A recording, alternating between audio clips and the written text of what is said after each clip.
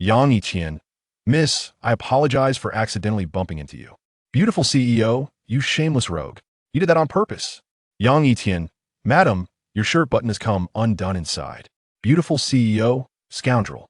In a desperate bid to save his terminally ill sister, Yang Yitian swallowed his pride and became the personal bodyguard to the beautiful CEO, enduring endless ridicule and humiliation under the same roof. Death Prison, situated on the northwestern frontier of Longwa. This is the only special class prison in Longwa, notorious for housing bloodthirsty thugs and vicious criminals burdened by multiple murders, as well as countless dangerous individuals of international notoriety. In the early morning, the chilling wind howled, torrential rain poured down, and lightning flickered like a spider's web, exploding in the sky above the highly guarded death prison. In Area A of the special prison, the dimly lit corridor felt exceptionally cold. The hardened criminals within the ironclad cage held their breath, fearful of provoking someone. However, at the deepest part of the prison, within a cell charged with tens of thousands of volts, a woman's voice echoed with curses. Yang Yitian, you have truly disappointed me. Once, your voice resonated across the world, your achievements were unparalleled, and you were the pride of our northern realm. But is it truly worth it to become a disheveled mess for that heartless woman who designed your downfall and destroyed everything you had? Su Yun's furious gaze bore into a ragged man, his face worn and filthy, shackled with steel chains weighing several tons, firmly nailed to the wall. Have you said enough? If you are here to mock me, then let us part ways. My sentence has expired, and I am free to leave. Yang Yitian responded with indifference, then turned his somber gaze towards the stern warden beside Su Yun. The warden nodded, accepting the black key handed to him by a soldier, unlocking Yang Yitian's shackles, and solemnly reminded him, "Do not look back. Once you leave, it is an ill omen."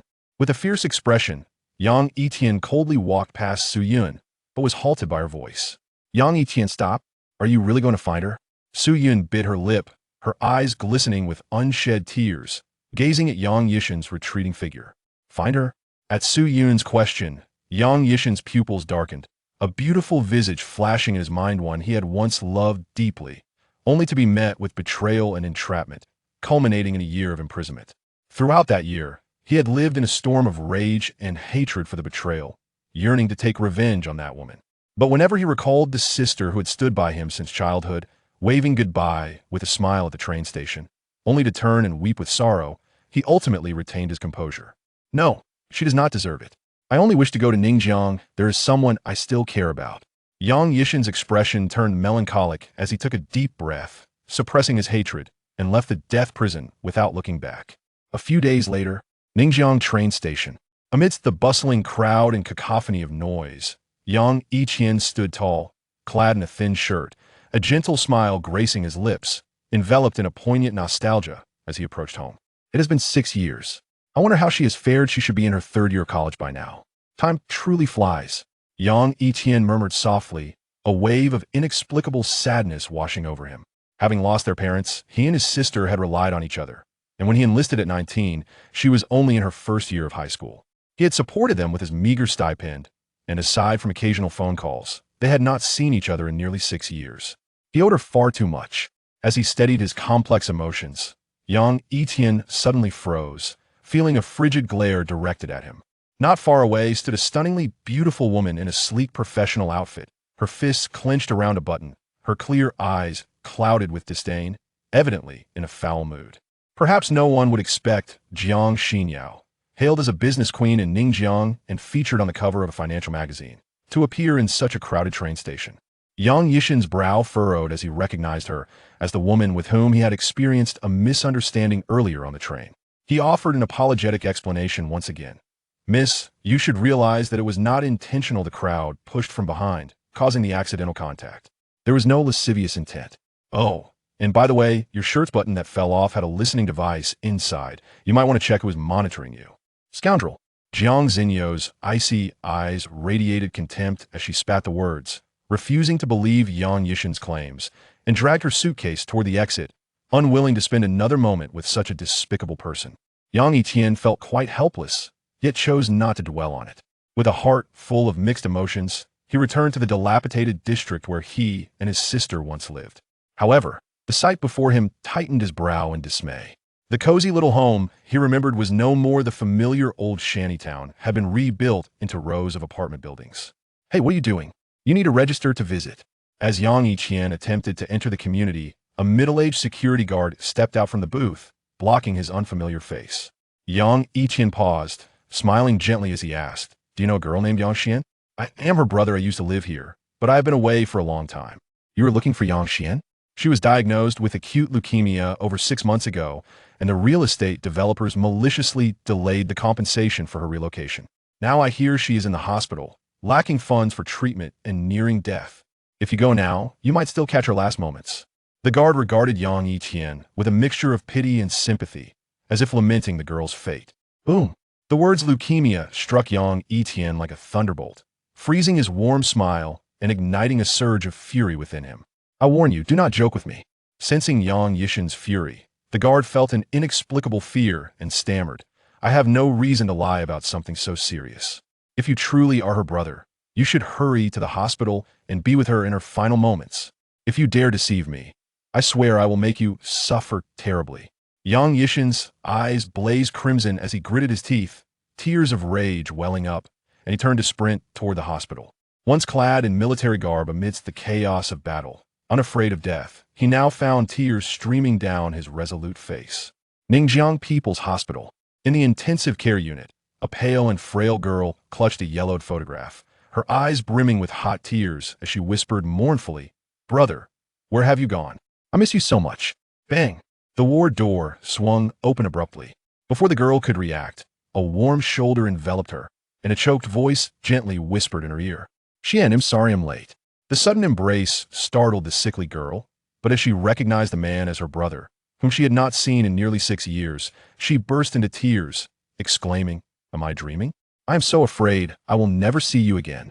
Listening to his sister's heart-wrenching cries, Yang Yitian trembled as he wiped away her burning tears, his heart screaming in despair at the unfairness of fate.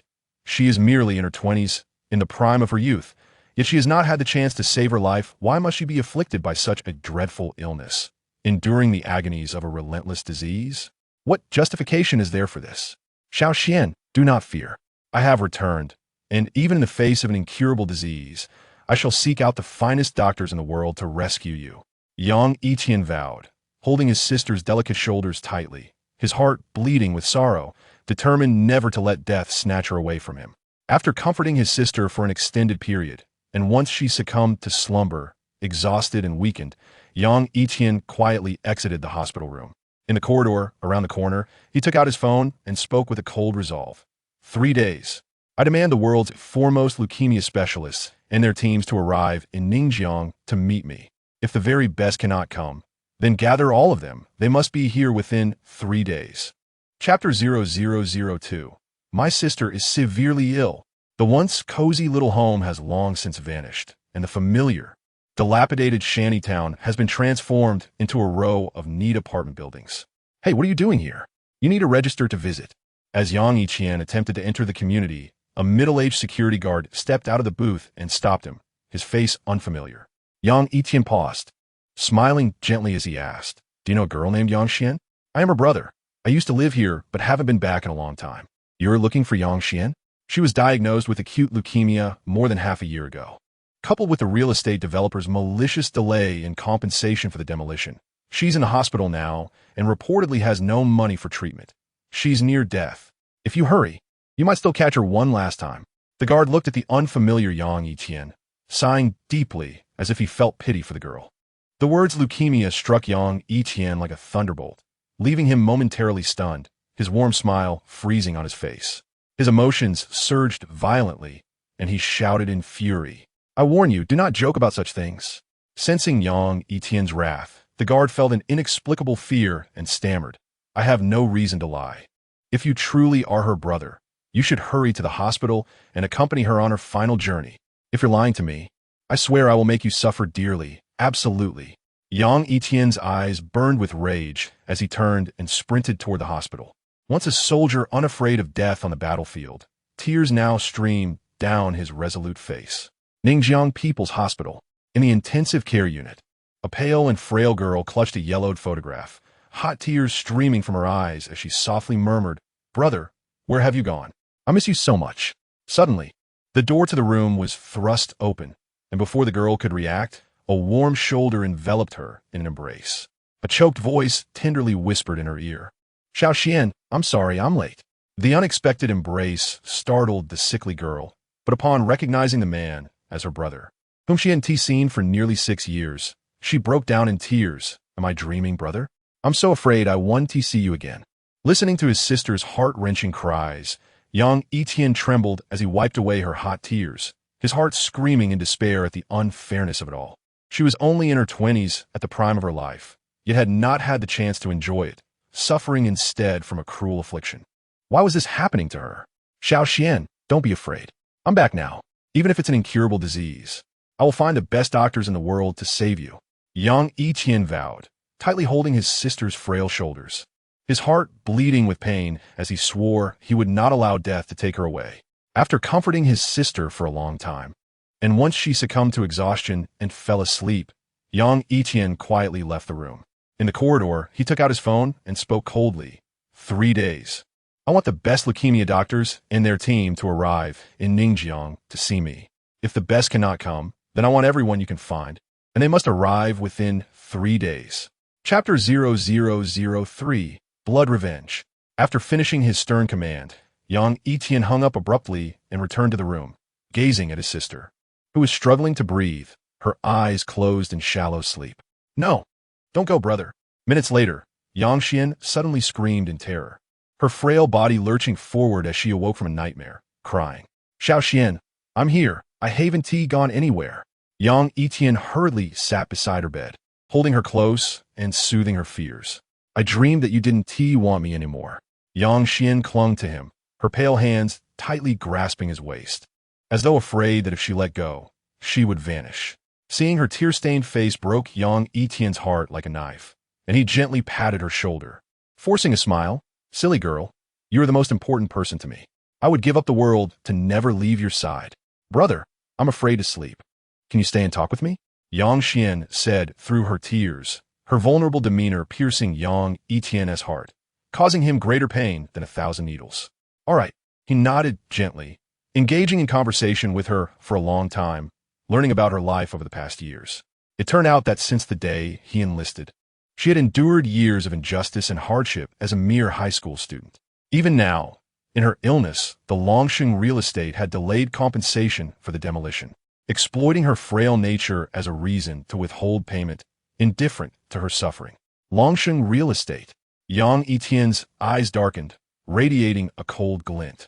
Yang Xian was more precious to him than his own life. He would make those unscrupulous businessmen pay in blood for their transgressions.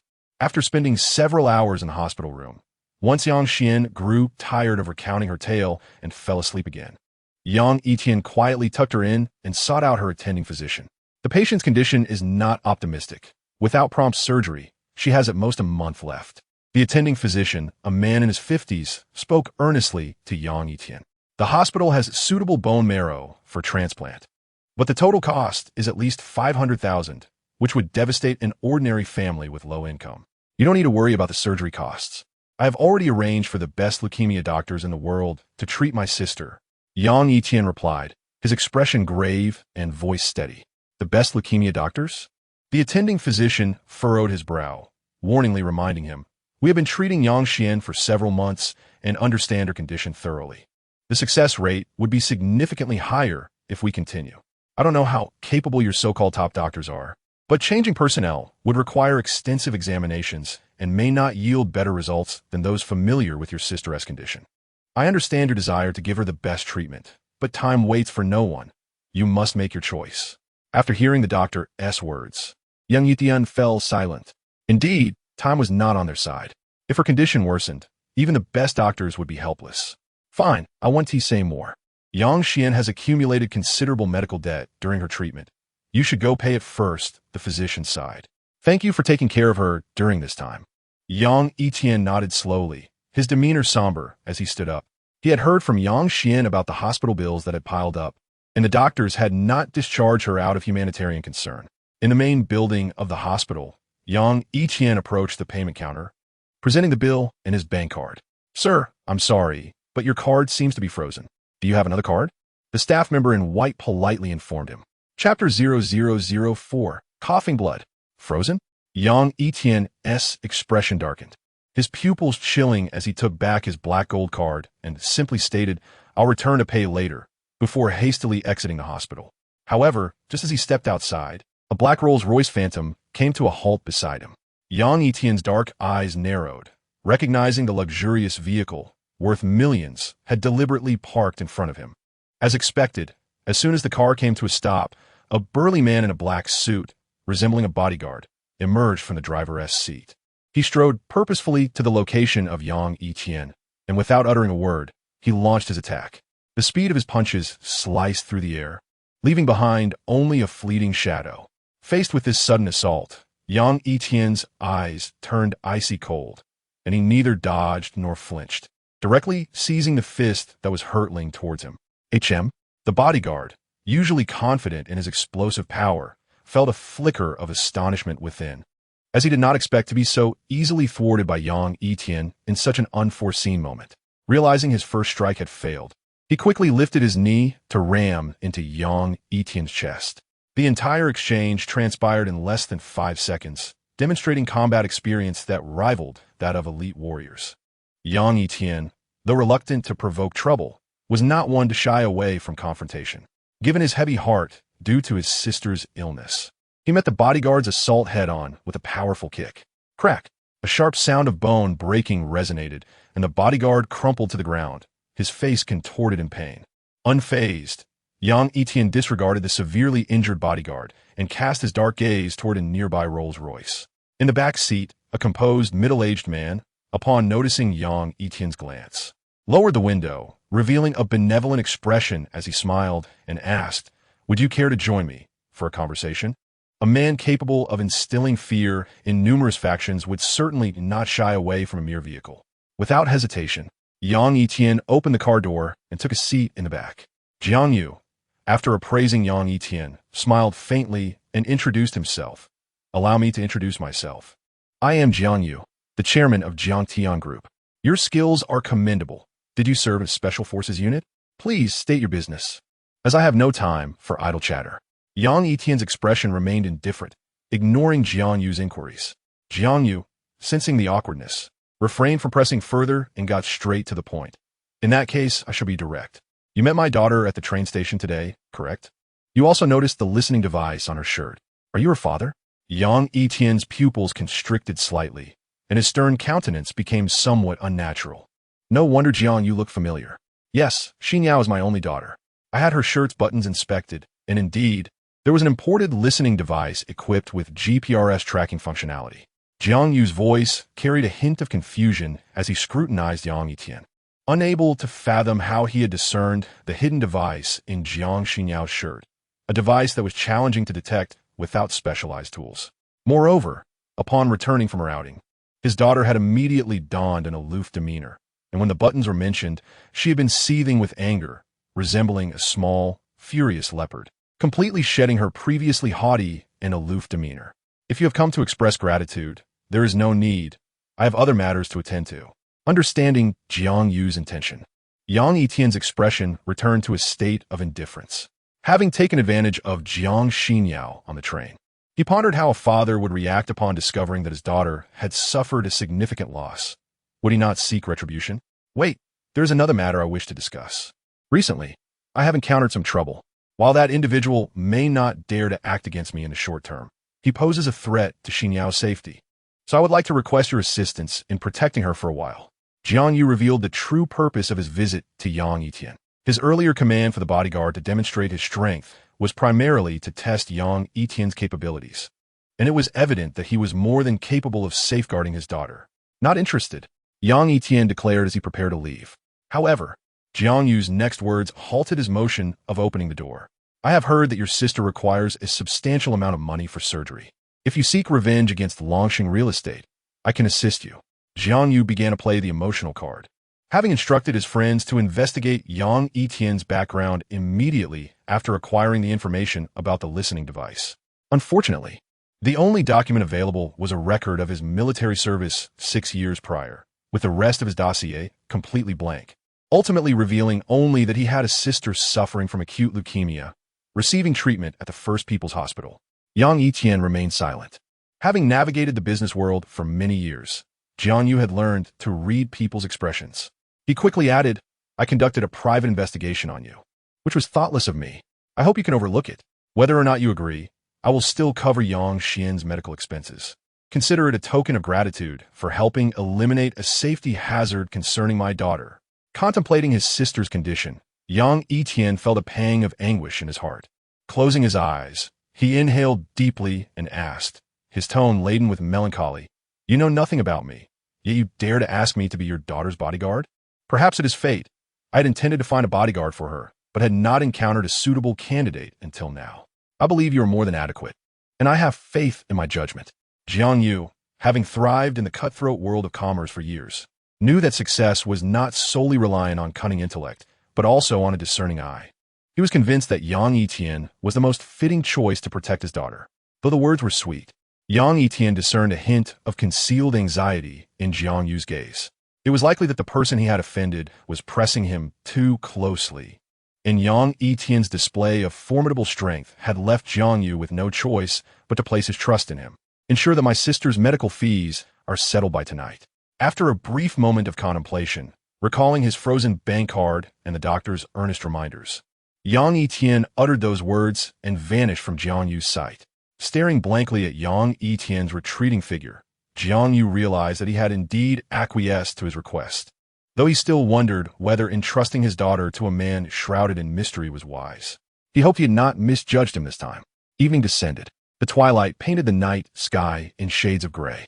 The brilliant lights illuminated the bustling city of Ningjiang, a metropolis that had led countless souls astray, showcasing its unique nocturnal splendor. In the intensive care unit of the People's Hospital, a girl with tear-stained cheeks lay sobbing on her bed, while a nurse beside her tirelessly comforted her. "My brother has truly returned. This is not a dream. Please, can you let me out?" She coughed violently, even bringing up traces of blood. Chapter 0005. A swarm of ants gnawing at the heart. Carrying a small bag of mangoes, Yang Yitian rushed back to the hospital. Hearing his sister's feeble cries, he quickly darted down the corridor and burst into the ward. "Xiaoxian." Yang Yitian pushed past the nurse in front and knelt anxiously beside the bed, his voice trembling as he asked what was wrong and whether she felt unwell. "Brother, where have you been? When I woke up, I couldn't find you. I was so scared." With her eyes red and glistening, Yang Xiaoxian clutched tightly at Yang Yitian's clothes, refusing to let go. "Silly girl, why are you crying? Do you think your brother would run away? By the way, look what I brought you." Yang Yitian forced a smile, shaking the bag of mangoes he held. Since childhood, Yang Xiaoxian had adored mangoes, before the demolition of their shanty. A mango tree had thrived there, and he had often climbed it to pick fruit for her. With her eyes swollen from crying, Yang Xiaoxian had no appetite. Burying her head in Yang Yitian's chest, cherishing the moments they spent together, Yang Yitian signaled the nurse to step outside, then carefully peeled the mango and told her that the surgery would take place next week. "Brother, didn't you return all your allowances to me? Where did the money for the surgery come from?" Hearing that he had covered the surgical fees, Yang Xiaoxian panicked, for she knew the cost exceeded 500,000, far more than her brother's meager monthly allowance. "I found a job today, and the pay is quite good. Besides, the boss understands your situation and kindly advanced me some money," Yang Yitian replied gently, a smile gracing his lips as he offered the peeled mango to her mouth. In truth, he possessed considerable funds. The frozen black card held a balance exceeding 11 figures. However, to spare his sister worry, he only sent her 5,000 each month, claiming it was his military allowance. Yang Xian, acutely aware of the fickle nature of human relationships, found it difficult to trust Yang Yitian's words. Yet, she hesitated to press further. As she bit into a piece of mango, tears, akin to tiny pearls, began to cascade down her cheeks uncontrollably. Witnessing his younger sister's tears was like 1,000 needles piercing Yang Yitian's heart. He embraced her petite form gently and murmured, "Everything will be all right. Did you not say you wish to visit Rose Island? Once the surgery is successful, I will surely take you there." The following morning, after preparing warm water for his sister's face, Yang Yitian's phone vibrated. He answered, "What is it?" "Sir, the leading team of leukemia specialists has flown to Ningjiang last night and should arrive today. The voice on the other end said with great reverence, "Have them return. It is no longer necessary." Yang Yitian's voice was low and somber. The doctor's earnest word from the previous day had sounded an alarm in his mind. Even the most esteemed medical team could not match the expertise of the attending physician who had spent months understanding his sister's condition. Moreover, time was of the essence, and he could no longer afford the exorbitant fees nor bear the embarrassment of borrowing money from others. "Is something wrong, sir?" the caller inquired, puzzled. Without elaborating, Yang Yitian hung up, returning to the hospital room to tenderly care for his sister, Yang Xian. Chapter 6. Disgust time slipped away unnoticed, and Yang Yitian had been by Yang Xian's side in the hospital for several days. On the afternoon of the third day, he realized that despite his reluctance, he had to go to Yang Yitian group. "Brother, are you leaving now?" Yang Xian looked up at him with tear-filled, doe-like eyes, tugging gently at his shirt, her voice barely above a whisper. The warm sunlight streamed through the window, casting a soft glow upon Yang Yitian's tall frame, and he nodded with a mix of guilt and sorrow. "Yes, I must go, but I promise I will return in time for your surgery. Do not forget our promise." He leaned down to kiss her delicate forehead before stepping out of the room. Yang Yitian Group stood majestically in the bustling heart of Ningjiang, a 58-story skyscraper. After paying the fare, Yang Yitian walked steadily into the building. The receptionist, noticing his unfamiliarity, inquired, "Good day, sir. How may I assist you?" "I am here to see Jiangyu," he replied calmly. "Jiangyu?" The receptionist paused, recognition dawning upon her. "He is the chairman of Yang Yitian Group." Seeing her confusion, Yang Yitian explained, "Yes, that is correct." The receptionist's face flushed with embarrassment at her momentary lapse, having been on the job for over half a year without knowing the identity of her employer. "May I have your surname, sir? I will check for any appointments." As she scrutinized Yang Yitian, she noted that aside from his striking looks, his attire was exceedingly modest, consisting of a simple shirt that hardly cost more than 200 yuan. Noting the receptionist's scrutinizing gaze, Yang Yitian remained unfazed, his expression stern as he declared, "Yang Yitian, I'm sorry, sir, but there are no appointments under the surname Yang today." After checking the list, her tone became noticeably less courteous, as she had encountered many individuals trying to leverage their connections, all of whom were clad in suits and bearing lavish gifts, unlike Yang Yitian, who appeared as a commoner. Yang Yitian raised an eyebrow, realizing he had not asked Jiangyu for contact details and had not informed him of his visit. "Please call him and let him know I'm waiting downstairs." He preferred not to owe anyone a favor, since Jiangyu had generously covered his sister's surgery fees. It was only right that he personally ensured Jiangyu's daughter was safe. "I'm sorry, but our chairman is quite busy, and I cannot assist you." The receptionist replied without hesitation, her tone icy. "Then I shall wait here," Yang Yitian said, furrowing his brow as he settled into a chair in the reception area. Yang Yitian Group ranked third in Ningjiang, its stocks valued in the hundreds of billions. The receptionists were meticulously selected and extensively trained.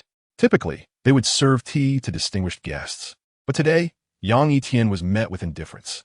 After sitting quietly for over an hour, Yang Yitian suddenly felt a cold gaze piercing through him from behind. "President." At that moment, the receptionist, who had scoffed at Yang Yitian's presence, bent slightly and addressed him with respect. A striking woman in a sleek black professional outfit, clutching a folder, approached, her eyes fixated on Yang Yitian with disdain. Yang Yitian turned to meet Jiang Xinyao's icy glare. "Why are you here?" she asked, her voice frigid. Approaching the seemingly impenetrable Jiang Xinyao, Yang Yitian inhaled her fragrant scent and replied, "You should ask your father. Did he not inform you?" "Security." Jiang Xinyao, infuriated, stepped back quickly to maintain her distance. The two security guards stationed at the entrance rushed over. "Remove him at once." Jiang Xinyao spat, leaving without another word, taking the private elevator to her office, unwilling to spend another second in the presence of this disgraceful man. Yang Yitian could only smile helplessly, realizing that Jiang Xinyao's aversion to him was more profound than he had anticipated. "Kid, don't make this difficult for us. Just leave." The two security guards threatened, brandishing their batons impatiently. Yang Yitian chose not to engage with them or force his way inside. Exiting Yang Yitian Group, he lit a cigarette and took a deep breath, contemplating before pulling out his phone to make a call. "Please help me find Jiangyu's contact number in Ningjiang." He hung up before the other party could respond. A minute later, a text message arrived on his phone containing a series of numbers. He dialed the number and informed Jiangyu that he was downstairs. But the security had thrown him out. 3 minutes later, a formidable middle-aged man stormed out of the building, visibly angry as he berated the security guards. "I'm sorry. I neglected to inform my staff. I hope you can overlook this," Jiang Yu said apologetically as he stood before Yang Yitian. The security guards stared in shock, recalling the chairman's earlier words, their hearts sinking in dread. "Why are you not apologizing to Mr. Yang?" Jiang Yu turned to the guards, his voice laced with irritation. "Yes. We apologize." The guards stammered, their heads bowed in fear, unable to meet Yang Yitian's gaze, feeling utterly helpless as they had only followed their president's orders. "It's nothing. They are merely fulfilling their security duties. The fault does not lie with them." Yang Yitian's empathetic words deeply moved the two security guards, who regretted their earlier decision to threaten him with their batons. "You should thank Mr. Yang. If such an incident occurs again, you may as well go to finance to collect your wages and leave."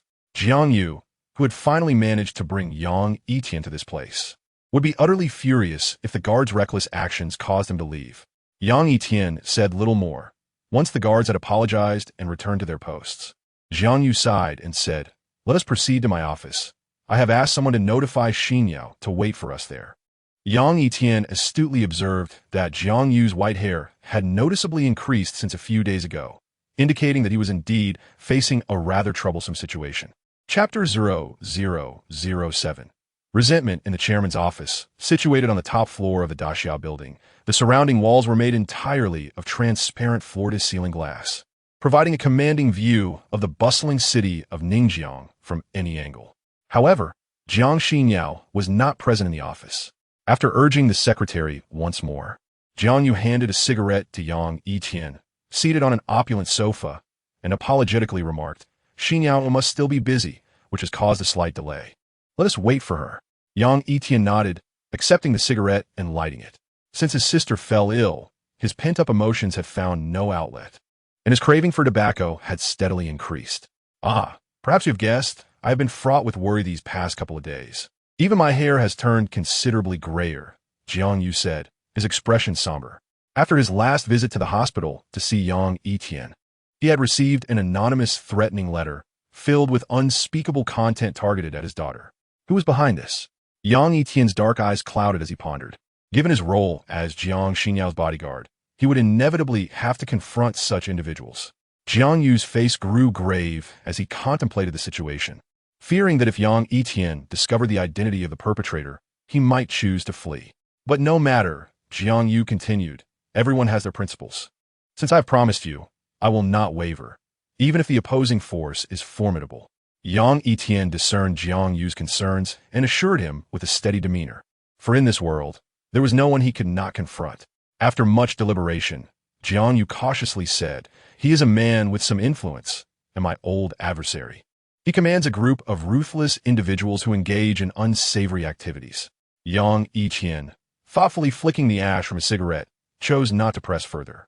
During their time together, Jiang Yu had shared much about Jiang Xinyao's cold disposition and unique lifestyle, which would assist him in better protecting his daughter. "Yitian, I entrust Xinyao to you. She is my only daughter. Although we have had our differences in the past, leading her to resent me, she is my everything, more important than my own life. Can you understand?" As Jiang Yu spoke, lost in memories, his already weary face appeared even more haggard. Years ago, his wife had died due to his negligence, and on her deathbed, she had implored him to take good care of Xinyao. That haunting image remained etched in his mind, a constant reminder of his loss and a warning not to lose his daughter as well. "Unless I am dead, no one can harm her." Yang Yitian exhaled a thick plume of smoke, understanding Jiang Yu's feelings as his love for Jiang Xinyao mirrored his affection for his own sister. After a brief interlude of over 10 minutes, a striking figure, exuding an air of icy elegance, gracefully entered the office, the sound of her high heels echoing. Sensing the chill in the air, Yang Yitian cast a sharp glance and beheld a beautiful yet frosty visage. Jiang Xinyao's eyes were as cold as ice, her brows knitted in a frown. She could hardly believe that the person she detested the most was present. "Xinyao, I have been waiting for you. Please come and take a seat," Jiang Yu said, sensing the tension in the atmosphere. "I have numerous contracts to handle. If you have something to say, please be quick about it." Jiang Xinyao, who had an aversion to the smell of smoke, shot a frosty glare at Yang Yitian, harboring an inexplicable disdain. "Very well, I shall be brief." You have already met Yitian, so I need not introduce him further. From today onwards, he will be responsible for your safety, Jiang Yu stated gravely. What? Upon hearing her father's words, Jiang Xinyao was momentarily taken aback, her body trembling with indignation. She glared at him. Why did you arrange for a bodyguard without my consent? You know the reason well. First there were the listening devices, then the threatening letter. Who knows when they might resort to violence? I had to find a bodyguard for you to ensure your safety. Jiang Yu was acutely aware of the perils lurking in society, in the seemingly prosperous city of Ningjiang. It was not uncommon for someone to hire underhanded help for a few thousand yuan. Jiang Xinyao clenched her delicate hands, her voice rising in protest. This is no longer the chaotic old society. Who would dare commit illegal acts in this era of law and order? I do not need a bodyguard, let alone one of questionable character, to protect me. Law and order? You have never witnessed the darker side of this society. I have always indulged you, but this time, you must listen to me. You're not to leave Yitian's sight, except for bathing or using the restroom. He will protect you around the clock until I resolve this issue. Otherwise, you shall remain at home, unable to come to the company or step outside. Choose wisely. Jiang Yu's tone was resolute and stern. Jiang Xinyao was his Achilles heel. He would rather be seen as the villain than allow his daughter to suffer even a moment of harm. Are you forcing me? If mother were alive, she would never compel me like this. Jiang Xinyao's eyes glistened with unshed tears, her expression devoid of the usual regal composure. Women are often sensitive and fragile. Jiang Xinyao's icy demeanor was merely a fade to conceal her insecurity, a means of self-preservation. Jiang Yu trembled slightly, the sorrow he had buried deep within him surfacing. He had lived in regret, his voice quivering as he said, "Daughter, I know you resent me. I carry immense guilt over your mother. For over a decade, I have not slept peacefully, haunted by the thought that I failed to protect her. I cannot bear to lose you as well. Do not say any more."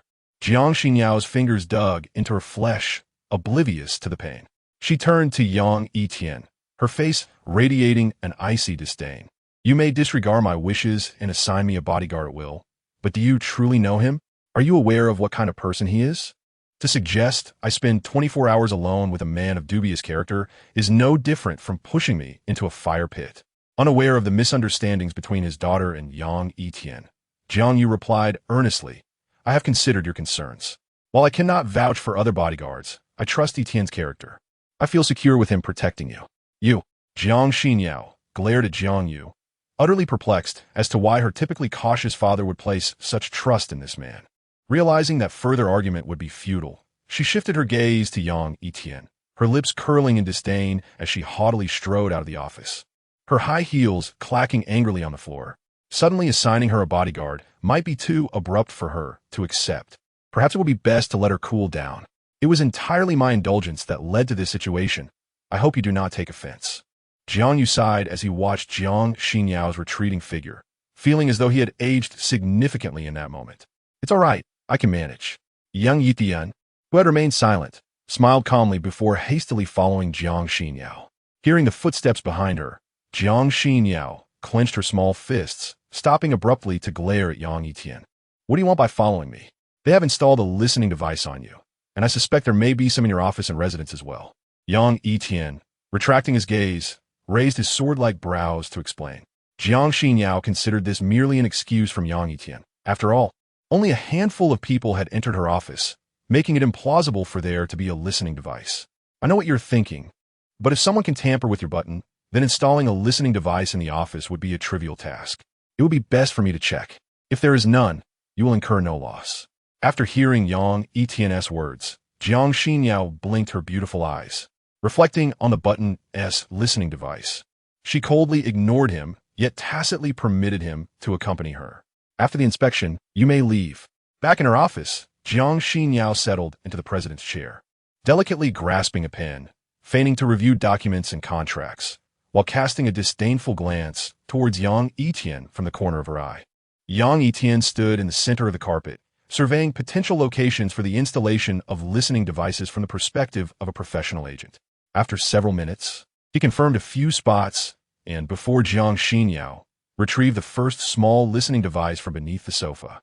Gazing at the device in Yang Yitian's hand, Jiang Xinyao was astonished yet uncertain if it was originally there or if he had feigned its retrieval from his person, leaving her disinterested in the documents as her eyes fixated on his every movement. However, as Yang Yitian continued to unearth listening devices, unease began to stir within Jiang Xinyao, especially when he crouched behind her, extracting a fingernail-sized surveillance device from the support frame of the president's chair, leaving her speechless. Staring blankly at the 6 listening devices displayed on her desk, Jiang Xinyao's long eyelashes fluttered. She was perplexed as to who would resort to such unconventional measures to monitor her. This is a specialized listening device capable of capturing sounds within a 15-meter radius, typically employed to gather crucial intelligence, and is exorbitantly priced. It seems they hold you in high regard. Yang Yitian's fingers exerted slight pressure, and the device instantly shattered. 300 meters away from Jiang Tiandaxia, a black Audi was parked by the roadside. At the precise moment the device was crushed, a piercing electric noise erupted, prompting the occupants of the vehicle to hastily remove their earplugs. They've been discovered. Let us return to inform Mr. Li. The driver, with a dark expression, lifted his head to glance at the main building of Jiang Tiandaxia before speeding away. Chapter 0008. Best friend in the president's office, Yang Yitian stood before Jiang Xinyao, looking down at her with a gravelly, magnetic voice. I know that even if I were to uncover a multitude of listening devices, you would harbor no affection for me. Your heart would wish for every means to rid yourself of my presence. Yet, you must understand one thing. Someone seeks to endanger your father, and he must focus all his energy on that, leaving no room to care for you. Therefore, do not act impulsively in critical moments, as it may harm the one who cares for you the most. Besides, I am not here crying out to protect you. What do you wish to convey? Jiang Xinyao coldly met Yang Yitian's gaze. If he was unwilling to be your bodyguard, why did he linger? Yang Yitian smiled faintly, opting not to elaborate further. At that moment, a sudden knock echoed from outside the door. Jiang Xinyao furrowed her brows and coldly commanded, "Come in." With a creak, the door swung open, revealing a man in a black Armani suit, exuding an alluring charm and an imposing aura, who entered with a bouquet of roses in hand, accompanied by the receptionist. I apologize, President. Mr. Zhao instructed me not to notify you, so I could only bring him in myself. The receptionist lowered her head, her expression flustered. She was merely a junior employee and dared not oppose someone wealthy and influential. I understand. You may leave now. Jiang Xinyao's expression was icy. There were many individuals she did not wish to see in Ningjiang City, and this unexpected man was one of them, the son of the chairman of Zhao Group, Zhao Tianjun. Zhao Tianjun politely thanked the receptionist and directly approached Jiang Xinyao, offering her the vibrant roses with a gentlemanly smile. Xinyao, I came without an appointment. I hope I'm not interrupting you. I heard you like roses, so last week I specially arranged for Bulgarian roses to be airlifted. Thank you, but I'm afraid I'm allergic at the moment. Jiang Xinyao declined the roses, subtly refusing Zhao Tianjun. While she adored roses, it mattered who they came from. Despite being rejected, Zhao Tianjun maintained a smile, carefully placing the roses on the desk, and gently inquired, I would like to invite you to dinner. Are you free tonight? I have matters to attend to later, and I still have numerous documents to handle. Unless you have other business, please leave for now. Jiang Xinyao furrowed her brows, issuing an unambiguous dismissal. Very well, I shall return when you have time. By the way, may I ask who this is? Zhao Tianjun smiled humbly, glancing at Yang Yitian. Jiang Xinyao paused, her hand gripping the pen. Her eyelashes fluttered as she hesitated before saying, He is my assistant. Upon hearing Jiang Xinyao's words, Zhao Tianjun's expression darkened instantly. Yang Yitian's looks posed a threat, as he might gain favor before him, securing both the beauty and rapid advancement in his career. However, Zhao Tianjun was cunning, adept at concealing his intentions. He produced a business card, feigning a smile. Hello, I am Zhao Tianjun. Should you encounter any troubles, feel free to contact me. I may not have influence elsewhere, but in Ningjiang City, I wield some power. In this world, where human emotions run cold, there is no such thing as a free lunch. Yang Yitian understood the implications of Zhao Tianjun's last statement. It was a veiled warning, pressuring him not to harbor feelings for Jiang Xinyao. Had this occurred a year prior, anyone daring to speak to him in such a manner would have been made to kneel and apologize on the spot. Yet, after a year in prison, His once sharp edges had dulled considerably. He merely smiled faintly and accepted Zhao Tianjun's card. Yang Yitian's composed demeanor left Zhao Tianjun unsatisfied. A shadow loomed in his eyes. After exchanging a few words with Jiang Xinyao, he noticed her reluctance to engage further and wisely exited the office. Having traversed the garden of blooming flowers, he knew that pursuing a cold and proud woman required subtlety, lest he provoke her further disdain. Yet, as he turned to leave, Zhao Tianjun's gentle, refined face darkened. He vowed that one day he would conquer Jiang Xinyao, seizing control of all the shares of Jiang Tian Group, at which point this ice-cold queen would become entirely his. As for Yang Yitian, a mere assistant to the president, he had many ways to deal with him. Yang Yitian calmly watched Zhao Tianjun depart, then sat back on the European-style sofa, crumpling the business card and accurately tossing it into the trash can, remarking lightly, "Quite impressive. Concealing one's emotions is a skill far superior to that of most wealthy heirs." Jiang Xinyao paid no heed. Earlier, when Yang Yitian accepted the card, she felt inexplicably disappointed, mocking herself for her father's misjudgment this time. However, once Zhao Tianjun left and Yang Yitian discarded the card as trash, Jiang Xinyao couldn't help but feel astonished, unable to discern what kind of person he truly was. At 4:30 in the afternoon, after reviewing documents for over an hour, Jiang Xinyao paused her work, her lips slightly parted as she asked, "How much did he give you?" "Him? Are you referring to your father? What he offered me was not money, but rather a favor." Reflecting on this matter, Yang Yitian thought of his sister, feeling a pang of heartache, and the smile on his face faded into indifference. Jiang Xinyao perceived the sorrow in Yang Yitian's gaze. At times, he could indeed be exceedingly irritating, yet, in the face of her disdain and misunderstandings, he always wore a gentle smile, as if nothing could truly provoke his anger. Meanwhile, she, as a president, felt akin to a petulant woman. "You need not inquire further. I have promised your father that unless I perish, no one shall harm a single hair on your head." Noticing Jiang Xinyao's intent to question further, Yang Yitian shook his head. Once, a woman of beauty rivaling hers had drawn near, familiarized herself with him, and cared for him, only to ultimately inflict deep wounds upon his heart. The excruciating pain from that experience was something he wished never to endure again. "I can appoint you as my bodyguard, but we must sign a contract. I will present the details to you tomorrow. Should you dare to breach any clause, regardless of your father's protests, I shall have no choice but to dismiss you." Jiang Xinyao was no fool. She understood her father's intentions were well-meaning.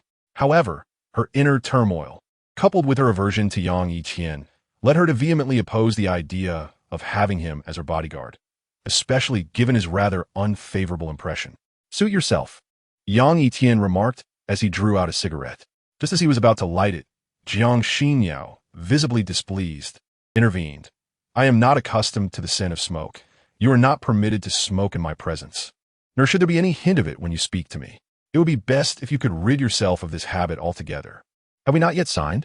Yang Yitian, reluctantly crushing the cigarette, but retreated in the face of Jiang Xinyao's frosty glare. As dusk began to fall, casting a veil over the city, Jiang Tian Group's office bustled with activity. After a long afternoon, Jiang Xinyao elegantly closed her folder. Yang Yitian, reclining on the sofa with closed eyes, slightly opened them to catch a glimpse of Jiang Xinyao's delicate profile and inquired softly, "Have you completed your work?" Upon hearing Yang Yitian's magnetic voice, Jiang Xinyao paused momentarily before nodding lightly and glancing at her Vacheron lady's watch. "I have some personal matters to attend to shortly. You may sleep as long as you wish. Just remember to show your face at the office tomorrow to placate my father." With a haughty raise of her brow, she finished her chilly remark and left the office in her high heels, while Yang Yitian, with a resigned smile, hurriedly followed. In the underground parking lot, Jiang Xinyao radiated an aura that warned others to keep their distance, glaring discontentedly at Yang Yitian. "What do you mean? Are you unable to comprehend what I just said? I promised your father that I would protect you around the clock. Therefore, wherever you go, whomever you meet, and whatever you do, I must ensure your safety. Otherwise, I cannot absolve myself of the responsibility should anything go awry." Yang Yitian's expression was stern. Before Jiang Xinyao could object, he swiftly seized the keys from her hand and unlocked the door of a nearby Maserati. "Do not overstep your bounds." Jiang Xinyao's eyes blazed with anger as she glared at Yang Yitian, wishing to leap forward and bite him. As Yang Yitian settled into the driver's seat, he remained unfazed by the lingering scent of gardenias in the car. After a prolonged standoff, pressed for time, Jiang Xinyao relented and entered the back seat, turning her face toward the window, coldly stating, "We must arrive at Ningjiang Airport by 7:10. "Not a problem," Yang Yitian assured, glancing at the flushed neck of Jiang Xinyao through the rearview mirror as a smile crept onto his lips. Throughout the journey, their conversation was sparse. Despite Yang Yitian's excellent driving skills, the evening rush hour traffic delayed them, and they arrived at Ningjiang Airport's terminal at 7:15. Jiang Xinyao was not a capricious woman. She understood that had she been the one driving, the journey might have taken longer. Nevertheless, she shot Yang Yitian an irritated glare. "Who are you here to pick up?" Yang Yitian inquired as he parked the car. Jiang Xinyao ignored him, stepping out to make a phone call. Moments later, a stunning woman in her mid-20s, clad in a fitted flight attendant uniform and dragging a suitcase, appeared before Yang Yitian. "Xinyao, you finally made it. I've been flying for over half a month, and I'm utterly exhausted." The flight attendant's delicate features were marred by fatigue, and after standing for so long in stilettos, her beautiful feet were sore. "Thank you for your hard work. Traffic was particularly heavy, hence the delay." Jiang Xinyao replied with a rare smile, engaging in light conversation with the flight attendant beside the Maserati. The two women, both strikingly beautiful, attracted numerous admiring glances as they stood by the roadside, creating a captivating scene. "Let us get in the car. Otherwise, we'll be swarmed by those men," the flight attendant, Xiaoya, said with a flirtatious smile that quickened the heartbeats of many nearby men, who secretly wished for a moment of intimacy with her. Upon entering the Maserati, Xiaoya was taken aback to find an unfamiliar man in the driver's seat. After a brief moment of surprise, her beautiful eyes turned questioningly toward Jiang Xinyao. Noticing Xiaoya's gaze, Jiang Xinyao furrowed her brows slightly, biting her lip in annoyance as she explained, "He is my bodyguard." "Really? He is quite handsome." Understanding Yang Yitian's role, Xiaoya flashed a charming smile and extended her delicate hand, introducing herself. "Hello, I am Xiaoya, Xinyao's close friend." "Hello, Yang Yitian," he replied, nodding politely and gently grasping Xiaoya's soft hand. Indeed, like a trax-like, Jiang Xinyao's beauty was breathtaking, and Xiaoya, as her friend, was also exceptionally lovely, standing shoulder to shoulder with her. The difference lay in their temperaments. Jiang Xinyao was aloof and regal, akin to an ancient glacier, while Xiaoya was mature and vibrant, her every smile enchanting. The stark contrast in their personalities made Yang Yitian find their friendship somewhat peculiar. "By the way, Xinyao, have you eaten yet?" Xiaoya inquired. "If not, let's go to our favorite restaurant." As she spoke, she removed the decorative hairpin she wore during work, her long, silky hair cascading down her shoulders, exuding a unique fragrance. Jiang Xinyao glanced toward the driver's seat, pursed her lips, and provided an address. Yang Yitian quickly drove them to Dongxiang Pavilion, a renowned top-tier restaurant in Ningjiang. Though the prices were high, the dishes were uniquely exquisite, and the restaurant's scenic riverside location offered a romantic ambience, frequently witnessing proposals. Xiaoya ordered several dishes and handed the menu to Yang Yitian, her lips curling into a captivating smile. "Handsome, see if there's anything you fancy. Tonight, I'm treating." "Thank you, but no need. You two enjoy your meal." "I'll step outside for a smoke," Yang Yitian replied, fully aware of his duty to protect Jiang Xinyao. Since there was no imminent threat, he felt it unnecessary to intrude on their dining experience. "Is he a bit aloof?" Xiaoya pondered, intrigued by Yang Yitian's tall figure. Unlike most men who gazed at her with desire, his deep-set eyes reflected a sense of weariness, hinting at untold experiences. "He's simply someone my father arranged for me. I had no right to refuse, and it's quite vexing," Jiang Xinyao said with irritation. She felt as if she were a caged canary, constantly under Yang Yitian's watchful eye. "Your father has always been cautious. There must be a reason behind his choice of bodyguard. However, you are not at a loss. Yang Yitian is quite handsome. He makes my heart flutter." Xiaoya teased Jiang Xinyao playfully, who shot her a disgruntled glare, feeling that her friend should offer consolation rather than jest. "Forget it. Let's not discuss him any longer. How have you been with Du Ziho lately? Is he still bothering you?" Jiang Xinyao stirred her lemon water with a small spoon, diverting the topic. "Well, he often takes advantage of his father's position as a major shareholder in an airline, arranging for me to fly on long-haul flights to the west with him.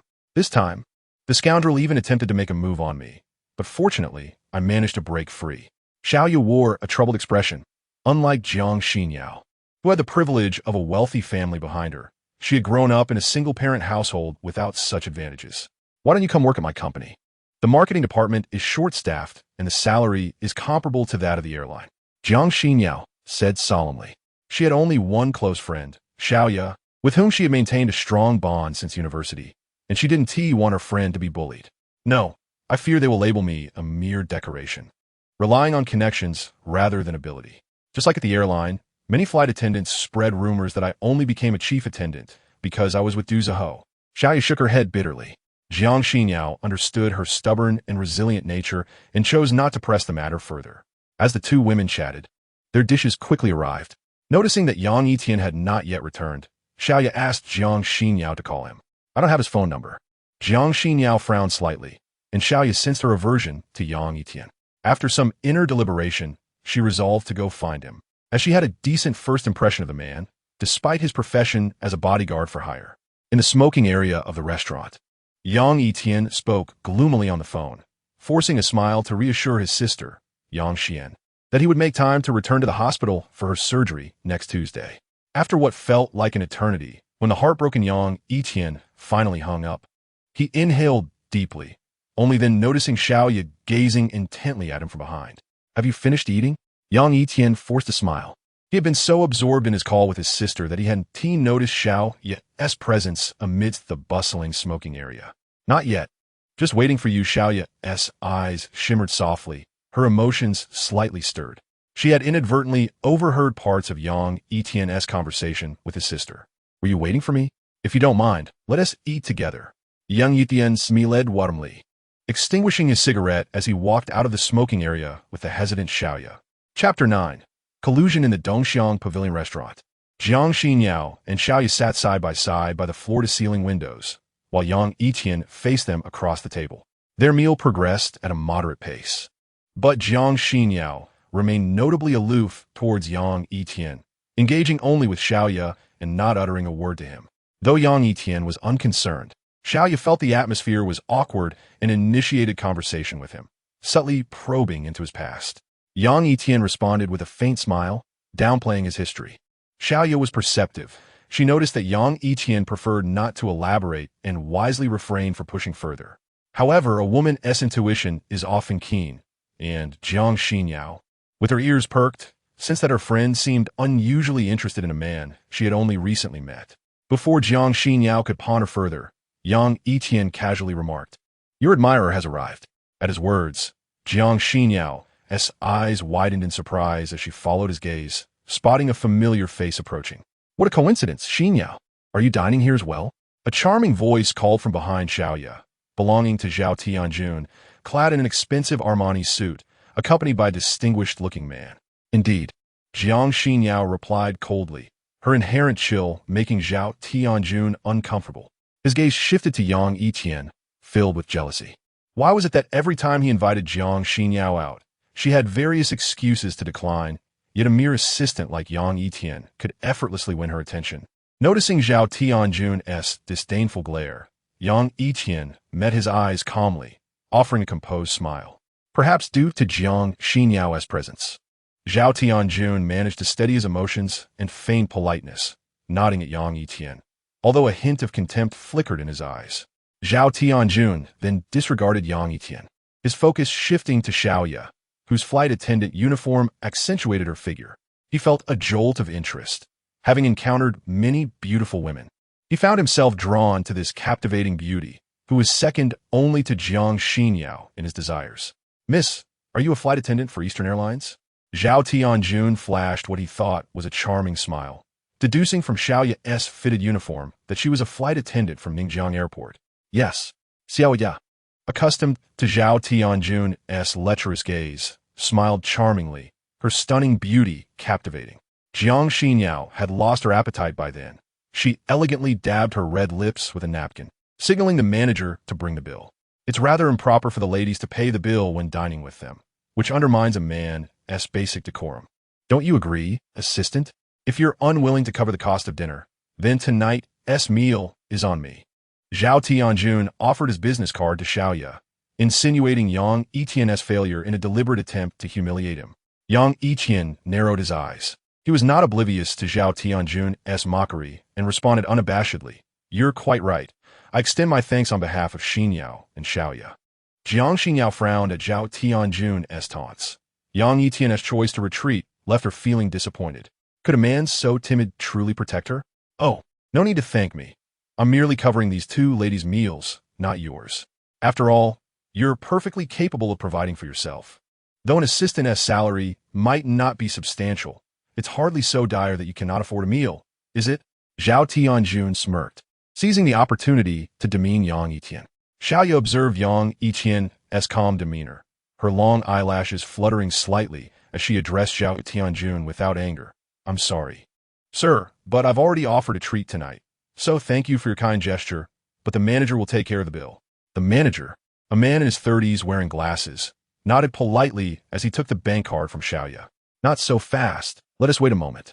Since someone is willing to treat you, why spend your own money?" Yang Yitian interjected, looking up at Xiaoya with a smile. "Didn't you mention you've been having trouble sleeping and wanted to buy a few bottles of red wine to take home? I've heard that drinking 1982 Lafite can improve sleep and enhance the skin's radiance, which is particularly suitable for you. Since Mr. Zhao is here tonight, I believe he wouldn't mind covering that cost." Xiaoya's eyes sparkled with intrigue as she glanced at Yang Yitian, playfully pouting her red lips in agreement. 1982 Lafite is quite expensive. I can't afford such fine wine." Zhao Tianjun's expression darkened considerably. While he could easily cover the cost of a few bottles, he was no fool. He realized that Xiaoya was conspiring with Yang Yitian to set a trap for him. Buying a few bottles of wine would neither win him favor nor elevate his status. Rather, it would make him appear foolish and wasteful, while refusing to pay would compromise his gentlemanly image. Zhao Tianjun understood that he was trapped in a no-win situation. In the restaurant, other diners, intrigued by the unfolding drama, focused their attention on how Zhao Tianjun would handle the situation. At this moment, Jiang Xinyao began to grasp Yang Yitian's intentions.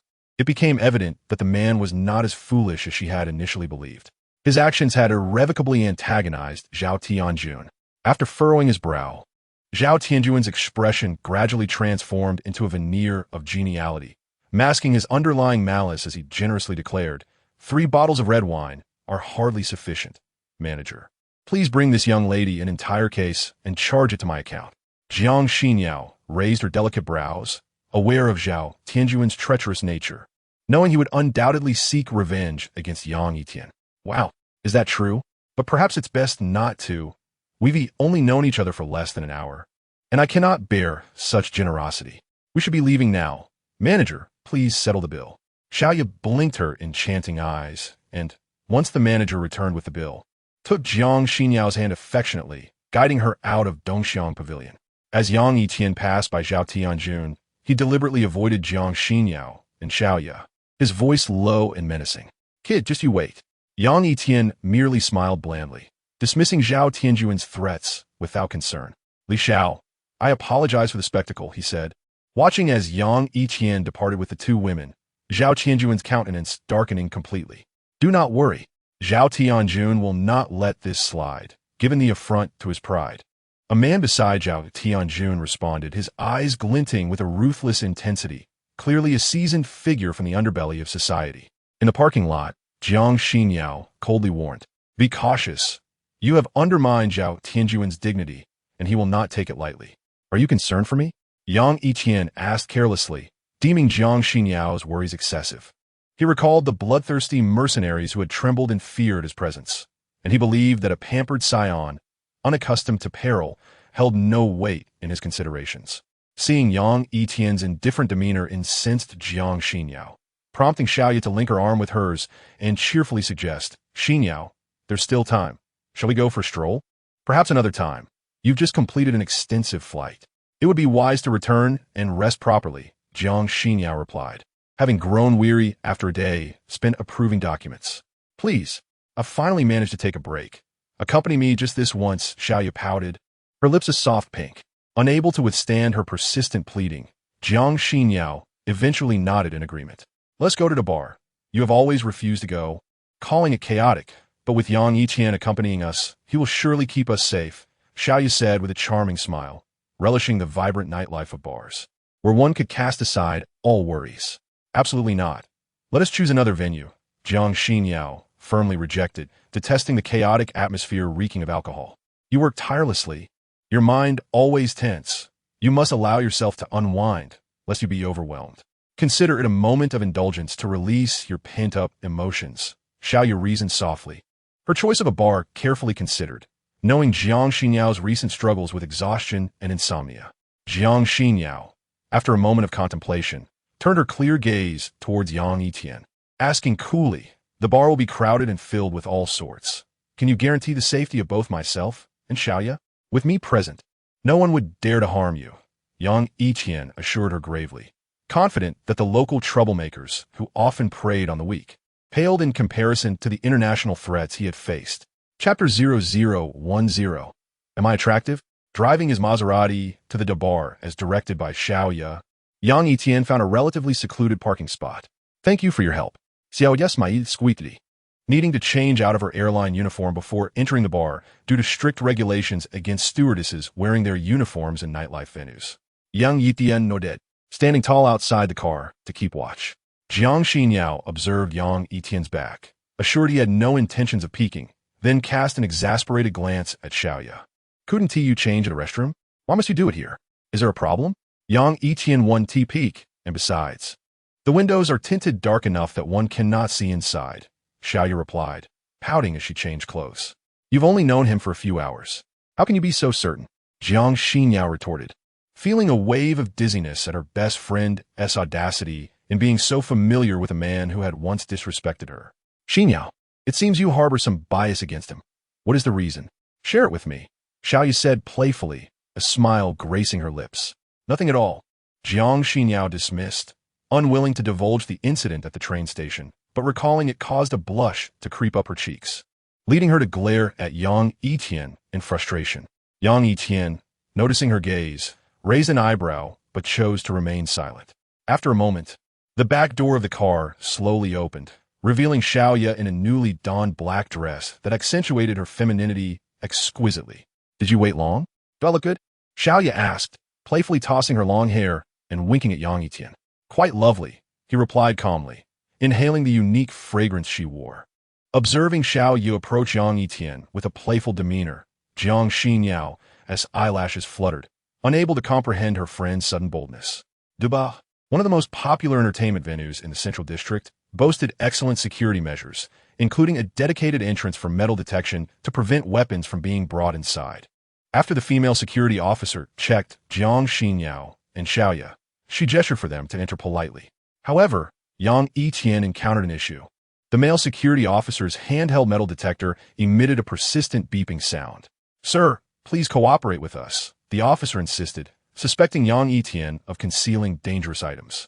After a thorough search yielded nothing, the officer requested that he remove his shirt for inspection. Yang Yitian raised an eyebrow, fully aware that the sound emanated from a bullet lodged near his heart that could not be extracted. "Please wait a moment." He flashed a reassuring smile at Jiang Xinyao and Xiaoya before leading the male officer to a corner, pulling down his collar to reveal a bullet hole. "There's a bullet lodged here. That's the source of the detector's sound. This shouldn't prevent me from entering, right?" The officer's eyes widened in shock as he beheld not just the bullet hole, but also numerous intersecting scars that crisscrossed Yang Yitian's chest, each one a testament to a harrowing past. What kind of person was he, and what demons had he faced?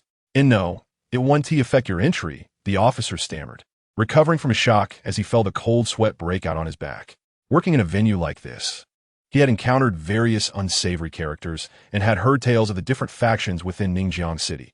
He surmised that Yang Yitian was a figure of considerable menace, and he was too frightened to utter a word.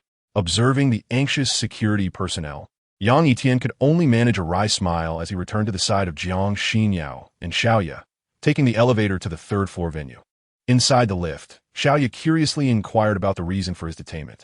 Yang Yitian refrained from divulging the true cause, opting instead for a convenient excuse. The astute Xiaoya, however, was not easily convinced, her interest in him only deepening. By now, it was 9:30 in the evening, The hour ripe for those who relish the nightlife. It was Jiang Xinyao's inaugural visit to a bar. The electrifying rock music, the frenzied atmosphere on the dance floor, couples kissing in dim corners, and the pervasive aroma of smoke and alcohol all conspired to disrupt her thoughts. Xiaoya, adept in this environment, guided Jiang Xinyao to a suitable seat and waved her hand for the bartender to bring drinks. Jiang Xinyao appeared somewhat uneasy, her eyes meticulously surveying the surroundings. Noting numerous high-flying female professionals and flamboyantly dressed women swaying to the heavy metal beats, mingling with men in a display of indulgent abandon. Yang Yitian sat beside Xiaoya, his gaze slightly unfocused as vibrant, multicolored lights danced upon his features, imparting an air of sharp, austere elegance. "What are you pondering, Brother Tian? Come, let's share a drink," Xiaoya whispered flirtatiously, her lips brushing against his ear, exhaling a warm breath. "Thank you." Yang Yitian accepted the drink she offered, downing it in one go. The burden of his sister's illness and the betrayal from that woman in the capital had left his once indomitable spirit in tatters. "How much do you wish to drink tonight? I will accompany you for every glass." Xiaoya Biamed, refilling Yang Yitian's empty glass. "One glass is sufficient," he replied, shaking his head at her insistence. Although he could hold his liquor well, he understood the pitfalls of excess. Those with the best tolerance were often the first to succumb. "How about we engage in a little game?" Xiaoya proposed, linking her arm through his and fluttering her eyelashes. "What sort of game?" Yang Yitian frowned, withdrawing his hand. "I drink a glass, and you answer a question. Typically, it's the men who drink while the women answer, but let us reverse that tonight."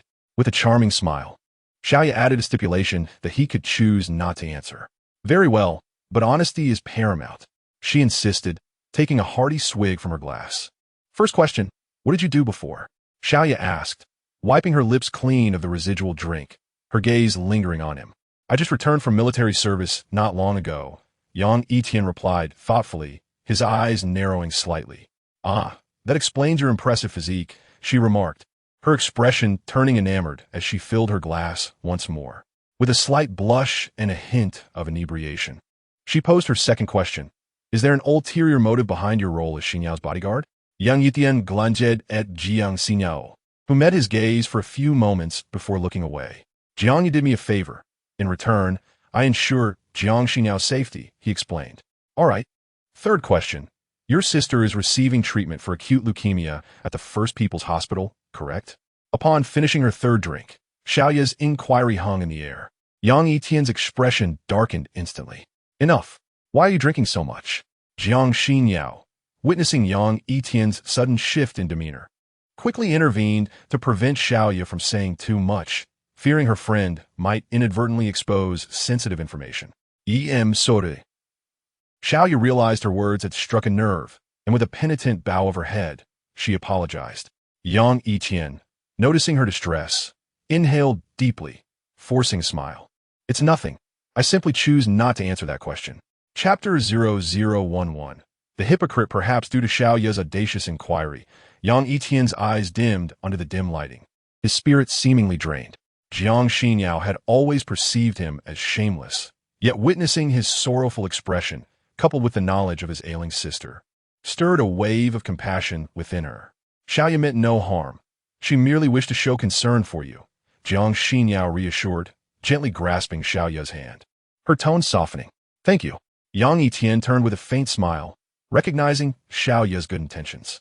Yet each thought of his sister's condition and the dismal odds of her surgery weighed heavily on his heart. "Brother Tian, please don't be upset. How about Xiaoya drinks a glass as an apology?" With a flushed face from the alcohol, Xiaoya raised her glass, but Yang Yitian frowned and stopped her. "I'm not as fragile as you presume. If you drink that, it would only thrust me into a position of pettiness," he said, taking the glass from her and downing it himself, unknowingly making a misstep. "What is wrong?" he asked, placing the glass down, only to find Xiaoya blushing and Jiang Xinyao frowning.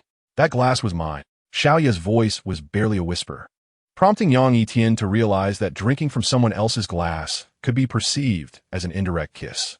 "My apologies.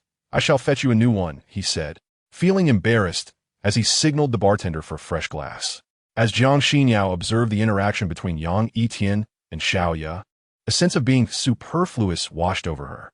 It became clear to her why Xiao Ye had insisted on visiting the bar. She sought to delve deeper into the enigma that was Yang Yitian. You two continue your conversation. I shall visit the restroom, Jiang Xinyao declared.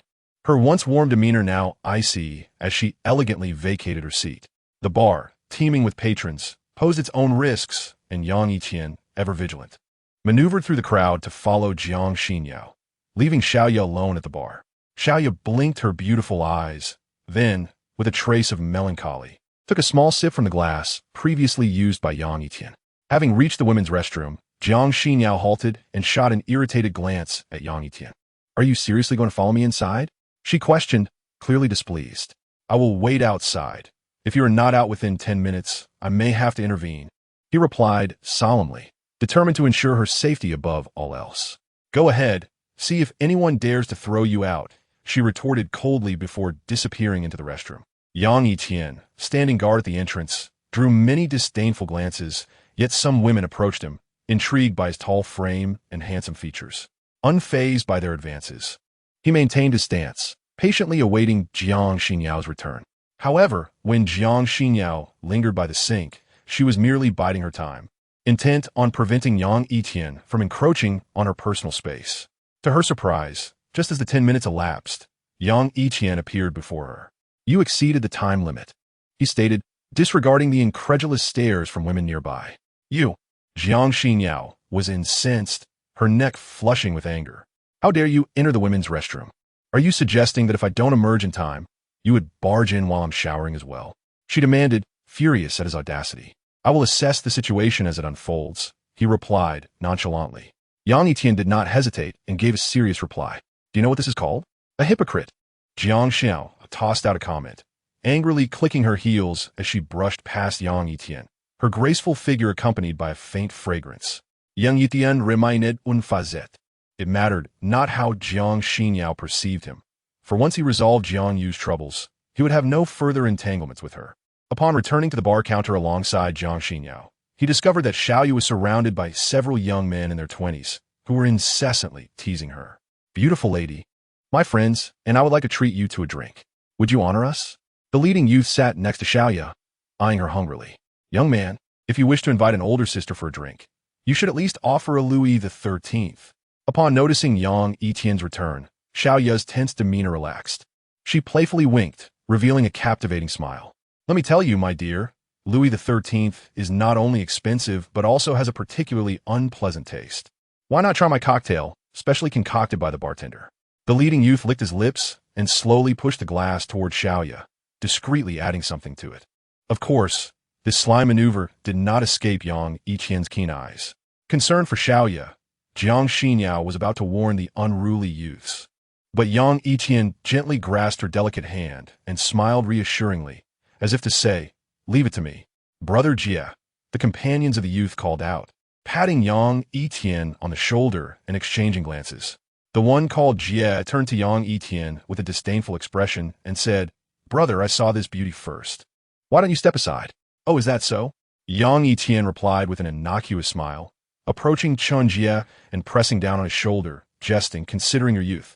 You should take your friends and leave now. Perhaps I might let you go. Let go of me, you little brat. Hem ye struglet. But Yang Yitian's grip was as unyielding as a vice. No amount of effort could shake him off.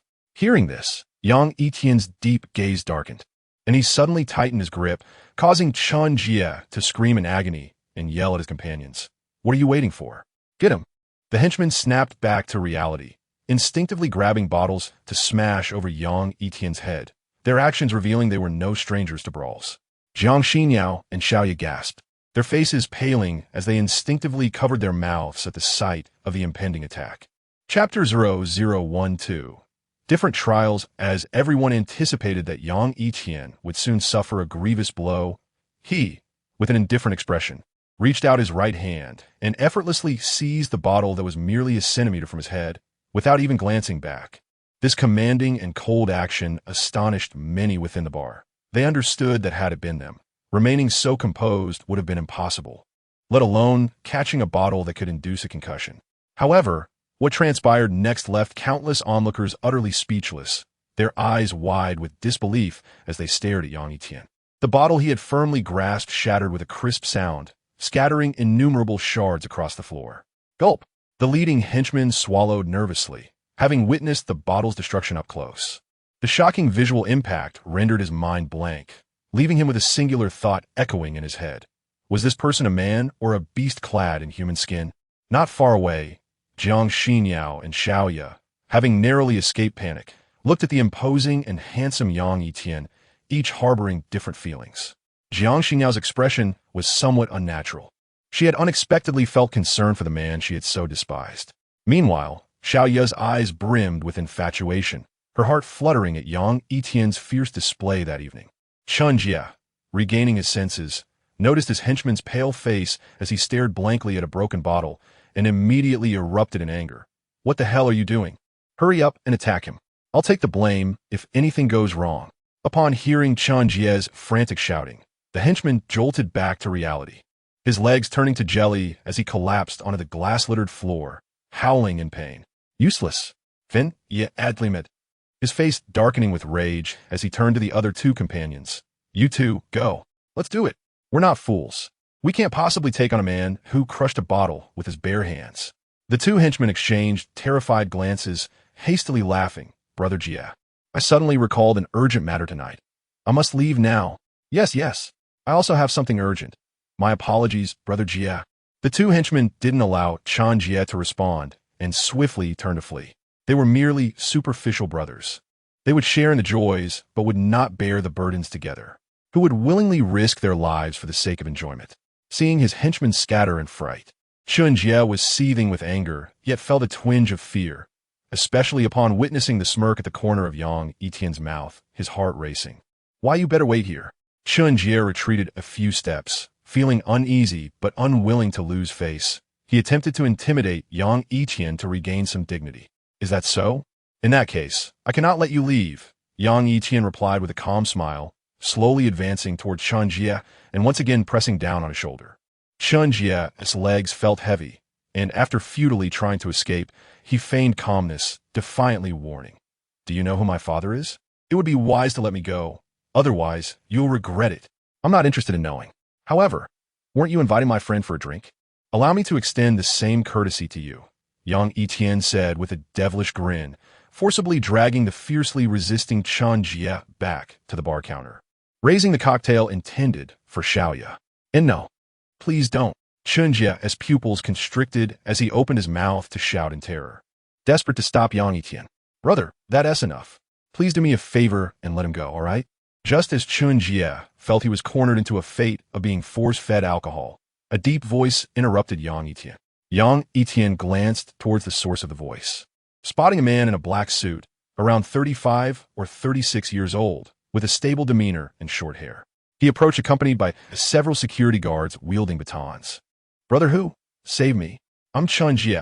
You invited my father to dine at Dongxiang Pavilion last time, and we've met. Jin Ye, seeing a glimmer of hope in the darkness, struggled and yelled. Suhu frowned slightly. He recognized Chun Jie. Otherwise, he would have directly sent the security to handle the situation without coming out himself. Brother Tian, he is Suhu, the bar's security chief, who has some influence in this area. Xiaoya whispered to Yang Yitian, her exquisite eyes revealing a hint of worry as she stepped closer, wanting to prevent Yang Yitian from offending these individuals. Upon hearing this, Yang Yitian remained unperturbed. Even the heads of world organizations lacked the standing to assert themselves before him. Compared to them, Suhu was hardly significant. Beside the bar, Jiang Xinyao hesitated for a moment, biting her lip before taking a step forward, joining Yang Yitian to face this trouble together. Surrounded by male patrons, the elegant and noble Jiang Xinyao, along with the alluring and captivating Xiaoya, incited intense jealousy towards Yang Yitian's fortunate romantic encounters. If mere glances could kill, he would surely be riddled with holes by now. After all, the beauty of Jiang Xinyao and Xiaoya is rare to find throughout the country, their figures rivaling those of international supermodels. Truly a rare encounter with celestial beings. Brother, set a condition. What will it take for you to let him go? Suhu, devoid of lewd thoughts, pondered deeply before inquiring. His choice for negotiation stemmed from witnessing Yang Yitian crush a wine bottle with a single hand in the bar surveillance room. Having navigated the underworld for years, Suhu knew that such a feat was beyond ordinary individuals, and given Yang Yitian's composed demeanor, his background was likely formidable. There was no need to recklessly antagonize Chinjia. It's serious now. I would like to invite him for a drink. Once he finishes, everything can be negotiated. Yang Yitian patted Chinjia's shoulder with a playful smile. All right, Xiao Jia, you drink it. Suhu remained unaware of any substance in the drink. He merely suspected Chinjia had provoked Xiaoya, and a drink could easily resolve the matter. Tiger, brother Tiger. Chinjia, panic-stricken, attempted to refuse, fully aware that drinking would render him irrational in an instant. Chapter 0013. What if I say no? What's wrong? Are you aware that something's in the drink and you're afraid to drink it? Noticing Chinjia's trembling hands, Yang Yitian's lips curled into a cold smile. Chinjia shivered at the words, a bone-deep chill racing up his spine, his eyes wide with terror as he looked at Yang Yitian. How had he discovered this? Suhu, standing nearby, furrowed his brow, seeming to weigh his options. I didn't, Chinjia frantically denied, casting a desperate glance at Suhu for help. Brother, everything must have its limits. What do you think? Suhu approached, a forced smile on his face, making his stance clear. He would side with Chinjia. Tianyi, it's getting late. Perhaps we should leave? Xiaoya, sensing the tense atmosphere thick with hostility, gently tugged at Yang Yitian's sleeve. With me here, there is nothing to worry about. Yang Yitian responded to Xiaoya with a warm smile, but then his dark eyes turned sharp. Locking onto Suhu as he coldly declared, what if I say no? You're formidable, but two fists can never match four hands. If you refuse to step back, don't blame me for using numbers to overpower you. Suhu understood he was outmatched. Thus he signaled to 7 security guards wielding batons to swiftly encircle Yang Yitian. Just a moment ago, Chinjia had been trembling in fear, but now he saw hope and shouted excitedly, Tiger, hurry, call someone to take him down. Jiang Xinyao raised an eyebrow, stealing a glance at Yang Yitian, and as she observed his calm demeanor alongside his earlier display of prowess, her worries began to dissipate. Xiaoya, watching the aggressive security guards, bit her lip in regret, wishing she hadn't brought up the bar at all. The standoff lasted several seconds until one guard, receiving Suhu's signal, swung his baton at Yang Yitian without hesitation. With a swift sidestep, Yang Yitian executed a powerful kick to the guard's chest, sending him crashing against the wall like a cannonball. The remaining 6 guards hesitated, but Suhu, fearing they would falter, yelled to bolster their courage, charging forward with clenched fists. The other guards followed suit, rushing to attack Yang Yitian, while Jiang Xinyao and Xiaoyu could only retreat to the side, nervously watching. Once a force to be reckoned with on the battlefield, Yang Yitian's reflexes were extraordinarily sharp. He easily evaded their strikes as if they were mere shadows. One guard attempted a sneak attack from behind, but before he could even complete his move, Yang Yitian's knee struck him in the gut, causing him to cough up blood and collapse in agony. With the stealth of a tiger unleashed, Yang Yitian made quick work of the remaining guards, their cries of pain and the sound of breaking bones resonating in the ears of the onlookers. As a national asset, Yang Yitian's combat prowess was formidable, yet he exercised restraint, ensuring no one was killed or irreparably harmed. They would merely be incapacitated for a time. Chinjia, who had retreated to a corner, sensed danger and attempted to escape amid the chaos. Yang Yitian cast a cold glance in his direction, snatching a baton from a guard and expertly smashing it against Chinjia's knee. Chinjia screamed, collapsing to the ground, clutching his injured leg. The bar patrons, reveling in the spectacle, cheered and shouted, eager for the drama to unfold further. The colorful laser lights enhanced Yang Yitian's stern visage, giving him an air of unique charisma. In less than 2 minutes, all 7 guards lay defeated, leaving only a bruised Suhu standing weakly. He glanced around at his fallen men, a chill running down his spine, instinctively retreating to maintain distance from Yang Yitian. Suhu realized that Yang Yitian had shown mercy, otherwise, his fate would have been far worse. Tiangu, are you all right? Did you get hurt? Xiaoya approached Yang Yitian, her face etched with concern, her heart racing moments ago. Jiang Xinyao, with her delicate eyelashes fluttering, noted her friend's unusual concern for Yang Yitian, pondering whether Xiaoya had developed feelings for him. Yang Yitian shook his head with a faint smile, slightly uncomfortable with Xiaoya's excessive enthusiasm, before turning toward Chinjia. Why, you better not come closer.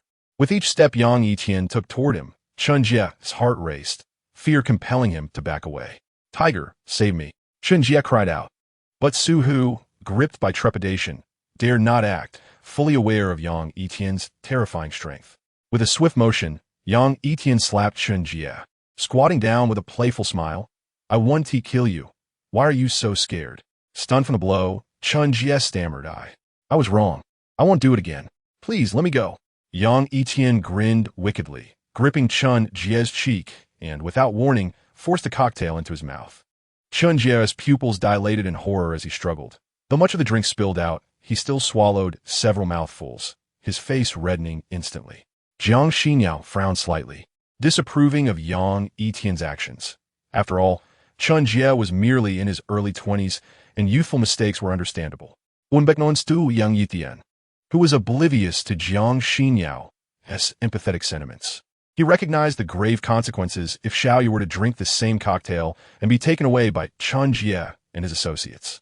If we do not impart a lesson to such scoundrels, they will not only remain unrepentant, but will become increasingly brazen, leading countless youthful maidens to fall into their sinister clutches.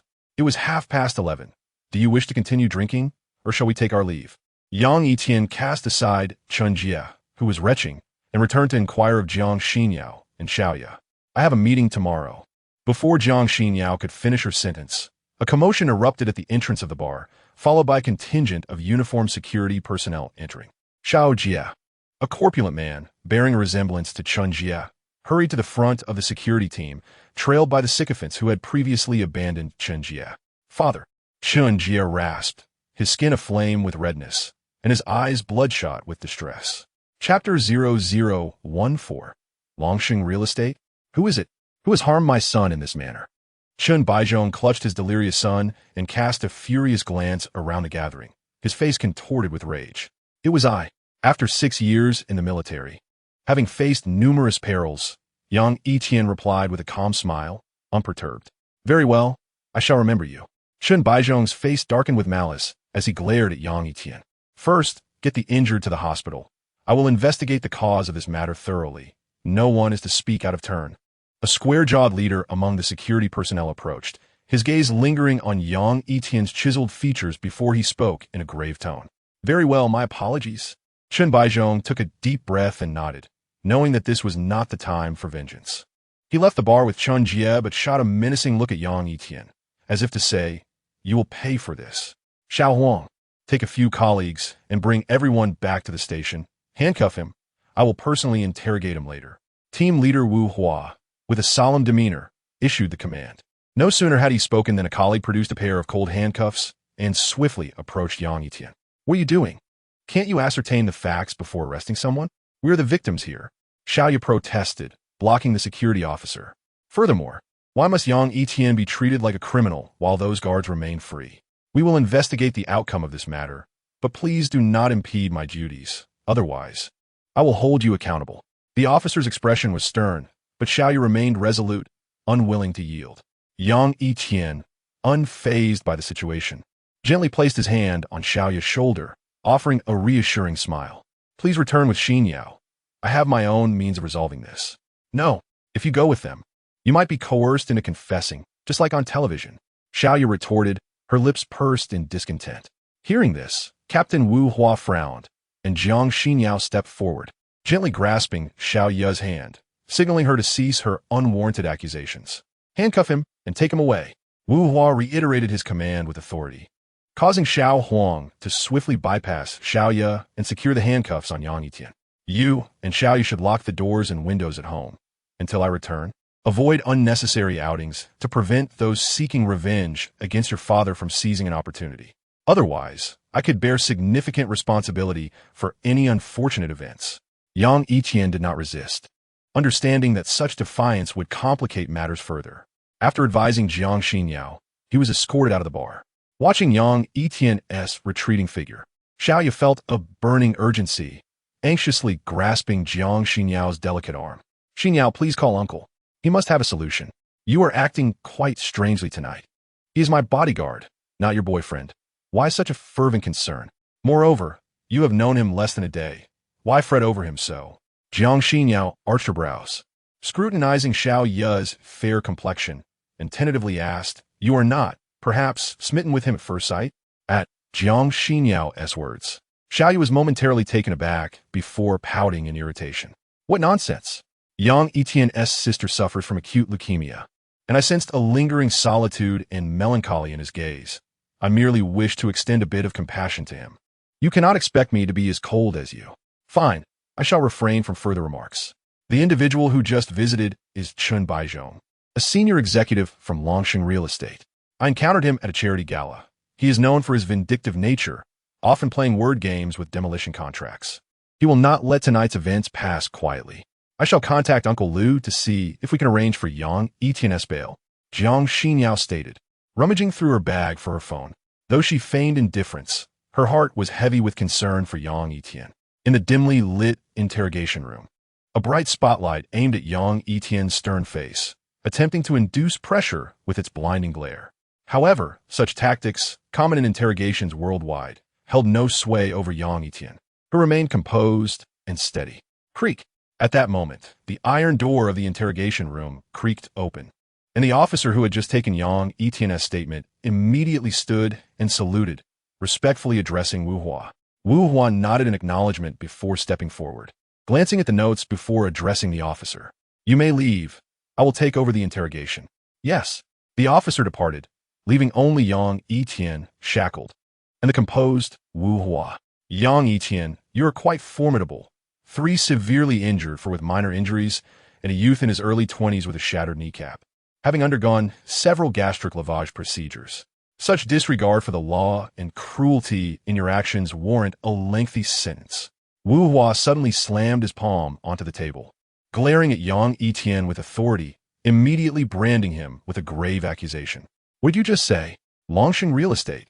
Upon hearing the name, Longxing Real Estate, Yang Yitian's previously tranquil demeanor ignited with fury, his eyes ablaze with rage. These unscrupulous merchants had nearly cost him his sister, driving a dagger of betrayal deep into his heart. Yang Yitian had vowed in the hospital that all involved in this affair would pay a blood price, without exception. What do you intend to do? Sit down immediately, or I shall employ coercive measures. Having interrogated countless villains, Wu Hua felt a chill run down his spine at the sight of Yang Yitian's rage-fueled fury. His voice trembled, infused with trepidation. Chapter 0015. Please exercise restraint. Answer me, is it not so? Yang Yitian's forehead bulged with veins as he roared at Wu Hua, the handcuffs binding him tearing apart as he unleashed his fury. Never had he harbored such resentment, even when betrayed by that woman in the capital, landing him in prison. But Yang Xian was his one untouchable point. For his sister, Yang Yitian would sacrifice everything, even if it meant battling the world itself, without a flicker of hesitation. Yes. Wu Hua, sensing the palpable, murderous intent emanating from Yang Yitian, felt as though his throat were in a vice, his face pale as he nodded in acquiescence. Yang Yitian suddenly chuckled, resuming his seat in the interrogation chair. However, the profound, cold smirk at the corner of his mouth sent shivers down Wu Hua's spine, igniting an urge to flee. Yang Yitian, please remain calm. The law of the state and the rules of the family must be upheld. Your guilt is an undeniable fact, and it would be best for you to cooperate with our interrogation to seek a lighter sentence, Wu Hua stated, suppressing his unease and maintaining a stiff demeanor as he looked at him. Crime? Lighter punishment? Yang Yitian cast a cold glance at Wu Hua and replied, as the captain, you are well aware that my situation falls under justifiable defense. Some things are better left unsaid. We all understand the implications. What do you mean? Wu Hua furrowed his brow, comprehending the underlying message in Yang Yitian's words. However, having learned from past experiences, he dared not speak sternly or provoke this man. I am certain you grasp what I am implying, Yang Yitian stated coldly. In truth, with just a phone call, he could easily extricate himself from this predicament. He simply did not wish to trouble certain individuals any further. Wu Hua hesitated, recalling that before entering the interrogation room, he had specifically reviewed Yang Yitian's profile, which contained only a 6-year-old enlistment record, leaving the rest blank, including any discharge records, an exceedingly unusual circumstance. I understand. Please sign here. Regarding Chunjia, I will thoroughly investigate and provide an explanation. If punishment is warranted, it shall be enforced. If apprehension is necessary, It will be carried out without any cover-ups. Wu Hua deliberated for a long time before passing the record over. His reasoning was twofold. First, Yang Yitian's mysterious and ominous background could easily entangle him. Second, it was indeed a case of justifiable defense, as the security personnel had initiated the confrontation. As for Chen Baizhong, the law of the state and the rules of the family must prevail. If his son has indeed committed a crime, he must bear the responsibility. In the deep of night, Yang Yitian intended to visit his sister, but realized it was already past 1 in the morning. Fearing he might disturb Yang Xian's rest, he arrived at a luxurious 3-story villa near the sea, a blend of European and classical architectural styles. The villa was still brightly lit, surrounded by vibrant rose bushes. And beside the crystal-clear swimming pool, a white Maserati was parked, belonging to Jiang Xinyao. Yang Yitian did not ring the doorbell, but leaned against the villa's wall, lighting a cigarette and taking a deep puff. He had his reasons for not entering. Time seemed to pass swiftly yet slowly, as the cold sea breeze swept across Yang Yitian's resolute face. He gazed up at the night sky, reminiscing about the woman's visage. What? Yang Yitian closed his eyes, biting down hard on his teeth. The tenderness she once bestowed upon him lingered like a haunting specter in his mind, impossible to erase. Tiangu, is that you? After an indeterminate time, a tentative voice broke through the silence, pulling Yang Yitian from his thoughts. He opened his eyes and turned to reveal a strained smile. He recognized the voice as Xiaoya's. Tiangu, it truly is you. What did you come out? I was worried about you all night, Xiaoya exclaimed with delight, initially fearing she had mistaken him for someone else until she beheld his handsome face. Evidently the result of Jiang Xinyao's phone call.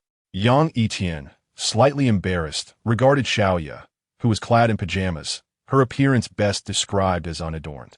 Noticing Yang Yitian's silenge. Xiaoya sensed something was amiss, pausing momentarily before turning away, her cheeks flushed with a faint hue of embarrassment. Ahem. Yang Yitian coughed lightly to alleviate the awkward atmosphere, redirecting the conversation. What brings you out at this late hour? I left something in the car and came out to retrieve it, and I just happened to see you here, Xiaoya explained, tucking a loose strand of hair behind her ear, her head lowered shyly. What about Jiang Xinyao? Has anything happened while I was away? Yang Yitian inquired, his gaze not lingering on Xiaoya's slender figure, but rather shifting to Jiang Xinyao's affairs. No, Xinyao just finished her shower not long ago. She seems to be writing some sort of agreement in her room, Xiaoya replied, blinking her beautiful eyes. Suddenly, she seemed to recall something, unlocking the villa's iron gate and swiftly approaching Yang Yitian with a smile. Tiangu, thank you tonight. If it weren't for me, you wouldn't have been taken away. It is my duty, Yang Yitian responded coolly with a faint smile. Had this been a year ago, he might have teased Xiaoya, but recent events had plunged his innermost emotions into profound melancholy, leaving him disinclined to engage in conversation. You are Xinyao's bodyguard. Your responsibility is to protect her, not me. Shouldn't I reward you for getting caught on my behalf? Xiaoya smiled alluringly, her face drawing closer to Yang Yitian's, her breath fragrant like orchids. Yang Yitian raised an eyebrow and stepped back significantly, stating solemnly, please conduct yourself with propriety. Hearing Yang Yitian's serious tone, Xiaoya appeared unfazed, continuing to giggle. Tiangu, you've passed this hurdle. I was initially worried about you living under the same roof as Xinyao, fearing you might harbor ulterior motives, but now I can rest easy. Observing Xiaoya's playful demeanor, Yang Yitian's brow furrowed slightly as he gravely remarked, such jokes should be kept to a minimum in the future. All right, I promise I won't do it again, Xiaoya replied, noticing Yang Yitian's somber expression, realizing he was not jesting. She bit her lip, contemplating that if it were any other man, they would have eagerly approached her rather than pushing her away as he did. By the way, Tiangu, why are you standing outside instead of going in? Is it because of Xinyao? Xiaoya, seeking to dispel the awkwardness, changed the subject, noting the cigarette but on the ground, indicating Yang Yitian had been there for quite a while. Shaking his head with a gentle smile, Yang Yitian did not answer her question. If it is because of that, you need not worry, Tiangu. Xinyao should be mentally prepared. Otherwise, she wouldn't have asked me to move in with her for a while. Besides, she's quite a good person. She merely appears cold and is hard to approach. Xiaoya earnestly explained, perceiving that her friend, Jiang Xinyao, seemed to have had some misunderstanding with this man. However, it was fortunate that their relationship had not reached an irreparable state. Otherwise, Jiang Xinyao would not have stated during the drive back that During Yang Yitian's tenure as her bodyguard, he could exceptionally reside on the first floor of the villa. Yang Yitian narrowed his eyes, recalling Jiang Yu's prior remark about the 24-hour rule. Aside from bathing and using the restroom, one must not leave their sight. Although Jiang Xinyao harbored a deep disdain for it, she still took it to heart. Understood, Yang Yitian replied gravely, nodding in acknowledgement as he entered the villa's first floor living room alongside Xiaoya. Tiangu, please have a seat.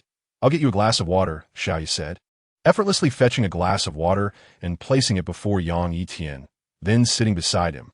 Thank you. Yang Yitian did not take the glass, but deliberately distanced himself from the sofa, surveying the villa's decor. The smooth marble flooring, imported luxurious European-style sofas, renowned paintings adorning the walls, and the crystal chandelier hanging overhead, coupled with the faint fragrance of femininity in the air, created a comfortable and warm ambience. Suddenly, sensing a pair of eyes fixated on him, Yang Yitian turned to gaze at the second-floor loft of the villa, where he indeed spotted a frosty visage. Jiang Xinyao's long hair cascaded down her waist like a waterfall, her delicate shoulders draped in an OL professional outfit. Although the details of her nightwear remained concealed, her tall and graceful figure made any attire appear tailor-made for her, exuding an air of cold elegance and unparalleled beauty. She grasped the wooden railing of the loft with both hands, her head slightly inclined as her striking black and white eyes locked onto Yang Yitian's. The two shared a long gaze. Yang Yitian finally broke the silence with a gentle smile. In response, Jiang Xinyao's brows fluctuated between tension and relaxation as she elegantly descended the stairs, her shapely legs gliding down one step at a time. Her delicate feet slid into purple crystal slippers as she approached the European-style sofa. Without inquiring when Yang Yitian had arrived or how he had found a residence, she placed the agreement she held in her pale hand on the glass table in the living room, her tone cool and indifferent. Please review it carefully. If everything is in order, sign it. Yang Yitian raised an eyebrow and scanned the handwritten agreement. Party A, Jiang Xinyao. Party B, Yang Yitian.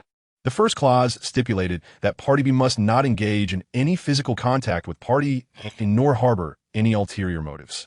The second clause prohibited Party B from entering the second floor of the villa without Party A's permission, mandating that he only sleep in the guest room on the first floor. The third clause forbade Party B from bringing anyone to the villa, smoking, exposing his upper body, or wandering about in tight clothing. The fourth clause stated that Party B, aside from his security duties, must not interfere in Party A's life and must not disclose his identity as a bodyguard to outsiders. The fifth clause clarified that if Party B violated any of the aforementioned terms, Party A had the right to terminate the employment relationship and prohibit Party B from appearing in Party A's sight, under threat of a 10 million yuan penalty for breach of contract. After reviewing the agreement, Yang Yitian's expression flickered with contemplation. Yet he resolutely signed his name under Party B. Is that satisfactory? He inquired, lifting his gaze toward Jiang Xinyao. She took the agreement, but did not respond to him. Instead, she turned to glare at Xiaoya, who was clad in a nightgown, and reproached her. What time is it? Aren't you going to sleep? I don't have work tomorrow. But you mentioned a meeting in the morning, so you should head to bed. Xiaoya playfully stuck out her tongue. Jiang Xinyao frowned, pulling Xiaoya aside, away from Yang Yitian, who was seated on a luxurious sofa. What are you doing? That hurts, Xiaoya exclaimed, her expression puzzled as she withdrew her hand, revealing a pitiful demeanor. Have you been drinking at the bar? Are you unaware there are guests present? Can you not have some self-awareness and wear more clothing? With what you're wearing, everything is practically visible. What are you thinking? Jiang Xinyao glared at Xiaoya in frustration, perceiving her friend as utterly shameless, prancing about in a loose nightgown before a man. Doesn't she understand the importance of self-respect and dignity as a woman? I've sobered up long ago, and I'm not a little girl. I know how to handle myself. You don't need to say so much, Xinyao. It's getting late. Just go to sleep, Xiaoya replied, completely unashamed. Enraged, Jiang Xinyao draped her coat over Xiaoya's shoulders and stormed back to her room. Once Jiang Xinyao's figure had vanished, Xiaoya shrugged off the coat, her delicate feet tiptoeing back to Yang Yitian's side. Ugh, being a flight attendant is exhausting. My shoulders feel a bit sore. Xiaoya stood before Yang Yitian, her slender frame leaning slightly backward as she stretched languidly, her beautiful eyes discreetly glancing at him, searching for any hint of desire in his gaze. Chapter 0017. Obsession with cleanliness in response to the enchanting sight before him. Yang Yitian remained unperturbed, his mind void of distractions. He calmly asked, "Which guest room am I assigned to?" "There are 3 guest rooms on the first floor. Choose whichever you prefer." Xiaoyu pouted, slightly annoyed that Yang Yitian maintained an air of seriousness despite her advances. "All right, it's late. You should really get some rest." Yang Yitian replied as he rose from the luxurious sofa. Xiaoyu felt a mix of frustration and confusion at his seemingly aloof demeanor. "Hey, aren't you going to take a shower? You might have a faint scent of sweat from earlier at the bar," Xiaoyu teased, glancing at his tall figure. "I'm not bothered by it, but Xinyao has a thing about cleanliness." Upon hearing her words, Yang Yitian paused at the guest room door, his brows slightly raised. "Oh, I almost forgot. It seems you didn't bring a change of clothes, did you?" As Yang Yitian pondered, Xiaoyu hopped over to him like a playful rabbit, gazing at his stern face with a charming smile. "You could shower now, and I'll toss your clothes in the washing machine so they'll be ready for you." "Thank you, but there's no need for you to trouble yourself. I can manage these things on my own." Yang Yitian declined politely, turning to head toward the bathroom, leaving Xiaoyu standing there. If it weren't to test you for Xinyao, I wouldn't bother with this at all," she huffed, about to return to her room when she suddenly remembered her intimate garments left behind in the bathroom. As Yang Yitian stepped into the bathroom, he was immediately enveloped by 2 distinct fragrances. The spacious bathroom featured a transparent tempered glass enclosure for the bathtub, with a clothes rack beside it holding a set of women's garments. Yang Yitian caught a fleeting glimpse, his gaze momentarily fixated before he shook his head with a smile, redirecting his attention. He removed his shirt, revealing a sculpted physique with defined abs and scars that told tales of past battles. Staring at his reflection, he traced a scar on his chest, his expression growing solemn as memories of that fateful bullet lingered in his mind, one fired by that woman in the capital. Clenching his teeth, Yang Yitian inhaled deeply, resolving not to dwell on it further. After finishing his shower, he hand-washed his clothes, wringing them dry before slipping them back on. He opened the bathroom door, surprised to find Xiaoyu still waiting. "You're still awake?" He raised an eyebrow. I haven't slept yet." Xiaoyu está medith. Her cheeks flushed as she caught a whiff of the masculine scent emanating from him. "If there's nothing urgent, you should go to bed early." Despite his curiosity about why Xiaoyu lingered at the bathroom door, Yang Yitian chose not to inquire further. He left her with those words and entered a guest room, closing the door behind him without a second thought. The following day, having developed a disciplined biological clock, Yang Yitian awoke promptly at 6 o'clock, his eyes opening with precision. After neatly folding his blanket, he retrieved the clothes he had hung by the window the night before and dressed before stepping out of his room. Jiang Xinyao and Xiaoyu remained asleep, so Yang Yitian washed his face and made his way to the kitchen, intent on preparing breakfast for the 2 women. However, upon opening the refrigerator, he frowned at its emptiness, suspecting it was merely for decoration. Fortunately, after rummaging through the exquisitely decorated kitchen, he finally uncovered a packet of handmade noodles tucked away beneath the cabinet. In the master bedroom of the villa's loft, Jiang Xinyao, bundled in her blankets, stretched her delicate hand and lazily arched her back. As usual, she donned a loose nightgown, her feet clad in purple crystal slippers as she descended the loft stairs to freshen up in the bathroom. As soon as she descended from the attic, a delightful aroma wafted through the air, causing Jiang Xinyao to hesitate momentarily, her beautiful eyes glancing towards the kitchen. Awake? Yang Yitian's perceptive nature was astonishing.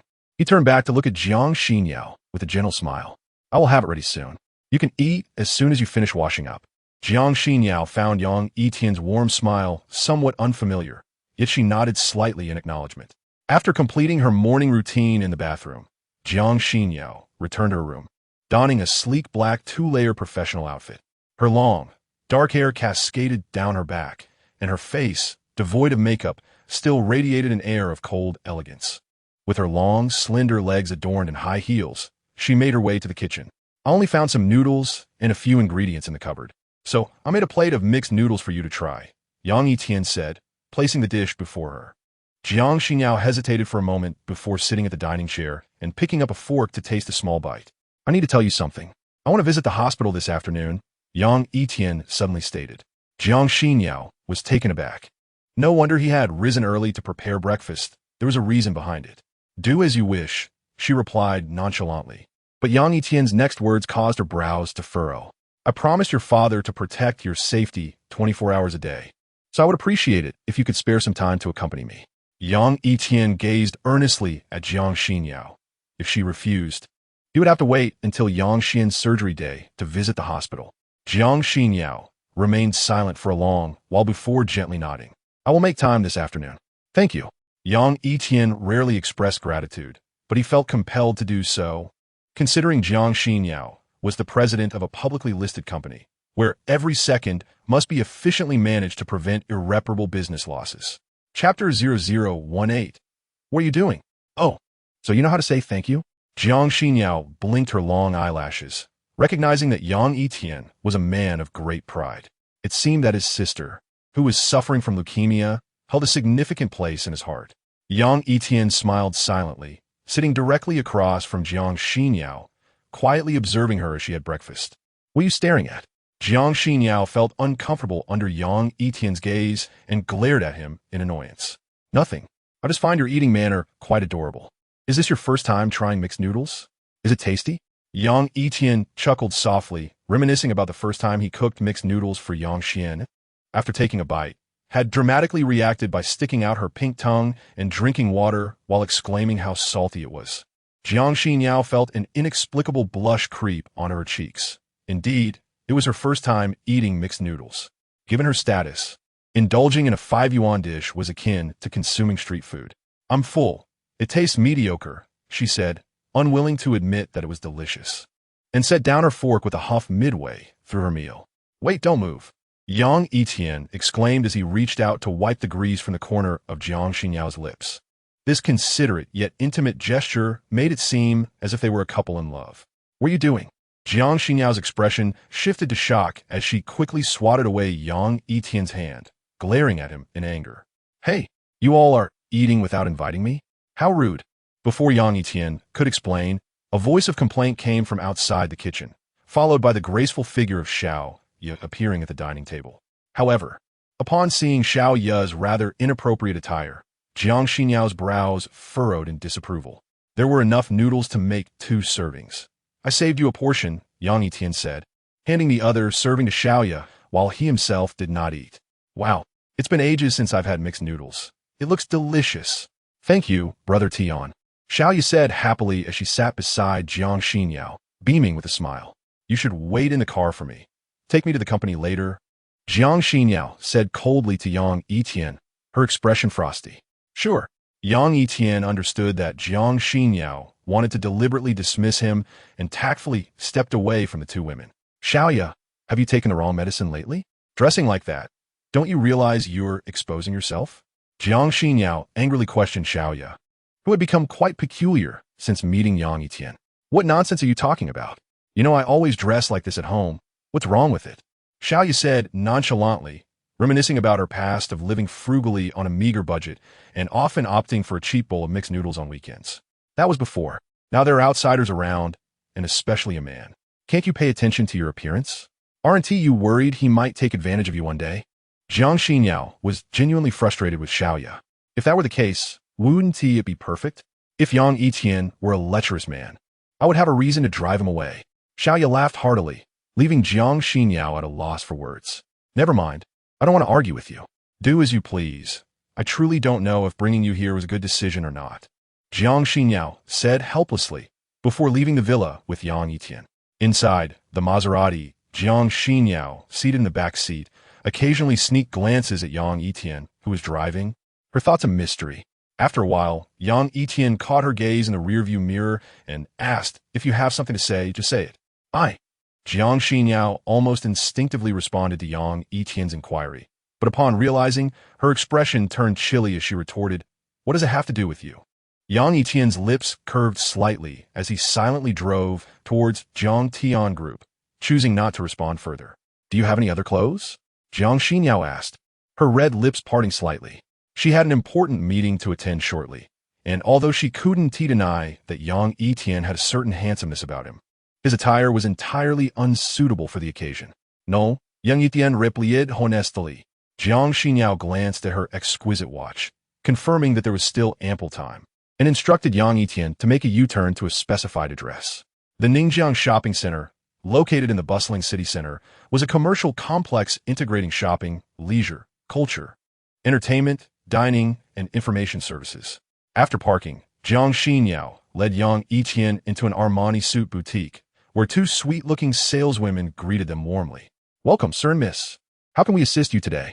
Choose a suit that suits him," Jiang Xinyao said, casting a glance at Yang Yitian, her demeanor still cold.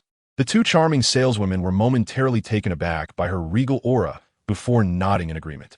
"Sir, this suit perfectly complements your demeanor. You will look incredibly handsome in it."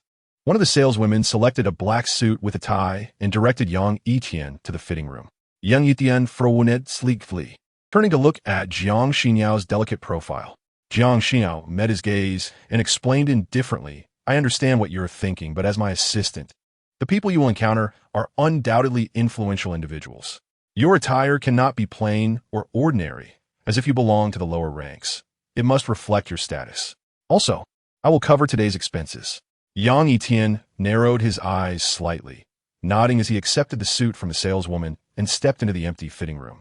After waiting for 4 or 5 minutes, the fitting room door slowly opened, and both saleswomen held their breath, captivated, while even Jiang Xinyao momentarily lost her train of thought at the sight of the person standing before her, dressed impeccably in a tailored suit.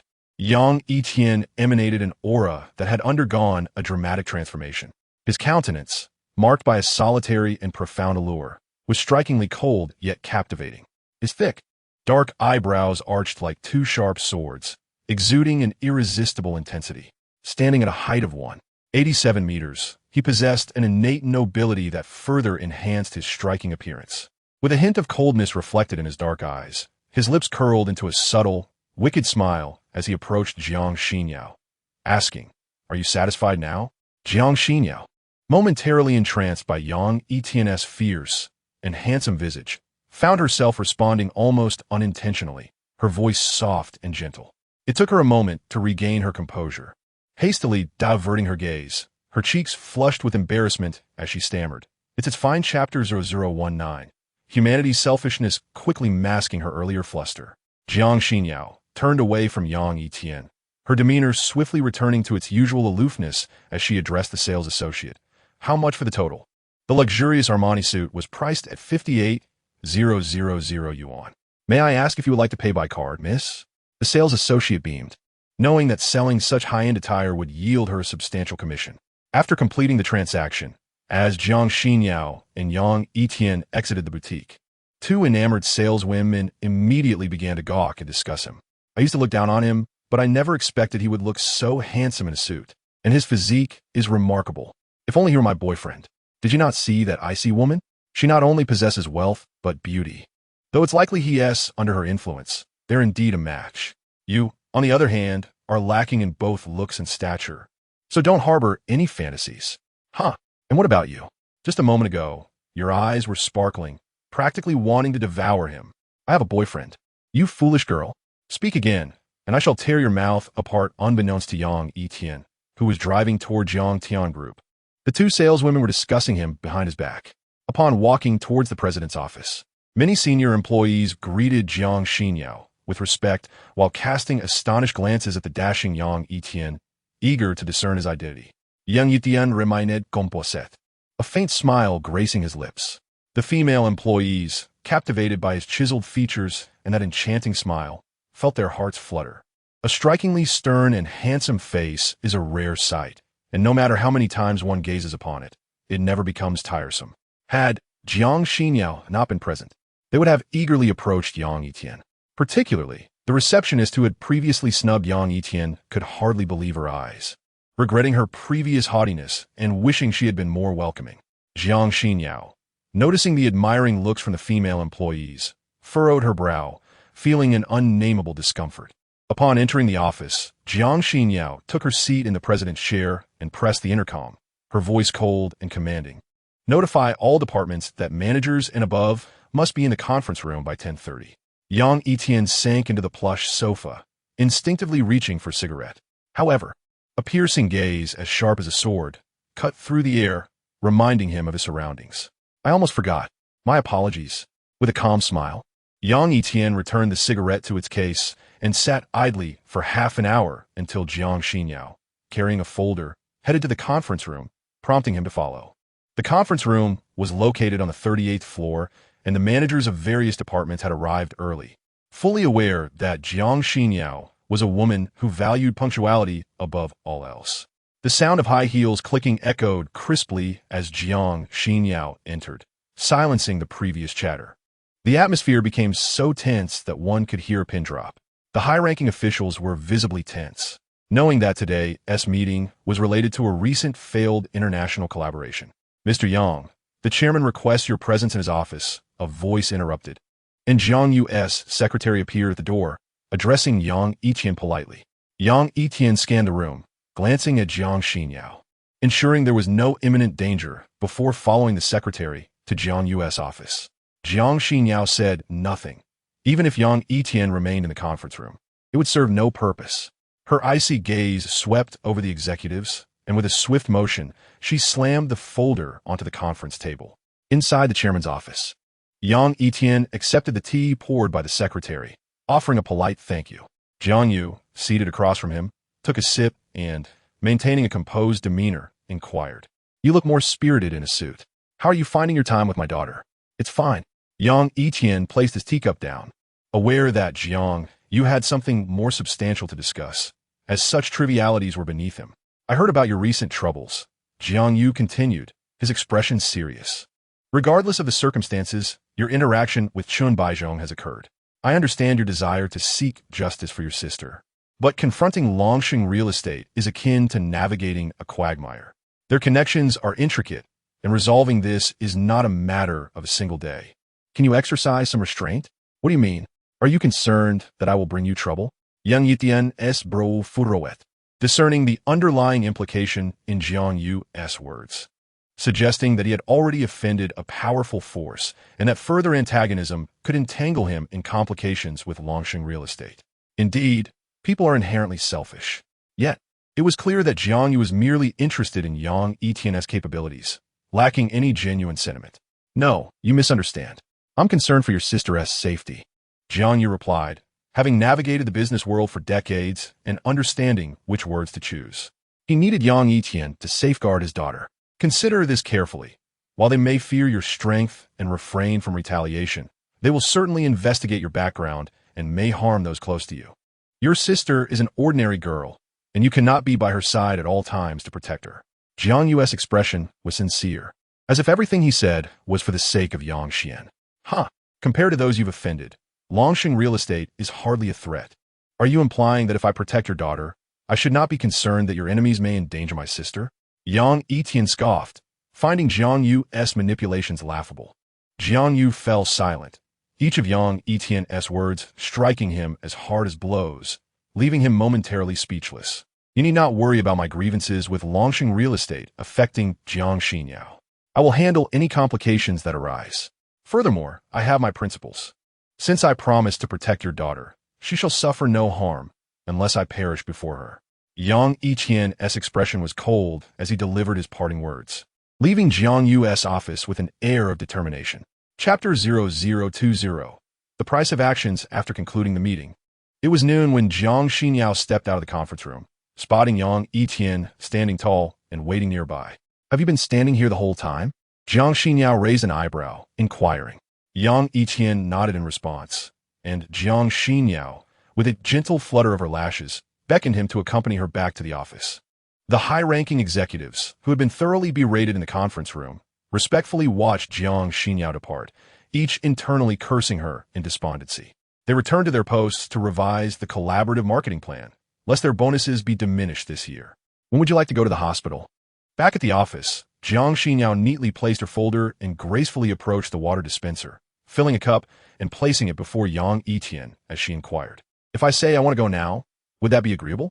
Yang Yitian replied with a slight smirk, half jokingly. After a moment's hesitation, Jiang Xinyao nodded, conceding to his request. "Since I have no pressing matters this afternoon, I shall accompany you." Yang Yitian was somewhat taken aback. He had anticipated her reluctance, but was pleasantly surprised by her agreement. "Thank you, but I hope you can grant me one more request. Please do not reveal my identity as your bodyguard in front of my sister at the hospital. I do not wish to cause her any worry." Of course, Jiang Xinyao was also curious to see the girl who held such significance for Yang Yitian. At Ningjiang People's Hospital, after parking the car, Yang Yitian carried a small bag of fresh mangoes and, alongside Jiang Xinyao, arrived at Yang Xian's hospital room. Taking a deep breath, he forced a warm smile and gently pushed open the door to the intensive care unit. However, to their astonishment, they found the pale-faced Yang Xian sitting weakly on her bed, engaged in light-hearted conversation with a striking woman clad in a black gown. "Brother?" Hearing the door creak, Yang Xian immediately ceased her conversation and looked up, her face lighting up at the sight of Yang Yitian, the person she yearned to see most. Yang Yitian smiled softly, approaching her bedside and tenderly ruffling her hair, inquiring about her health and any discomfort she might be feeling. Meanwhile, Jiang Xinyao stared at the beautiful woman in astonishment, furrowing her brows in confusion. "Xiaya, what brings you here?" "I was feeling bored at the villa during my vacation, so I came to visit your brother's sister." "What is wrong with that?" Xiaya replied with a smile as radiant as rose petals. "Sister, who is this?" Yang Xuan blinked curiously at Jiang Xinyao's stunningly refined visage. Initially shocked that her brother had befriended such a glamorous woman, she was now taken aback by the arrival of an even more exquisite lady. "She is your brother's friend, Jiang Xinyao," Yang Yitian explained with a smile. "Hello, Sister Xinyao." Yang Xian beamed, her charming dimples and delicate features evoking an instinctive urge to embrace her lovingly. Yang Yitian wished fervently that she were a healthy girl, free from the torment of illness. "Hello." In the presence of the frail Yang Xian, Jiang Xinyao shed her usual air of aloofness and grandeur, revealing a more vulnerable side. "Brother, you look so handsome in a suit today, I almost didn't recognize you." Yang Xian's gaze returned to Yang Yitian, no longer the emotional wreck she had been upon their first meeting. She was determined to maintain a sweet smile. As Yang Xian's brother, Yang Yitian could see through her facade of strength. She was bravely concealing her fears and pain to spare him worry. "The surgery is in 5 days. Everything will be all right. You needn't overthink it. No matter what happens, I will always be by your side." Yang Yitian embraced Yang Xian's frail form against his chest. It was the first time Jiang Xinyao witnessed such tenderness from Yang Yitian, and her prior prejudices against him began to dissipate unconsciously. Xiaya had been at the hospital for some time. She had shared numerous conversations with Yang Xian, developing an inexplicable fondness and pity for the kind-hearted girl, lamenting the unfairness of fate. While other girls her age enjoyed beautiful lives and love, Yang Xian was forced to endure such debilitating suffering. After spending over an hour in the room, the head nurse entered, sternly reminding them, patients with leukemia require ample rest. If there are no pressing matters, please allow the family to leave for now. "Brother, will you come again tomorrow?" Yang Xian's eyes brimmed with tears as she bit her pale lip, looking up at Yang Yitian with reluctance. Yang Yitian fell silent, contemplating his response when Jiang Xinyao's melodious voice, akin to a nightingale, broke the stillness. "He will." "Really?" Yang Xian's spirits soared at Jiang Xinyao's words. Her fears of never seeing her brother again after the surgery momentarily alleviated. "Yes." Yang Yitian managed a bittersweet smile, kissing Yang Xian's forehead before departing the intensive care unit alongside Jiang Xinyao and Xiaoya. "Brother, you won't blame me for visiting Xiaoxian without your consent, will you?" Xiaoya asked apologetically, her lips pressed together. "Not at all." Yang Yitian lit a cigarette, inhaling deeply. Each thought of Yang Xian's condition felt like a heavy stone pressing against his chest. Although Jiang Xinyao despised the smell of smoke, she refrained from urging him to extinguish it, unable to voice her objections in light of his melancholic expression. "You needn't worry too much. Modern medical technology is quite advanced. Xiaoxian will be fine," Xiaoya reassured him sincerely, observing Yang Yitian's weary demeanor. "One can only hope," he replied hoarsely. As Yang Yitian, Jiang Xinyao, and Xiaoya exited the People's Hospital, unbeknownst to them, a pair of eyes, cold and venomous as a serpent, watched them intently from within the bustling crowd. Chen Baizhong did not expect to encounter the very person responsible for his son's shattered knee here at the hospital. In the vice president's office, Chen Baizhong sat on an expensive sofa, sipping tea, accompanied by a man in a white coat, aged over 50. "Mr. Chen, I have gathered the information you requested.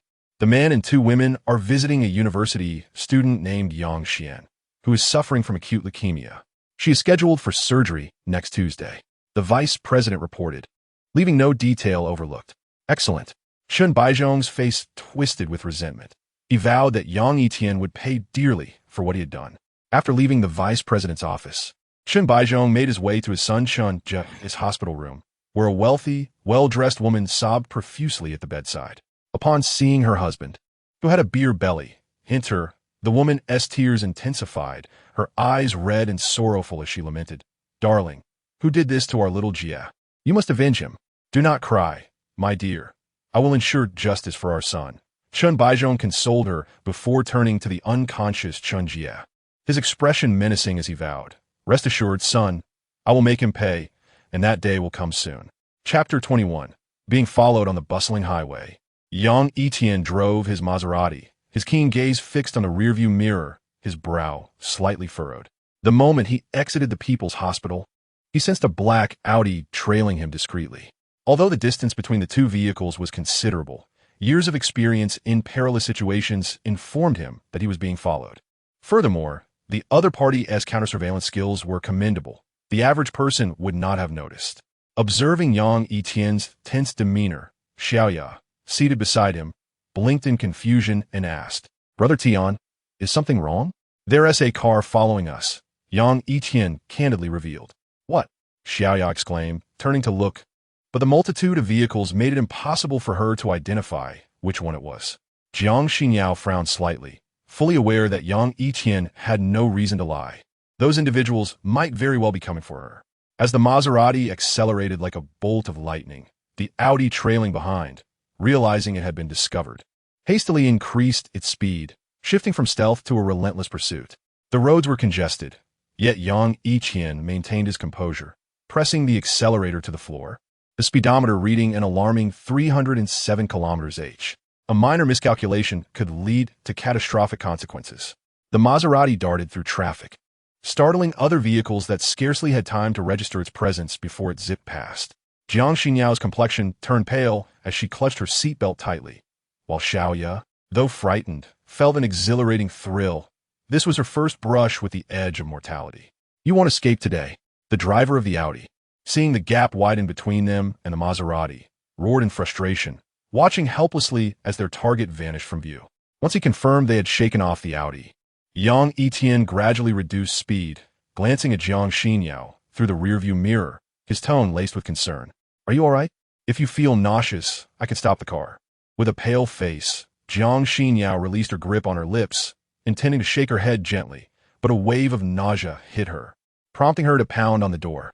Yang Yitian slammed the brakes, and she quickly pushed the door open, crouching beside the car to expel the contents of her stomach. Her expression one of distress. He stepped out, gently patting her back and offering her a tissue. "Thank you." Jiang Xinyao wiped her lips with the tissue, surprisingly refraining from reproaching Yang Yitian for his reckless driving, and returned to the car. "Xinyao, you look dreadful. Are you feeling unwell?" Xiaoya inquired with concern. "I'm fine. I just need to rest a bit," Jiang Xinyao replied, softly closing her beautiful eyes.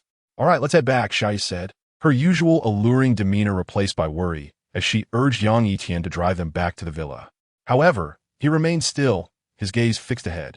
Before long, 3 or 4 cars surrounded the Maserati, including the earlier black Audi. The door of the Audi swung open, and a tall, muscular man in a black suit approached the Maserati unhurriedly, followed by 7 or 8 similarly attired figures. "Miss Jiang, Mr. Li wishes to see you. Please accompany us." The suited man, Young, stated sharply, his gaze lingering on Yang Yitian, recognizing that he was no ordinary individual for having detected the tale and effortlessly evaded them. "Who is Mr. Li? Why does he wish to see me?" Jiang Xinyao's voice was icy and resolute. "You'll understand once you meet him. We hope you will cooperate and not make this difficult," Young threatened. "Go, be careful." Xiaoya worriedly began to speak, but Yang Yitian gave her a reassuring look before stepping forward to confront Young. "It was you who followed us, wasn't it? I don't care who you're Mr. Li is. You cannot take Jiang Xinyao," Yang Yitian stated ominously, his dark eyes narrowing as he realized these men were henchmen dispatched by someone Jiang Yu had offended. "Kid, you'd better get lost while you can, or you'll spend the rest of your life in a wheelchair," Young snarled, having dealt with countless reckless individuals like Yang Yitian throughout his years. Yang Yitian merely smiled faintly, having long forgotten the last time someone dared to threaten him. "How can you still smile? It seems you truly seek death. Yang's anger flared as he raised his fist to strike Yang Yitian. However, the anticipated scream never came. Yang felt his fist firmly grasped by a powerful hand, unable to advance even an inch. Let go! Yang's face flushed as he attempted to retract his fist, but found himself ensnared by Yang Yitian's grip, as unyielding as iron. What if I refuse? Yang Yitian replied coolly, gradually tightening his hold, prompting a pained cry from Yang. The onlookers, 7 or 8 men, stared in astonishment at the unfolding scene. Fully aware of Yang's capabilities, he could easily take on 5 opponents. How had he become a mere plaything in front of Yang Yitian? Had he perhaps overexerted himself in recent days? What are you waiting for? Get your weapons out. Yang's furious command jolted them back to reality, and they hastily drew their guns, aiming at Yang Yitian. Guns? Yang Yitian's brow furrowed. He hadn't anticipated they would possess firearms. To have weapons in Dragon Country, where guns were strictly prohibited, indicated a formidable backing. Let go of Yonggu, they shouted menacingly, their proficient movements and fierce expressions suggesting they were no mere street thugs. Inside the Maserati, Jiang Xinyao and Xiaoyu were paralyzed with fear, their faces drained of color at the sight of the guns aimed at Yang Yitian. Yet, remaining calm under pressure, Yang Yitian used Hiyong as a shield, and in a swift motion, he discovered a gun on Hiyong's person. Kid, if you let me go now, I might let you walk away, otherwise. Hiyong began, but his words were cut short as Yang Yitian struck him across the mouth with the guns, but causing several teeth to shatter and blood to spill. Hiyong could not suppress a scream, having spent years inflicting pain on others, now finding himself at the receiving end. Rage surged within him as he glared at Yang Yitian, his eyes bloodshot. I will kill you. Is that so? It seems you still do not comprehend your current predicament. Yang Yitian smiled faintly, tightening his grip around Hiyong's throat. Crack! A faint sound of bones cracking echoed as Yang Yitian increased the pressure, and with just a slight additional force, Hiyong's life would be extinguished that day. Hiyong's face turned dark, his eyes bulging as he gasped frantically, sensing the impending doom from Yang Yitian's calm demeanor and penetrating gaze. Let me go.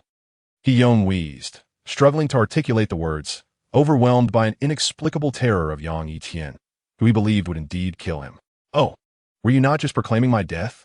Yang Yitian remarked with a smirk, and Hiyong felt as though he was staring at a blood-soaked devil smiling at him, sending chills down his spine. The armed men stood frozen, unable to make a move as Hiyong's pleas for mercy rendered them paralyzed. Return and inform your mister. Leave that if he dares to lay a finger on Jiang Xinyao again, I will ensure he understands the folly of such a choice. Do you comprehend? Yang Yitian pressed the gun against Hiyong's forehead and continued, If you understand, let your men leave. Go, just leave. Hiyong's voice was weak as he addressed his companions. The group exchanged glances before reluctantly holstering their weapons and retreating 50 meters away. Remember my words, do not forget, or next time it will not be so easy to negotiate. Yang Yitian's smile faded, his expression turning grim as he cast Hiyong aside and drove away.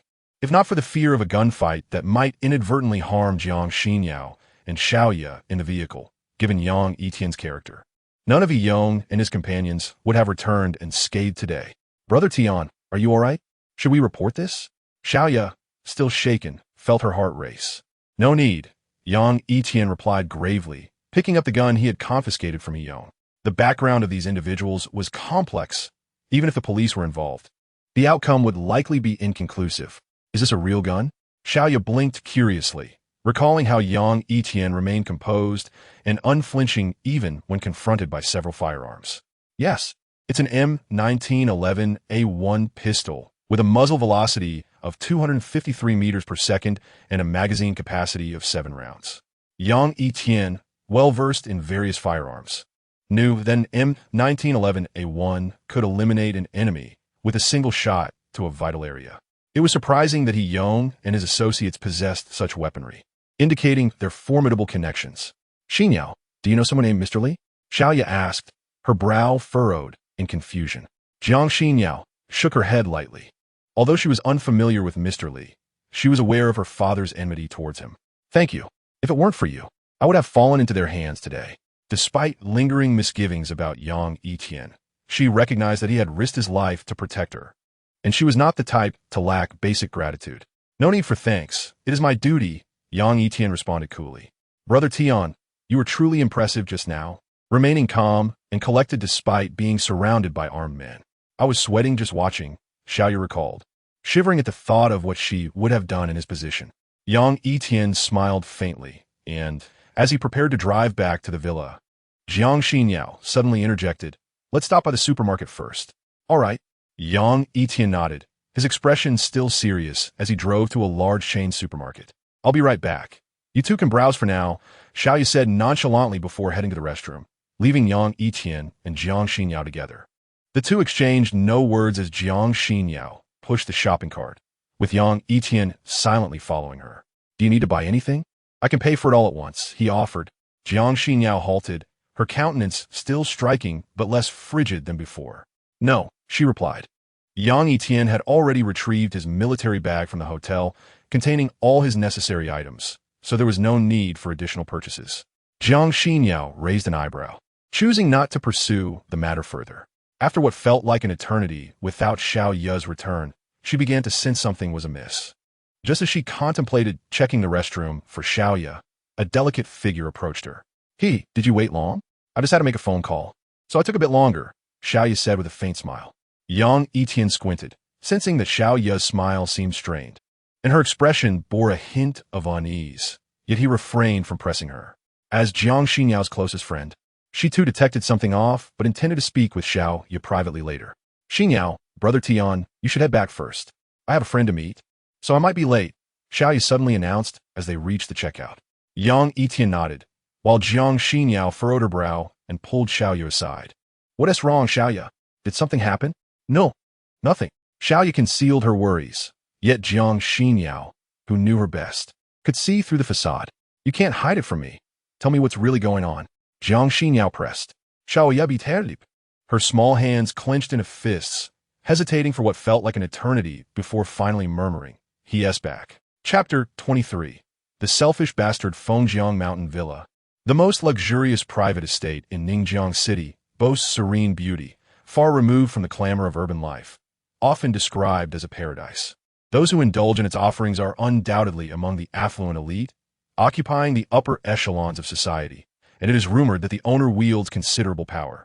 Near a crystal-clear lake within the villa, Hiyong, clad in a blood-stained suit, knelt nervously on the ground, unable to lift his head. Before him stood a middle-aged man in casual white attire, meticulously preparing tea using the long-band Wui mother tree to Hong Pao. Each movement, fetching the tea, appreciating its aroma, warming the cup and the pot, was executed with elegance and expertise, filling the air with an intoxicating fragrance. After scraping the cup lid a few times, the man savored the tea, first tasting its bitterness, followed by a lingering sweetness. This eerie silence only heightened Hiyong's anxiety, causing his body to tremble as he dared not breathe too heavily, his back drenched in cold sweat. Why can he not manage even this minor task? After a moment, the middle-aged man spoke, his steady tone laced with an undeniable pressure. "I apologize. It was my failure in executing the task. Please punish me, Mr. Li." Hiyong stifled his shivers, refusing to excuse his shortcomings, fully aware of the consequences. "Enough. Rise," the man instructed without turning around. Hiyong stood but still did not dare to look up. "It seems Jiang Yu has indeed found an excellent bodyguard this time." The middle-aged man chuckled, his tone deceptively amiable while harboring a ruthlessness that Hiyong understood all too well. "I won't hold this against you this time, but I hope you won't disappoint me again. You may leave." The man waved his hand, dismissing Hiyong, relieved of his tension, exited the pavilion swiftly. "How intriguing," the middle-aged man mused, sipping his tea as he awaited the arrival of a notable guest.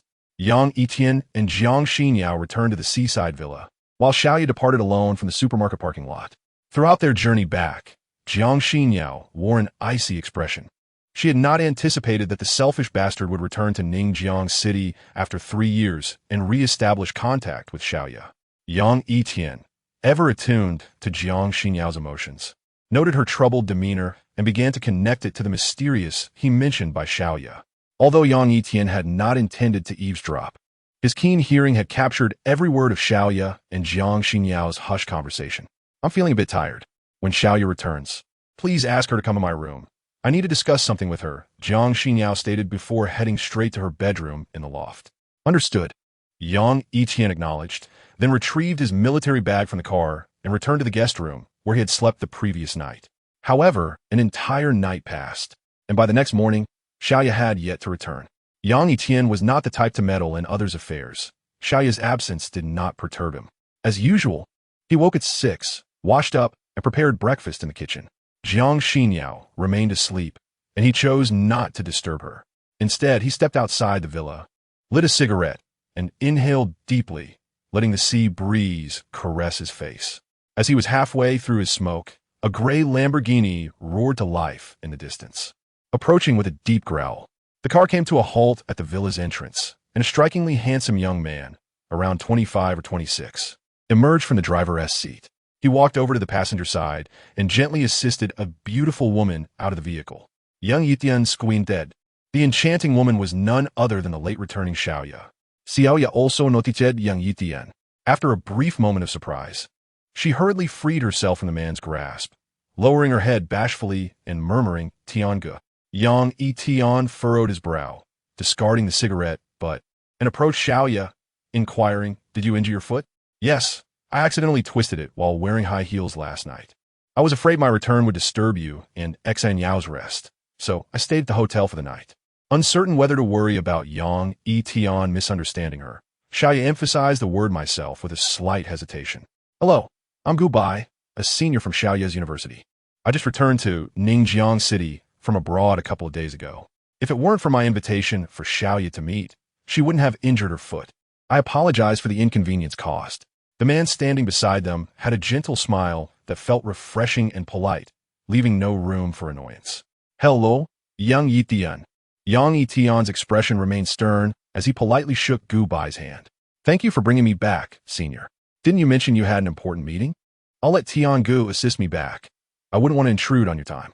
Xiaoya seemed reluctant for Yang Yitian and Gu Bai to interact further, her body leaning closer to Yang Yitian as she linked her arm with his.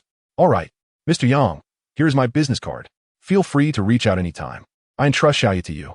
Gu Bai retrieved a business card from his suit pocket, slightly bowing as he handed it to Yang Yitian. After accepting the card, Yang Yitian assisted Xiaoya into the villa, while Gu Bai's previously calm demeanor transformed into shock as Yang Yitian departed. The man who once instilled fear in countless Western powers had been absent for a year, yet suddenly appeared here. After settling Xiaoya onto the living room sofa, Yang Yitian, curious, remarked, He seems to have known of my existence beforehand. Xiaoya posed, a flicker of guilt in her eyes as she stammered, Tiange, I'm sorry. I told him you are Xan Yao's bodyguard. That's all right. After all, you and Jiang Xan Yao are not married yet. Clarifying this avoids unnecessary misunderstandings.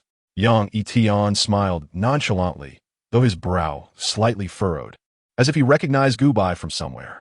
At that moment, footsteps echoed from the loft, and Jiang Xan Yao shot a fierce glare at Xiaoya, coldly huffing. So you do remember to come back? Oh dear, I'm injured. Could you please refrain from that frosty demeanor? Xiaoya pouted, looking quite pitiful. Seeing that she was not joking, Jiang Xan Yao quickly approached, her long eyelashes fluttering. Were you hurt? Look, it's all red and swollen. Xiaoya raised her long leg, revealing an ankle that resembled a peach in its swollen state. Jiang Xin Yao Fawen Gun Li Hu Fing, but still made her way to a cabinet in the living room, retrieving a first aid kit. Hee, I knew you cared for me the most. Xiaoya stuck out her rosy tongue, while Jiang Xan Yao, with an expression of playful annoyance, applied the anti-swelling ointment, internally lamenting that she hoped Xiaoya would not fall into the same trap again, for that man was irresponsible and selfish. After applying the ointment, Jiang Xan Yao carefully assisted Xiaoya back to her room, ensuring the door was locked behind them, before asking solemnly, Didn't he leave for abroad 4 years ago without a word? Why has he suddenly returned to Ningjiang City, and what does he want with you? Oh dear, you're bombarding me with questions. How am I supposed to answer? We merely had dinner yesterday. Xiaoya felt a surge of frustration, recalling her panic upon receiving Gu Bai's call, feeling utterly at a loss. Have you forgotten how that scoundrel? Xan Yao, I'm exhausted. I just want to rest. Please head to the office. Xiaoya lay back on the soft bed, pulling the covers over her body, clearly wishing to end the conversation. Fine, I just don't want to see my best friend hurt by the same scoundrel again. I hope you don't rekindle old feelings and can see clearly what kind of person he is. Jiang Yao rarely expressed anger, but her heart burned with hatred for the man who had once left Xiao Yi broken and nearly plunged her into depression. By the way, Yao, please help me keep this a secret. Don't let Tian know about my past. Xiao Yi's expression turned somber. Her usually bright eyes clouded with a shadow of gloom as she spoke despondently. Okay, Jiang Yao nodded, feeling an indescribable discomfort. From the moment Gu Bai contacted Xiao Yi, her peaceful life was destined to be disrupted. Yang Yitian, seated on the living room sofa, noticed Jiang Yao descending from the loft with a furrowed brow. He gently stated, "Breakfast has gone cold. Do you need me to reheat it in the kitchen?" Jiang Yao glanced up at Yang Yitian, shaking her head lightly. "No need. I'll freshen up in the bathroom and then head straight to the office." "All right."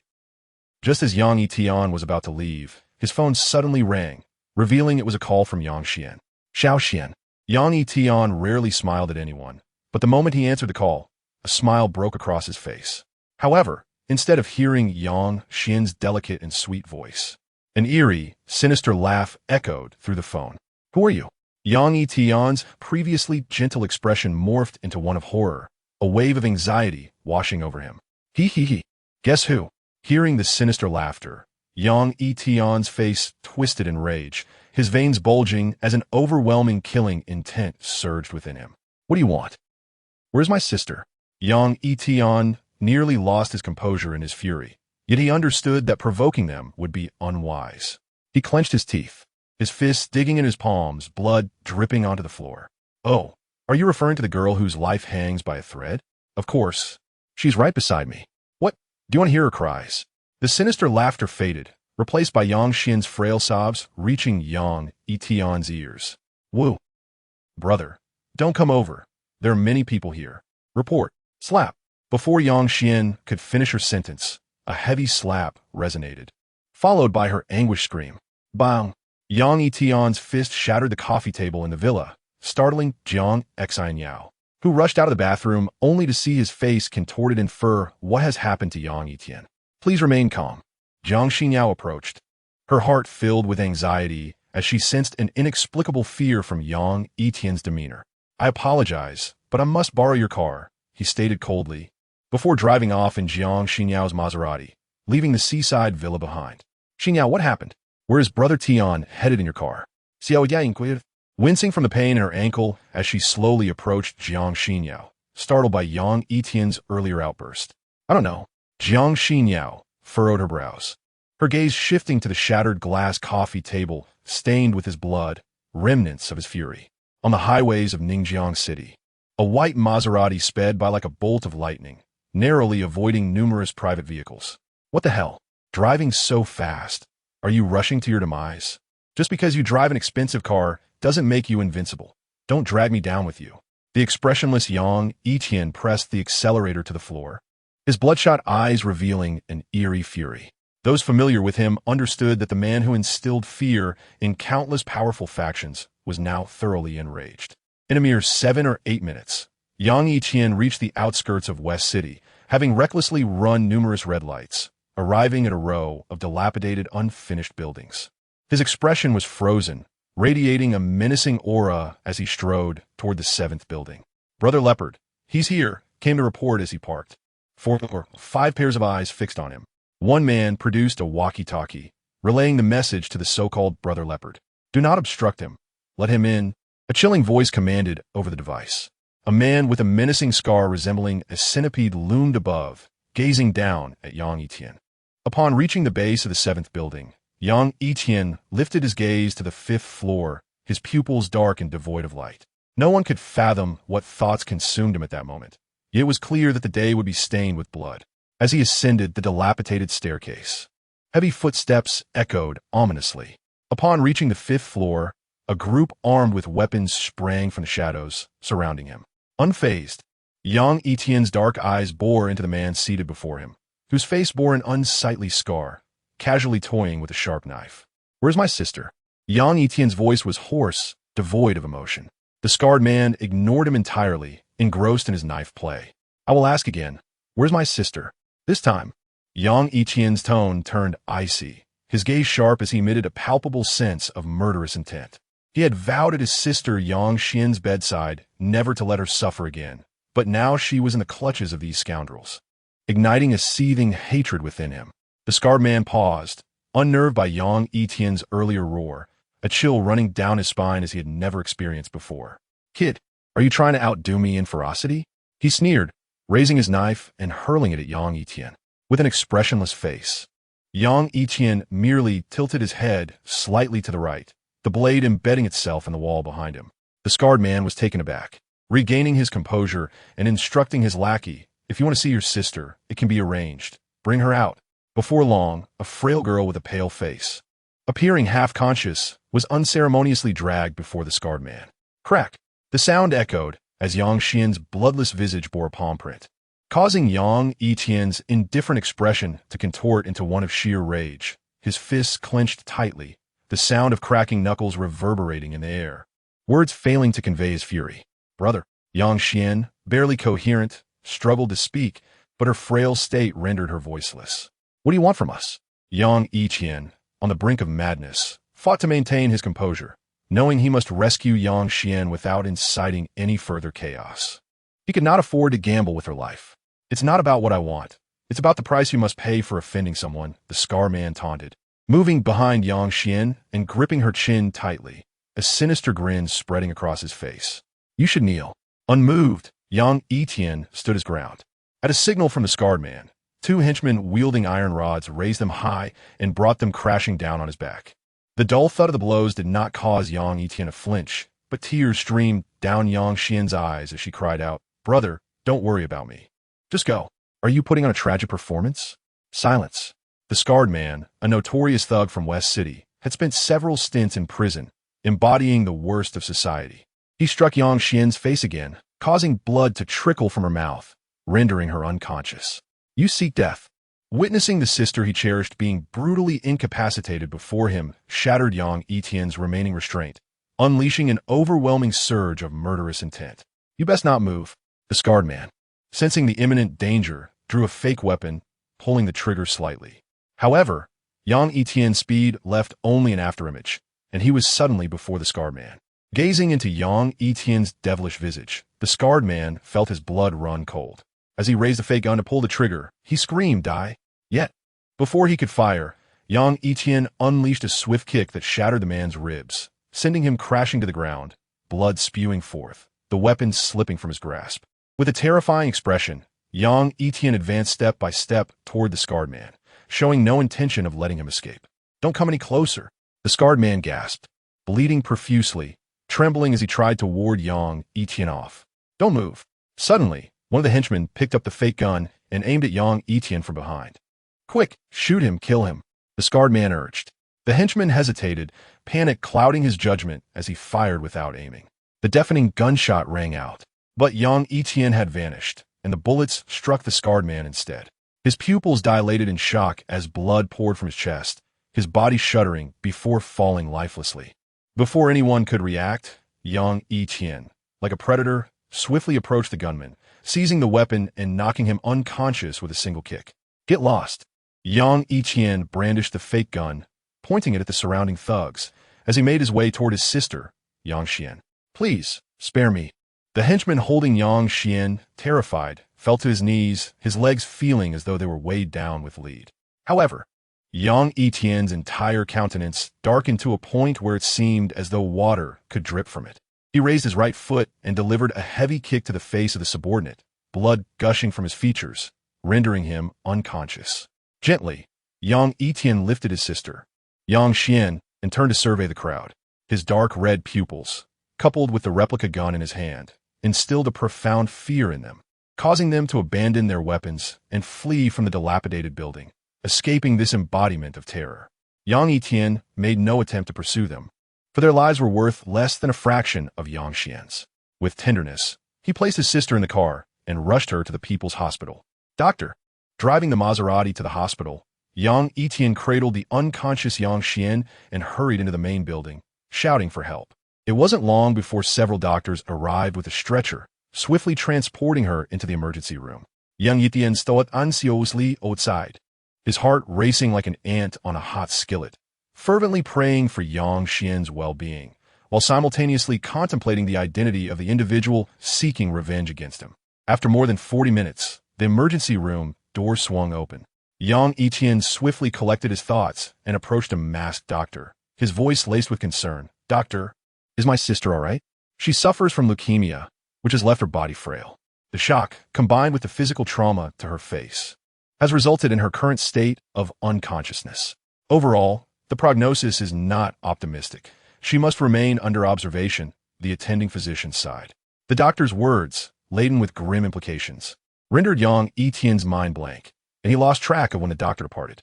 "No matter who you are, I shall ensure your demise," he vowed, fists trembling with rage. He inhaled deeply, the pain inflicted upon Yang Xian akin to a sharp knife thrust into his heart. He understood that the scarred man was merely a pawn. The true orchestrator was either Chun Baizhong of Longxing Real Estate or the underground emperor known as Mr. Li. An urgent news broadcast interrupted the solemn atmosphere. At 9:10 this morning, a violent incident occurred in the dilapidated building in the western suburbs of the city. By the time relevant authorities arrived, one person was deceased and another severely injured. The primary suspect has been identified as the driver of a white Maserati. License plate Ning A668. Citizens are urged to remain vigilant and provide any leads. This is reporter Wu Wan with the latest update. Ina CZ Villa, Zhang Xinyao, anxiously awaiting Yang Yitian's return, was taken aback by the emergency report on the news. Her once cold visage was now overtaken by shock as she hurriedly retrieved her phone to call her father, Jiang Yu. Chapter 0026, Guilt on the third floor of the hospital.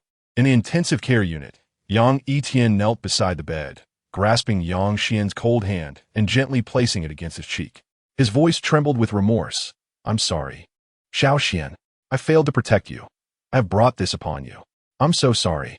Repeating the apology thrice, tears brimmed in Yang Yitian's eyes. Yet despite his efforts to hold them back, they cascaded down his cheeks. Though he had vowed not to shed tears again, this time he could no longer suppress his grief. Kneeling by Yang Xian's bedside, he wept silently. At the age of 10, when their parents perished in an accident, Yang Yitian felt as if his entire world had collapsed. Yet, gazing at his 5-year-old sister, who incessantly asked where their mother was, he could not allow himself to succumb to weakness. He wept in the night, feeling as though he had matured overnight, shouldering the responsibility to protect his sister. Even amidst the harshest of circumstances, Yang Yitian persevered, striving to bring joy to Yang Xian and shielding her from any distress. Fortunately, their neighbors offered considerable assistance during those trying times. However, whenever Yang Xian held his hand and innocently inquired about their parents, Yang Yitian could not contain the overwhelming sorrow that surged within him. He longed to retreat to a secluded corner and lament the unfairness of life. But he dared not reveal such vulnerability before Yang Xian. Instead, he forced a smile, saying their parents had gone far away and that he would always be by her side. Yang Xian, blissfully unaware, continued to inquire about their parents until she began school, where she was bullied and labeled an orphan. In defense, Yang Yitian fought back against the tormentors, enduring a severe kick from one of their parents who derided him as a child without a mother. From that moment on, Yang Xian ceased to ask about their parents. Despite being knocked down, Yang Yitian rose again, offering unwavering support to Yang Xian during the darkest periods of their lives. He accompanied her in crafting clay figures, patiently watched her paint, helped her with her hair in the mornings, and embraced her to sleep at night, showering her with unconditional love as she grew. Now, with his sister, more precious than his own life, unconscious on the ICU bed, the anguish he felt was 1,000 times worse than death itself. He had no notion of how long he had been in the intensive care unit when the sound of hurried footsteps reached his ears. Turning, he saw several individuals in security uniforms entering swiftly. At the forefront was a woman with a wheat-colored complexion, exuding an air of authority. She fixed her stern gaze upon Yang Yitian and declared, "I am Zhao Jing, the team leader of the Ningjiang District Criminal Division." At 9 o'clock this morning, a homicide occurred at the dilapidated building in the Western District. Surveillance footage indicates that a Maserati, which you were driving, was present at the crime scene. We request your cooperation in our investigation. Yang Yitian knelt by the bedside, still clutching Yang Xian's cold hand, silently refusing to acknowledge Zhao Jing's words, his expression terrifyingly still. Seeing Yang Yitian's indifferent demeanor, Zhao Jing's brows furrowed tightly as she reiterated, I shall say this once more. Please accompany us for questioning, or I will be forced to take drastic measures. Yang Yitian's murky gaze deepened momentarily. Then he slowly rose to meet Zhao Jing's eyes, his voice hoarse as he replied, I will go with you. Handcuff him. Zhao Jing, with her short hair, signaled to her colleagues, who proceeded to secure the cold cuffs around Yang Yitian's wrists, escorting him from the hospital. As they made their way to the interrogation room, Zhao Jing maintained a serious expression, turning to Yang Yitian to probe. Why did you kill Zhou Bao? Yang Yitian remained silent, showing no intention of responding. Zhao Jing, observing his indifference, felt her anger rise. The deceased was Zhou Bao, a known thug in the Western District, frequently engaging in high-risk activities, and she had apprehended him multiple times. Please cooperate with our investigation and answer my questions immediately, Zhao Jing demanded, her glare piercing. I do not know anyone named Zhou Bao, nor did I kill him. As for the true perpetrator, you may investigate. Yang Yitian finally spoke, his tone weary and somber. Is it safe to say you have some connection to the case in the Western District? Zhao Jing, astute and sharp, quickly grasped the implications of his words. I have said it before. I am not the murderer. Yang Yitian's dark pupils expressed a heavy resolve. Whether or not you are the culprit, I will uncover the truth and ensure no innocent person is wronged. However, you're the prime suspect. I urge you to be forthcoming. Honesty may lead to leniency, Zhao Jing stated solemnly. Leniency? Yang Yitian chuckled, though the smile that graced his lips was icy. Indeed, if you provide me with detailed information, once I conclude my investigation and confirm your innocence, I can arrange for your release on bail. Otherwise, I have the authority to detain you until you comply, Zhao Jing insisted, her expression grave. I have nothing to say. Yang Yitian closed his eyes, ignoring Zhao Jing's inquiries. Observing his indifferent expression, Zhao Jing's elegantly arched eyebrows knitted together in a warning. You have the right to remain silent, but should I discover that you are inescapably involved, I shall personally ensure you face the full force of the law. Suddenly, Yang Yitian opened his eyes, just as Zhao Jing thought he was intimidated and might confess. He hoarsely uttered, I need to make a phone call. No, you are a suspect, and without our permission, you cannot contact the outside world. Zhao Jing firmly rejected his request. Yang Yitian furrowed his brow, surmising that the menacing demeanor he had displayed when leaving had unsettled Jiang Xinyao and Xiaoya, prompting him to call and reassure them of his safety. Do not move, Zhao Jing warned, cautiously retrieving his phone and wallet. Upon inspecting the wallet, she found only a small amount of cash and a yellowed photograph. Surprisingly, Yang Yitian did not react with anger during the search, nor did he press the matter of the phone call. Instead, he stated solemnly, return it to me if there is nothing amiss. After confirming the photograph posed no issues, Zhao Jing returned it to him, but confiscated the phone. Upon returning to the Ningjiang District Criminal Division, Zhao Jing pushed Yang Yitian out of the car and into the interrogation room. His hands and feet were securely restrained to the interrogation chair. Zhao Jing slowly seated herself before him, producing a record sheet and solemnly inquiring name. Yang Yitian. Gender. Male. Age. 25. He responded gravely.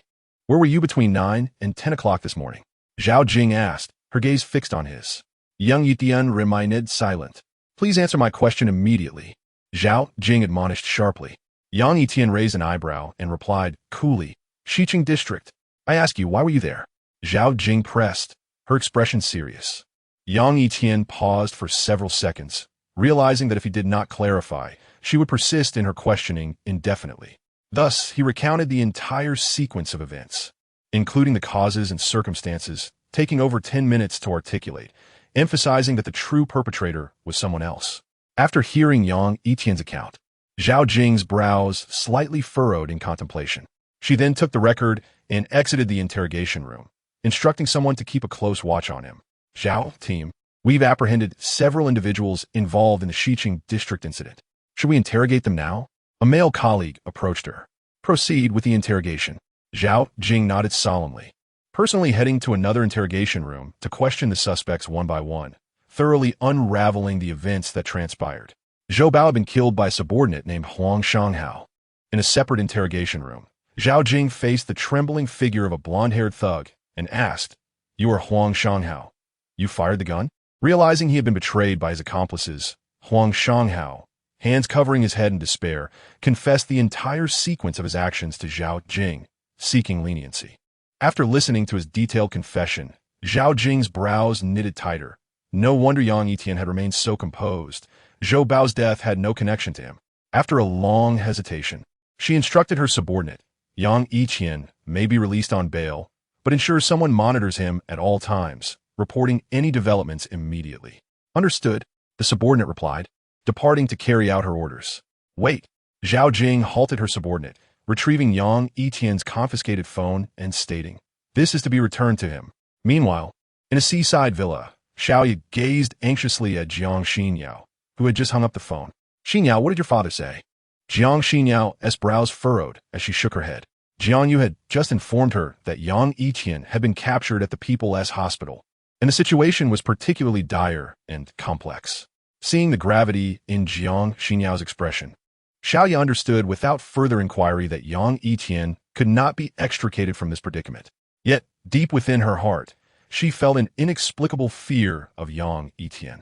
After all, a life had been taken. Xinyao, do you think he truly killed someone? Xiaoya's emotions were conflicted. Yang Yitian had saved Jiang Xinyao the day before and had even been arrested on her behalf. Now, she found herself feeling a twinge of fear towards him. I do not know. Although my interactions with him have been brief, there must be reasons behind his actions. Jiang Xinyao gently shook her head, feeling more concern for Yang Yitian than fear. However, as the atmosphere grew tense, the sound of footsteps reached their ears.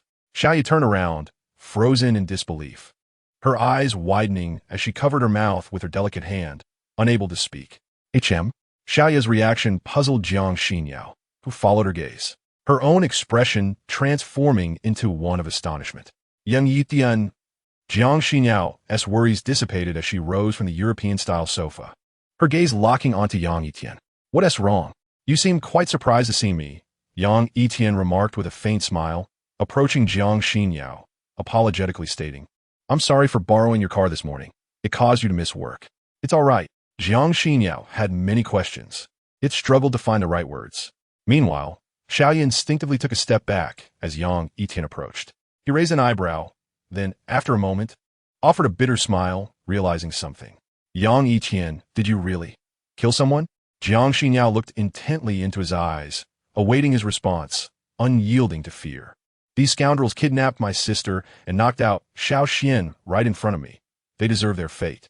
Yang Yitian did not clarify that he had not personally committed the murder, his expression darkening with fury, which startled both Jiang Xinyao and Xiaoya. Recalling Xiaoya's earlier reaction, Yang Yitian turned expressionless and continued, if you fear me, then I can leave right now. Watching his lonely figure, Jiang Xinyao hesitated for a moment. Then anger flashed across her delicate features as she shouted, Yang Yitian, stop right there. Yang Yitian halted, but did not turn back. Jiang Xinyao stepped forward, confronting him with indignation.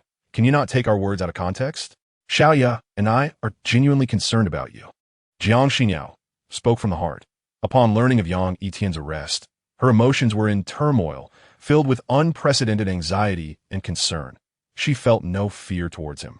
Yes, Yang Ge, I'm sorry. Xiaoya, reminded of Yang Yitian's sacrifice for her, lowered her head in shame, her small hands clutching her clothes. Remorseful for her earlier reaction. I need to see your father now. Yang Yitian, no longer dwelling on the subject, stated with an unusually serious expression. All right. Given the circumstances and Xiaoya's injured ankle, Jiang Xinyao had initially planned to skip work, yet she readily agreed to Yang Yitian's request without a second thought. Chapter 28. The familiar tattoo at Jiang Tian Group, on the 58th floor in the chairman's office. Jiang Yu's calm gaze turned to shock and disbelief as Yang Yitian abruptly entered. Earlier, when Jiang Xinyao called him to say that Yang Yitian might have committed murder, it truly frightened him.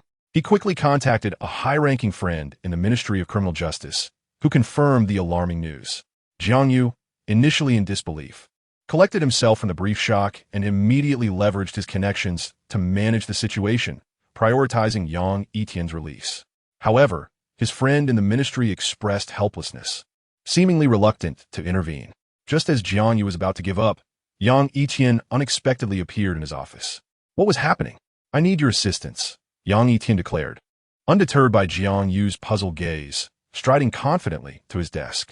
You say, and I shall do my utmost to assist you, Jiang Yu responded, regaining his composure. I require you to contact a security company and hire several retired soldiers who possess firearm licenses to protect my sister at the hospital around the clock. If you refuse, I will seek other means to ensure Jiang Xinyao's safety. As for the 500,000 for the surgery, I will arrange to repay you shortly.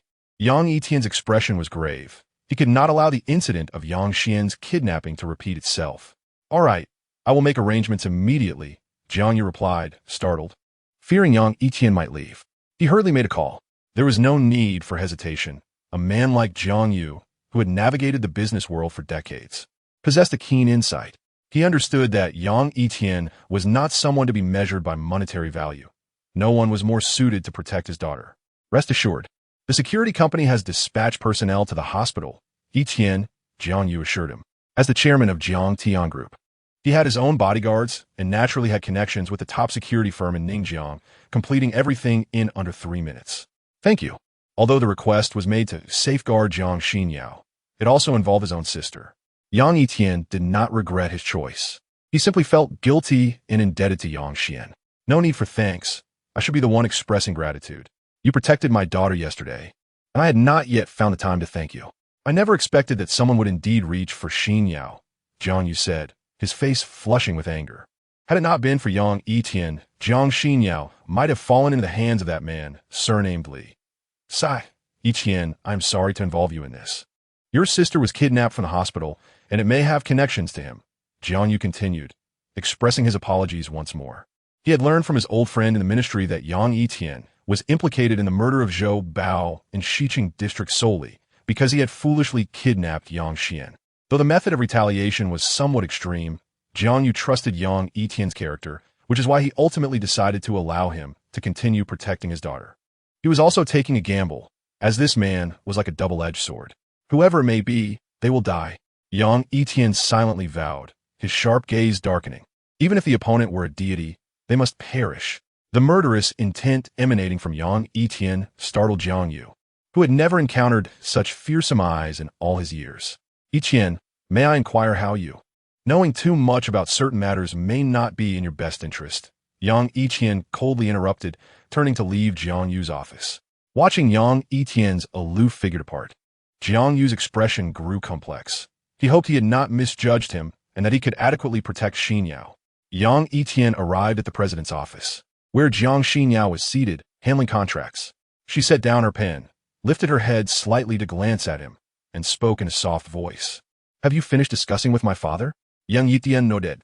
Jiang Xinyao's elegant brows arched slightly, and after a moment's hesitation, she said, this evening, an overseas investor has invited me to dinner at the Dongfang Hotel to discuss recent collaborations. You should accompany me. Yang Yitian furrowed his brow. He had intended to visit the hospital to check on Yang Xian later. Is there no time? Then I will go alone, Jiang Xinyao noted, sensing his reluctance and not wanting to press him further. She hoped his presence might ease the tension from earlier. I will accompany you, Yang Yitian replied indifferently.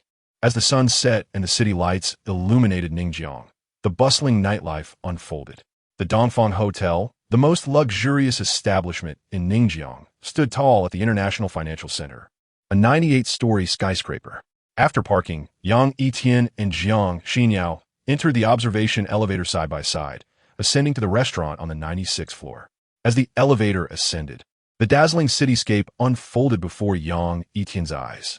The towering buildings below sparkled with lights, and the streets bustled with activity, a vibrant night scene. Yang Xian has likely never seen such a night view, Yang Yitian whispered to himself. Throughout his missions across various countries, he had visited far more extravagant places. Yet Yang Xian had endured the harshness of life without his company. Ding! The elevator arrived at the 96th floor. Observing Yang Yitian's somber expression, Jiang Xinyao gently said, We have arrived. Yang Yitian regained his focus as they entered an upscale VIP room, where a Caucasian man was already seated. Anthony, with golden hair and blue eyes, dressed in formal attire and sporting gold-rimmed glasses, politely stood and gestured for them to take their seats, speaking in broken Chinese. Miss Jiang, you have arrived. Please, have a seat. Once Jiang Xinyao was seated, Anthony smiled graciously at Yang Yitian. And this gentleman is?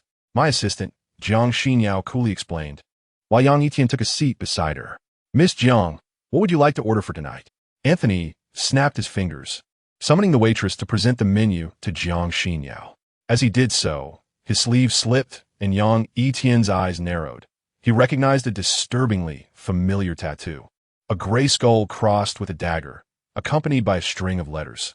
This was an exclusive tattoo of a criminal organization engaged in professional crimes. Unaware of Yang Yitian's shift in demeanor, Anthony poured a small amount of red wine from a glass decanter for both Jiang Xinyao and Yang Yitian. Miss Jiang, Mr. Assistant, this red wine is from the Margot Vineyard. Please enjoy and let me know how it tastes, Anthony said with a gentlemanly smile, not deigning to overlook Yang Yitian due to his assistant status. Thank you. Jiang Xinyao elegantly lifted her wine glass, savoring a sip. The wine's aroma lingered on her lips, its delicate, smooth taste leaving an unforgettable impression. Mr. Assistant, won't you try it? Anthony inquired, noticing Yang Yitian had not taken a sip. I do not know how to appreciate red wine, Yang Yitian replied coolly. How intriguing, Mr. Assistant. Anthony chuckled, then turned his attention back to Jiang Xinyao, discussing investment collaborations. Yang Yitian Group was involved in numerous industries, including many multinational enterprises, collaborating with several countries from both the East and West. However, the foreign trade enterprise with which they had the most frequent dealings was Anthony's YD company, ranked among the world's top 500. Anthony had invited Jiang Xinyao to discuss maritime transport, presenting an irresistible proposition, as Yang Yitian Group monopolized nearly 60% of the port transport in Ningjiang. Mr. Anthony, are you serious? Jiang Xinyao, despite her typically composed demeanor, found it hard to believe the benefits Anthony outlined. Recognizing her astonishment, Anthony smiled and said, Miss Jiang, do I appear to be joking? Regardless of profit or loss, our company is prepared to invest $200 million annually, on the condition that we acquire 8% equity in Ningjiang's port. Jiang Xinyao slightly furrowed her brows. The annual profits generated by the Ningjiang port barely amounted to $500 million. Now, Anthony was willing to spend $200 million each year merely for an 8% stake and to appoint one of their own as a senior executive of the port. This was perplexing. At such a level, no one could be considered a fool. By any calculation, Anthony would incur substantial losses. And yet he was prepared to engage in such a gamble. A sense of unease began to creep into Jiang Xinyao's mind. I won't be returning to my country for another week, Miss Jiang. If you haven't made a decision, you have time to contemplate, Anthony said, unfazed, knowing full well that Jiang Xinyao could not refuse such an enticing offer. Yang Yitian narrowed his eyes, recalling the tattoo on Anthony's arm, and instantly realized that this white-skinned pig was scheming something sinister. Apologies, Mr. Anthony. I need to discuss this matter with my father first. I cannot provide you with a response at this moment, Jiang Xinyao said, her long eyelashes fluttering lightly. That's quite all right. Let's dine first, Anthony replied, a glimmer of subtle cunning flashing in his eyes, which Yang Yitian perceptively caught. The meal concluded in just over 20 minutes, with Anthony, ever the gentleman, settling the bill. He reminded Jiang Xinyao that she could take her time to consider her decision. Yang Yitian, catching a glimpse of Anthony's retreating figure, turned to Jiang Xinyao and said, I need to visit the restroom. Before she could respond, he swiftly rose and exited. In the parking lot, as Anthony approached a BMW, his hand paused midair before opening the door, as he turned to find Yang Yitian's cold visage. Assistant, is there something you wish to discuss? Anthony smiled, but the moment he finished speaking, his expression froze, his pupils dilating as if he had witnessed the most incredulous sight. You are, Anthony stammered, swallowing hard as he fixated on the black metal in Yang Yitian's hand. You intend for your holy church to extend its reach into the Dragon Kingdom through the Yang Yitian Group's port?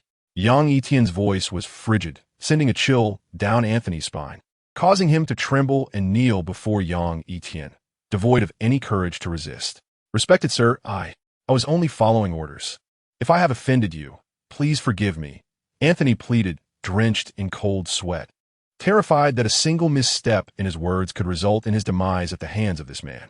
From a moment you sought to infiltrate the Dragon Kingdom, you have crossed the line, Yang Yitian stated gravely.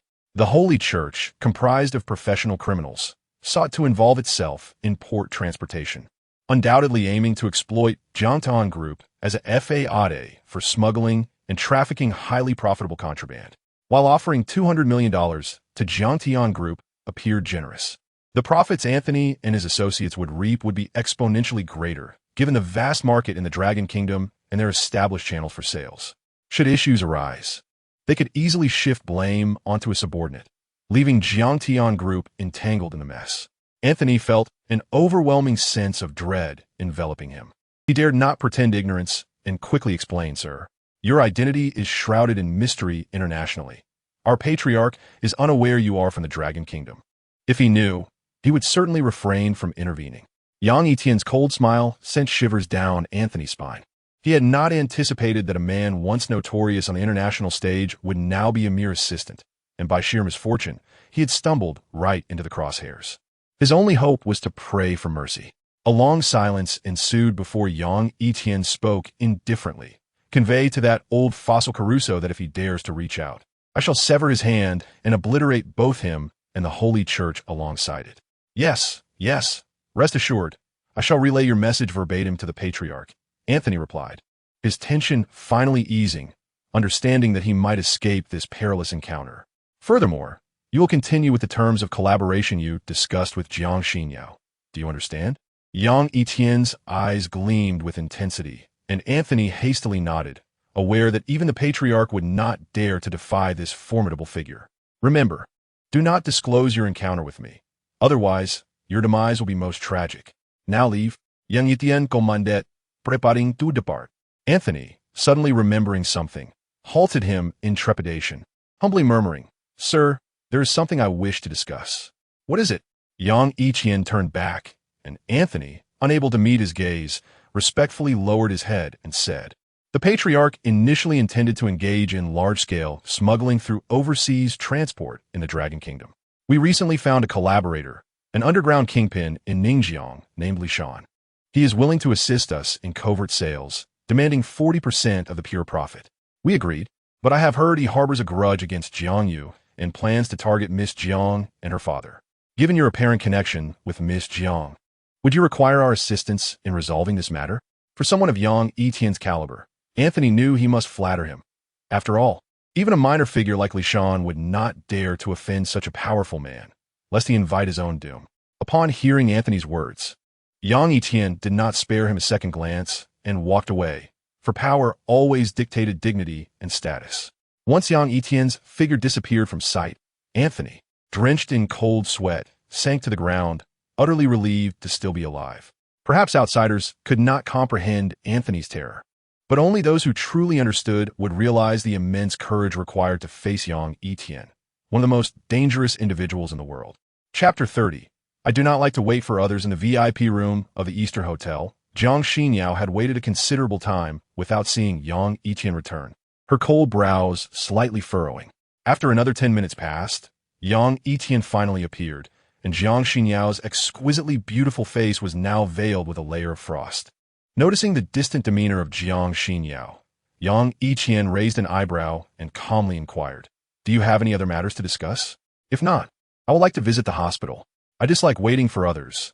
Do not make me wait so long next time," Jiang Xinyao replied, her cold eyes casting an irritated glance at Yang Yitian before she turned and exited the VIP room, her long legs clad in black high heels clicking against the floor.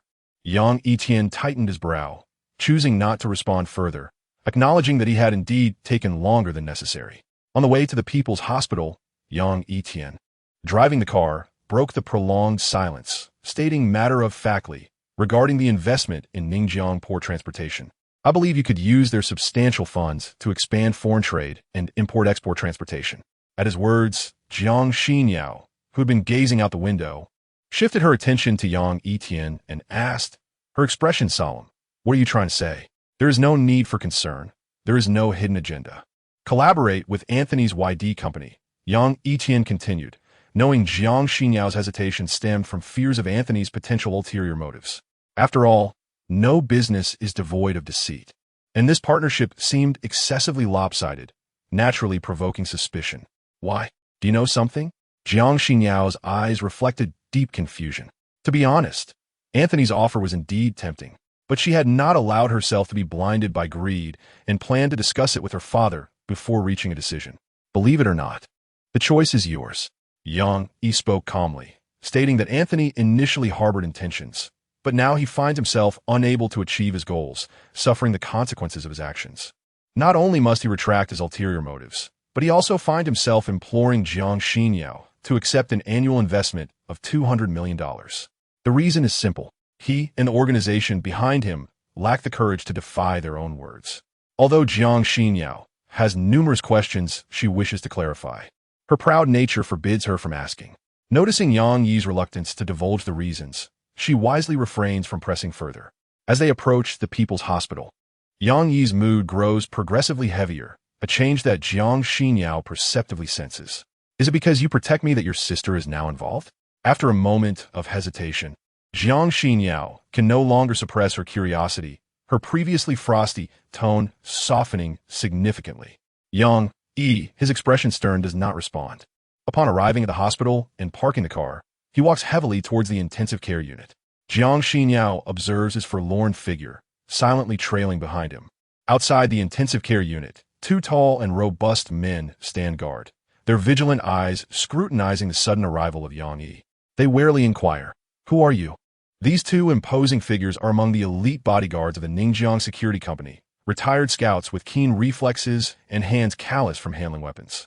They were ordered to protect the girl inside, and even medical staff must gain their consent to enter. "I am her brother," Yang Yi states coldly. He recognizes the formidable capabilities of the bodyguards, noting the bulges at their waists that betray the presence of firearms.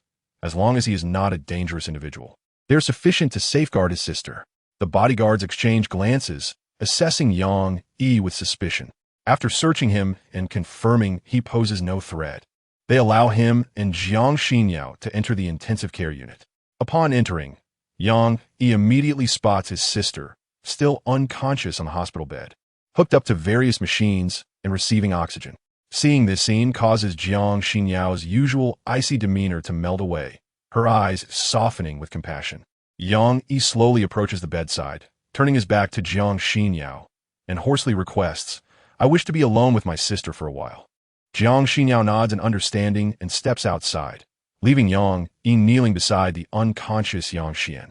The intensive care unit is eerily quiet, with Yang Xian's breaths so faint they're almost inaudible, the only sound being the beeping of medical equipment.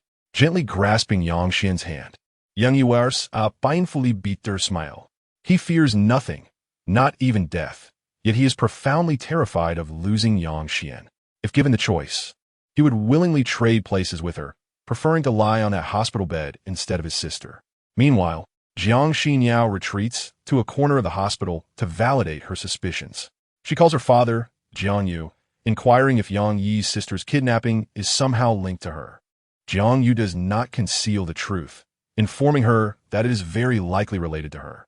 As Yang Yi had just returned to Ningjiang City and could not possibly have enemies, it is likely tied to her protection. He adds that he is still investigating the mastermind behind the incident and will provide Yang Yi with an explanation. After listening to her father's words, Jiang Xinyao feels a sense of guilt for the first time in 25 years, realizing that her initial fear towards Yang Yi was replaced by deep concern, as she had already surmised the underlying reasons. Yang Yi spends over an hour in the room with Yang Xian before seeking out the attending physician responsible for her care, requesting that he call him immediately upon Yang Xian's awakening. "It's getting late. Let us return," he says to Jiang Xinyao, his gaze heavy with sorrow as they leave the People's Hospital. The dark night sky grows ominously overcast, a chilling wind whipping against them as a light rain begins to fall. Throughout the journey, Jiang Xinyao feels compelled to say something, yet she remains silent until they reach the villa. They part ways in silence, returning to their respective rooms. Yang Yi removes his suit jacket and lies back on the bed, unexpectedly finding an old, yellowed photograph in his hand. "Mom and Dad, I'm sorry I didn't take care of Xiao Xian." His somber eyes fixate on the only remaining family portrait, depicting a happy family of four. A handsome couple holds the hands of an 8-year-old boy and a 4-year-old girl. This idyllic moment is forever frozen in time, for shortly after this photograph was taken, a sudden tragedy left only Yang Yi and Yang Xian as the surviving siblings of what was once a warm and loving family. Suddenly, a series of knocks at the door interrupts Yang Yi's melancholic reverie. Frowning, he puts away the photograph and opens the door to reveal a delicate and striking face. Tian. Brother Tian. Xiaoya stands before him in black pajamas, her lips gently biting her lower lip, her head bowed in guilt and shyness. Unable to meet Yang Yi's gaze. What brings you here at such a late hour? Yang Yi askalmli, glanjing et Xiaoya. I. Xiaoya stammers, her gaze fixed on her toes, her fair hands tightly clutching the hem of her nightgown, struggling to articulate her thoughts. Yang Yi narrows his eyes, suspecting that her visit is related to the day's events. I did not take it to heart. You needn't feel burdened, he reassures her with a faint smile.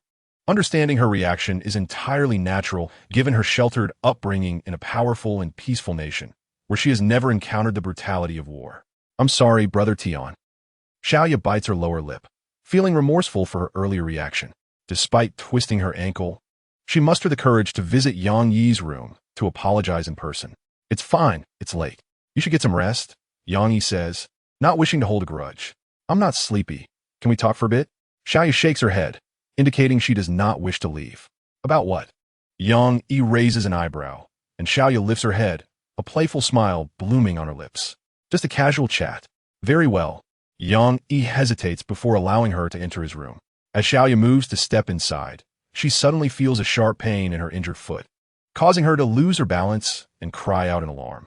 Yang Yi reacts swiftly, stepping forward to catch her, pulling her into his embrace. Are you all right? He asks, gazing down at her panicked face. Fine.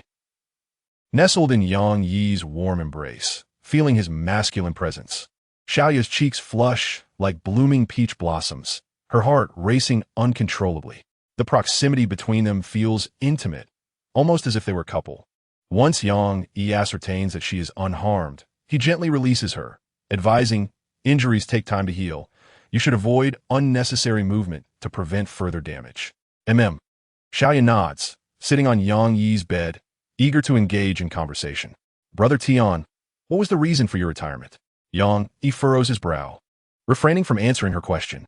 Sensing his discomfort, Xiaoya quickly shifts the topic. How is Xiao Xian?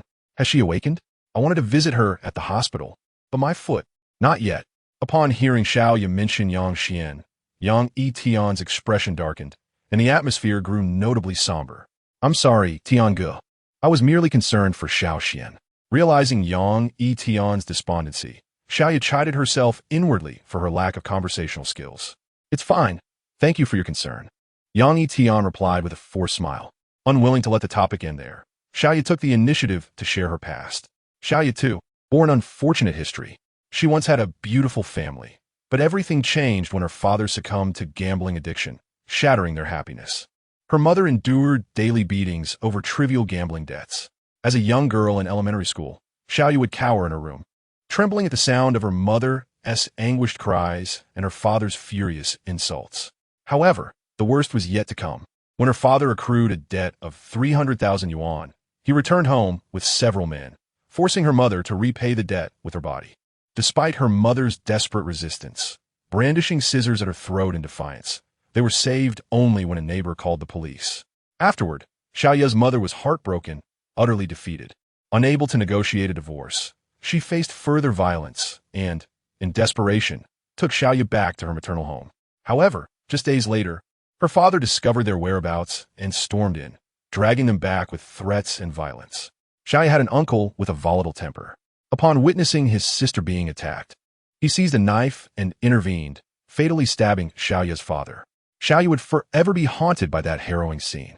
Ultimately, her father succumbed to his wounds, and her uncle was imprisoned. Yet, the nightmare did not end there. The debt remained with her mother, and menacing loan sharks visited daily, threatening to sell them if the money was not forthcoming. Living in constant fear, Xiaoya and her mother faced overwhelming dread. Her maternal relatives were also threatened, forcing them to flee in the dead of night to a small, unfamiliar town, perhaps out of fear of marriage or concern for Xiaoya's well-being. Her mother chose not to remarry.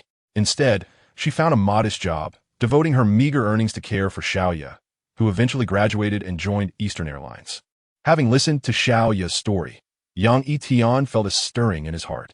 Although he was uncertain why she shared this with him, he gently reached out, wiping away the tears glistening at the corner of her eye. I apologize, Tian-gu, for making you uncomfortable, Xiaoya said. Her eyes reddened and her nose tinged with sorrow, yet managing a gentle smile. It was hard to imagine that the usually cheerful Xiaoya had endured such a tragic past. Everything will be all right, Yang Yitian reassured her, his smile now imbued with warmth as he grasped the depth of Xiaoya's sorrow. Xiaoya felt asada en la itnis, as if the burden she had kept hidden within was finally shared. Until now, she had never confided these tragedies to anyone, not even her closest friend, Jiang Xian Yao. For she did not seek pity from others. All right, I have been monopolizing the conversation tonight. Now it's your turn, Tian-gu. Would you share with me your past? Xiaoya inquired, her lips curving into a radiant smile, her gaze inviting. Yang Yitian's brow furrowed slightly. Since enlisting 6 years ago, his life had been one of hardship, often living in the midst of chaos and danger, never truly experiencing life in its fullness. Noticing his silence, Xiaoya patiently awaited his response. After a long moment of contemplation, Yang Yitian finally offered a strained smile and began recounting his experiences, though he avoided divulging sensitive details. Initially captivated, Xiaoya's expression shifted to one of shock and dread as his narrative unfolded. Though he spoke lightly, the gravity of his experiences was palpable, especially when he described the carnage in war-torn countries, where armored vehicles fired indiscriminately in the streets. Is this all true? Xiaoya asked softly, her lips pressed together. Reflecting on the horrors he had witnessed, Yang Yitian sighed heavily. While not a saint, he felt a profound compassion for the countless refugees who had lost everything, fleeing in terror, fearing for their lives. Thanks to the efforts of the Dragon Nation and numerous others, resilient peacekeepers provided refuge and basic sustenance, preventing those regions from devolving into unthinkable hells. Observing the weariness etched on Yang Yitian's face and the depth of his ancient gaze, Xiaoya recognized the sincerity of his words. Well, I believe we've talked enough for tonight. It's time to rest, he smiled, choosing not to elaborate further. Although Xiaoya felt a lingering desire for more conversation, she refrained from pushing, fearing it might annoy him. Tian-gu, I've sprained my ankle. Could you assist me back to my room? Xiaoya said playfully, her eyes glimmering. Anticipating a refusal, she added, You mentioned earlier that if I were to stumble again, it could worsen, so you wouldn't let me walk alone, right? I'll help you to the living room. Then you can call Jiang Xian Yao down. I have a signed agreement not to set foot on the villa's upper floor. Yang Yitian replied, thoughtfully, balancing flexibility with his principles. All right, Xiaoya conceded, wrapping her arm around Yang Yitian's as they slowly exited the room. Unexpectedly, upon reaching the living room, they encountered Jiang Xian Yao emerging from the bathroom. Perhaps due to her recent shower, her skin glowed with a rosy hue. Droplets of water clinging to her damp hair, lending her an alluring beauty, though her expression was frosty. Seeing the two in such close proximity, Jiang Xian Yao's brows knitted as she glared at Xiaoya, her voice icy. Didn't you sprain your ankle? Why are you coming from his room? I came to apologize to Tian-gu for earlier. I almost stumbled again, so I asked him for help. What is the issue? Xiaoya blinked, sensing a change in Jiang Xian Yao, especially in the way her gaze flicked towards the arm Xiaoya had wrapped around Yang Yitian. Is that so? Jiang Xian Yao's expression softened slightly as she approached them. I'll Xiaoya back. Of course, Yang Yitian nodded, and Jiang Xian Yao stepped forward to support the delicate Xiaoya. Tian-gu, see you tomorrow. By the way, I really enjoyed the noodles you made. Could you please prepare another serving for me tomorrow? Xiaoya smiled warmly. Yang Yitian replied with a simple sure, watching as the two women ascended the staircase. As they helped Xiaoya back to her room, Jiang Xian Yao furrowed her brow and queried, You went to his room just to apologize, right? You didn't do anything else, did you? Certainly. An apology is merely the beginning. I was just about to discuss with Tian-gu. Xiaoya deliberately paused mid-sentence, playfully questioning Jiang Xinyao. Why are you so curious, Xinyao? Are you worried I might be bullied? What else did you do with him? Jiang Xinyao seemed to ignore the second half of the question, her cold gaze fixed firmly on Xiaoya, awaiting her response. All right, I won't tease you any longer. I simply apologized to Tian-gu and chatted for a while. Is it necessary for you to adopt this frosty demeanor and create such a heavy atmosphere? Xiaoya pufit herchakes in anoyanje. Did I? Jiang Xinyao's expression faltered slightly, She was unsure why, but seeing Xiaoyu so close to Yang Yitian stirred an inexplicable irritation within her, perhaps even unbeknownst to herself. Of course you did. Could it be that you harbor feelings for Tiange? You're jealous because you saw him helping me? Xiaoyu half-joked, probing for a reaction. Jiang Xinyao's heart skipped a beat, and she quickly retorted, her voice tinged with indignation. What nonsense are you talking about? Even if all the men in the world perished, I would never look at him. Are you serious? Do you truly despise Tiange that much? Xinyao, be honest. What has he done to elicit such animosity from you? Xiaoyu was genuinely curious, struggling to comprehend the misunderstanding that had transpired between Jiang Xinyao and Yang Yitian. It's nothing. It's getting late. I need to dry my hair and rest. Good night. Jiang Xinyao refrained from disclosing the conflict she had with Yang Yitian at the train station, leaving Xiaoyu's room with just those words. Xiaoyu reclined on her soft bed, her beautiful eyes gazing blankly at the ceiling, lost in thoughts unknown to anyone. The next morning, sunlight streamed through the window as Xiaoyu gently opened her eyes, stretching her delicate arms in a languorous yawn. After rubbing her eyes sleepily, she tidied her loose pajamas and slipped on her slippers, descending the loft, only to find no sign of Yang Yitian or Jiang Xinyao. However, a plate of cold noodles lay on the kitchen table. Have Tiange and Xinyao already gone to work? After finishing her morning routine, Xiaoyu sat at the dining chair, savoring the still warm noodles. Buzz, buzz. Suddenly, her phone rang. Glancing at the screen, her bright eyes dimmed momentarily. After a prolonged moment of hesitation, she bit her lower lip and answered, "Goodbye, senior." Chapter 33. Meaningful glances at Jiang Tian Group, the receptionist. Upon seeing Jiang Xinyao enter in her sleek OL attire, promptly stood and bowed at a 30-degree angle, respectfully stating, "President, the chairman instructed that if you arrive at the company, you should first visit his office." Understood, Jiang Xinyao replied coolly, nodding before taking the private elevator with Yang Yitian to Jiang Yu's office. He's so handsome. Surely he isn't the type to be petty or undermine me, thought the receptionist, biting her lip anxiously as she observed the retreating figures of the president and Yang Yitian.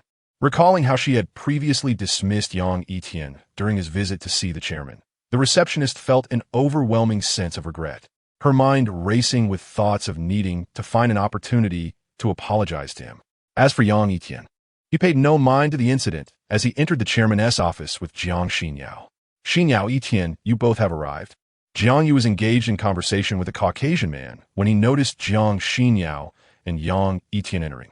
Just as he was about to invite them to sit, the white man beside him suddenly displayed a look of sheer panic, springing to his feet. "Mr. Anthony, what's wrong?" Jiang Yu was momentarily perplexed, observing Anthony's abrupt shift from a relaxed demeanor to one fraught with anxiety. Anthony seemed oblivious to Jiang Yu's inquiry, his eyes wide with alarm as he gazed at Yang Yitian, ready to speak when he noticed Yang Yitian's furrowed brow. After a brief moment of confusion, Anthony quickly grasped the situation. "And no, it's nothing. Just a bit stiff from sitting too long," he stammered, clearing his throat as he resumed his seat. Jiang Yu, a seasoned veteran of the business world, was not easily convinced by such a flimsy excuse and turned his attention toward Yang Yitian, his expression contemplative. Anthony fidgeted in his seat, his palms sweaty and unsure where to place them, stealing glances at Yang Yitian. He couldn't fathom why this man, feared by many, would willingly act as Jiang Xinyao's bodyguard. Cough, cough.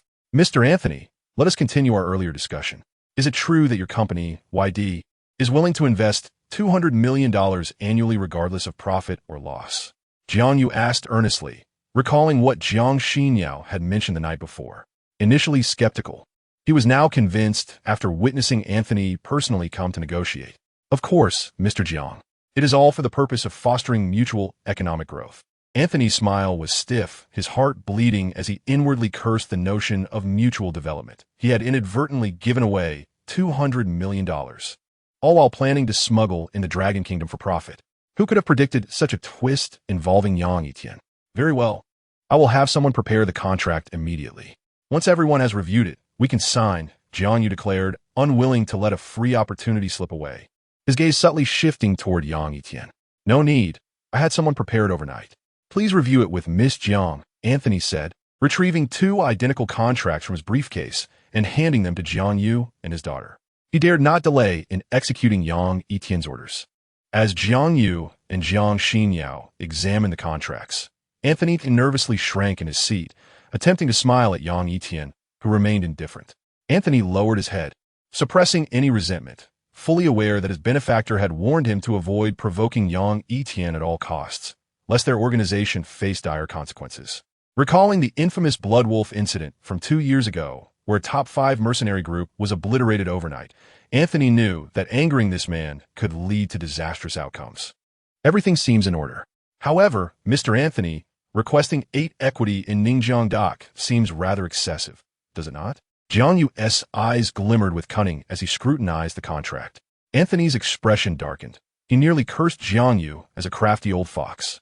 Jiang Xinyao, too, looked baffled at her father's audacity. Is there really such a demand? Anthony forced himself to remain calm, knowing that Yang Yitian was still present. From a developmental and market perspective, it does seem excessive. How about 3? What do you think? Jiang Yu probed, gambling on Anthony's reluctance to refuse. If he did, it would suggest that Jiang Yu's suspicions were unfounded. 3? Very well, I have no objections. Anthony shot a glance at Yang Yitian, whose expression remained stoic, and gritted his teeth in acquiescence, convincing himself that his benefactor wouldn't chastise him. After all, he could justify it as a means to curry favor with this formidable man. Seeing Anthony acquiesce to her father's unreasonable demands astonished Jiang Xinyao, while Yang Yitian observed the scene with tranquility. Internally, Jiang Yu was even more shocked than Jiang Xinyao, piecing together Anthony's unusual behavior upon encountering Yang Yitian. He was increasingly convinced that everything stemmed from Yang Yitian's influence. Nevertheless, Jiang Yu remained discreet, refraining from questioning Yang Yitian directly. Jiang Yu summoned his secretary and had the equity percentage in the contract altered to 3%. He then printed 2 new copies. Anthony, feeling a pang of reluctance, signed his name, while Jiang Xinyao affixed her signature as the representative of the other party. That evening, a charity gala was to take place at the Ningjiang Convention Center. Miss Jiang, will you be attending? Anthony inquired, diverting his thoughts from the contract, fearing he might truly succumb to a fit of rage. He was more interested in whether Jiang Xinyao would attend, as her presence would surely bring Yang Yitian along, and he hoped to cultivate a favorable impression in front of the man. I should be attending, Jiang Xinyao replied with a nod. The preparation for the charity gala had begun months prior, and many officials and prominent figures from Ningjiang had been invited, so she naturally received an invitation. I look forward to your presence that evening. I have a few matters to attend to now, so I shall take my leave, Anthony said, bowing courteously. Before departing, he offered a meek smile to Yang Yitian. Jiang Xinyao remained oblivious to this exchange, but Jiang Yu's piercing gaze captured every detail. Dad, he has retreated time and again. Are you not concerned that there might be something amiss? After Anthony left, Jiang Xinyao furrowed her brows, voicing her concerns. She felt that Anthony's willingness to sign such an inequitable contract must harbor some ulterior motive. Do not worry. He only holds 3% of the shares and cannot stir up any significant trouble. The real power remains in our hands. Thus, Xinyao, there is much for you to learn. Once you have matured sufficiently, I will entrust the company to you. Jiang Yu replied with a faint smile. Gesting amianingfu glanja et Yang Yitian. Chapter 34. The hidden manipulator. Seeing her father so resolute about the lack of issues, Jiang Xinyao had little left to say. She picked up the contract signed with Anthony and prepared to return to her office. Yitian, please wait. I need to discuss something with you, Jiang Yu said in a steady tone, keeping Yang Yitian from leaving as Jiang Xinyao discreetly departed. Yang Yitian resumed his seat, his dark eyes fixed on Jiang Yu as he inquired, What is it? Regarding your sister's kidnapping, I have utilized my connections and uncovered some leads. As Jiang Yu's words faded, a dark, menacing aura surged from Yang Yitian, causing the temperature in the room to plummet, as if one had plunged into an icy abyss. Jiang Yu felt a choking sensation, as if an invisible force had tightened around his neck. Throughout his life, he had encountered many formidable figures, yet none had ever exerted such intense pressure upon him. Do not be agitated. The mastermind behind your sister's kidnapping is not the man named Li, but Chen Baizhong from Longxing Real Estate. He is highly suspicious, Jiang Yu continued, well aware of Yang Yitian's deep concern for his sister. He had mobilized both lawful and illicit channels to swiftly identify the hidden puppet master. Longxing Real Estate. Yang Yitian's gaze burned with murderous intent. his fists clenched so tightly that the sound of cracking knuckles echoed ominously. Bring him here. You may confront him personally, Jiang Yu suggested after a moment's contemplation. Pressing the intercom on his desk, security room, please bring the individual from this morning to my office. Before long, two tall men in security uniforms escorted a scruffy-looking man into the room. Chairman, the individual has been brought, they reported respectfully. Very well, you may leave. Jiang Yu gestured for them to exit, gently closing the door behind them. Mr. Jiang. The scruffy man approached Jiang Yu, a sycophantic smile plastered across his face. He was known as Monkey, a go-to informant for various rumors and information, often dubbed Ningjiang's Oracle. Mr. Jiang, you flatter me. I dare not claim to be an oracle. But there is no information I cannot obtain, for in this world, there are no secrets that remain hidden. Monkey boasted, a hint of pride lacing his seemingly humble demeanor. However, before he could finish, he was abruptly yanked by the collar, lifted as if he were a mere chick. The mastermind behind my sister's kidnapping is Chun Baizhong from Longxing Real Estate? Yang Yitian's frigid expression sent shivers down Monkey's spine, especially at the mention of sister, tightening his heart and sending chills down his spine. Why yes, could you please set me down? I can explain everything slowly. Monkey stammered, trembling at the sight of Yang Yitian's dark gaze, fully aware of the gruesome fate that had befallen Zhou Bao. Speak clearly. If you dare omit a single word, you will learn the consequences, Yang Yitian warned coldly, releasing his grip, causing Monkey to collapse onto the carpet, pale and trembling. I have a friend in Zhou Bao's gang. He mentioned that the night before Zhou Bao's death, he met with Chun Baizhong from Longxing Real Estate. It seems there was a payment of 200,000 to have Zhou Bao kidnap a girl from the hospital to avenge Chun Baizhong's comatose son, Monkey recounted, divulging all he knew without hesitation. Longxing Real Estate, Chun Baizhong. Yang Yitian's eyes darkened, his teeth grinding together, blood seeping from his gums. I only know this much. Monkey stuttered, drenched in sweat, wishing he could vanish from Yang Yitian's presence. He had not witnessed Zhou Bao's demise. But the accounts from the other delinquents painted a horrifying picture. 2 lives had been claimed, and with Zhou Bao's brutal end, the other henchmen had met a similarly gruesome fate, their methods exceedingly cruel. Enough. You may leave. I will have someone deliver your payment later, Jiang Yu stated, prompting a wave of relief to wash over Monkey as he hurriedly exited the office, as if his feet were greased. Yitian, what are your plans? Jiang Yu probed. His curiosity piqued. Given the events that had transpired, he had begun to piece together Yang Yitian's true identity, which was undoubtedly more complex than it appeared. Yang Yitian remained silent, lighting a cigarette and inhaling deeply. Jiang Yu let out a quiet sigh, realizing that Chun Baizhong was destined for ruin this time. If you seek revenge on him, I can assist. Over the years, he has evaded taxes, and the materials used in his construction projects are of the lowest quality. If we expose him, I can ensure he spends many years behind bars, Jiang Yu offered solemnly. Jiang Tian Group ranked among the top 5 in Ningjiang, while Longxing Real Estate barely made the top 10. However, such actions would likely provoke the ire of powerful figures above, leading to potential upheaval. No need. Yang Yitian extinguished his cigarette, vowing to make Chun Baizhong a hunted man, living in constant fear. Very well, I respect your decision. If you need assistance, do not hesitate to ask.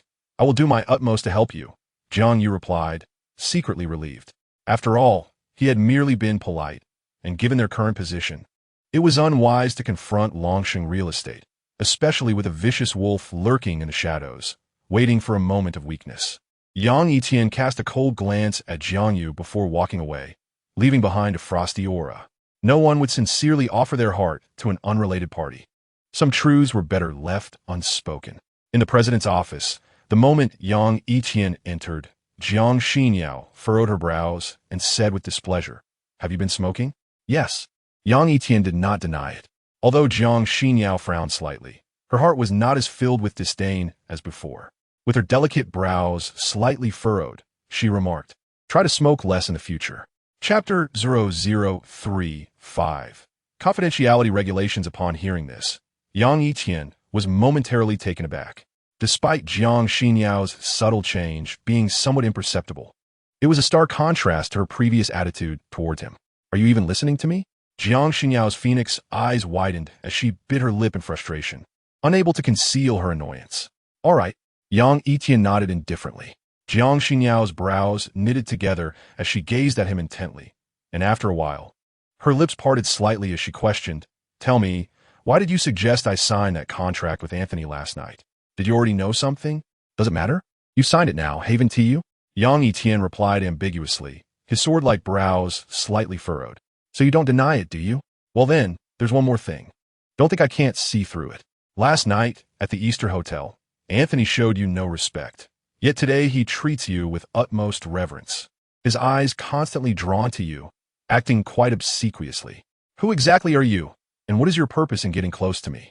With a piercing gaze, Jiang Xinyao's expression turned frosty, her words dripping with iciness, as all warmth seemed to dissipate from her eyes. Yang Yitian furrowed his brows, his deep-set eyes locking with Jiang Xinyao's icy gaze, and he remained silent, the atmosphere in the office growing increasingly tense and eerie. After an indeterminate time, Jiang Xinyao could no longer withstand silence. Although her stunning features maintained their aloofness, her icy eyes quivered slightly, and she involuntarily averted her gaze. "Everyone has their secrets. Since you're unwilling to share, I won't press you, but I hope you fulfill your responsibilities without ulterior motives or crossing boundaries. Otherwise, do not blame me for being rude," Jiang Xinyao warned coldly. While she did not doubt her father's judgment, she was still cautious. Yang Yitian smiled faintly, remaining silent. For once Jiang Yu's troubles were resolved, he would leave immediately to spend a tranquil life with his sister, Yang Xian, severing any ties with Jiang Xinyao. Noticing Yang Yitian's silence, Jiang Xinyao raised her delicate lashes, pondering if her words had been too harsh. After all, he had never crossed any lines since becoming her bodyguard. Instead, he had even risked himself for Xiaoya and faced several armed men alone just days ago. More importantly, his sister was gravely ill due to her circumstances. As these thoughts crossed her mind, Jiang Xinyao felt a complex swirl of emotions. At 6:30 in the evening, as dusk enveloped the bustling Ningjiang city, Jiang Xinyao paused her work, gazing at the sleeping Yang Yitian on the sofa. "Will you accompany me to the charity gala at the exhibition center tonight?" "Of course." Yang Yitian did not refuse, for his duty was to protect Jiang Xinyao. "There is still some time. I've nearly finished my work. Would you like to visit the hospital to see if Xiao Xian has woken up? I can accompany you." Jiang Xinyao's melodious voice carried sympathy, for she felt life had been exceedingly unfair to this girl, barely in her 20s, yet enduring endless suffering. "She hasn't woken up yet. Let us not go." Yang Yitian wished to visit but feared the pain of seeing Yang Xian in a comatose state, his heart aching as if pierced by 1,000 blades. He resolved to wait until the attending physician called to inform him of her awakening before going. "All right." Jiang Xinyao could not fully comprehend Yang Yitian's pain, yet seeing the sorrow in his eyes stirred an inexplicable sympathy within her. The atmosphere fell silent once more, and after a moment, Jiang Xinyao initiated a conversation, asking, "How did you discover the listening device hidden in my shirt button back at the train station?" Yang Yitian glanced at her and explained softly, "These are remnants from my past." Jiang Xinyao raised an eyebrow, realizing why Yang Yitian had effortlessly found all the listening devices in her office before. "What did you do in that line of work, and which agency were you affiliated with?" Her curiosity surged as she sought to learn more about Yang Yitian's past. "I'm sorry, but we have confidentiality regulations." Yang Yitian tightened his brow, politely declining her inquiry. Even prominent figures lacked the authority to delve into such matters. Realizing the conversation had reached a dead end, Jiang Xinyao wisely refrained from pressing further, attributing her earlier curiosity to a fleeting impulse. "Let us head back to the villa first," Jiang Xinyao declared and exited the office, intending to change into an evening gown for the charity gala that evening. Upon returning to the villa, Jiang Xinyao ascended to the loft while Yang Yitian settled on the sofa in the living room to make a phone call. At 7:30, dressed in a shoulder-bearing long gown and high heels, Jiang Xinyao descended the staircase. As Yang Yitian beheld her elegant attire, he momentarily lost his train of thought. Her cold yet exquisite face was adorned with subtle makeup, her bright eyes sparkling like sapphires, and her delicate earlobes dangled with crystal earrings. The graceful silhouette, complemented by the black gown, showcased her fair neck and collarbone, with her long hair cascading over her shoulders, exuding an air of noble elegance. Xiaoya isn't in the room, and even with her sprained ankle, she is still running around. I truly wonder what she is thinking, Jiang Xinyao remarked, seemingly oblivious to Yang Yitian's gaze, reproaching Xiaoya for not taking her recovery seriously, especially after her call was abruptly ended. Snapping back to reality, Yang Yitian inquired, "Are we heading to the charity gala now? The gala begins at 8, so we should leave now," Jiang Xinyao replied with a nod. Tonight, she appeared dignified and graceful. Akin to an ethereal being, her usual icy demeanor softened, revealing a more approachable elegance. "Being my bodyguard must be dreadfully monotonous, don't you think? It's just the same routine of work, bathing, and sleeping every day," Jiang Xinyao mused, her gaze fixed on Yang Yitian as they traveled to the exhibition center. "This mechanical existence has persisted for nearly 3 years. To others, I am the esteemed president of Yang Yitian Group, living in a lofty position, possessing wealth that could last a lifetime. But is it truly money that I desire?" Yang Yitian raised an eyebrow, sensing something amiss in Jiang Xinyao's demeanor. Based on his understanding of her character, she was not one to open up to outsiders. Why was she sharing such thoughts with him now? Chapter 0036. Resentment after a prolonged silence. Yang Yitian gazed at the congested traffic ahead, the dazzling lights of skyscrapers surrounding them, and the throngs of pedestrians on the sidewalks. Softly reflecting, everyone has their own path. Perhaps you are merely weary of this lifestyle, but there are hierarchies in society. Those at the bottom struggle every day against harsh realities. They fear illness, refrain from extravagance, eat the cheapest fast food, wear clothes from street vendors, and work tirelessly, for they need every penny to survive in this dog-eat-dog world. Upon hearing Yang Yitian's words, Jiang Xinyao fell silent. Indeed, she had never needed to worry about money. She had seamlessly transitioned from university to the presidency of Yang Yitian Group, where every high-ranking executive treated her with caution and deference, terrified of incurring her wrath. This was the cruel reality. It is no wonder that Xiaoya often expressed her envy towards her own background without revealing the reasons behind it. Now Jiang Xinyao finally comprehends. The journey was silent, and Jiang Xinyao refrained from speaking, her beautiful eyes merely gazing out at the vibrant nightscape beyond the car window. Lost in her own thoughts, the Ningjiang City Exhibition Center, situated in the heart of the city, was constructed at a staggering cost of 3.7 billion, covering an area of 250,000 square meters, standing approximately 73 meters tall, with 7 floors above ground and 4 below. It boasts 11 grand exhibition halls and 26 conference rooms, capable of accommodating various large-scale events. The architecture is a splendid combination of steel structures, glass domes, and curtain walls. Upon presenting her invitation to the security personnel, Jiang Xinyao entered the charity gala alongside Yang Yitian. As the opening time approached, a throng of well-dressed elites had already gathered within. "Miss Jiang, it is a pleasure to meet you," exclaimed one gentleman, his face beaming with admiration. "Seeing you in person is far more delightful than hearing about you. You truly are stunning." "Miss Jiang, will Mr. Jiang not be attending tonight?" another inquired, handing her a business card. The moment Jiang Xinyao stepped into the venue, countless gazes instantly converged upon her, as if she were the moon surrounded by stars, radiantly captivating. Numerous executives and entrepreneurs held their breath, approaching her with smiles, while Yang Yitian stood overlooked beside her. Jiang Xinyao greeted their courteous remarks with a serene smile. Suddenly, a rotund executive approached, champagne glass in hand, accompanied by a tall, young beauty. "Mr. Liu," Jiang Xinyao acknowledged politely, recognizing Liu Dijian, the chairman of Fengming Jewelry Group, which monopolizes 80 of Ningjiang's jewelry market and reportedly owns 2 raw stone mines in Yin City. "It seems it has been over a year since we last met. You have become even more beautiful. No wonder everyone calls you the Ice Queen of Ningjiang," Liu Dijian remarked, his gaze lingering greedily on her slender figure. "Thank you for the compliment," Jiang Xinyao replied with a subtle smile. After exchanging a few pleasantries, Liu Dijian sensed her disinterest and departed with his alluring secretary, understanding the need to be tactful. After all, Yang Yitian Group was not to be trifled with. With 5 minutes remaining before the gala commenced, Jiang Xinyao settled into a seat at the front. Yang Yitian discreetly surveyed the surroundings, ever vigilant for potential threats, a habit he had cultivated over the years. Not far away, Zhao Tianjun, clad in a white formal suit, was engaged in conversation with a group of young elites. "Hey, Yunki, look. Is that beauty Jiang Xinyao from Yang Yitian Group?" one of the young men exclaimed, nudging Zhao Tianjun, following the direction of his companion's finger.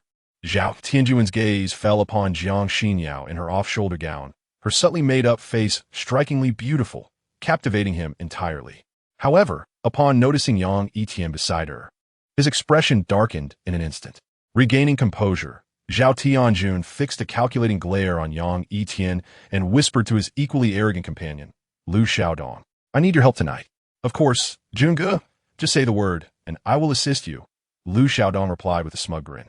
Zhao Tianjun smirked, leaning into Cher's plan.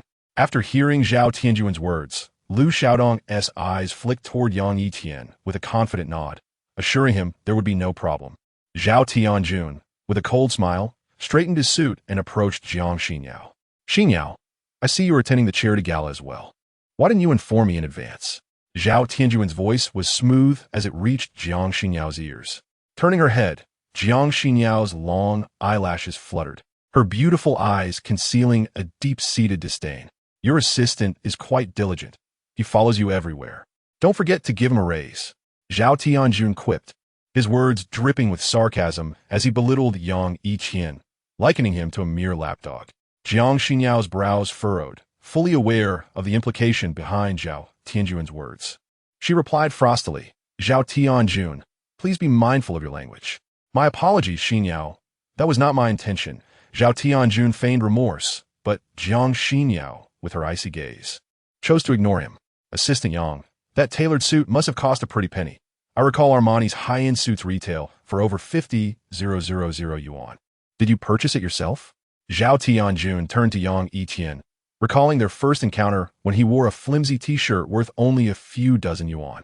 Now, just a few days later, this lowly assistant had acquired an Armani suit? It must be rented. No. Xinyao took me to the boutique to buy it just the other day. Is there an issue? Yang Yitian replied with a calm smile, deliberately emphasizing Jiang Xinyao's name in an affectionate tone. Zhao Tianjun's expression darkened, turning his gaze toward Jiang Xinyao. Noticing her lack of denial, a wave of intense jealousy surged within him. Why should this lowly assistant possess what he desperately desired but could not attain? There's no issue. Zhao Tianjun inhaled deeply, forcing a smile that was painfully strained. The charity auction was about to commence, and Jiang Xinyao coldly suggested, if there's nothing else, you should return to your seat.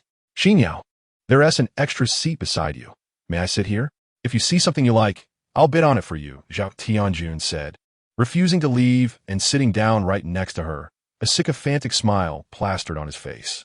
Jiang Xinyao's expression darkened slightly, but she had no authority to evict Zhao Tianjun. Frowning, she turned to Yang Yitian and suggested, let us change our seats. Certainly, Yang Yitian agreed, switching seats with Jiang Xinyao under Zhao Tianjun's furious gaze.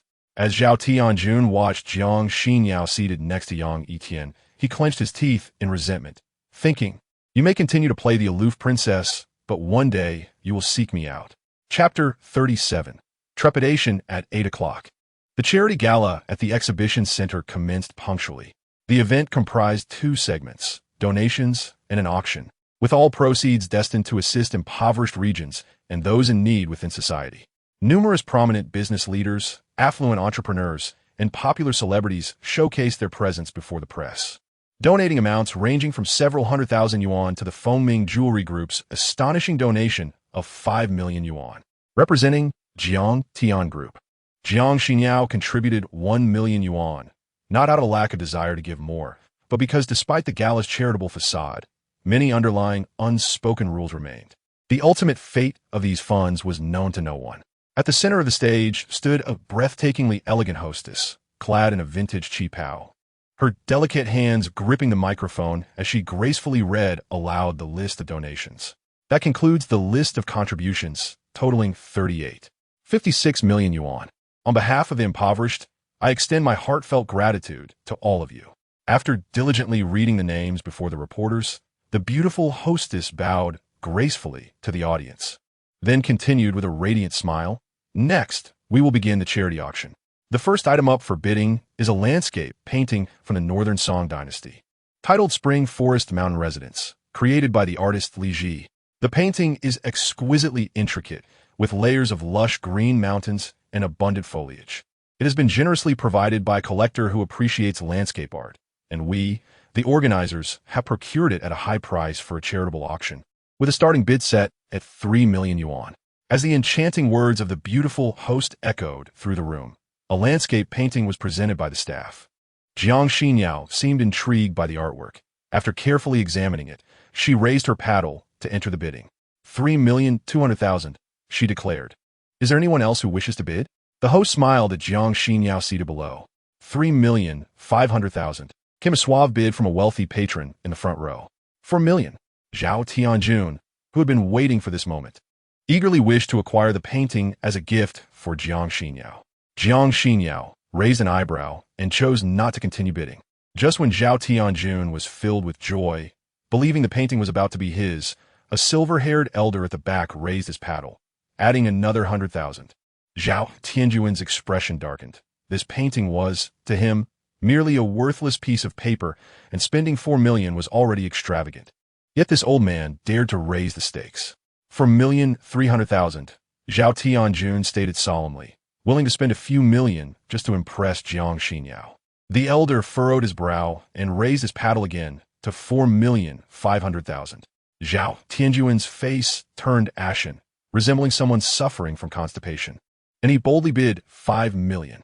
The elder hesitated momentarily, choosing not to counter, and Zhao Tianjun smirked, having successfully acquired the landscape painting. Meanwhile, Yang Yitian, who had remained silent, suddenly squinted, his peripheral gaze fixating on a man standing behind the elder. It seemed the elder sensed something amiss. The cold-faced man behind him subtly shifted, as if perceiving a dangerously ominous presence, his piercing gaze locking onto Yang Yitian. What's wrong with Xiaohui? The elder noticed the change in the man's demeanor, feeling a flicker of surprise. This man had been by his side for years, unflinching even in the face of great danger. Yet now he exhibited signs of unease. It's nothing, Ninth Master, the man replied flatly, his expression remaining stoic. But internally he was profoundly shaken. When he locked eyes with Yang Yitian, he felt an unprecedented thrill, his hands trembling uncontrollably. After Yang Yitian turned away, the cold-faced man clenched his fists, glancing back at him with a look of deep apprehension. Jiang Xinyao refrained from participating in the subsequent auction, instead raising her head slightly, her clear and bright eyes resting on Yang Yitian's stern visage. If you see something you fancy, do let me know. I can assist you in the bidding. What? Before Yang Yitian could respond, Zhao Tianjun, who had been eavesdropping, could no longer contain his discontent. Xinyao, are you jesting? He is merely an assistant. Do you really need to be so kind to him? What I choose to do is not for you to dictate, Jiang Xinyao replied, her brows slightly furrowing and her eyes radiating disdain. Zhao Tianjun hurried to clarify that was not his intention, but it was futile. He could only glare at Yang Yitian with venomous resentment. No need. Yang Yitian ignored Zhao Tianjun's sinister gaze, graciously declining Jiang Xinyao's offer. The fifth item up for auction was a meticulously handcrafted top-grade jadeite bracelet, renowned in the country, crafted by the esteemed jade carving master, Chu Tianya. The starting bid was set at 2,700,000. The beautiful host opened a sandalwood box, presenting a translucent, verdant bracelet with a gentle smile. In truth, the actual value of this jade bracelet was not high. At most, it was valued at just over $1 million. Yet, due to the fame of the jade carving master, it could easily fetch several times that amount. The wealthy women in attendance, upon gazing at the exquisite jade bracelet, were instantly captivated, igniting fierce competition among them. Most women are inherently emotional beings, prone to comparison and display. They would not care about the price of an item they desired, especially with the prestige of Master Chu Tianya attached to it, inciting a frenzy of bidding that left the men in their lives bereft. Xinyao, what do you think of this jade bracelet? Let me bid for you, Zhao Tianjun interjected, seizing the opportunity before Jiang Xinyao could refuse. He dove into the fray against the wealthy women, but soon found himself outmatched, unable to keep up with the relentless bidding. The bracelet, worth just over $1 million, was driven up to 4 million by the fervor of the women. 4,500,000.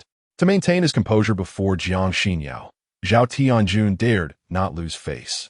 Although he had not yet inherited his father's position, he had access to funds in the hundreds of millions, and the only concern was whether the expenditure was worthwhile. Dear enough, He is the only son of Zhao He from the Zhao group. If you continue to bid blindly, you may find yourself at a loss. Not to mention, spending 4 million for a bracelet could easily buy a large diamond at a jewelry store. Upon hearing the price soar past 4 million, even the wealthiest patrons hesitated to part with such exorbitant sums, urging the women beside them to reconsider, suggesting they could simply buy a large diamond as compensation later to quell their excitement. Having successfully acquired the jade bracelet for a steep price, Zhao Tianjun reveled in his triumph, casting a disdainful glance at Yang Yitian as if to say, "Do you see this? This is the chasm that separates us." Yang Yitian merely smirked. He was well aware of Zhao Tianjun's thoughts, yet he understood that with Jiang Xinyao's proud nature, this icy beauty would never accept any gifts from him. The auction continued, and eventually a renowned painting came up for bid, which Jiang Xinyao briefly contested, but ultimately, it was once again claimed by the elder. "Mr. Assistant, Miss Jiang, I was under the impression that you would not be attending tonight. I am relieved to learn otherwise." A rather awkward voice in broken Chinese suddenly interrupted Yang Yitian and Jiang Xinyao. It was Anthony, who approached them with great deference. "Mr. Anthony," Jiang Xinyao greeted politely, well aware that Anthony had come for Yang Yitian, as her own status from Jiang Tian Group did not warrant such respect from him. Yang Yitian maintained a calm and composed demeanor, barely glancing at Anthony, while Zhao Tianjun, seated beside him, reacted differently. He recognized Anthony and knew that even his father treated this foreigner with great respect. Thus, Zhao Tianjun quickly donned a humble smile and greeted him warmly. "Mr. Anthony, do you remember me? You visited the Zhao group half a month ago to discuss matters with my father. I happened to be present at that time." Anthony's gaze remained fixed on Yang Yitian's face, but upon hearing Zhao Tianjun's voice, he swiftly turned his head, grinning widely. "Of course, I remember. How could I forget? You are Zhao's only son, Zhao Tianjun, correct? What a pleasure to see you here tonight." Zhao Tianjun was momentarily taken aback. Anthony's respectful demeanor astonished him, considering that during their last encounter, this foreigner had barely acknowledged his presence. Why, then, was he treating him with such reverence now? Unbeknownst to Zhao Tianjun, Anthony's newfound respect stemmed entirely from his proximity to Yang Yitian, leading Anthony to mistakenly assume they shared a close friendship. Otherwise, he would not have even qualified for such treatment. "Indeed, attending this charity auction tonight, I am quite surprised that Mr. Anthony remembers me. It is an honor," Zhao Tianjun replied, elated, as he quickly made space for Anthony to sit beside him, his mind racing with thoughts of potential collaboration with Anthony's esteemed company, which his father had long coveted for a lucrative international deal. Upon witnessing the close interaction between Anthony and Zhao Tianjun, Jiang Xinyao furrowed her delicate brows, her beautiful eyes inadvertently glancing at Yang Yitian's resolute profile, only to find him wearing an indifferent expression. The charity auction had been underway for over half an hour and was nearing its conclusion.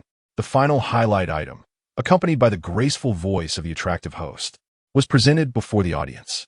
This deep blue diamond necklace was entrusted to our organizing committee for exclusive auction by an anonymous benefactor, who generously offered to donate 10% of the proceeds to charity. The enchanting host, radiant as a flower, smiled with her luscious red lips. Shortly thereafter, a female staff member dressed in a high-slit cheongsam gracefully approached the center of the stage, delicately holding a small, transparent glass case. Inside the case lay a striking deep blue diamond necklace, radiating a rich blue luminescence that captivated the women in the audience. This 7-carat blue diamond is a rare treasure, flawless and devoid of inclusions, displaying shades of purple, green, and blue from different angles. The previous owner had commissioned a renowned international designer to craft it into a necklace named Ocean, symbolizing its deep blue beauty akin to the sea, with a starting bid set at 80 million yuan. As the host's words settled, many attendees stirred with eagerness, their keen eyes recognizing that the diamond's worth would undoubtedly exceed 9 figures, not to mention its collectible value. "Darling, I desire this necklace. Could you bid for it on my behalf? Tonight, I promise to make it worth your while." Many young and beautiful companions coquettishly clung to their wealthy partners, hoping they would purchase it for them. 81 million. After a brief silence, someone made the first bid. After all, those present were not of modest means, and several billion in liquid assets could easily be mobilized. 82 million, a wealthy man added. Mr. Tan, your incremental bidding is rather tedious. Why not embrace your companion and indulge in more pleasurable pursuits? Don't forget to take a couple of concentrated herbal supplements beforehand, a rotund man sneered, squeezing the beauty in his arms as he raised his paddle to bid an additional 5,087 million. Mr. Tan's face darkened, insulted by his rival's company. Yielding further would be unthinkable. Enraged, he countered 93 million, 100 million, 150 million. The fierce competition between the two affluent bidders quickly escalated the price of the blue diamond necklace to double its initial value. Yet, this did not deter others from joining in. 7 or 8 individuals fiercely contested, and within 5 minutes, the price soared beyond 300 million. Zhao Tianjun, feeling the pressure, yearned to acquire the necklace for Jiang Xinyao, but the escalating bids were becoming burdensome. After much internal conflict, he resolved to gift her the landscape painting and imperial green bracelet he had previously acquired instead. Anthony observed the aloof Jiang Xinyao and the composed Yang Yitian, hesitating before he flirtatiously suggested, "Esteemed sir, what do you think of this diamond necklace? It seems quite fitting for Miss Jiang." Yang Yitian raised an eyebrow, understanding Anthony's intent, but deeming it unnecessary to purchase it for Jiang Xinyao. "Do as you wish," he replied nonchalantly. 350 million. Anthony, grasping Yang Yitian's implication, immediately raised his paddle, drawing many eyes towards him, while the wealthy bidders furrowed their brows, calculating whether to continue. 360 million. Lu Dijian of Fengming Jewelry Group followed suit without hesitation. With a lifetime of experience in the diamond trade, he recognized that acquiring the necklace for under 500 million would be a prudent investment, not only preserving its value, but also establishing it as a signature piece to elevate the Fengming brand and attract more clientele. Anthony's expression soured as he engaged in a fierce bidding war with Lu Dijian, while the others fell silent, watching as the price reached 480 million. 500 million. Anthony nearly shouted, his face flushed, feeling as if his heart might burst. 500 million equated to a staggering $80 million. Lu Dijian hesitated. Perceiving Anthony's fury, he realized that if he continued to bid, it would likely result in a mutual ruin, leaving both parties dissatisfied. Opting for caution, Lu Dijian ultimately withdrew from the competition. This foreign gentleman bids 500 million. Is there anyone willing to surpass this offer? The beautiful host smiled, her demeanor light, as many affluent attendees had already retreated into silence. Ultimately, the blue diamond necklace was successfully auctioned to Anthony. As the charity gala drew to a close, no one was in haste to depart, for individuals of the same social caliber relished the rare opportunity to mingle and exchange business cards, seeking to benefit their respective companies. "Shall we depart?" Jiang Xinyao gracefully rose. Besides donating 1 million yuan on behalf of Jiang Tian Group, she had not purchased any other items and felt no inclination to linger. "Miss Jiang, please wait a moment. I have something for you," Anthony urgently called out as he noticed Jiang Xinyao and Yang Yitian preparing to leave. After all, he did not wish for his 500 million to be in vain. "Indeed, Xinyao, do not rush off. I also have a gift for you," Zhao Tianjun added warmly, his mind racing with thoughts about whether Lu Xiaodong had carried out his instructions, for if Yang Yitian departed, his scheme against him would be thwarted. "No, thank you. I prefer to receive no favors without merit." Jiang Xinyao gracefully declined Anthony's offer, her clear eyes glancing at Yang Yitian, as she suspected that the intended gift was none other than the blue diamond necklace named Ocean. Anthony felt a pang of helplessness, casting a glance at Yang Yitian, realizing that his intention to purchase the necklace for Jiang Xinyao was largely motivated by a desire to gain favor in front of this man. Yang Yitian's demeanor remained cold and silent, and just as Anthony was about to speak, a brash young man accompanied by several security personnel swaggered over from a distance. Upon seeing this young man, Zhao Qianjuan's lips curled into a cold smile, a fleeting shadow passing through his eyes. Lu Xiaodong, with an air of arrogance, approached Yang Yitian directly, brazenly declaring, "You had better hand over my Vacheron Constantine watch. Otherwise, I will ensure you spend a few years behind bars." "What do you mean?" Yang Yitian responded calmly, while Jiang Xinyao was taken aback by the sudden turn of events. Anthony, on the other hand, was left in shock. How could this audacious young man dare to accuse a distinguished person of stealing a mere watch? "Are you still pretending? If you don't hand it over within 30 seconds, don't blame me for being rude," Lu Xiaodong threatened, his crude insults drawing the attention of most attendees, many of whom recognized him as the son of Lu Dijian from Fengming Jewelry Group. Anthony was seething with rage, just as he contemplated confronting Lu Xiaodong, the affluent heir. Yang Yitian merely smiled calmly, his gaze effectively halting Anthony in his tracks. He inquired, "It seems we have never interacted before. Do you possess any evidence to substantiate your claim that I have taken your watch?" Lu Xiaodong scoffed. "You truly are oblivious to the consequences of your actions. Are you brave enough to allow me to search your pockets?" Without hesitation, he audaciously reached for Yang Yitian's suit pocket, but his hand was swiftly seized before it could reach its destination. "Feeling guilty, are we? Afraid to let me inspect?" After struggling in vain, Lu Xiaodong resorted to baseless accusations against Yang Yitian, while Zhao Tianjun observed with a sinister smile. "Not afraid, but why should I comply with your request?" Yang Yitian replied, releasing Lu Xiaodong's hand with a nonchalant smile. "Why? Because I possess a Vacheron Constantine worth millions, and if you refuse my search, it implies your guilt." Lu Xiaodong retorted with a cold huff, signaling the security captain. "Sir, please cooperate. If nothing is found, I shall sincerely apologize." The captain, seemingly familiar with Lu Xiaodong, turned to Yang Yitian after their covert exchange. "Very well." Yang Yitian acquiesced indifferently. Jiang Xinyao furrowed her brow, sensing that the situation was far from straightforward.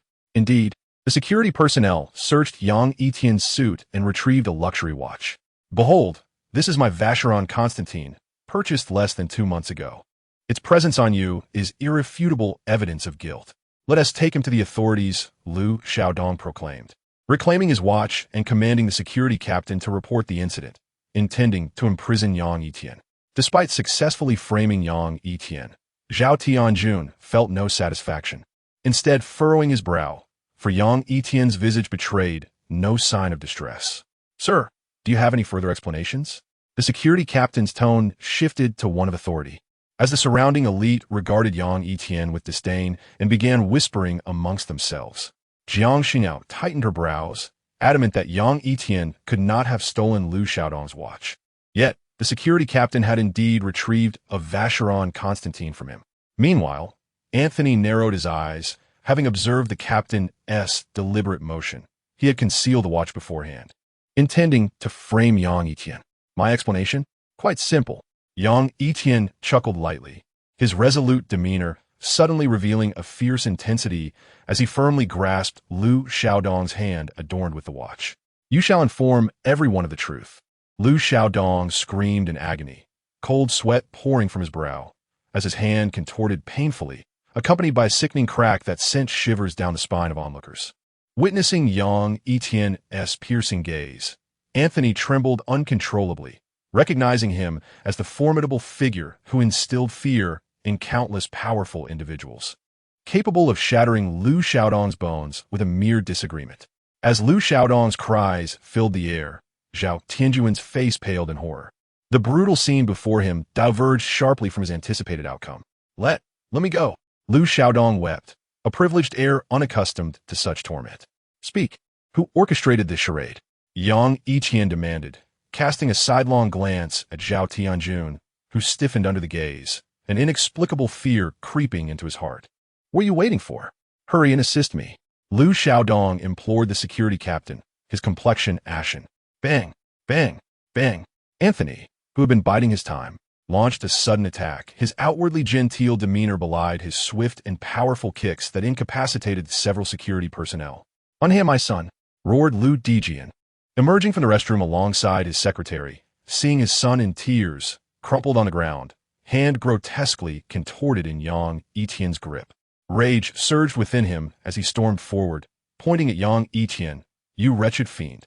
I warn you to release my son immediately, or I will ensure you meet a grim fate. You are nothing to me. How dare you address a respected individual so disrespectfully?" "Stand aside." Anthony had long harbored disdain for Lu Dijian. Had he not been preoccupied with bidding, he would not have had to spend 500 million just to acquire the blue diamond necklace. Lu Dijian doubled over in pain, his stomach churning violently, expelling the contents of his dinner in a repulsive display. "Respected individual?" Jiang Xinyao mused, her delicate lips whispering to herself, having clearly heard Anthony's earlier reverence for Yang Yitian. Zhao Tianjuan's expression darkened. Though he had not noticed Anthony's respect, he had not anticipated that Anthony would stand up for a mere assistant, delivering a brutal kick to Lu Dijian's abdomen. I lack the patience to wait. Who sent you to target me? Yang Yitian's eyes glinted coldly, tightening his grip on Lu Xiaodong's hand, the pain penetrating to the very core. Lu Xiaodong, nearly losing consciousness, could no longer contain his sobs. It was him. Zhao Tianjun instructed me to slander you. Please, loosen your grip. Yang Yitian slightly turned his head, and Jiang Xinyao's keen gaze followed suit. Zhao Tianjuan's face stiffened, his dark expression fixed upon Lu Xiaodong. You can eat recklessly, but do not speak carelessly. When did I ever instruct you to do such a thing? Are you not friends with them? Anthony was taken aback, having initially believed Zhao Tianjun and Yang Yitian shared a good relationship. However, the current situation suggested a misunderstanding. Not quite, Jiang Xinyao clarified coldly. Anthony cursed inwardly, realizing that Yang Yitian and Zhao Tianjun were not only not friends but harbored deep-seated animosity. It was clear that any collaboration with the Zhao group could be rescinded. Otherwise, the patriarch would surely strip him of his skin upon learning the truth. Lu Xiaodong, tears streaming down his face, was appalled by Zhao Tianjuan's refusal to help and his warning to refrain from speaking out, disregarding their past camaraderie. In a fit of rage, he spat, "You know full well how things are. If it weren't for you, I wouldn't be in this predicament." Zhao Tianjuan's expression darkened ominously, while the elite spectators began to comprehend the unfolding drama, though none dared to speak out, not wishing to offend the Zhao group. The organizers of the charity gala recognized the necessity to prevent the situation from deteriorating further. The previously auctioning cheapao-clad beauty approached Yang Yitian with a charming smile. "Sir, might you consider releasing his hand? We can amicably clarify this misunderstanding." Yang Yitian narrowed his eyes and finally released Lu Xiaodong's injured hand. "Thank you for your understanding. We will ensure you receive an explanation," the cheapao beauty replied, smiling as she instructed that Lu Dijian and his son be taken to the medical room. With the situation clarified, no further explanations were needed, and they would not pursue the matter. "Yang Yitian, let us depart," Jiang Xinyao said, her expression somber as they exited the convention center without any attempts to impede their departure. As they disappeared from view, Zhao Tianjuan's expression wavered darkly. Inhaling deeply, he attempted to engage Anthony in conversation. However, Anthony's demeanor had shifted dramatically, coldly ignoring him as if he were invisible. "Return and inform your father. Our collaboration is utterly impossible." After Anthony settled the auction fees in full, he tossed a casual remark at Zhao Tianjun before departing the charity gala with a blue diamond necklace in hand. Zhao Tianjuan's smile froze, his expression darkening as he clenched his teeth, a surging tide of hatred and resentment blossoming within him. In the exhibition center's parking lot, Yang Yitian stood before a white Maserati, pausing mid-motion as he prepared to open the door. Furrowing his brow, he instructed Jiang Xinyao, "Get in the car and wait for me. I shall return shortly." "Very well," Jiang Xinyao, without probing into Yang Yitian's intentions, settled in the back seat and called Xiaoyi to inquire if she had returned home. Yang Yitian moved to a secluded corner of the parking lot, standing tall and upright, calmly stating, "Since we are all here, let us make our presence known. You possess great strength. Who are you?" A cold-faced man emerged from behind Yang Yitian, concealing a sharp dagger within his sleeve. Yang Yitian turned to face the emotionless man, and the air between them crackled with unspoken tension. After a long silence, Yang Yitian's lips curled into a slight smirk as he locked eyes with the cold man. Glancing at his concealed weapon, in a calm voice, he remarked, "There once was a globally renowned figure who excelled in the art of throwing knives, capable of killing from a distance of 10 paces without a trace, instilling fear among countless forces. Many offered substantial rewards for his head, yet all who sought him met their demise. 3 years ago, he vanished from the international stage without a trace." Blood Shadow, am I correct? The cold man's pupils narrowed, and his grip on the dagger trembled. Suddenly, with a swift motion, he hurled the concealed knife at Yang Yitian. Unfazed, Yang Yitian slightly tilted his head to the left, allowing the knife to narrowly graze past him, embedding itself into the wall behind as if slicing through tofu. The knife quivered violently against the wall, a few strands of Yang Yitian's hair falling in the process. "Your blade is indeed as swift, precise, and lethal as the legend suggests, he remarked, his eyes calm as water. The cold man furrowed his brow. There were scarcely more than 10 individuals in the world capable of evading his flying knives. I believe I have discerned your identity, though I did not expect to see you here. The cold man suddenly sported a peculiar smile. Realizing that the dangerously potent aura emanating from Yang Yitian was that of the man referred to as Satan by countless Western forces. Yang Yitian remained composed, offering no words. The blood shadow of old is no more, and now go by Lu Hui. The cold man withdrew to the wall, extracting his dagger. His purpose for seeking Yang Yitian was primarily to ascertain his true identity, and with that objective achieved, he vanished from the parking lot like a specter, as if he had never been present. Chapter 0041.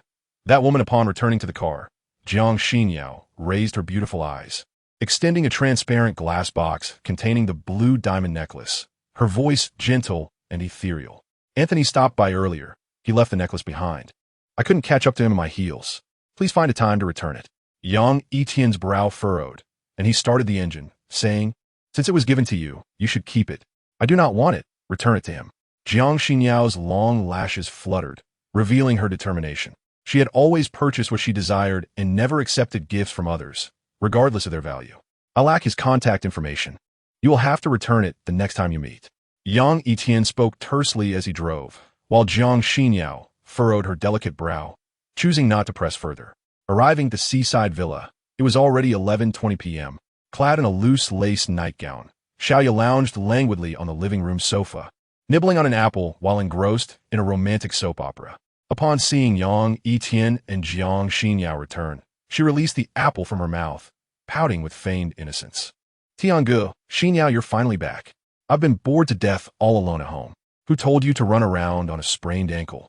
Jiang Xinyao shot an irritated glare at Xiaoya, who had been invited to the charity gala with them, but was absent. People have things to attend to, Xiaoya replied, and then her gaze fell on the transparent box in Jiang Xinyao's hand. Oh, what do you have there? Wow, is that the blue diamond necklace? It's stunning. You can forget about it. It belongs to someone else, and I must return it intact. Jiang Xinyao saw through Xiaoya's intentions. It wasn't that she didn't want her best friend to try it on. She simply wished to return it to Anthony in perfect condition. How stingy. You refused before they even asked. Xiaoya huffed, puffing out her cheeks in mock indignation. This is a matter of principle. If it were my belongings, I wouldn't mind you using them, but I must return the necklace to its rightful owner. As Xiaoya's best friend, Jiang Xinyao understood her feigned anger and patiently explained. Got it. Xiaoya pouted, then turned her gaze to Yang Yitian with a charming smile. Tiangu, I'm a bit hungry. Could you make me some noodles? Yang Yitian raised an eyebrow, while Jiang Xinyao shot Xiaoya a disapproving look before ascending the staircase with a blue diamond necklace. Is that a no? Then I once he asked, Xiaoya assumed he was unwilling and forced to smile, her mood visibly dampening. I didn't say no. If you want to eat stir-fried noodles. Your stir-fried noodles are truly delicious. Even if they make me gain weight, I want to eat them tonight. Before Yang Yitian could finish his sentence, Xiaoya's earlier gloom dissipated, her expression blooming like a peach blossom as she eagerly exclaimed. Very well. Yang Yitian chuckled helplessly and entered the kitchen, busying himself for a while. After about 10 minutes, he prepared 2 servings of stir-fried noodles. Tiangu, not only are you responsible, tall, and handsome, but your culinary skills are exceptional. The woman who marries you will undoubtedly be very happy. Xiaoya sat at the dining chair, savoring the noodles while admiring Yang Yitian with a bewitching smile. At her words, Yang Yitian's demeanor subtly shifted, a deep-seated nerve within him seemingly pricked by a sharp needle, conjuring the image of an enchanting face that once captivated the world. His fists clenched and relaxed involuntarily. Yitian, I've discovered that I am deeply in love with you. Will you marry me once you retire? How amusing. Do you genuinely believe I hold affection for you? I am merely utilizing you. Foolish girl. I invited you out tonight to convey that from this moment onward, you are you, and I am I. We shall traverse separate paths, with no further ties between us. Moreover, I never anticipated you would be so foolish as to be willing to do that for me. I trust that once you are apprehended, even with the Su family's protection, you will still be sentenced to life imprisonment or worse. Truly, you are profoundly naive, each word struck like a needle, piercing Yang Yitian's heart. The woman who once smiled radiantly now spoke words akin to a curse, indelibly etched in his mind. I should have killed you back then. Yang Yitian ground his teeth in frustration. Tiange, what's wrong? Noticing Yang Yitian's unsettling demeanor, Xiaoya felt a twinge of fear, her beautiful eyes wide with concern as she gazed at his grim visage. Nothing. Yang Yitian regained his composure, encouraging Xiaoya to enjoy her meal as he retreated to his room, enveloped in a sense of melancholy. Did I say something wrong? Xiaoya anxiously betrayed, sensing that she had inadvertently touched upon Yang Yitian's hidden pain. Jiang Xinyao descended from the loft, holding a change of clothes, but paused at the enticing aroma wafting from the kitchen. Xinyao, you've arrived. Brother Tian prepared 2 servings. This one is for you, Xiaoya said, suppressing her worries as she pointed to the plate of mixed noodles beside her. I want to eat anything past 8 in the evening, and you should eat less too to avoid gaining weight. Glancing at Xiaoya's greasy lips, Jiang Xinyao blinked her beautiful eyes and exited the kitchen, heading to the bathroom for a shower. On the first floor of the villa, Yang Yitian sat quietly on the bed, his eyes lost in thought as he stared at his phone.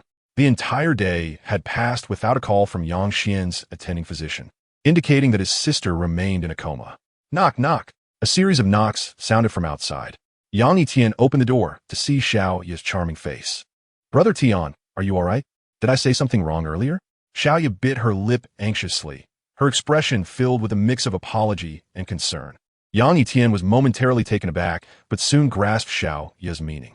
He smiled gently and replied, No, I was just reminiscing about the past. That's good. I thought I had upset you, Xiaoya said, her tension easing as she continued with a charming smile.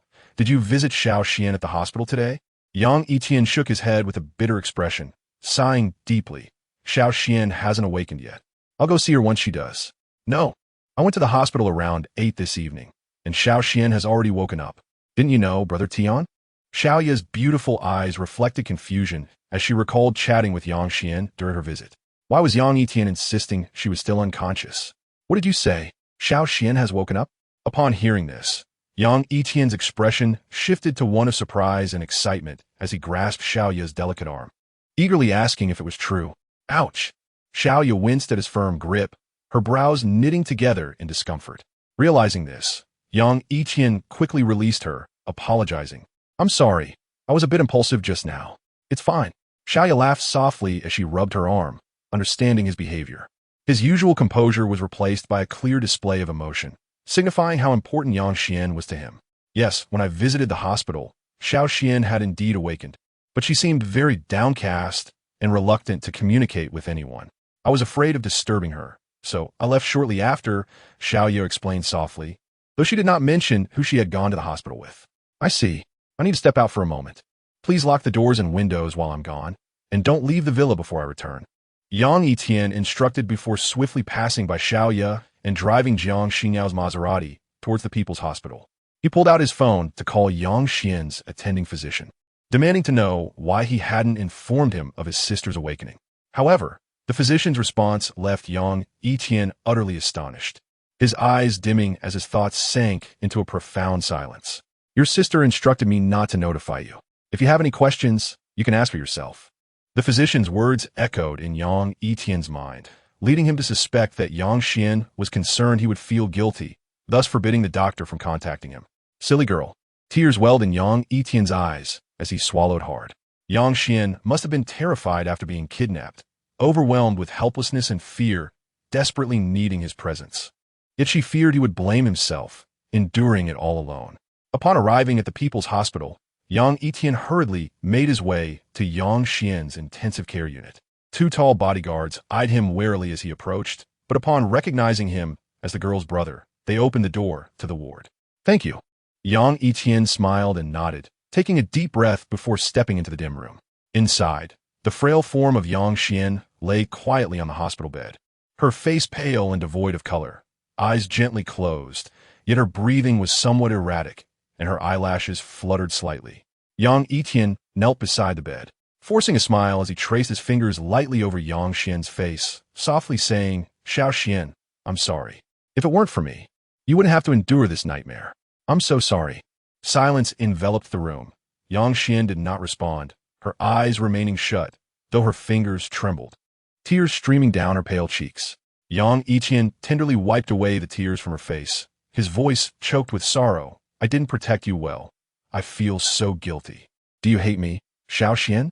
Finally, unable to contain herself, Yang Xian sobbed, embracing Yang Yitian's shoulders as she cried out, "Brother, I'm so scared. I'm really, really scared. Let it out. It's all right to cry." Yang Yitian gently patted her frail back, tears brimming in his eyes, struggling to hold them back. "It's all my fault. I've dragged you down," Yang Xian exclaimed through her tears, unable to forget the sight of Yang Yitian being struck by thugs while trying to save her. She never blamed anyone but herself for being a burden on her brother. "What nonsense are you saying? You're the most important person in my life. Even if I were to die, I would never allow you to suffer in the slightest." "Never say such things again," Yang Yitian said, pinching Yang Xian's cheek playfully, pretending to be angry as he admonished her not to feel guilty. Yang Xian clung tightly to Yang Yitian, no longer speaking or questioning who had kidnapped her, simply continuing to weep. Watching his sister in such distress broke Yang Yitian's heart. His bloodshot eyes fixed on the ceiling as he gritted his teeth, vowing, "Longshan Group, Chen Baizhong, I will ensure you meet a fate worse than death." "Brother, please don't leave tonight." Yang Xian buried her face in Yang Yitian's embrace, her fragile face clinging to his collar, wishing for him to stay with her. "All right, I won't leave tonight," Yang Yitian smiled, knowing that what Yang Xian needed most was his company. If he had to choose between Jiang Xinyao's safety and being with his sister, he would undoubtedly choose his sister. "Brother, there's something I've kept in my heart for a long time. Can you tell me?" Yang Xian looked up, meeting Yang Yitian's gaze, her words hesitant. "What is it? Go ahead. I will tell you anything," Yang Yitian replied, ruffling Yang Xian's hair with a gentle smile. "When I was in the first year of middle school, the school required a 20 yuan fee for the exam papers, but our family had no money. You went out in the morning and came back at night, bringing me yogurt, bread, and 50 yuan. Do you remember?" Yang Xian bit her lip, unable to forget how Yang Yitian had looked pale, trembling as he handed her the yogurt, bread, and money. "I don't remember." Yang Yitian's eyes flickered, knowing full well he recalled the moment. He had taken the only bread and yogurt home, lying to his sister that he had already eaten outside, which was why she believed him. "Brother, you want to sell blood, didn't you?" Yang Xian's eyes brimmed with tears as she pressed on. Yang Yitian smiled bitterly. He had been just 15 at the time. Upon learning that his sister needed money for the exam fee and their family had no savings, he had gone to the hospital early to sell blood, but was turned away by the doctor, who explained that donors had to be at least 18. Yet he did not leave. He pleaded with the doctor, explaining his situation. Moved by his story, the doctor took pity on him and decided to draw over 200 milliliters of blood, personally giving him 50 yuan along with yogurt and bread. Yang Yitian, having just undergone a blood draw, appeared alarmingly pale, resembling a specter drained of vitality. Yet, he wore a smile, albeit unsteady, as he staggered home. He generously handed his sister a loaf of bread, some yogurt, and 50 yuan, before collapsing weakly onto his bed, slipping into a drowsy stupor. Reflecting on the bittersweet memories of the past, Yang Yitian forced a smile, neither admitting nor denying his feelings. Chapter 0043, Surgery Rescheduled. "Brother, I'm scheduled for surgery in a few days. Will you be at the hospital with me?" Yang Xian ceased to press Yang Yitian about his blood donation. As the date for the bone marrow transplant approached, bringing with it her fears of potentially departing from her brother forever. "Of course, I will be there," Yang Yitian replied, his tone significantly heavier. He had only Yang Xian left as family. The thought of losing her was unbearable, leaving him questioning the meaning of his own existence. "Brother, if I were to leave, please find a kind-hearted sister-in-law who truly loves you to accompany you on your journey ahead. Can you promise me that?" Yang Xian's smile was tinged with sorrow. She understood her brother better than anyone. The very thought of her death filled her with dread, fearing it would plunge Yang Yitian into an abyss of despair. "Enough! Do not speak such words."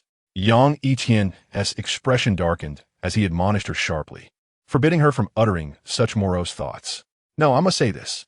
Ever since our parents passed, you have sacrificed so much for me, providing me with the best and shielding me from harm. Your life has seemingly revolved around mine. Although we have lost our parents, I still feel fortunate because I have a brother who loves me dearly. Brother, you have given so much of yourself. I truly do not wish to burden you any longer.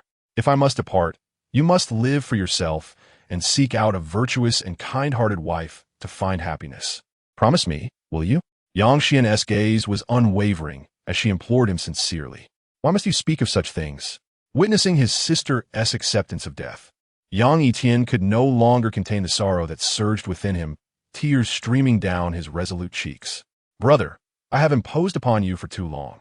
I am truly sorry. It was the first time in over a decade that Yang Xian had witnessed her brother in tears. Perhaps her passing would be a form of liberation. Silence. Yang Yitian shot a fierce glare at Yang Xian, this being the first instance he had ever expressed anger towards her. The reprimand silenced her, though she merely smiled with a hint of melancholy.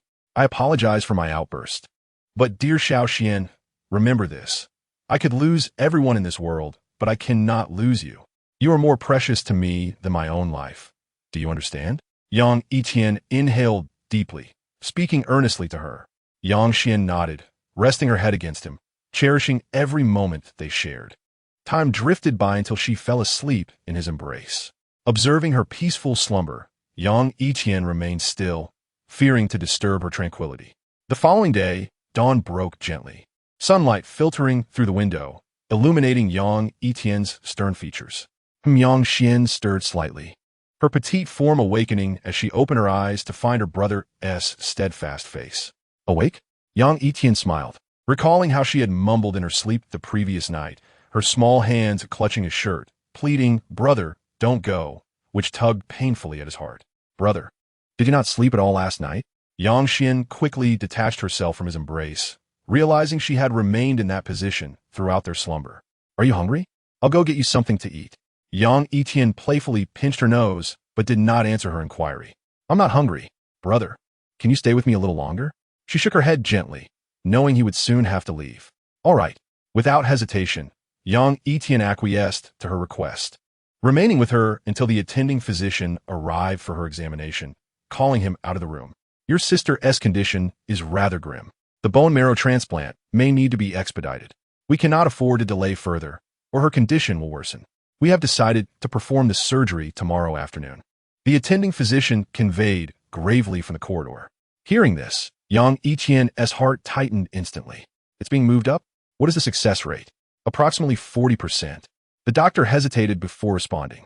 While the procedure itself was not overly complex, he could not guarantee success, and even if successful, there was a risk of subsequent rejection. Understood. Thank you.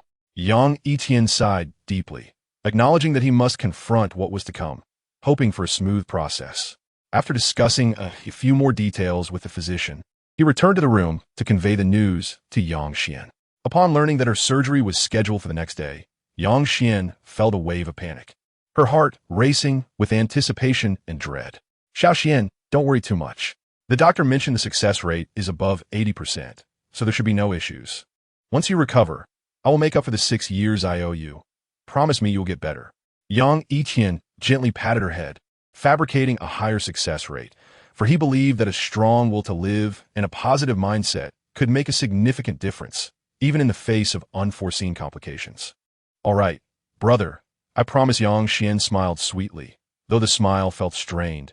She was acutely aware of her own frailty, nearing the brink of despair. After spending over an hour with her, Yang Yitian kissed her forehead tenderly, reluctant to depart. Be good.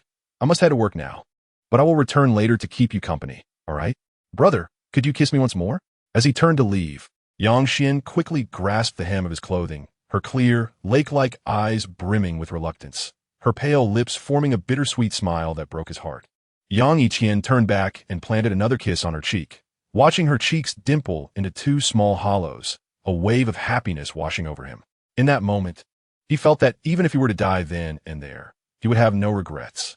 Exiting Yang Xian's intensive care unit, the smile faded from Yang Yitian's face, his eyes darkening, his demeanor turning as cold as ice as he made his way to the parking lot.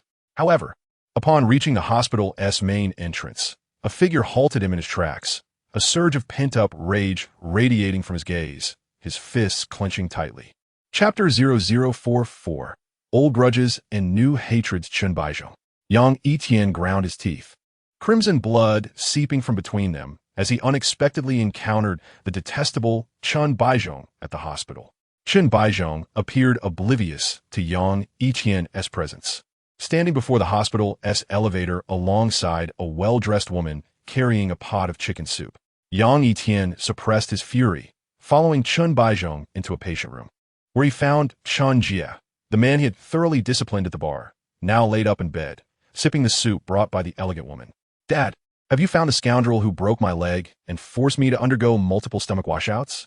Chen Jie glared venomously at Chen Baizhong, vowing to make Yang Yitian suffer tenfold for the humiliation he had endured.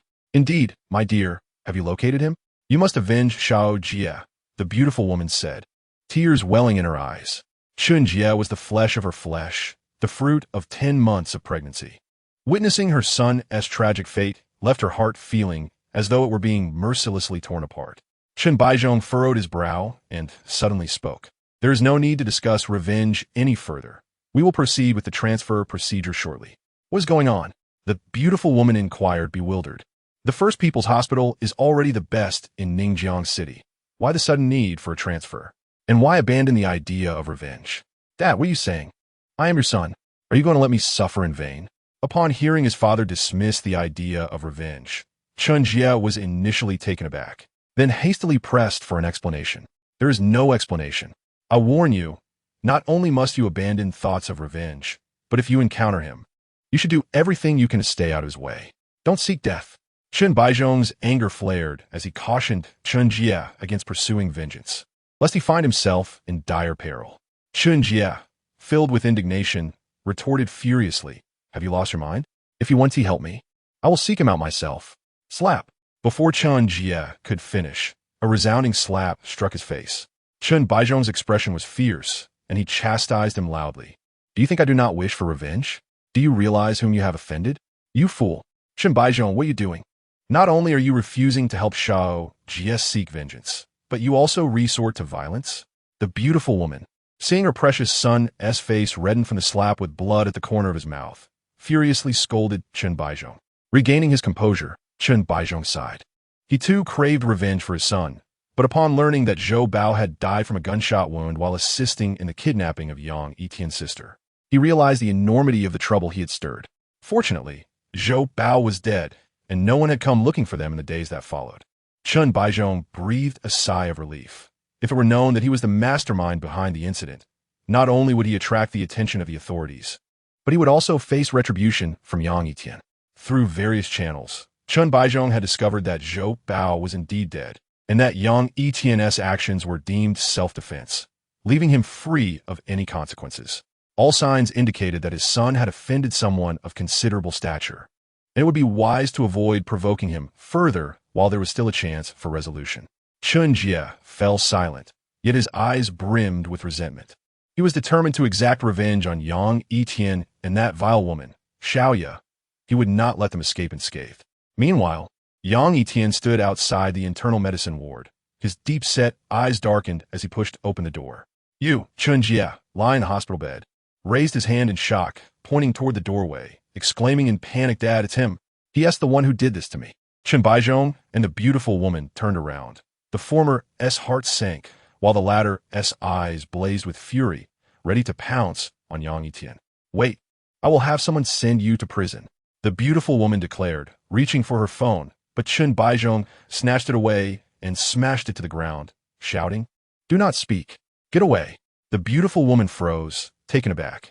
After nearly 20 years of marriage, it was the first time Chen Baizhong had spoken to her so harshly. "My dear, I will explain everything later. Please calm down." Noticing her impending fury, Chen Baizhong felt a headache coming on and attempted to placate her. He then approached Yang Yitian with a forced smile, saying, "Sir, it has been several days since we last met at the bar. My son is still young and naive. He needs to be taught a lesson." Yang Yitian's expression remained impassive, his dark eyes cold and unfeeling as he cast a glance at Chen Baizhong. Feeling the chill of Yang Yitian's gaze, Chen Baizhong shivered, dread creeping up his spine. "Dad, what are you doing? Hurry and have someone break his legs." "You insolent fool, shut your mouth." Chen Baizhong glared at him fiercely before turning back to Yang Yitian with a smile. "Is there something you wish to discuss in my son's hospital room?" "Nothing much. Primarily to collect some interest," Yang Yitian replied, his voice gravelly. Just as Chen Baizhong contemplated the meaning of interest, a sudden, intense pain gripped his stomach, and blood erupted from his mouth. Chen Baizhong's eyes turned crimson as he fell to his knees, the excruciating pain rendering him mute. The beautiful woman and Chen Jie stood in shock, their minds blank. With a heavy kick, Yang Yitian shattered a few of Chen Baizhong's ribs. He then ignored him and slowly approached Chen Jie's bedside. The beautiful woman snapped back to reality, screaming in panic for help. "No, don't come any closer." Chen Jie's face turned pale with terror. With each step Yang Yitian took, his heart raced. The horrific memory of the brutal beating he had suffered at this man's hands flooding back. "What do you intend to do to my son? If you don't leave, I will call the police." The beautiful woman frantically positioned herself in front of Chen Jie, her heart racing with anxiety as she wondered why no security or medical staff had arrived yet. Yang Yitian, displaying no mercy, roughly pushed the beautiful woman to the ground and seized Chen Jie by the throat, his face contorted in rage as he growled, "For the new grievances and old grudges, you will repay for what you have done to my sister with your blood." Chapter 0045. Enough. With his throat constricted, Chen Jie struggled to breathe, his complexion darkening, his eyes bloodshot and swollen like a toad. The beautiful woman, witnessing her son on the brink of suffocation, scrambled to her feet and lunged at Yang Yitian, desperately trying to pry him off. "Let my son go. He is going to die," she cried out in a frantic wail, but no matter how much she struggled, Yang Yitian's grip remained unyielding. Just as Chen Jie was on the verge of losing consciousness, Yang Yitian finally released his grip, his expression cold and indifferent. Chen Jie collapsed onto the bed, coughing violently as he gasped for air like a dog. Chen Baizhong, drenched in cold sweat, suppressed his pain and wiped the blood from his lips, glaring at Yang Yitian with resentment as he ominously declared, "Every matter should leave a thread. Do not push me too far. Otherwise, I don't care what background you have. Even if it means mutual destruction, I will ensure you pay the price." Yang Yitian turned away, his dark, penetrating gaze sweeping over Chen Baizhong with chilling indifference as he coldly replied, "I have stated, this is merely the interest. You will pay for the filthy deeds of your past with blood." A shudder ran through Chen Baizhong. The anger that had once surged within him dissipated under Yang Yitian's piercing gaze, replaced by an overwhelming sense of dread. The beautiful woman, heartbroken, supported Chen Jie as she observed the look of terror on Chen Baizhong's face. Her heavily made-up visage twisted with hatred as she glared at Yang Yitian, threatening through gritted teeth, "Do you know who my brother is? I assure you, you will meet a gruesome end." Yang Yitian raised an eyebrow. It was evident that these scoundrels felt no remorse for their actions. Just as he prepared to cripple Chen Jie completely, a commotion erupted outside the ward, followed by a woman with sun-kissed skin and a commanding presence rushing in, accompanied by several doctors and nurses. "Is it you?" Upon seeing Yang Yitian's cold visage, Zhao Jing's large, sparkling eyes widened in disbelief. She then surveyed the others in the ward with a solemn expression and inquired, "Who was just shouting for help?" The elegant lady, upon seeing Zhao Jing in her casual attire, raised her hand and pointed at the cold-faced Yang Yitian, exclaiming angrily, "It was I who cried for help. Why did you take so long to come in? He suddenly barged into my son's hospital room and inexplicably assaulted my husband and child. You must apprehend him at once. I intend to hire a lawyer and have him imprisoned for life." Is what she said true? Zhao Jing furrowed her brow and inquired of Yang Yitian. Her intention in visiting the hospital was to interview a girl and clarify some events that had transpired days prior. However, upon arrival, she heard the cries for help from the nurses, prompting her to rush here without waiting for security, only to encounter Yang Yitian. Yang Yitian remained silent, which infuriated Zhao Jing further. His nonchalant demeanor reminded her of their previous encounter when she had apprehended him. "I will ask you again, answer me," Zhao Jing sternly commanded. "Yes," Yang Yitian replied coldly. "Very well, you are under arrest now. Come with me to the Criminal Investigation Department for questioning." Zhao Jing produced a pair of handcuffs, preparing to secure Yang Yitian. "Wait, it's all a misunderstanding," Chen Baizhong interjected abruptly, halting Zhao Jing's actions. He understood that Yang Yitian's detainment was merely a procedural formality and that there would be no significant repercussions. "Chen Baizhong, what on earth are you doing?" The elegant lady was incensed. Today, Chen Baizhong appeared to be a different person. Not only did he refrain from avenging their son, but he was also assisting Yang Yitian. "A misunderstanding? What do you mean?" Zhao Jing asked, displeased. Although the investigation into the Xiqing district incident had cleared Yang Yitian of any wrongdoing and the real perpetrator had been apprehended, Zhao Jing was not satisfied with his attitude and was determined to seize this opportunity. I am Chen Baizhong from Longxing Real Estate. It's not convenient for me to elaborate on the misunderstanding. We can settle this privately.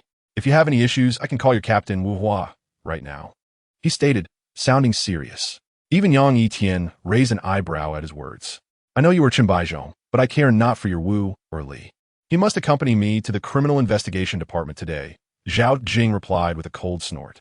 Chen Baizhong's mere words could not dissuade her, especially as she was a fiery woman who even caused the head of the Criminal Investigation Department, Yin Yu, distress. Enough. Hurry and take him away.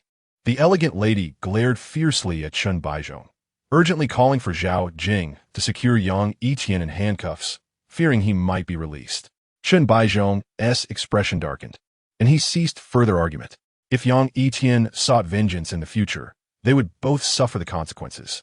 Zhao Jing stepped forward, handcuffed Yang Yitian, and escorted him out of Chen Jia's hospital room. Yang Yitian offered no resistance and allowed Zhao Jing to place him in the police vehicle, heading toward the Criminal Investigation Department. Chen Baizhong, what is wrong with you today? He not only assaulted you, but nearly choked our son to death. And you dare say it's all a misunderstanding?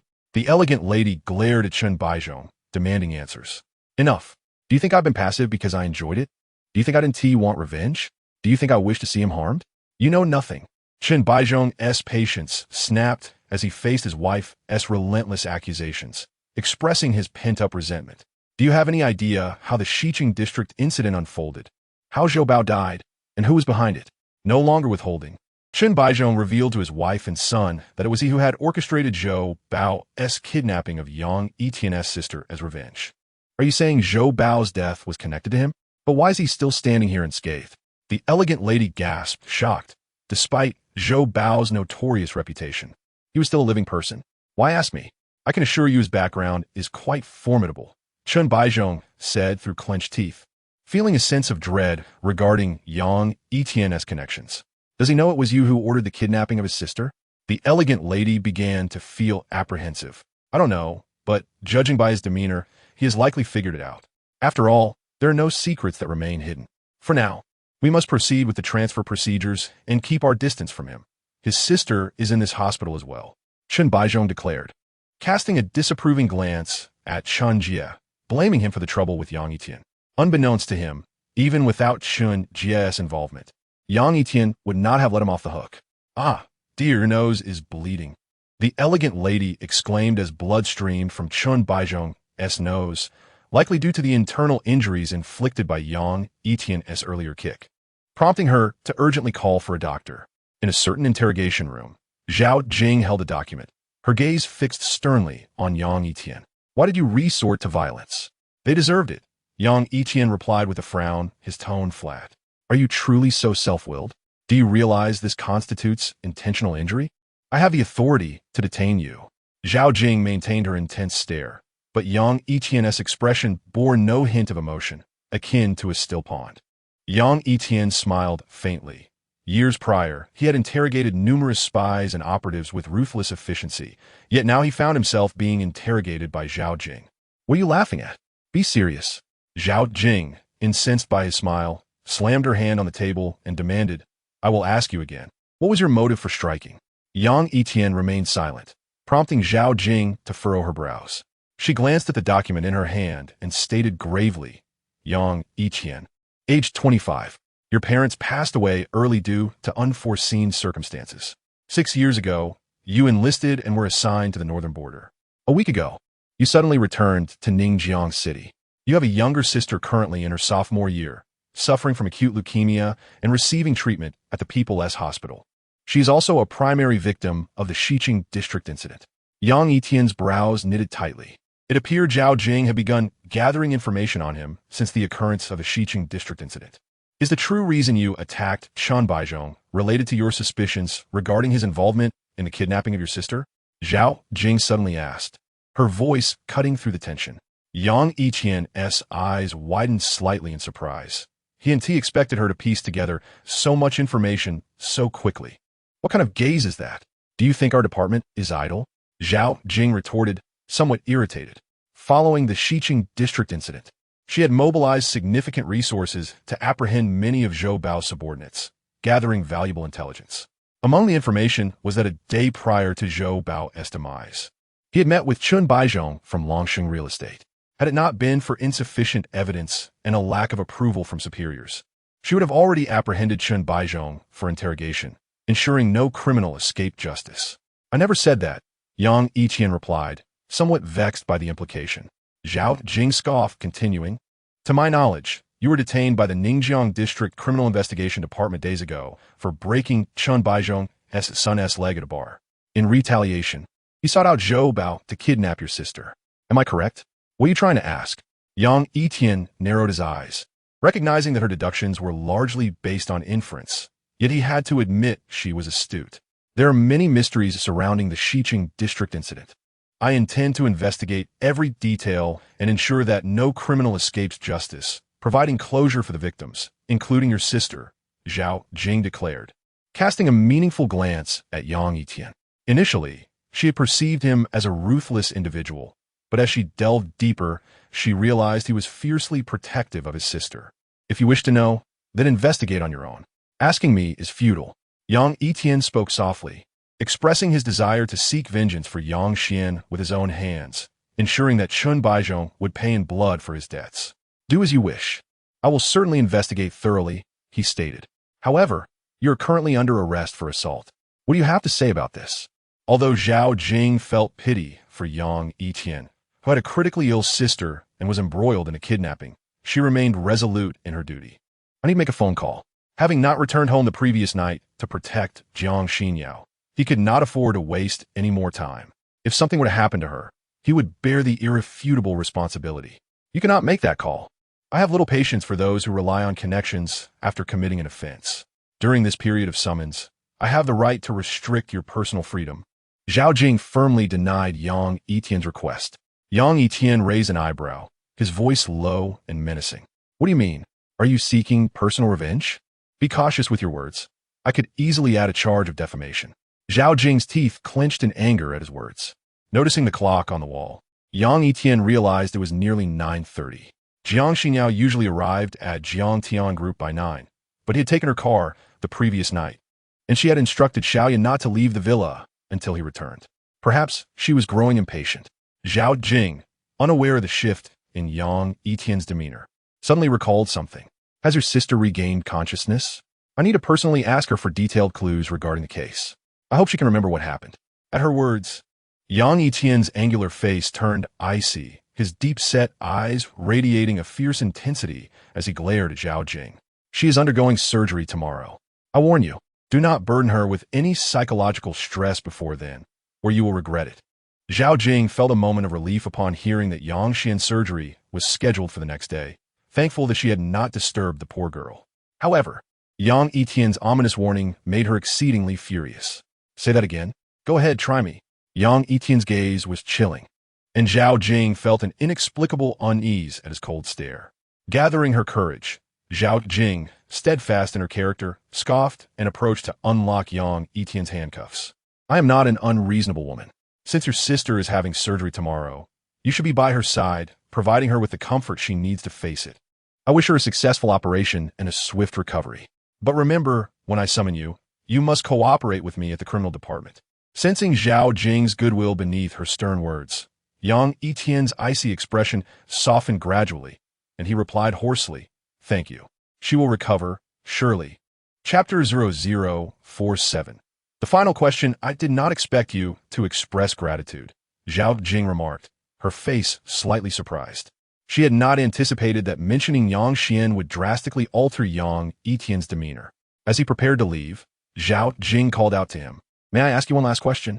Yang Yitian paused, but did not turn around. He responded coolly, Speak. Why is your past in the Northern Territory a complete blank? I cannot find any information about you. Which organization do you belong to? Zhao Jing inquired solemnly. Apologies, but I cannot disclose that. Yang Yitian replied, curtly before swiftly exiting the interrogation room and hailing a taxi to the hospital. Standing beside his Maserati, he hesitated before deciding against visiting his sister immediately, fearing he would find it difficult to leave her again. Instead, he drove back to Jiang Xinyao's seaside villa. In the villa's living room, a graceful woman dressed in a sleek black office uniform, exuding an air of cold elegance, anxiously checked her watch, her brows furrowed. After waiting impatiently, just as Jiang Xinyao resolved to hail a cab to Yang Yitian Group, she heard the rumble of a car engine outside. Yang Yitian entered the villa and immediately noticed Jiang Xinyao's frosty expression. After a brief pause, he said, "I apologize for returning late. I will take you to the company now." Jiang Xinyao remained silent, her proud visage seemingly cloaked in frost, her icy gaze directed at Yang Yitian, as if to convey her displeasure. Just then, Xiaoya emerged from the bathroom in a black nightgown, her lips breaking into a smile upon seeing Yang Yitian. "Brother Tian, you're back. How is Xiao Xian?" "Not well. The doctor said her surgery must be expedited. Otherwise, her condition will worsen," Yang Yitian replied, his heart heavy, though he forced a smile for Xiaoya. "Expedited? When will it begin? You returned so late. Has the surgery already been completed?" Xiaoya's expression turned tense, genuine concern evident in her eyes. Jiang Xinyao's icy demeanor began to thaw as she eagerly awaited Yang Yitian's response. "No, it starts tomorrow at noon. I will need to take time off to be by her side," Yang Yitian stated firmly, knowing he would be at the hospital for his sister's surgery, come what may. Sensing his gaze, Jiang Xinyao's eyelashes fluttered slightly, and she said softly, "I will cancel all my work for tomorrow. I want to go too. Once Xiao Xian is better, I'll take her out for a feast." Xiaoya chimed in, eager to accompany them. Hearing Xiaoya's immediate focus on food made Jiang Xinyao roll her eyes. She was a woman of strict discipline, attending yoga classes weekly and refraining from eating after 8, unlike Xiaoya, who had always possessed an insatiable appetite. Xiaoya playfully stuck out her tongue, stepping closer to Yang Yitian and linking her arm through his. "Xinyao, I don't think I've visited your company yet. Can you take me along today?" Yang Yitian did not push Xiaoya away, knowing her ankle was injured and could easily sustain further damage. "What would you do at my company? It's just a pile of documents. There's nothing to see." Jiang Xinyao frowned, feeling an inexplicable discomfort at the sight of Xiaoya so close to Yang Yitian. "I've taken a long break for over a week, and I've been so bored at home. Are you unwilling, then? Are we not close friends?" Xiaoya teased, pouting slightly. Jiang Xinyao shot her a glare, but ultimately relented. "Fine, you can come along. Just wait while I change my clothes." Xiaoya beamed like a child and hurried to her room to change into a dress. Yang Yitian drove the two women to the company. Upon arriving at Jiang Tian Group, Xiaoya entered Jiang Xinyao's office, standing gracefully by the floor-to-ceiling windows. Her gaze lost in thought as she watched the bustling traffic below. Although she was close friends with Jiang Xinyao, she couldn't help but feel a twinge of envy. Jiang Xinyao was a business queen, a renowned beauty, and the president of Jiang Tian Group, achievements that seemed beyond her reach. "Front desk? Please prepare 3 cups of coffee and bring them to my office," Jiang Xinyao instructed as she settled into her presidential chair, pressing the intercom button. Meanwhile, Yang Yitian sat on the soft sofa, silently waiting for Jiang Xinyao to finish her work, a process that felt exceedingly tedious. "Xinyao, what is the annual revenue of Jiang Tian Group?" Xiaoya, having left her position by the floor-to-ceiling glass window, sat beside Yang Yitian and playfully inquired of Jiang Xinyao. "Less than 100 billion. Jiang Xinyao offered a vague response without elaborating. However, Xiaoya, asking about Jiang Tian Group for the first time, was visibly taken aback, her beautiful eyes reflecting immense astonishment. She then jokingly remarked, "Xinyao, little wealthy lady, why don't you support me? I no longer wish to work, and I could keep you warm at night," adding a touch of lace. "What nonsense are you spouting? Since I met you, there hasn't been a moment of seriousness," Jiang Xinyao retorted coolly, opening the contract documents on her desk and beginning to read intently. Half an hour later, Xiaoya lifted the coffee brought by the receptionist, took a delicate sip, and turned to Yang Yitian with a smile, saying, "Brother Tian, don't you find this routine rather dull?" Jiang Xinyao's bunny ears perked up, her clear gaze subtly assessing Yang Yitian, curious to see how he would respond, wondering if his company would prove to be particularly tedious. "It's quite pleasant." Yang Yitian's reply left both women feeling somewhat dissatisfied. Unbeknownst to them, Yang Yitian had once remained motionless for 3 days, enduring hunger and sleeplessness while hunting a dangerous international figure, ultimately succeeding in eliminating the threat. Compared to that experience, his current situation was indeed rather enjoyable. As long as one's spirit remains resolute, what is there to complain about in terms of boredom? Well, I still think it's rather dull. By the way, Brother Tian, may I have your phone for a moment? Xiaoya extended her delicate hand, taking Yang Yitian's phone to record her number. This is my mobile number. If anything comes up, or if you find yourself lonely and think of me, feel free to call, Xiaoya said, playfully batting her eyelashes and biting her lip. Her face adorned with an enchanting expression, giggling lightly. Hearing Xiaoya's words, Yang Yitian merely smiled faintly, offering no further comment. Chapter 0048. Excessive demands in the office of the chief physician at the First People's Hospital of Ningjiang, a stunningly graceful woman clad in a fitted black blazer. Her eyes, swollen and glistening with tears, was pleading desperately with the doctor to save her daughter. Teacher Su, it's not that I am unwilling to save your daughter, but unfortunately, the only matching bone marrow left in the hospital is reserved for a girl undergoing surgery tomorrow, the chief physician sighed. The gentle and charming woman before him was a language teacher at a local university, and just days prior, her 5-year-old daughter had fallen into a coma from a high fever, leading to a diagnosis of leukemia, commonly known as blood cancer, requiring a bone marrow transplant for any chance of survival. Regrettably, the hospital's marrow bank had no suitable matches, and the last viable option was scheduled for surgery the following noon, leaving her with the bitter realization that she had arrived too late. Overwhelmed with despair, Su Shuxian's already shattered heart was completely crushed in that moment, and she could no longer contain her tears. Days ago, upon learning of her young daughter's illness, she had felt as if the world had collapsed around her, nearly fainting from shock, and only the doctor's timely intervention had saved her. In a frantic effort to gather the necessary funds for treatment, she had even resorted to borrowing a significant sum at exorbitant interest rates. Now, the doctor's words about the lack of matching bone marrow flooded her with helplessness, fear, and sorrow as she envisioned her daughter slipping away from her grasp. Unable to bear the weight of the tragedy, Su Shuxian crumpled to the ground, sobbing uncontrollably. Teacher Su, please calm down. Try not to become overly agitated, the chief physician urged, swiftly helping the distraught Su Shuxian to her feet. After a moment's hesitation, he continued. There may still be hope if that girl is willing to donate her bone marrow to your daughter. Upon hearing this, Su Shuxian's tears ceased, her gray eyes sparkling with a glimmer of hope as she urgently asked, Where is that girl? I must implore her to save my daughter. The physician hesitated, knowing well that saving Su Shuxian's daughter would mean denying Yang Xian her only chance at survival. Would she be willing to sacrifice her own life for another? Doctor, I beg you, even if it costs me my life, I cannot lose my daughter, Su Shuxian declared, unwilling to let any opportunity to save her child slip away. Very well, I will take you to her. The chief physician finally conceded after grappling with his conscience, leading Su Shuxian to Yang Xian's hospital room. The 2 bodyguards assigned to protect Yang Xian recognized the chief physician and did not impede their entrance. Yang Xian lay on the hospital bed, slowly turning her head upon sensing their presence, a faint smile gracing her pale lips as she greeted, Doctor, have you come to check on me again? Thank you for your efforts. Before the physician could respond, Su Shuxian rushed to the bedside, dropping to her knees and sobbed, Sister, I implore you to save my daughter. I will agree to anything you ask. Just please save her. The suddenness of this scene left Yang Xian momentarily bewildered, glancing at the chief physician in confusion. The physician, feeling guilt wash over him, averted his gaze, knowing that the request about to unfold would be a heavy burden. With a sigh, he exited the room, leaving Su Shuxian to make her case. Ahem.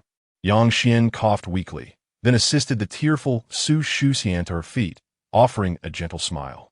Sister, please rise. What has happened to your daughter? How can I assist? Su Shuxian's tears streamed down her face as she remained kneeling, her voice choked with emotion as she explained. My daughter collapsed from high fever and was diagnosed with leukemia. She needs a bone marrow transplant to survive. I beg you, please allow her to use the last remaining bone marrow for her surgery.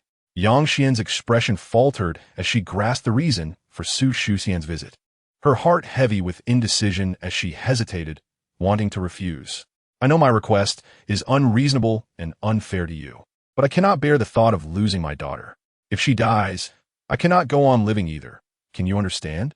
Su Shuxian's heartfelt plea resonated with Yang Xian, who recalled her own daughter's sweet smile. The thought of losing her child filled Su Shuxian with despair, and her tears flowed freely as she implored Yang Xian for help. Most would have outright rejected Su Shuxian's plea, as no one in their right mind would willingly sacrifice their life for a stranger. Yet Yang Xian was kind-hearted, and the sincerity of Su Shuxian's sorrowful cries struck a chord within her. She wondered if her own departure would cause Yang Yitian to weep in anguish, living in torment. Sister, seeing Su Shuxian in such a disheveled and sorrowful state, nearly swayed Yang Xian to relent and offer her bone marrow to Su Shuxian's daughter.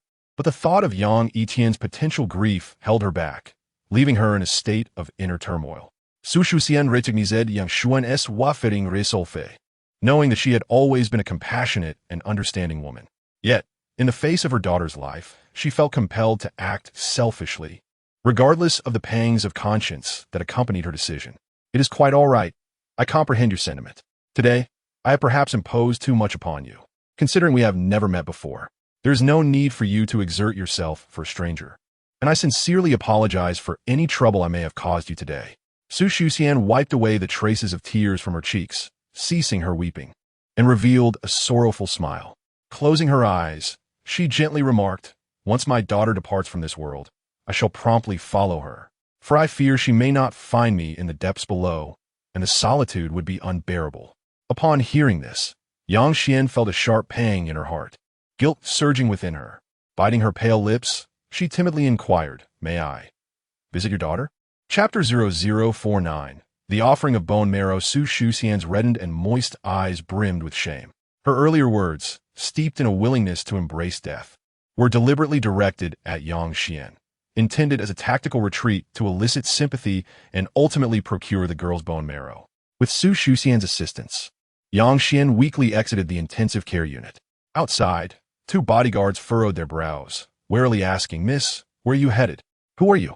Yang Xuan, having remained in the hospital room, was unaware of the presence of her protectors and cast a puzzled glance at the two bodyguards. "We are bodyguards from the Ningjiang Security Company, tasked with safeguarding your safety around the clock," one bodyguard replied respectfully, surprised to learn that they were there to protect her. Yang Xian thought of her brother and, pursing her lips, quietly asked, "Did my brother send you? Is it very costly to have you protect me 24 hours a day?" The two bodyguards exchanged glances, nodding as they stated, "We are among the most elite bodyguards in Ningjiang, retired from reconnaissance duties, committed to protecting our employer's safety at the cost of our lives. The fee is approximately 50,000 yuan per day." 50,000 a day? Yang Xian's pale face reflected disbelief, guilt swelling within her as she lamented being a burden to her brother. Not only did he cover the exorbitant surgical fees, but he also hired expensive bodyguards to protect her, a liability in dire condition. "I truly do not require bodyguards. Could you return for now?"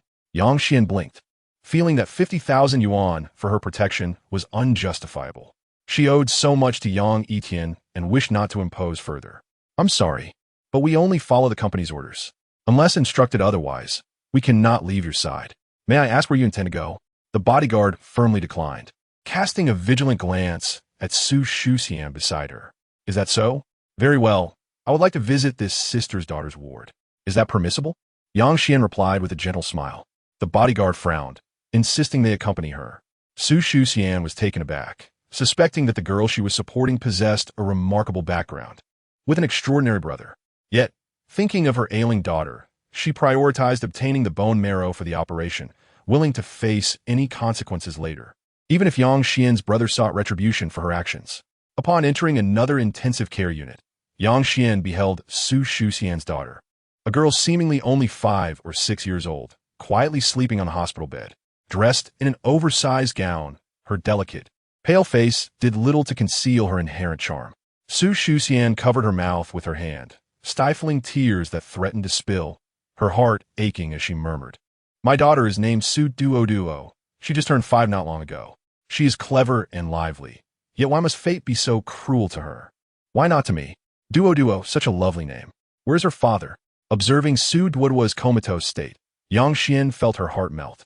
If sacrificing her own life could save this girl, it would be worth it. At least she would no longer burden her brother after her death. Su Shuxian wished to forget her painful past, gently caressing Su Duo's face. "She has no father. I have been her sole companion throughout her growth." "I'm sorry." Yang Xian inadvertently touched upon Su Shuxian's wounds, offering a remorseful apology, reluctant to broach the subject of the girl's father further. Duo is my everything. If she were to leave this world, I would find no reason to continue living. Su Shuxian turned, kneeling before Yang Xian, pleading with tearful desperation for her to save her daughter. Yang Xian glanced at Su Duo and then at the kneeling Su Shuxian, taking a deep breath, as if making a monumental decision. Very well, I agree to your request. Upon uttering these words, a whirlwind of emotions stirred within Yang Xian, fear mingled with relief. She feared never being able to accompany her brother again. Yet she was resolute in not wanting to burden Yang Yitian further, unwilling to let Su Duo suffer from her illness. She prepared to face her fate with composure. Really? Is it true? Su Shuxian trembled, her emotions overwhelming her. Overcome with joy, she rushed out of the ward to the attending physician's office, urging him to arrange the surgery for her daughter immediately. Does she truly wish for this? The attending physician sighed, recognizing the unfairness of this decision not only to Yang Xian, but also the potential harm it would cause Yang Yitian. He could sense the profound love the man held for his sister. Should Yang Yitian discover this matter, he might well explode with rage.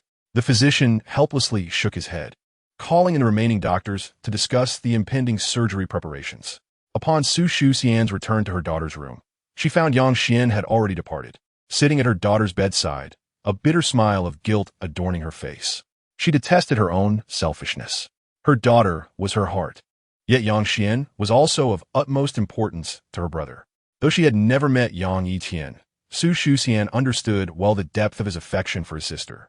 She could not fathom how he would react upon discovering that Yang Xian had sacrificed her bone marrow for his daughter's surgery. The weather today is splendid. In the grassy expanse of the People's Hospital Square, the sky was a brilliant blue, the sun radiantly shining. Yang Xian slowly spread her arms, a gentle breeze caressing her, her hair dancing in the wind, her face aglow as if basking in spring warmth, a pure smile gracing her lips. Two tall, stately bodyguards clad in black suits stood vigilantly behind her, ensuring her safety from any unforeseen incidents. After lingering for several minutes, one bodyguard stepped forward, respectfully stating, "Miss, your health is not optimal. Shall we return? Just a little longer, please?" Yang Xian pleaded with a heart-rending expression, longing to savor this tranquility, having forgotten how long it had been since she felt so relaxed, wishing to escape the oppressive stench of medicine in the dim hospital room. Seeing her pitifully enchanting demeanor, the bodyguards refrained from insisting she leave, silently accompanying her. "Brother, I am sorry. I must be disappointing you." Yang Xian gently closed her eyes, uncertain of her reasons for this decision. Yet her heart reassured her that granting her bone marrow to Su Shuxian's daughter was a choice she would not regret. Truly, not one bit. Chapter 0050. Reprimand. As evening fell, a white Maserati Quattroporte made its way toward the First People's Hospital. Inside the vehicle, Xiaoya sat in the front passenger seat, gracefully holding a peeled mango, offering it to Yang Yitian with a smile. "Brother Tian, would you like a bite?" Xiaoya's intimate gesture left Yang Yitian feeling somewhat uneasy. Raising an eyebrow, he replied coolly, "It's inconvenient while driving. You may have it." "All right then, how about you?" "Xian Yao?" Xiaoya turned to face Jiang Xinyao, who sat in the back seat, inquiring with a gentle smile. "No, thank you." Jiang Xinyao twisted her delicate brows. These mangoes were purchased by Yang Yitian for his sister. Xiaoya, the glutton, showed no restraint at all. As Yang Yitian drove, a shadow of gloom clouded his gaze. For reasons unbeknownst to him, a sense of foreboding had gripped his heart since noon, prompting him to unconsciously accelerate. Upon arriving at the People's Hospital, he disregarded the two women and hurriedly carried a small bag of mangoes toward Yang Xian's ward. Outside the intensive care unit, two bodyguards stood rigidly. Yang Yitian's brow furrowed further. His concern deepened rather than dissipated, though he could not fathom why. Pushing open the door to the ward, he found Yang Xian lying on the bed, lightly dozing. He approached quietly, placing the mangoes aside before taking her delicate hand and kissing it gently. "Xiao Xian, are you still awake? Brother, you're here?" As soon as Yang Yitian's voice fell, Yang Xian's eyes fluttered open, though they darted away nervously. Through her gaze, Yang Yitian sensed something amiss. He had always trusted his instincts and had survived perilous situations due to his keen intuition. Thus, with a slight heaviness in his voice, He inquired, Xiao Xian, are you hiding something from me? And no, why would you think that? Yang Xian stammered, biting her lip. Her demeanor, akin to that of a thief caught in the act, only confirmed Yang Yitian's suspicions. You have never been good at lying. Speak up, whatever it is. Brother will face it with you. Yang Yitian refrained from considering the possibility of marrow donation. But if he discovered that the only compatible marrow had been given away by Yang Xian out of compassion, his wrath would surely erupt. All right, I will tell you, but you mustn't be angry. Yang Xian understood that Yang Yitian would eventually find out. Hesitating, she revealed that she had donated her marrow for the surgery to Su Shuxian's daughter. What did you say? You gave away the marrow meant for tomorrow's surgery? Yang Yitian's heart sank, disbelief washing over him as he questioned his own hearing. I'm sorry, brother.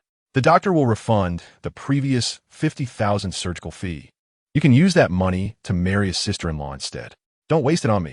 Yang Xian, resembling a remorseful child, lowered her head, unable to meet Yang Yitian's gaze. Do you even realize what you are doing? Seeing Yang Xian's serious expression, Yang Yitian's face flushed with anger as he stood up, his fury boiling over. Brother, don't waste time on me. I know how poor my health is, and I'm happy to save that sweet little girl. I have no regrets, Yang Xian replied, tears streaming down her face as she forced a bitter smile. Witnessing his sister's weeping sent a pang of agony through Yang Yitian's heart. His clenched fists dug into his flesh, blood seeping through the cracks. Why would you do this? Don't you understand that the consequences could cost you your life? Yang Yitian's eyes were bloodshot, veins bulging on his forehead, his anger resembling that of a furious beast. Yang Xian, tear-streaked, allowed him to vent his wrath, feeling guilty and distressed at witnessing her brother's turmoil. At that moment, Jiang Xinyao and Xiaoyou arrived slowly at the ward. Alarmed by Yang Yitian's furious demeanor and Yang Xian's tears, they asked Brother Tian, what happened? Yang Yitian tilted his head back, taking deep breaths to regain composure. It was the first time he had ever been so enraged with Yang Xian. Please keep an eye on Xiao Xian for me. I will return shortly. Unable to calm himself, he threw down the words with a fierce expression and dashed towards the attending physician's office. Xiao Xian, stop crying. Brother Tian is just angry. He will calm down soon, Xiaoyu consoled, handing her a tissue while embracing her petite frame, refraining from questioning the cause of Yang Yitian's fury. As soon as Yang Yitian exited the ward, Yang Xian collapsed against Xiaoyu, weeping uncontrollably. She felt fear and helplessness, but wanted to avoid burdening her brother, longing to save the little girl. Had she truly erred in her choice? Jiang Xinyao, unskilled in offering comfort, hesitated for a moment, leaving Xiaoyu to care for Yang Xian while she stepped outside. Meanwhile, Yang Yitian, his blood boiling, stormed into the attending physician's office, kicking the door open with force, only to find it empty. Can you not calm down? Jiang Xinyao had unexpectedly appeared behind him, her brows furrowed in concern. Calm down? How can you expect me to be calm? Yang Yitian's eyes burned red.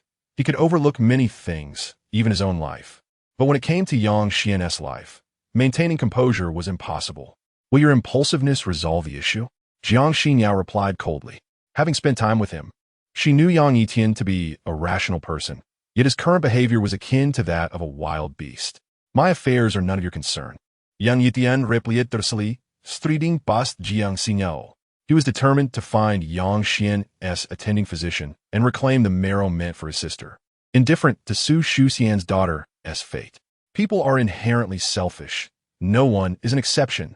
Jiang Xinyao observed Yang Yitian's retreating figure, her brows knitting together. Why was it that he remained so composed at all times, yet lost all reason when it came to Yang Xian, his only vulnerability? Unaware of Jiang Xinyao's thoughts, Yang Yitian located the head nurse and inquired about the attending physician's whereabouts. However, when he arrived, the surgery had already commenced. Su Shuxian sat outside the sterile room, her hands clenched into small fists, anxiously waiting like an ant on a hot stove, oblivious to the presence of another person nearby. After a moment, Su Shuxian lifted her head only to be met with a face so grim it seemed capable of dripping water, glaring fiercely at her. Do you need something? Su Shuxian stammered, taken aback by the sudden appearance of the man beside her, a thread of unease weaving through her heart. Yang Yitian's expression was dark, his teeth clenched, and his sharp gaze seemed ready to unleash an inferno as he bellowed. You deceived my sister into giving away her marrow, which was meant for tomorrow as surgery. Upon hearing Yang Yitian's thunderous voice, Su Shuxian jolted, immediately feeling guilty as she lowered her head, recognizing that this ominous man was likely Yang Xian's elder brother. "I'm sorry. I just didn't want to lose my daughter." Su Shuxian gazed at her feet, biting her lip, unable to meet Yang Yitian's furious glare. "Damn it. You don't want to lose your daughter, but does that justify sacrificing my sister? On what grounds?" Yang Yitian's anger blazed fiercely within him. He could hardly suppress the urge to strike this selfish woman. "I'm sorry." Su Shuxian repeatedly uttered her apologies, her head bowed, feeling deeply remorseful. Yet faced with her daughter's life, she felt she had no choice but to act in this manner. Yang Yitian's throat felt parched, tears glistening in his eyes. He understood that at this juncture, words were futile, but the hatred festered within him. Why did his sister's life have to be so tragic? Why was there such injustice in her fate? Why? Not far away, Jiang Xinyao quietly observed the scene, finally understanding the reason behind Yang Yitian's anger. It was unexpected that this usually composed man could exhibit a moment of irrationality, resembling a madman consumed by rage. Little did he know that human hearts are tender. Although Yang Yitian appeared to be a steadfast and mature figure, the myriad experiences of his 20 short years had left his resolute heart riddled with wounds. His sister, Yang Xian, was his final bastion of mental support, and should any misfortune befall her, should she depart this world forever, the last vestige of his emotions might vanish, leaving him a soulless, unfeeling being.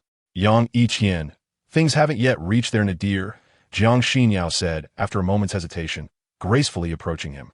She first cast a glance at Su Shuxian, whose face was etched with guilt, and then turned to Yang Yitian, continuing, "You and Yang Xian are siblings.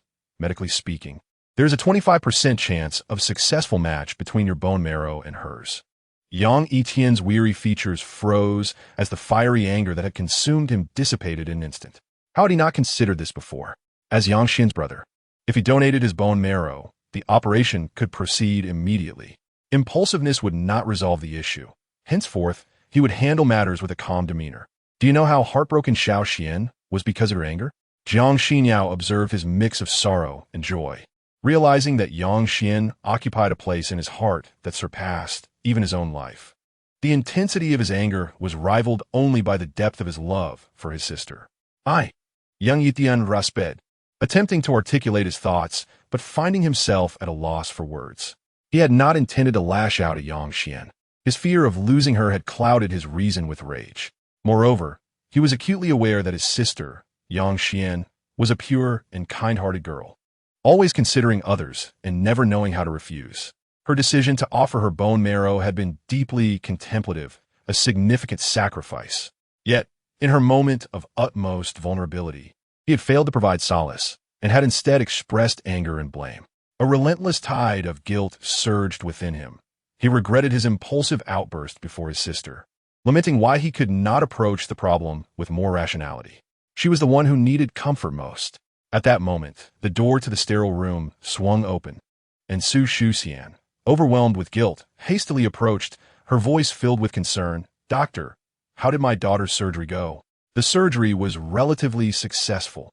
However, we must continue to monitor her for a while to observe for any signs of rejection," the attending physician replied with a measured smile, but he soon halted, taken aback by the sight of Yang Yitian. "Mr. Yang, I apologize. I believe you're already aware that we have secured your sister's consent to use the bone marrow scheduled for her surgery tomorrow to assist Ms. Su's daughter." The attending physician sighed, burdened with a sense of shame, knowing the frailty of the girl he treated. "Let's not dwell on this subject. Immediately assist me and my sister with the bone marrow matching. I intend to donate my bone marrow to her," Yang Yitian stated in a grave tone. Although he had been exceedingly angry earlier, there was no point in pursuing it further now. The most pressing matter was to conduct the bone marrow matching and expedite Yang Xian's surgery. Very well, the attending physician consented, understanding that despite his fatigue from recent surgery, Yang Xian's condition could not be delayed any longer. Otherwise, even divine intervention would not save this unfortunate girl. I'm truly sorry for the trouble I caused you. I did not expect your forgiveness, but I am grateful for your efforts to save my daughter." Su Shuxian suddenly knelt before Yang Yitian, overwhelmed with gratitude upon hearing the news of her daughter's successful surgery. Yang Yitian regarded Su Shuxian with a cold glance, his voice icy. If you wish to express gratitude, do so to my sister. Remember, if anything were to happen to her, I will not spare you, even if you are a woman. Su Shuxian smiled bitterly, watching as Yang Yitian and Jiang Xinyao followed the attending physician away, before hurriedly entering the sterile room to see her daughter. Bone marrow transplantation typically involves the infusion of hematopoietic stem cells from the bone marrow into another individual to treat leukemia. The attending physician extracted 5 milliliters of venous blood from Yang Yitian for typing, but the results were disappointing. His bone marrow did not match with Yang Xian's. Upon hearing the words, "not a match," Yang Yitian felt as if struck by lightning. His mind blank, as the flicker of hope he had nurtured was brutally extinguished by the physician's words. "No, it cannot be. There must be a mistake. Please check again." Yang Yitian's eyes reddened, and he roughly seized the doctor's collar, his expression contorted with fury. "Yang Yitian, I understand your concern for your sister, but can you not continue to deceive yourself? Why not face the truth calmly, as you once protected me without regard for your own safety?" Jiang Xinyao's voice was frosty as she interjected, her words piercing through the tension. Yang Yitian, pain etched on his face, released the attending physician's collar. Knowing the chances of a testing error were exceedingly low, the thought of Yang Xian's worsening condition caused his heart to ache painfully. "Doctor, he is very concerned about his sister, so his emotions are unstable. Please do not take offense. Could you assist me in matching as well?" Jiang Xinyao said coolly, feeling sympathy for Yang Xian's plight. She did not wish to see this young girl fade away, and for reasons unbeknownst to her, Yang Yitian's sorrow stirred something within her. Certainly, the attending physician sighed, glancing at Yang Yitian without harboring any resentment for the earlier outburst. After all, had he not brought Su Shuxian to Yang Xian, this pure-hearted girl would have faced surgery tomorrow, reclaiming a beautiful life. A profound sense of guilt weighed on him. The sharp needle pierced the vein, eliciting a slight sting that caused Jiang Xinyao to furrow her brow. Yang Yitian, dejected, watched her without harboring any hope. However, when the results emerged, Yang Yitian's dark, profound eyes widened, and he held his breath in anticipation. Chapter 52, Bone Marrow Donation. Initial match successful. Not only did the attending physician not anticipate this outcome, even Yang Yitian, who had held little hope, felt his blood surge with excitement upon hearing those melodious words. Jiang Xinyao's eyelashes fluttered, surprised that her tentative gamble had indeed resulted in a successful initial match. Yang Yitian, initially overwhelmed with elation, composed himself. He was not the type to act selfishly at the expense of Jiang Xinyao in his quest to save his sister. He solemnly asked the doctor, "Will a bone marrow transplant have irreversible effects on the donor?" Jiang Xinyao's elegant visage displayed a hint of astonishment. She noted that Yang Yitian's first concern was not to urge her to donate her bone marrow, but rather to inquire whether it might harm her, which warmed her heart slightly. "It will not. When the cells age, new ones will regenerate. Hematopoietic stem cells possess a robust capacity for replication and regeneration, and recovery occurs swiftly, thus posing no adverse effects on the donor," the attending physician explained, glancing at Jiang Xinyao. He had not expected such an improbable outcome to materialize, but it seemed fate had favored the unfortunate Yang Xian. "Jiang Xinyao, as long as you are willing to save Xiao Xian, I, Yang Yitian, will pledge my life to you," he declared earnestly, his expression imbued with sincerity. For Yang Xian's recovery, he would not hesitate to offer his very life. "Your life belongs to you. Merely donating some bone marrow can save another. Even if Yang Xian were not your sister, I would not refuse," Jiang Xinyao replied. Jiang Xinyao's visage was strikingly aloof. Despite her esteemed position as the president of Jiangtian Group, she did not perceive herself as particularly noble. With her crimson lips slightly parted, she inquired of the doctor, "When can my bone marrow be extracted for Yang Xian's surgery?" The multifaceted stem cells were scarce, typically residing within the marrow. Each day, a dose of mobilizing agent was required via intravenous injection to encourage the hematopoietic stem cells to enter the peripheral blood, followed by the withdrawal of approximately 10 milligrams of these cells, a process that would take no less than 5 days. The attending physician furrowed his brow, acknowledging that Yang Xian's condition had deteriorated alarmingly. Any delay would only exacerbate her plight. However, this remained the most viable course of action. Then please administer the mobilizing agent now, Jiang Xinyao declared without hesitation. The physician nodded and arranged for a nurse to assist with the intravenous injection. You're all set. During the next 5 days, ensure you rest adequately, receive daily injections, and avoid spicy foods.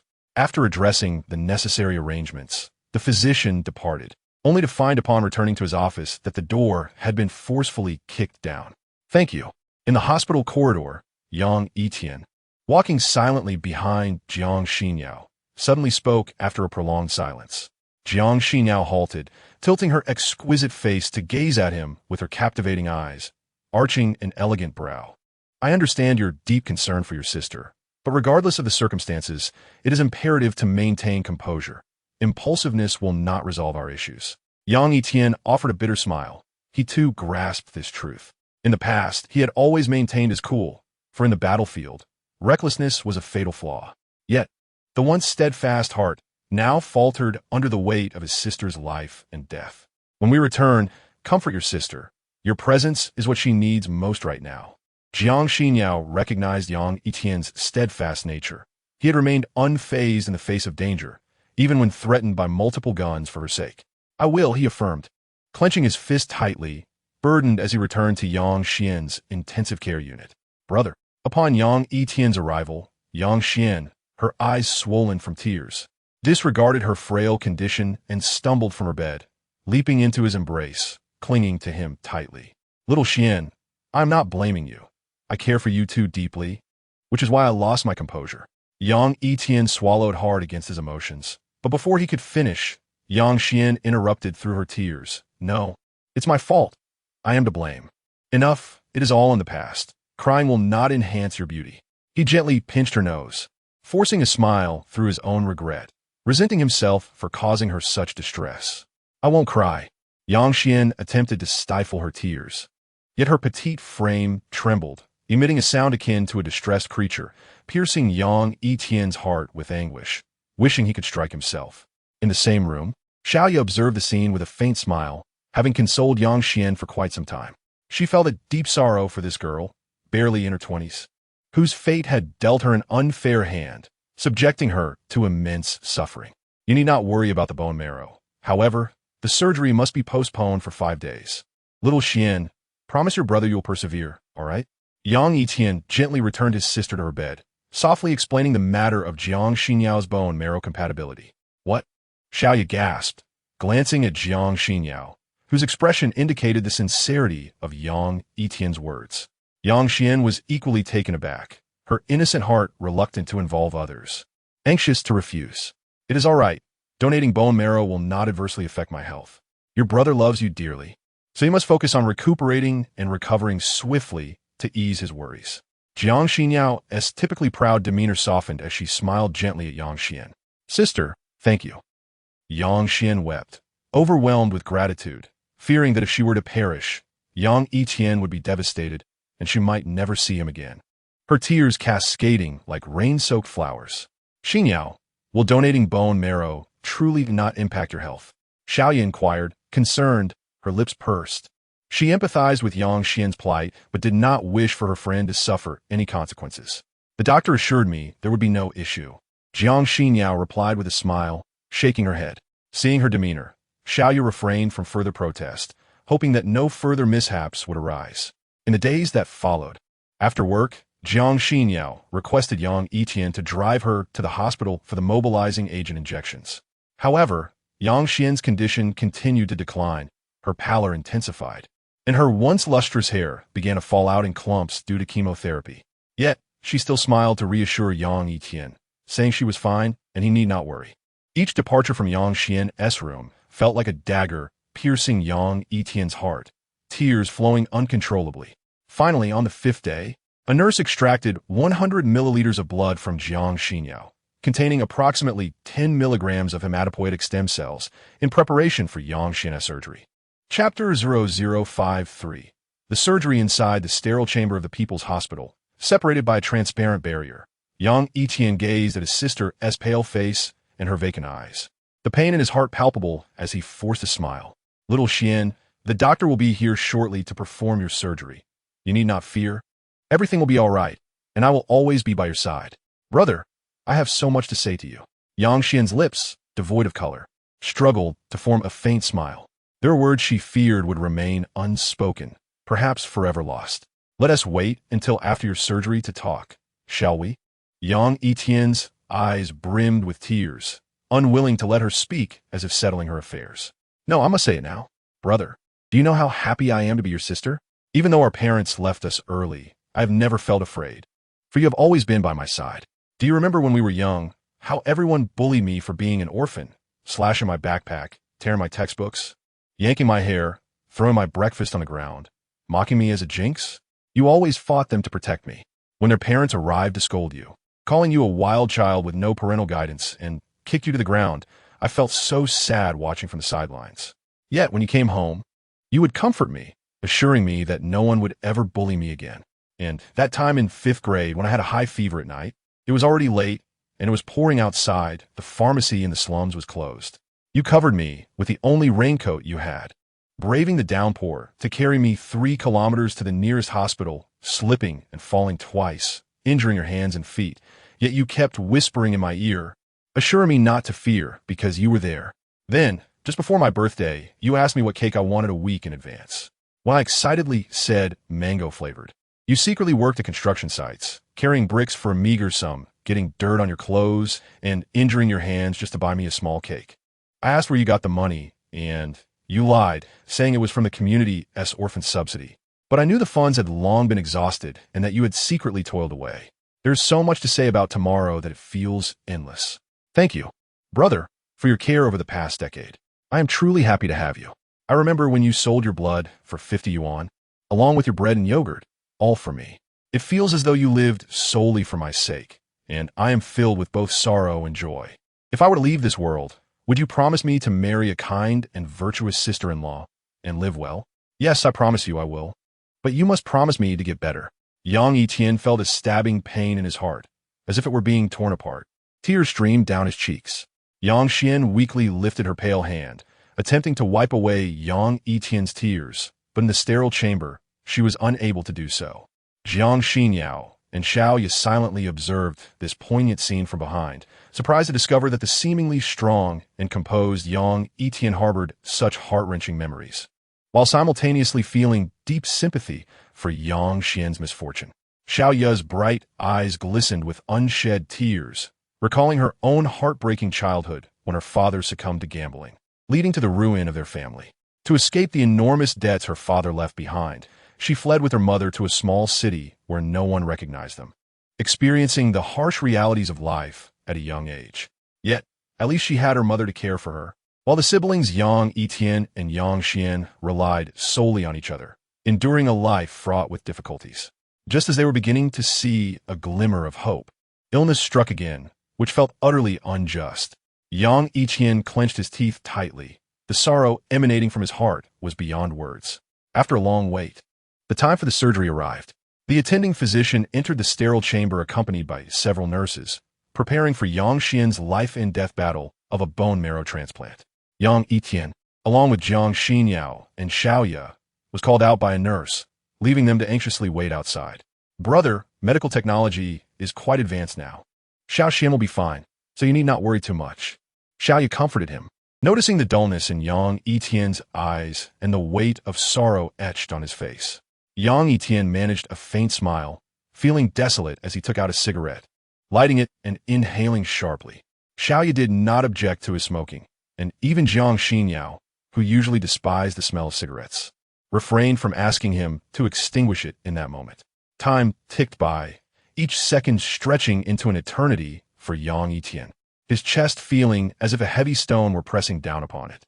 Su Shuxian stood at a distance, hesitating, her teeth clenched, before finally approaching. Yang Yitian raised his gaze and saw Su Shuxian walking towards him with a guilty expression, her brows tightly knit. Is Xiao Xian undergoing surgery now? Su Shuxian's small hand formed a delicate fist, her gentle face marked by remorse and guilt. After chemotherapy, her daughter's condition had progressed past the initial phase, and in about half a month, she would enter the recovery stage, with new bone marrow continuously generating blood cells. If she did not relapse within a year, she would fully recover. Yang Yitian did not respond, merely casting a cold glance at her before returning his gaze elsewhere, which only deepened Su Shuxian's sense of shame. Due to her daughter's condition, Yang Xian's surgery had been delayed by 5 days, causing a severe deterioration in her health. And this was considered fortunate.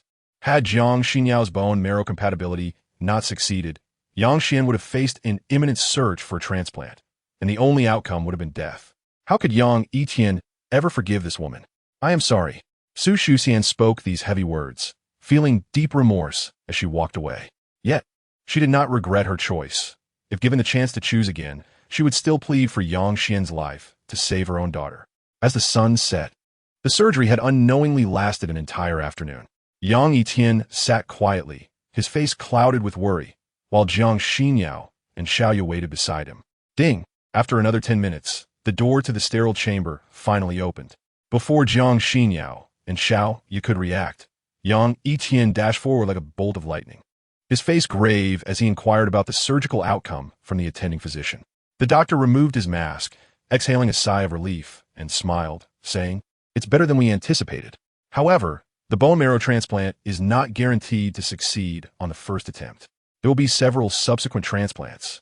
And to prevent infection and other complications, the patient will need to remain in the sterile chamber for at least half a month.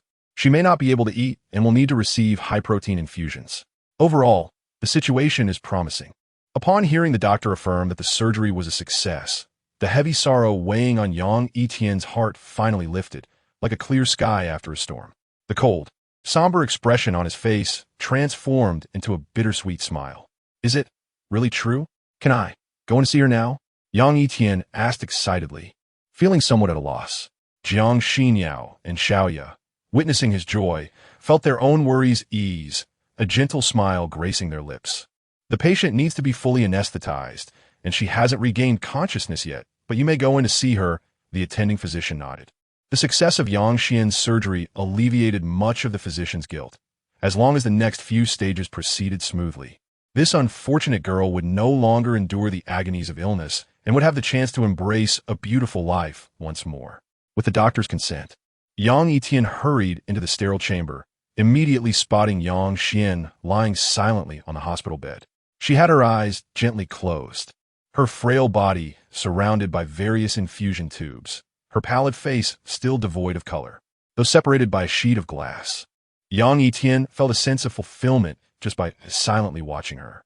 His eyes glistened with unshed tears. A perfect description of his emotions at that moment would be joy so intense it brought him to the brink of tears.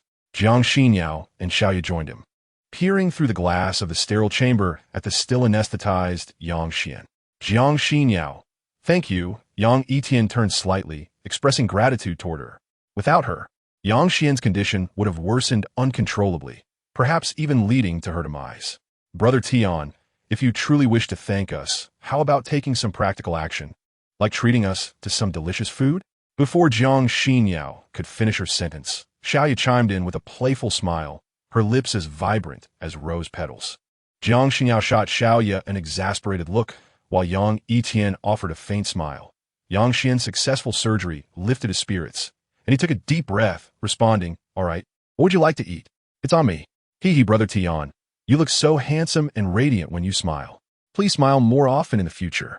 Since their acquaintance, Xiaoya had seldom seen Yang Yitian smile, his face often bearing a stern and formidable expression. Now, with the successful outcome of Yang Xian's surgery, his heartfelt smile was particularly charming. Yang Yitian smiled, but remained silent. Xiaoya pondered adorably for a moment before saying, "Let me think about what I want to eat. Back when I was in university, there was a snack street in Xiqing, where the food was not only inexpensive but also delicious. I used to drag Jiang Xinyao along, but she was always reluctant to go." Jiang Xinyao furrowed her brows. Indeed, Xiaoya had invited her several times, yet the street food seemed her nothing more than poor quality fare laden with unhealthy oils. "All right, but let's wait a bit until Xiao Xian wakes up." Yang Yitian decided he wanted to stay in the hospital longer to accompany his sister, wanting to be the first person she saw when she opened her eyes. The effects of general anesthesia typically lasted a while, usually taking 2 to 4 hours for a patient to regain consciousness. After waiting for nearly 2 hours, Yang Xian's eyelashes finally fluttered, and she slowly opened her eyes. "Brother." Despite her heavy eyelids and slightly blurred vision, Yang Yitian managed to see Yang Yitian outside the sterile chamber, her pale lips struggling to utter his name. Xiao Xian, you're awake? Yang Yitian, feeling somewhat agitated, extended his hand to gently caress his sister's face, only to be reminded of the glass barrier that separated them. He managed a warm smile and inquired, the bone marrow transplant surgery was quite successful. Xiao Xian, do you feel any discomfort in your body? Yang Xian moved her lips, attempting to speak but finding her voice lost, likely due to the lingering effects of the anesthesia, and could only offer a faint smile. It's all right. No need to speak further. You should rest well, Yang Yitian said, coming to his senses and chastising himself for forgetting that his sister needed rest after her surgery. Yang Xian's cheeks sank in her sweet dimples as she gently closed her eyes. Though she had only just awakened, fatigue overwhelmed her, and she longed to rest her eyes for a moment. Yang Yitian decided not to disturb her any further, entrusting her care to the doctors and nurses, instructing them to notify him immediately if anything arose. After ensuring everything was in order, he drove away from the People's Hospital with Jiang Xinyao and Xiaoya. Xiaoya, where's that snack street you mentioned? Yang Yitian asked from the driver's seat. I haven't been there in ages. It's on Xinjiang Road in the West District. Just drive, and I'll guide you, Xiaoya replied with a charming smile, having initially made a light-hearted joke that Yang Yitian took seriously. Jiang Xinyao furrowed her brows slightly, reluctant to go, but seeing her friend's excitement, she felt compelled to join. The night market snack street is a distinctive feature in every city, bustling with life and brimming with local delicacies, even preserving some traditional culinary arts. Groups of 3 or 5 gather at tables, bare-chested, ordering a few skewers and bottles of beer, expressing their stresses and reminiscing about their dreams, a far more genuine experience than feigning sophistication in a high-end restaurant. As they arrived at the snack street in the West District, the throngs of people surged, and the air was rich with various aromas. Vendors called out to passers-by, promoting their snacks, and though the noise was overwhelming, it exuded a warmth of community. Parking the Maserati along the street, people's eyes were drawn to the luxury vehicle, a stark contrast to the typical visitors who mostly belonged to the working class with modest incomes. Stepping out, Jiang Xinyao paused, taken aback by the vibrant scene. Despite having frequented many upscale establishments over the past 25 years, this was her first experience in such a lively venue. Xiaoya skillfully linked arms with Jiang Xinyao, guiding her through the bustling crowd. The snack stalls varied widely, featuring barbecue, spicy hot pot, jianbing, takoyaki, and hand-grab pancakes, transforming the entire street into a culinary haven. Jiang Xinyao felt some resistance at first, but after following Xiaoya from stall to stall and reluctantly sampling a few snacks, she gradually shed her preconceived notions and immersed herself in the lively atmosphere. Boss, I'll have an order of takoyaki with sweet and spicy sauce, Xiaoya said with a smile as they arrived at a takoyaki stall. Coming right up, the owner, a man in his 40s with a humble and warm demeanor, began preparing their order. Nearby, a small boy sat at a table, diligently working on his homework, occasionally assisting when things got busy. Is this little handsome guy your son? Xiaoya asked the owner while waiting. Yes, he is in the 3rd grade, with no one to look after him after school. I bring him to the night market to help out when I get busy, the owner replied, his smile revealing the hardships of his life, yet content with his simple existence. What about the boy's mother? Xiaoya inquired, and the owner's expression darkened as he forced a smile, saying, she left because she found me poor. We have many debts. I'm sorry. Inadvertently touching on the owner's pain. It's all right. It's nothing to hide. Here you go, your takoyaki, and I've added 2 more for you. That'll be 7 yuan. The owner, unfazed, smiled and handed the dish to Xiaoya. Just as he did, 2 scruffy individuals with bleached hair emerged, brazenly snatching the takoyaki.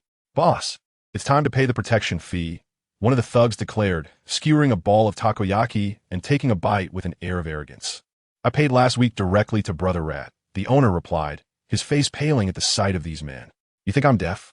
Brother Rat is Brother Rat. And I'm me. If you don't cough up 500 for drinks today, I'll smash your stall to bits. Let go of my dad. The small boy, sitting on a low stool, rushed over in anger to help his father.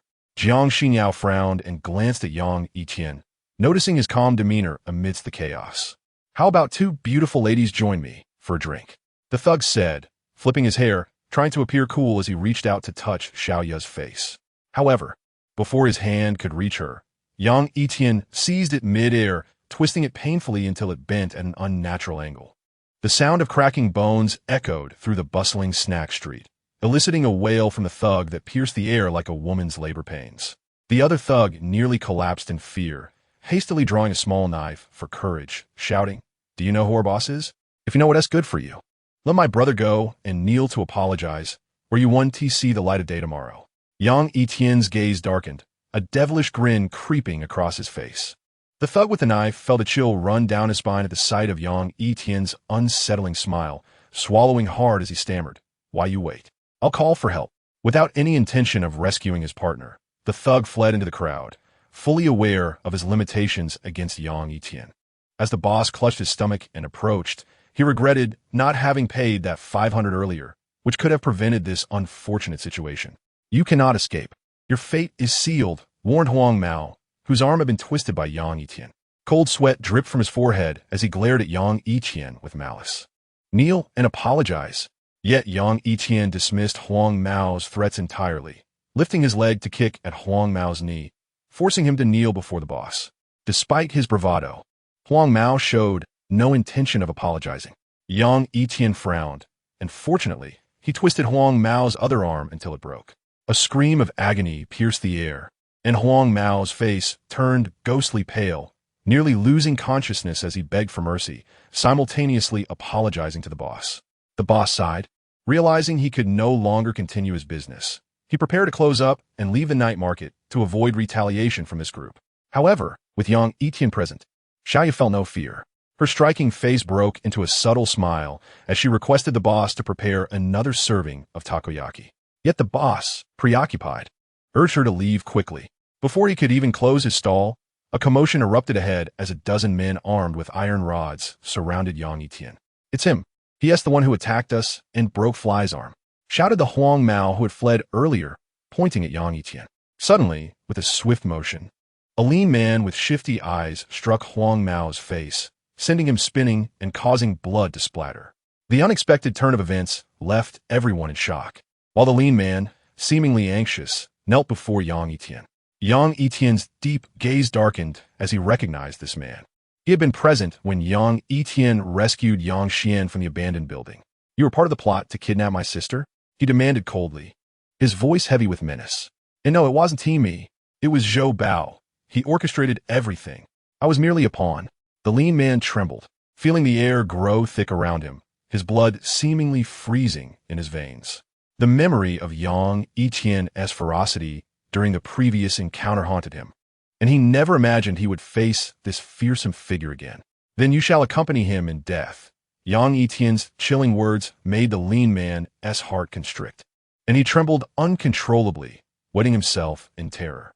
"Please, spare me. I don't want to die," he cried, banging his head against the ground, blood oozing from his forehead as his desperate pleas echoed painfully. The group of thugs with iron rods stared, bewildered, unable to comprehend why their once formidable leader, Brother Rat, was reduced to a quivering wreck before Yang Yitian. A few recognized Yang Yitian, recalling how he had ruthlessly dealt with Zhou Bao when he had come to the abandoned building. "He is the one who killed Zhou Bao," they whispered, faces paling in fear as they hastily discarded their weapons and fled. Brother Rat continued to beg for mercy, fully aware that Yang Yitian could easily end his life. Huang Mao, who had returned to seek reinforcements, was paralyzed with fear upon realizing he had unwittingly crossed paths with this brutal man. He swallowed hard, desperate to escape. Yang Yitian's piercing gaze stopped him in his tracks, prompting a terrified yell as he sprinted away, cursing his mother for not giving him longer legs. Yang Yitian, indifferent, approached the takoyaki stall, casually tossing a long iron skewer towards Huang Mao's retreating figure. The skewer struck him in the calf, toppling him to the ground with a painful cry. The onlookers gasped in shock at the sheer brutality. "Bring him back," Yang Yitian commanded, his voice imbued with an overwhelming authority that left no one daring to defy him. The trembling thugs dragged Huang Mao back, standing before Yang Yitian in terrified silence, fearful of suffering the same brutal fate. "I will not sully my hands with your blood. Apologize and return all the extorted money. If you dare to collect protection fees on this street again, I will sever your hands," he warned, aware that unlike in Western countries, Lives could not be taken so freely in his homeland. Brother Rat, realizing he had a chance at survival, immediately complied, promising to return the money and cease his extortion. The takoyaki vendor stood in disbelief, watching as Brother Rat, once feared, now groveled before Yang Yitian like a dog. What manner of man was this? Brother Tian, you're so handsome. Xiaoya beamed, affectionately linking her arm with Yang Yitian's, captivated by his fierce and commanding demeanor. Jiang Xinyao raised an eyebrow. Having once believed in the rule of law in Ningjiang City, but now witnessing the harsh reality faced by those without power or influence, she reconsidered her views. Brother Rat returned with a bag containing roughly 100,000, bowing respectfully as he apologized while returning the funds to the food stall owners. Faced with the prospect of losing his life, Brother Rat understood the importance of his choice. Money and face could be regained, but life was irreplaceable. The takoyaki vendor trembled as he accepted the 7,000 from Brother Rat, unsure if he was dreaming. I've only paid 5,000 in protection fees since I started selling here. You've given me too much, he said, trying to return the extra 2,000, unwilling to accept what was not rightfully his. Brother Rat glanced at Yang Yitian, realizing the excess was intended to demonstrate his sincerity. Yet, Yang Yitian remained silent, not even acknowledging Brother Rat. The latter forced a smile, then let us make 2,000 worth of takoyaki. I'll take it back for my friends. The boss. Please help me with this. I've been waiting for quite some time. Xiao Yaxiang, with her charming peach-red lips, had barely finished her words when a sudden wail of police sirens echoed from the street corner and a man and woman approached. Someone had reported a vicious brawl. Who was causing the disturbance? A woman with a sharp bob haircut, sun-kissed skin, and clad in uniform asked with unyielding authority. Upon seeing her, Yang Yitian furrowed his brow. Zhao Jing, noticing him at that moment, inquired with displeasure, "It's you? How come you're always present when trouble arises?" Yang Yitian merely smiled faintly, his silence aggravating Zhao Jing, who ground her teeth in frustration. "How's he? Are you the one inciting trouble?" Zhao Jing's gaze shifted, glaring at Brother Haozi with malice. Ever since Zhou Bao's demise in the Xiqing district, his faction had rapidly fractured, resulting in daily bloody skirmishes over territory, with Brother Haozi and another named Crow being the most notorious. "I say, Captain Zhao, you must not wrongfully accuse an innocent man. I am a model citizen. Feel free to inquire with them," Brother Haozi retorted with the demeanor of an old hand, fully aware that provoking this fiery spirit was unwise after having been apprehended by Zhao Jing twice before. "Model citizen? Do you take me for a fool? Look at the blood stuck to your head, and these two individuals lying here with severe injuries. Why haven't they've been sent to the hospital immediately? Who harmed them?" Zhao Jing's brows knitted tightly as she surveyed the two blond men on the ground, one with his calf impaled by a metal rod and the other with both arms grotesquely broken. Chapter 57. Time I merely tripped and bumped my head, causing a little bleeding. These two are my subordinates. They had a disagreement after drinking and got into a fight. We were about to take them to the hospital. Is there anything else, Captain Zhao? Brother Haozi's eyes flared with rage at the mention of the two blond men, feeling that if it weren't for their reckless collection of protection fees, he wouldn't have encountered Yang Yitian tonight, nor would he have been humiliated to the point of wetting himself. He vowed to punish them when he returned. Am I foolish? Listening to your nonsensical fabrications. Zhao Jing's expression darkened as she pulled out handcuffs and promptly secured him, instructing another officer to call for an ambulance to take the two blond men for treatment. Despite being restrained by the cold handcuffs, Brother Haozi felt a deep sense of relief. He would rather endure jail time than face the demon that is Yang Yitian. "I know it was you who initiated the violence. You will accompany me for questioning," Zhao Jing stated, directing her gaze toward Yang Yitian. However, as her eyes passed over the stunningly beautiful Xiaoya and the elegant and noble Jiang Xinyao, they momentarily froze in astonishment. Women of beauty often engage in comparisons. Zhao Jing, believing her own appearance and figure were commendable, felt somewhat overshadowed in the presence of Jiang Xinyao and Xiaoya, both in terms of grace and allure. Fortunately, she felt she had the upper hand in certain aspects. She discreetly examined the neckline of Jiang Xinyao and Xiaoya for comparison. Suddenly, Zhao Jing's gaze faltered as she found Jiang Xinyao vaguely familiar. After a moment of recollection, she exclaimed, "You are Jiang Xinyao from the Jiangtian group?" "Indeed. What of it?"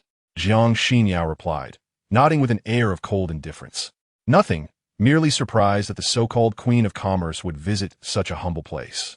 Zhao Jing observed Jiang Xinyao holding an assortment of snacks. Her curiosity piqued. Wouldn't wealthy individuals typically frequent upscale restaurants, looking down upon lowly street food? Why would someone of Jiang Xinyao's stature, possessing hundreds of billions in assets, choose to stroll through a night market? Am I not allowed to? Jiang Xinyao countered, furrowing her elegantly arched brow. Prior to visiting the night market, she held a bias against such venues, but upon immersing herself in the lively atmosphere, she gradually embraced it. Zhao Jing was not one to meddle unnecessarily. She turned to Yang Yitian and stated, "You are currently suspected of assault. Come with me to provide a statement." How can you be like this? You don't even inquire about the circumstances before arbitrarily arresting someone. Xiaoya protested, her delicate brows knitting together as she shot an indignant glare at Zhao Jing. Indeed, this handsome gentleman is a good person. You cannot take him away. The takoyaki vendor urgently interjected, attempting to explain Yang Yitian's actions. Nearby vendors, witnessing the scene, immediately ceased their business and joined in the plea, for they understood the value of gratitude. In the past, when thugs came to collect protection fees, any refusal resulted in violence and destruction of their stalls. And despite numerous reports, nothing changed, leading to even harsher retaliation. They could only grit their teeth and pay, silenced by fear. However, thanks to Yang Yitian, they had not only taught those ruffians a lesson, but also reclaimed what they had lost, ensuring they would no longer have to pay protection fees. How could the vendors bear to watch Yang Yitian be taken away? How is he? Is it true what they say? Are your men here collecting protection fees? Zhao Jing asked, skeptical. The recent crackdown in Xiqing had been stringent, with security reports looking promising. How could such extortion occur? Brother Haozi initially hesitated to admit it, but with Yang Yitian present, he reluctantly nodded. Yes, excellent. Collecting protection fees constitutes extortion. I shall not concern myself with your protector. Prepare for several years in prison. Zhao Jing, who detested evil, seized Brother Haozi in a fit of anger, ready to escort him away when she recalled something, glancing at Yang Yitian and inquiring, "How did your sister's surgery go?" "Very successfully," Yang Yitian replied with a faint smile. Zhao Jing refrained from further comments, merely glancing at Jiang Xinyao and Xiaoya before departing with the bloodied Brother Haozi. "Thank you for your help tonight. Without you, these individuals would have only intensified their oppression of us." The takoyaki vendor expressed his profound gratitude to Yang Yitian. His monthly earnings barely amounted to 4 or 5,000 yuan, and after deducting costs, he was left with around 3,000, having to pay 1,000 in protection fees, barely scraping by with his son. "Well then, if you wish to express your gratitude, how about treating us to 2 portions of takoyaki?" Xiaoya chimed in with a captivating smile, preempting Yang Yitian's response. In Yang Yitian's view, his actions that night were trivial. However, to these vendors, it was a monumental favor, and receiving such kindness left them feeling indebted. Having received help in her youth, Xiaoya understood this sentiment, and thus requested the vendor to gift them 2 portions. Of course, the vendor responded with a hearty smile, appreciating Xiaoya's kindness, and eagerly began preparing. "Hey, handsome and beautiful, here is my stall's specialty, braised pig's trotter, complimentary for you to try." "Thank you tonight." "Me too. Here are my pancakes, a token of appreciation." "And my offerings are the finest on the street, authentic meat sandwiches." "You truly took care of those ruffians tonight." "Huh, you're just boasting. A meat sandwich is merely 2 pieces of bread with some meat. How good can it be? My lamb skewers are the best." "The items you offer are too singular. Customers ordered dozens of skewers, but my wife Woon Tea let me serve them so quickly, so I packed them to bring to this handsome gentleman." The nearby vendors continuously offered their goods to Yang Yitian, Jiang Xinyao, and Xiaoya as a gesture of gratitude, while vehemently cursing the thugs, releasing their pent-up grievances. "Thank you, but we really can't accept any more. We can hardly carry these." Xiaoya beamed, unable to refuse the generosity, as she found herself laden with an array of snacks. Even Yang Yitian and Jiang Xinyao's hands were filled with bags of treats. They are so enthusiastic. Back in the Maserati, Xiaoya placed the snacks she was holding inside the car, and with a radiant smile, said to Yang Yitian, "Brother Tian, with so many delicious treats, shall we buy some beer to enjoy slowly at home?" "Sure." Yang Yitian agreed without hesitation. With his sister's surgery successful, he too wished to indulge in a few drinks. However, Jiang Xinyao frowned slightly, appearing somewhat reluctant. Chapter 0058. Deeply in love, the night sky lay silent, the evening breeze cool, and the silvery moonlight draped a delicate veil over the lawn beside the villa's swimming pool. After laying out a camping mat on the grass, Xiaoyu arranged a dozen cans of beer alongside various snacks. She then sat closely beside Jiang Xinyao, while Yang Yitian sat upright in front of them. Brother Tian, Xinyao, today is a lucky day. Let's raise a toast to celebrate Xiao Xian's successful surgery. Xiaoyu opened several chilled cans of beer and handed them to Yang Yitian and Jiang Xinyao, her moist, delicate lips curving into a smile. Yang Yitian accepted the beer with a faint smile, saying thank you. However, Jiang Xinyao raised her brows in slight discomfort, hesitating for a moment. Xiaoya, notijin her unease. Asked with concern, Xinyao, what's wrong? It's nothing, Jiang Xinyao replied lightly, shaking her head. She took a small sip of the beer, not wanting her personal issues to dampen the mood. Although Xiaoya felt skeptical, she did not press further. Yang Yitian's gaze darkened slightly, as if he sensed something amiss. To avoid awkwardness, he casually remarked, your tolerance for alcohol isn't great. Perhaps you should drink less tonight, or not at all. Jiang Xiao blinked lightly, understanding, and elegantly focused on eating, refraining from touching the alcohol again.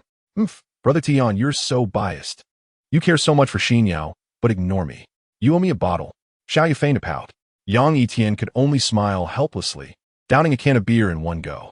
When he truly finished a bottle, Xiaoyu felt a bit shy, realizing she had only been joking, not expecting him to take her seriously. Drinking alone is rather dull. Brother Tian, Xinyao, let's play a little game. How about truth or dare? After a few cans of beer, Xiaoyu found the atmosphere a bit monotonous and proposed with a giggle.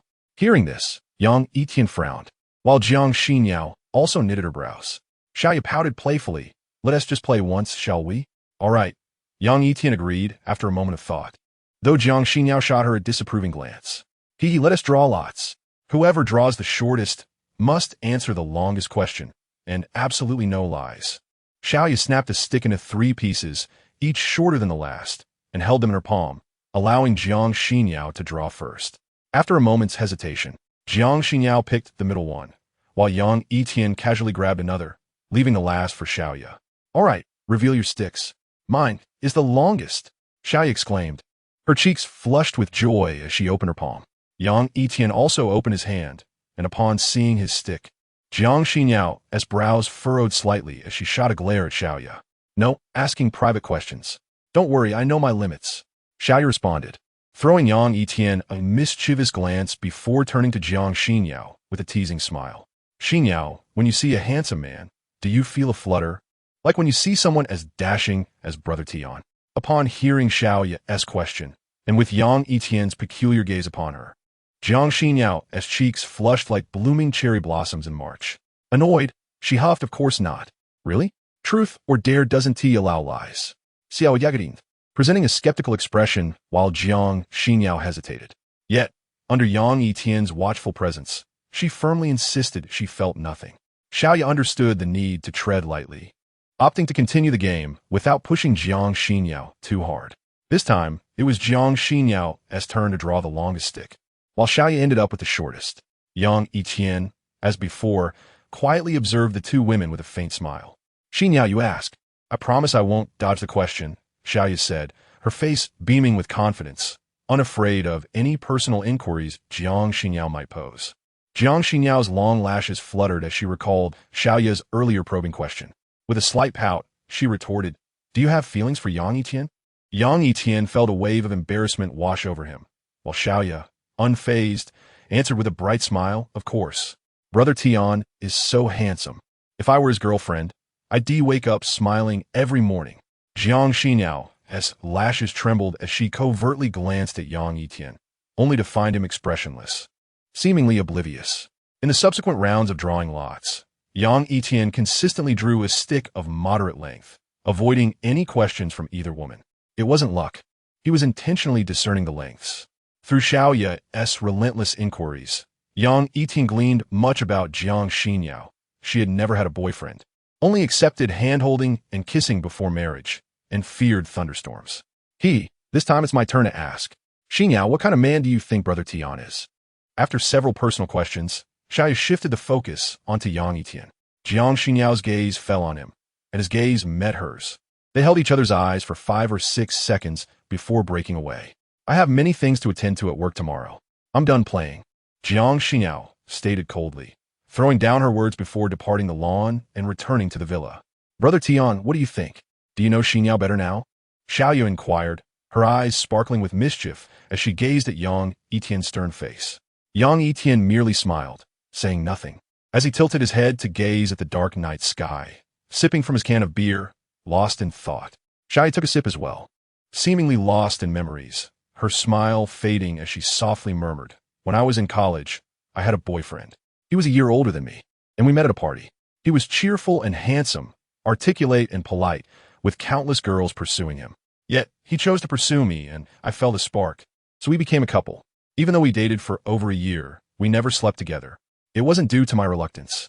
He insisted on waiting until marriage to love me. I was deeply moved, believing I'd found a man worthy of lifelong commitment. Yet, just as I fell deeply in love with him, he vanished without a word. During that time, I felt as if I had fallen into an abyss, living like a walking corpse, drowning my sorrows in alcohol. There were several occasions when I got drunk at bars, nearly taken away by unscrupulous men. Thankfully, the bar owner was an upright person, repeatedly rescuing me from their clutches and calling Xinyiao to pick me up. Though Xinyiao often scolded me for wasting my time on a scoundrel, she provided comfort during my darkest days. Gradually, I emerged from that relationship and applied to become a flight attendant, restoring normalcy to my life. Yet, the one I once loved so deeply, who had been buried in my heart for nearly 4 years, has suddenly reappeared before me. Strangely, instead of resentment, I feel a rekindling of old feelings. Isn't that amusing?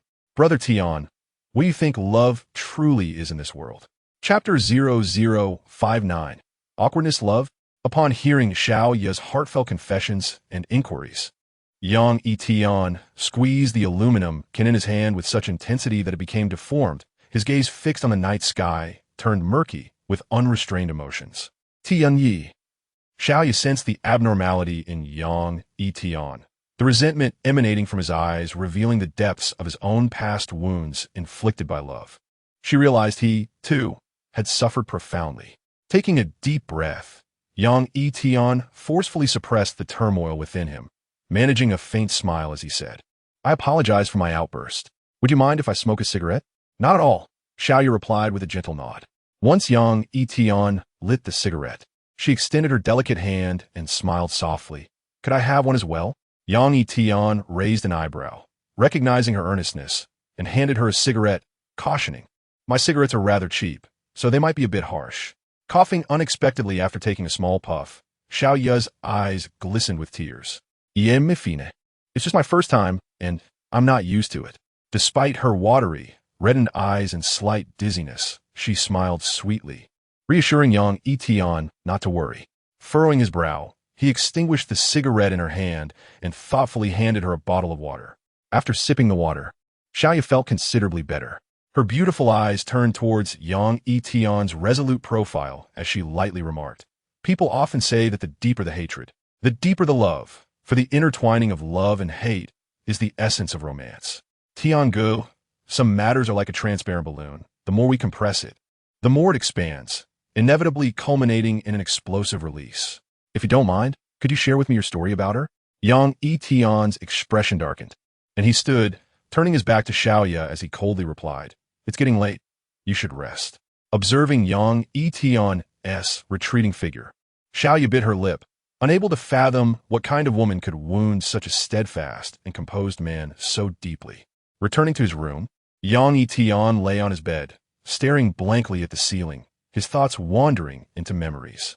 The woman, born into one of Beijing's 3 prominent families, was not only the most intelligent he had ever encountered, but also possessed a beauty that could captivate nations. She was adept at manipulation, hiding a terrifying intellect beneath her stunning exterior. Because of her, Yang Yitian experienced the tenderness of love. Yet, she also taught him the harsh realities of calculation and ruthlessness. Ultimately, it was her that led him to lose everything, spending over a year imprisoned in a hellish confinement. Suddenly, A piercing scream jolted Yang Yitian from his reverie. Without a doubt, it was Jiang Xianyao's voice. His expression shifted dramatically, and without a moment's hesitation, he rushed towards the source of the sound, only to find the bathroom door locked. Xianyao, are you in there? Yang Yitian called anxiously, but silence answered him, igniting a sense of dread. Without further delay, he kicked the bathroom door open. Upon entering, Yang Yitian was taken aback by the scene before him. Jiang Xianyao lay sprawled on the slick floor, her delicate shoulder exposed, staring at the intruder. Jiang Xianyao's eyes widened in shock, her mind momentarily blank. She had just finished her shower and slipped before she could get dressed, letting out a scream that was swiftly followed by Yang Yitian's abrupt entrance. "Get out!" she shouted, curling into herself in panic. Yang Yitian, equally flustered, quickly muttered an apology and exited the bathroom, closing the door behind him. "Tiango, what happened?" Xiaoya, drawn by the commotion, approached, having heard Jiang Xianyao scream. "Xianyao fell. You should go in and help her," Yang Yitian said, feeling a headache coming on. He had initially feared it was an enemy of Jiang Yu seeking revenge, never anticipating such an awkward situation. "All right, I'll go in," Xiaoya replied, sensing the underlying tension, and entered the bathroom to comfort Jiang Xianyao, offering an explanation on Yang Yitian's behalf. After several minutes, Jiang Xianyao emerged, now dressed. Supported by Xiaoya, Yang Yitian, seated quietly on the sofa, looked up at her with an apologetic gaze. Although Jiang Xianyao's eyes were red, perhaps due to Xiaoya's reassurances, she did not explode in anger, but merely shot him a cold glance before retreating to the loft. Yang Yitian could only smile helplessly. He could not be blamed for the situation, as no one could have anticipated the turn of events. As long as she was unharmed, that was all that mattered. The following morning, after washing up, Jiang Xianyao discovered a bowl of brown sugar water in the kitchen, momentarily taken aback. Xiaoya surely hadn't risen yet, let alone made this for her. Could it have been him? Jiang Xianyao pressed her lips together. Her menstrual period had started 2 days prior, and she had been experiencing discomfort, which was why she had refrained from drinking alcohol the previous night. Seeing the warm bowl of sugar water brought a rush of warmth to her heart. Awake? Yang Yitian appeared at the kitchen entrance, wearing a gentle smile. "Did you make this?" Upon seeing him, Jiang Xianyao's cold demeanor instantly frosted over. Although he had intruded for her safety, the thought that he had seen her in such a vulnerable state filled her with an inexplicable blend of shyness and anger.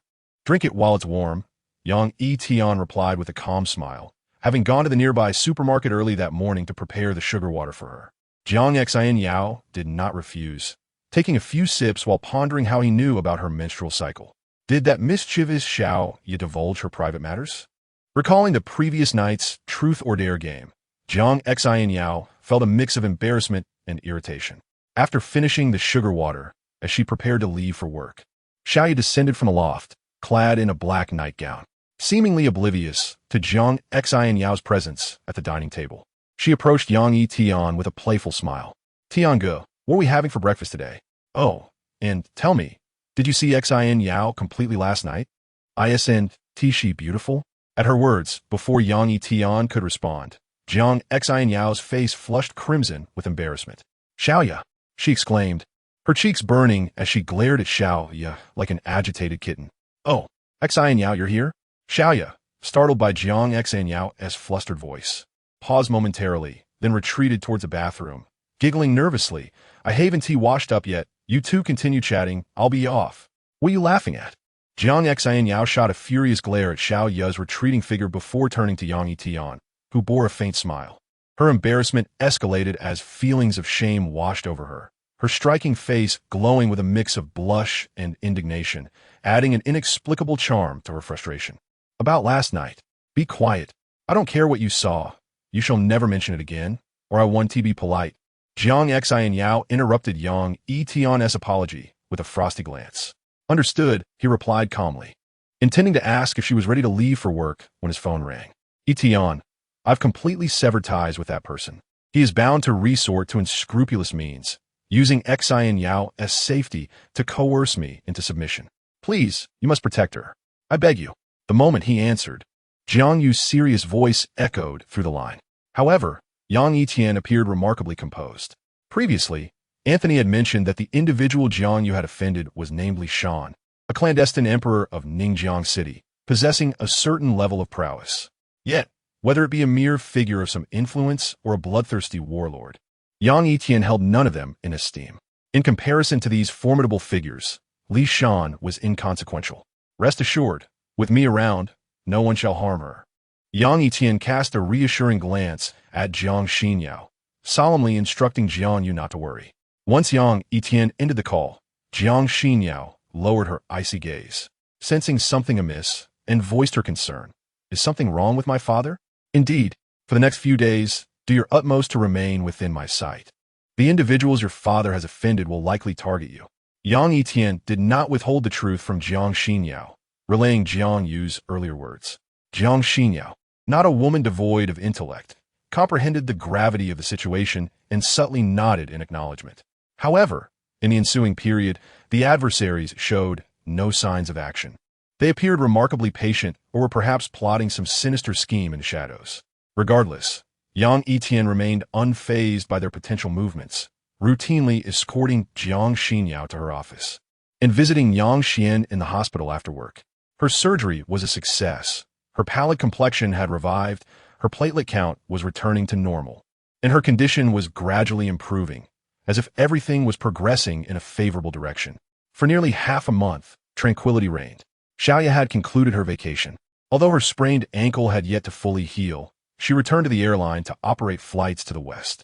The night before her departure, Xiaoya visited Yang Yitian's room alone and talked for an extended period before leaving. Her eyes reddened, but the content of their conversation remained a mystery. That night, the sky darkened, ominous clouds rolled, and a furious wind howled as torrential rain poured down. Under the veil of night, several vehicles arrived at the iron gate of the seaside villa, and those who emerged bore menacing expressions.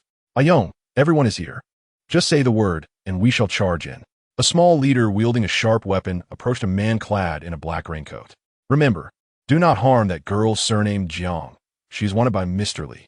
Also, her bodyguard is formidable. Deal with him without mercy, if necessary. Call upon the brothers to draw their weapons. If complications arise, I will take responsibility. Yang's face twisted with malice, determined to reclaim the humiliation he had suffered at Yang Yitian's hands previously. Understood. The small leader, a sturdy man adorned with a dragon tattoo on his arm, commanded his bloodthirsty associates, seasoned fighters under Li Shan's banner, to seize Jiang Xinyao. Let us move.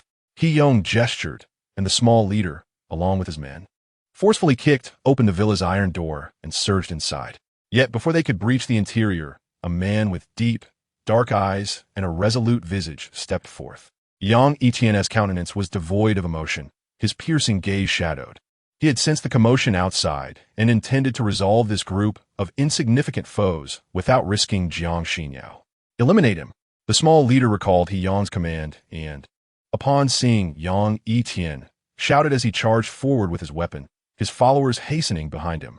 As the blade sliced through the air toward him, Yang Yitian remained expressionless. Yet a chilling aura of murderous intent flickered in his eyes. He neither dodged nor flinched. With a swift motion of his hand, a cold gleam flashed. Before the small leader could react, excruciating pain surged through his wrist. The speed was astonishing. He barely registered the pain before blood gushed from the wound, causing his weapon to clatter to the ground. Bang! Before the small leader could emit a wretched cry, Yang Yitian delivered a powerful kick to his neck, rendering him unconscious. Even if he were to regain consciousness, he would spend his life confined to a wheelchair. Since you've come, let us all engage. Yang Yitian, wielding a tactical knife, spoke in a gravelly voice as his indifferent gaze swept over the assembly, his dark eyes instilling a sense of dread. Attack! Whoever incapacitates him will receive a reward of 50,000, and I shall speak favorably of you before Mr. Li. Yong's voice echoed from behind, invoking the age-old adage that great rewards inspire brave deeds. The armed men roared, rallying their spirits as they charged towards Yang Yitian. Yet, the man who had previously vanquished well-equipped, battle-hardened adversaries remained unperturbed, his demeanor unchanged. With the tactical knife in hand, he moved with uncanny agility, blood spraying into the air, mingling with the downpour. Each strike was deadly, resolute, Yang Yitian's cold visage was splattered with blood, resembling a bloodthirsty demon. However, he exercised restraint, ensuring not to take the lives of these men, for had he chosen to do so, none would have returned alive. Nevertheless, the toll was severe, as those who fell victim to his blade bled profusely, collapsing in incapacitation. Without timely medical assistance, they would succumb to excessive blood loss. Witnessing the increasing number of casualties, Yang's expression darkened. Though he knew Yang Yitian was formidable, he was shocked to find his men unable to mount any resistance. Is he even human? Yang inhaled deeply, grateful he had prepared for such a contingency prior to their arrival. Chapter 0061. A delicate situation. That lad is quite troublesome. I must trouble you to intervene tonight. Yang approached an Audi, bending slightly in a gesture of respect. To be incapable of dealing with a single person. What a bunch of useless fools. A chilling voice emanated from within the vehicle, followed by the emergence of a diminutive, hook-nosed elder who advanced toward Yang Yitian. As Yang Yitian felled the last assailant, he lifted his gaze to the advancing elder, his dark pupils narrowing, acutely sensing a threat of danger. It appeared that the knight harbored not only a cadre of thugs, but also a more formidable opponent. The elder stood with his hands clasped behind his back, bulging veins resembling worms snaking up his arms, his eyes sunken yet gleaming with a venomous intensity, clearly not an ordinary adversary. Young man, it is a stroke of fortune for you to perish at the hands of He Good tonight. Yang positioned himself behind the elder, exuding a sense of superiority as he gazed down at Yang Yitian, envisioning his impending demise. Silence. Your words are unwarranted. The elder raised his hand, delivering a casual slap to Yang, sending him crashing to the ground, blood spilling from his mouth. Yang Yitian narrowed his eyes, a smile curling at the corners of his lips. It seemed Ningjiang City concealed its share of hidden talents. Although this elder may not rival the ancient monsters of the capital, he was not to be underestimated. Noticing the smile on Yang Yitian's face, the elder furrowed his brow, casting a glance at the moaning figures sprawled upon the ground, their blood staining the rain a dark crimson. You possess some skill, yet you remain rather inexperienced. Surrender Jiang Xinyao, and I may allow you to leave. The elder acknowledged Yang Yitian's capabilities, but regarded him with disdain, intent on capturing Jiang Xinyao without extraneous complications. If you depart now, I might consider letting you go. Otherwise, I wouldn't hesitate to send you to the underworld prematurely. Yang Yitian replied with a faint smile. Refusing to heed my warning will only lead to your demise. The elder retorted, his hand morphing into a claw as he lunged for Yang Yitian's throat, seeking a swift kill. Too slow. Yang Yitian evaded the elder's attack with a slight shift to the right, then executed a swift kick aimed at his frail chest. Bang! The elder with a hooked nose attempted to seize Yang Yitian's leg with a firm grip, but the outcome was utterly contrary to his expectations. Instead of restraining him, he stumbled back several paces, his hands trembling in agony. Your talons are decent, but your strength is lacking. I hope I haven't left you in pieces. Yang Yitian remarked with a devilish smile, having exerted only a third of his strength. He was somewhat surprised that the elder could still withstand him, but that was the extent of his astonishment. You seek death. The elder, enraged and humiliated, was accustomed to being treated with utmost respect in Ningjiang City, even by figures like Li Shan, who would address him as Master He. Now, having been bested by Yang Yitian and subjected to verbal ridicule, he felt compelled to exact revenge tonight.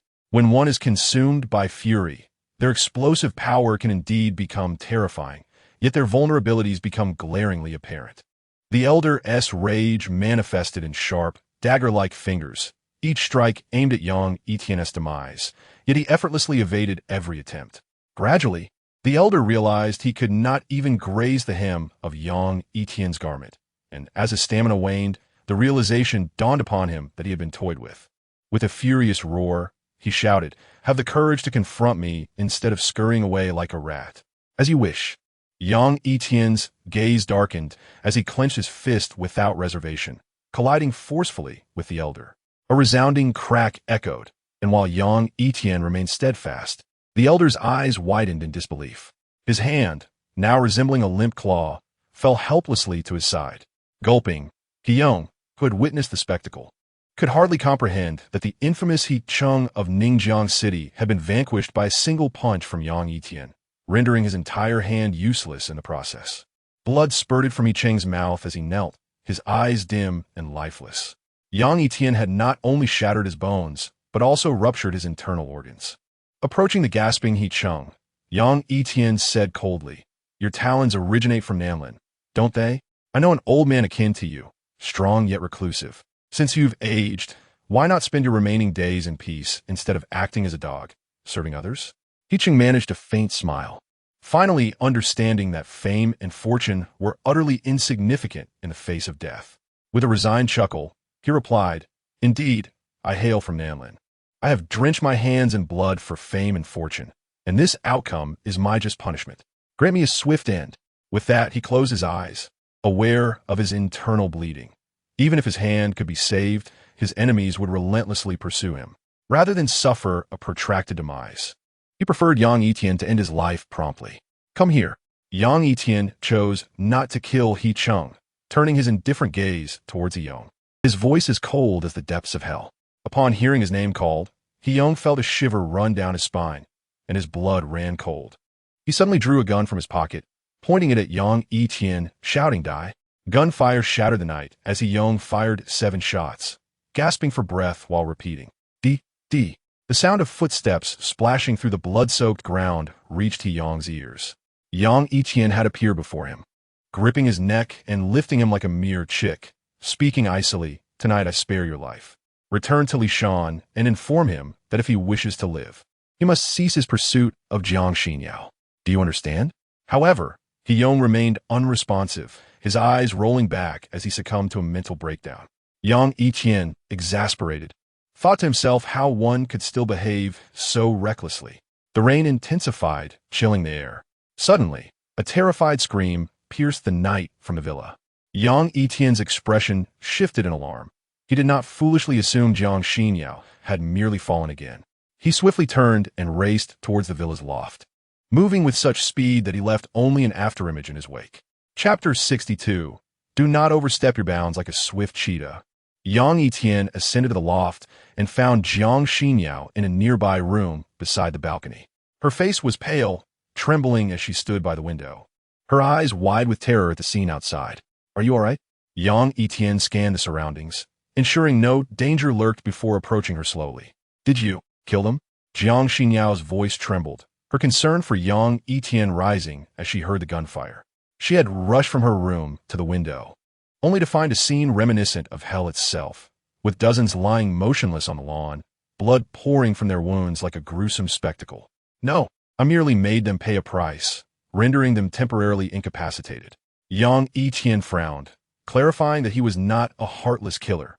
Otherwise, those who had come tonight would have met their demise already, silenced before their cries of pain could escape. Hearing that the individuals were still alive alleviated much of Jiang Xinyao's fear.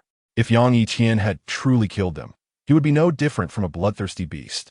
And even if he could protect her, such a person would invoke dread. "I've already called the police. Are you all right?" Jiang Xinyao steadied her nerves, glancing with concern at Yang Yitian. Had he not been there, she feared those men would have abducted her to threaten her father. "You could say I seem to have sustained an injury." Yang Yitian feigned a pained expression, clutching his shoulder. Jiang Xinyao paled, rushing forward. "Did you hurt your arm?" "Just teasing you, I'm fine." As Jiang Xinyao approached with a worried look, Yang Yitian suddenly smiled faintly, lightening the tense atmosphere.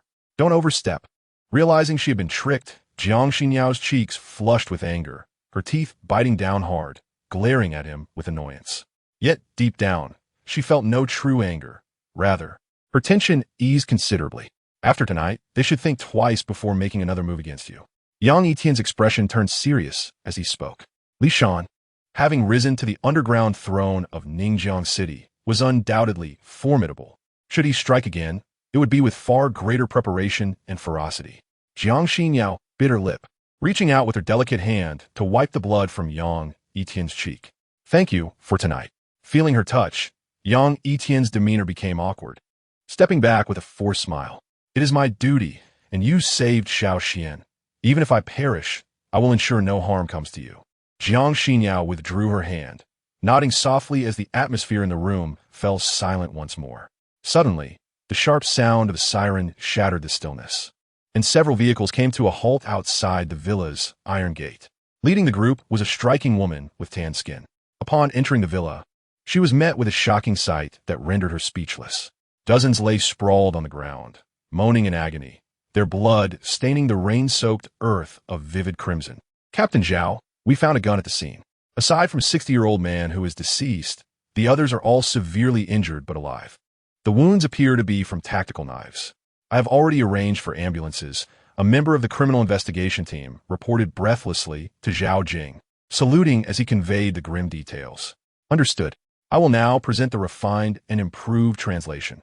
"Very well, I comprehend. You and a few comrades must promptly locate the individuals involved and ascertain whether she is in any danger." Zhao Jing furrowed her brows, expressing her belief that the matter at hand was not as simple as a mere brawl. Before long, several officers from the criminal department, shielding themselves with an umbrella, escorted Yang Yitian and Jiang Xinyao down from the attic of the villa. Upon seeing them, Zhao Jing's gaze momentarily faltered. She had not anticipated that Jiang Xinyao, renowned in Ningjiang as the Ice Mountain Beauty, would be residing under the same roof as Yang Yitian. "Yang Yitian, what brings you here? Did you inflict harm upon these individuals?" Zhao Jing suppressed her astonishment and approached with a solemn expression, interrogating Yang Yitian while feeling exasperated that his presence seemed to accompany every turmoil. "I am Jiang Xinyao's bodyguard. These individuals entered the premises armed and unlawfully. I am entitled to self-defense. Is there an issue with that?" Yang Yitian replied, his demeanor grave yet composed. "Bodyguard?" Zhao Jing's gaze turned peculiar upon hearing Yang Yitian's words, but upon considering Jiang Xinyao's status, she found it understandable. The Jiang Tian group ranked among the top 5 in Ningjiang's stock market. For someone like her, money was but a string of numbers. Employing a bodyguard was trivial. She could even establish a security firm. After all, in this world, there was scarcely anything money could not accomplish. "Miss Jiang, is what he stated true? Did these individuals intrude upon your residence with the intent to harm you?" Zhao Jing contemplated for a moment, grasping the gravity of the situation. It was no wonder these individuals resorted to such violence, wielding knives and guns. Had anything befell Jiang Xinyao, it would undoubtedly incite tremendous upheaval in Ningjiang. Moreover, Zhao Jing had an inkling of who might possess the audacity to target the Jiang Tian group in such a manner. Indeed, Jiang Xinyao's frosty visage bore a veneer of ice. Had it not been for Yang Yitian's presence tonight, these assailants would have undoubtedly abducted her, possibly even resorting to the same sordid tactics as the recent threatening letter filled with vile content. The occurrence of such a heinous event in Ningjiang would reflect a dereliction of duty on the part of the criminal department. "I will investigate this matter thoroughly and provide you with a comprehensive explanation," Zhao Jing assured Jiang Xinyao, her eyes shifting to Yang Yitian with a mix of skepticism and inquiry. "You incapacitated all of them alone, despite their numbers and weaponry? Ants may be numerous, yet they are still vulnerable." Zhao Jing acknowledged Yang Yitian's formidable capabilities, but found it hard to fathom how he could withstand such an onslaught single-handedly. Yang Yitian remained silent, which only served to heighten Zhao Jing's irritation at his aloof demeanor. "Regardless of your intentions to protect Miss Jiang, your actions exceeded the bounds of self-defense. You must accompany me back to the criminal department for questioning immediately." "Stop." Although Yang Yitian seemed unfazed, the piercing chill in Jiang Xinyao's icy gaze conveyed her displeasure. "Yang Yitian is my bodyguard. Neither you nor even Yin Yu himself has the authority to take him away from me tonight." Zhao Jing, known for her forthright and fiery temperament, felt her anger flare in response to Jiang Xinyao's domineering words. "Whether you have the authority is not for you to decide. Just because you're the president of the Jiang Tian group does not mean I will fawn over you like most. If you have an issue, you may file a complaint, but I must take him with me tonight. What are you all standing around for? Can't you comprehend my words? Immediately restrain him." Zhao Jing's fists clenched tightly, glaring at her colleagues as she commanded them to apprehend Yang Yitian. Yes, the officers from the criminal department dared not hesitate, for they held a healthy respect for Zhao Jing. When this fiery woman became enraged, she resembled a furious leopard, capable of extreme measures, sometimes even resorting to violence against her own colleagues. As Yang Yitian was shackled in cold handcuffs, he frowned slightly. He had not anticipated Zhao Jing, a mid-level officer in the criminal department, to be so unreasonable. Jiang Xinyao's brows knitted together as she retrieved her phone and made a call. After a brief conversation, she handed the phone to Zhao Jing. Humph. No matter whom you contact, it will be of no use. Zhao Jing, in a fit of rage, snatched the phone from her, but before she could utter a word, the other end erupted in a torrent of reprimands. Which department are you from? What is your name and badge number? Release Miss Zhang's bodyguard immediately, or prepare to return to pig farming tomorrow. The voice on the line brimmed with fury. The Yang Yitian group contributed significantly to Ningjiang's GDP, paying taxes in the tens of millions annually, and providing countless jobs. How could Zhao Jing so recklessly attempt to arrest Jiang Xinyao's bodyguard? Uncle Lu, it's me, Zhao Jing. Faced with a vehement rebuke, Zhao Jing's face darkened as she responded, feeling wronged. Zhao Jing? The voice on the line paused, before the tone softened, accompanied by a weary sigh. How could you be so thoughtless? If your father were to find out, he would be furious. Just release Jiang Xinyao's bodyguard, and come to me with any issues. But there are no buts. They unlawfully entered the premises with the intent to harm. Miss Zhang's bodyguard has the right to defend himself. You know that all too well, and you must comply with orders unconditionally. Do you understand? Before Zhao Jing could finish, the other party interrupted her. Since entering the criminal department, this little lady had solved numerous major cases and earned considerable accolades. Yet nearly every male suspect she apprehended later claimed to have suffered violent treatment at her hands. Is complying with orders still not enough? After hastily hanging up, Zhao Jing returned the phone to Jiang Xinyao, her face flushed with embarrassment, her eyes wide with indignation as if she could consume someone whole. Confronted by Zhao Jing's gaze, Jiang Xinyao's cold eyes met hers, and an invisible spark of tension crackled in the air.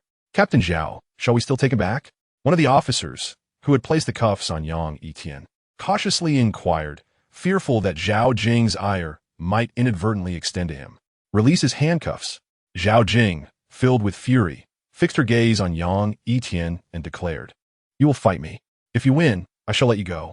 What do you mean? Yang Yitian squinted. He had once faced a challenge from a former instructor at the Venezuelan hunter school who had attempted to provoke him to a duel, only to have 6 of his ribs broken with a single blow. Where did Zhao Jing find the audacity to challenge him? Enough of the talk.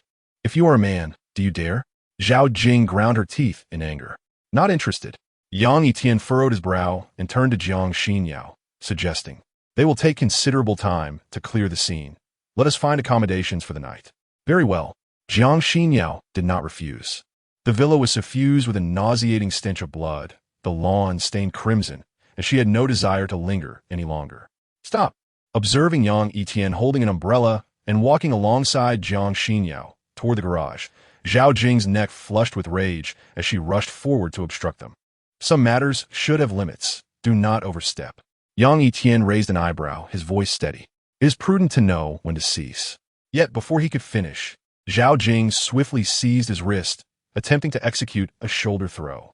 Yang Yitian's gaze darkened, and at the moment she grasped him, he pressed his knee against her waist, exerting just enough pressure to render her immobile. The pain in Zhao Jing's waist caused her to wince as Yang Yitian leaned closer, his voice cold and menacing. Do you know that if I apply a bit more force, you may spend the rest of your life in a wheelchair? Do not overstep your bounds. Do not presume I shy away from confrontation. Fuming, Zhao Jing's eyes turned red. She had never endured such humiliation before. After struggling in vain several times, she glared fiercely at Yang Yitian and screamed in a frenzy, If you have the courage, then strike.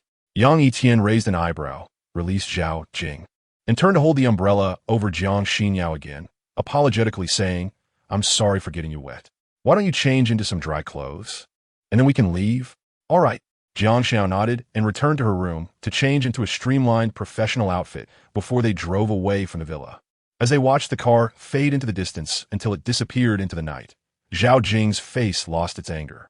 She covered her waist, which had just been pressed by Yang Yitian, and bit her lip, lost in thought. The Guiyuan community is located in the eastern district of Ningjiang.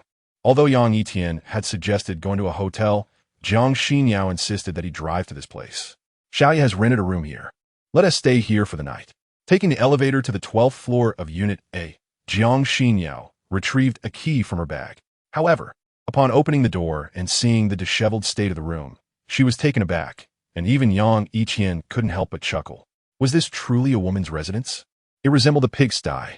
The room was in disarray, with tables strewn with snack bags and empty beer cans, high heels scattered haphazardly, and clothes left on the sofa, clearly untouched for at least a week. "Let us go to a nearby hotel," Jiang Xinyao said, her expression distressed. She regretted coming to Xiaoya's place, especially bringing Yang Yitian along. The awkwardness of the scene was truly embarrassing. "Whatever you say," Yang Yitian replied nonchalantly, accustomed to sleeping under the sky and on the ground.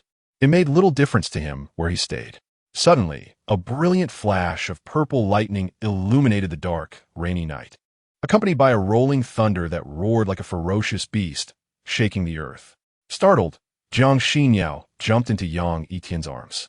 He paused, momentarily taken aback by her sudden closeness, recalling how, during a previous game of truth or dare, Jiang Xinyao had revealed her fear of thunder under Xiaoya's persistent questioning. "Are you all right?" Yang Yitian intended to comfort her with a gentle pat on the back, but hesitated just before contact, abandoning the intimate gesture.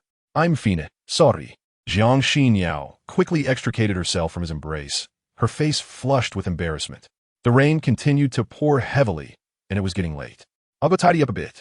Let's stay here tonight," Yang Yitian suggested, and after a moment's hesitation, Jiang Xinyao nodded.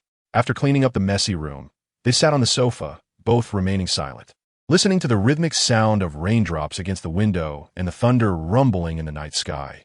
Jiang Xinyao trembled slightly, her small fists clenched tightly, her face displaying fear and unease. "Are you very afraid of thunder?" Yang Yitian asked hoarsely after a long silence. Yes, Jiang Xinyao didn't deny it. Her fear of thunder was tied to the memory of her late mother. Everyone harbors their own fears, haunting like a persistent nightmare. Your fear of thunder must stem from certain reasons. Would you mind sharing? Yang Yitian, not typically one to pry, found himself unusually chatty tonight, smiling as he inquired. Jiang Xinyao fell silent, her beautiful eyes hollow and devoid of life, unwilling to revisit the painful memories. Yang Yitian chose not to speak further, and the atmosphere fell into silence once more. After an indeterminate amount of time, Jiang Xinyao's slightly moist lips moved, and with a tone of desolation, she softly asked, "May I lean on your shoulder?" "Of course." Yang Yitian noticed her vulnerability. She resembled a wounded little rabbit, shedding her layers of icy facade.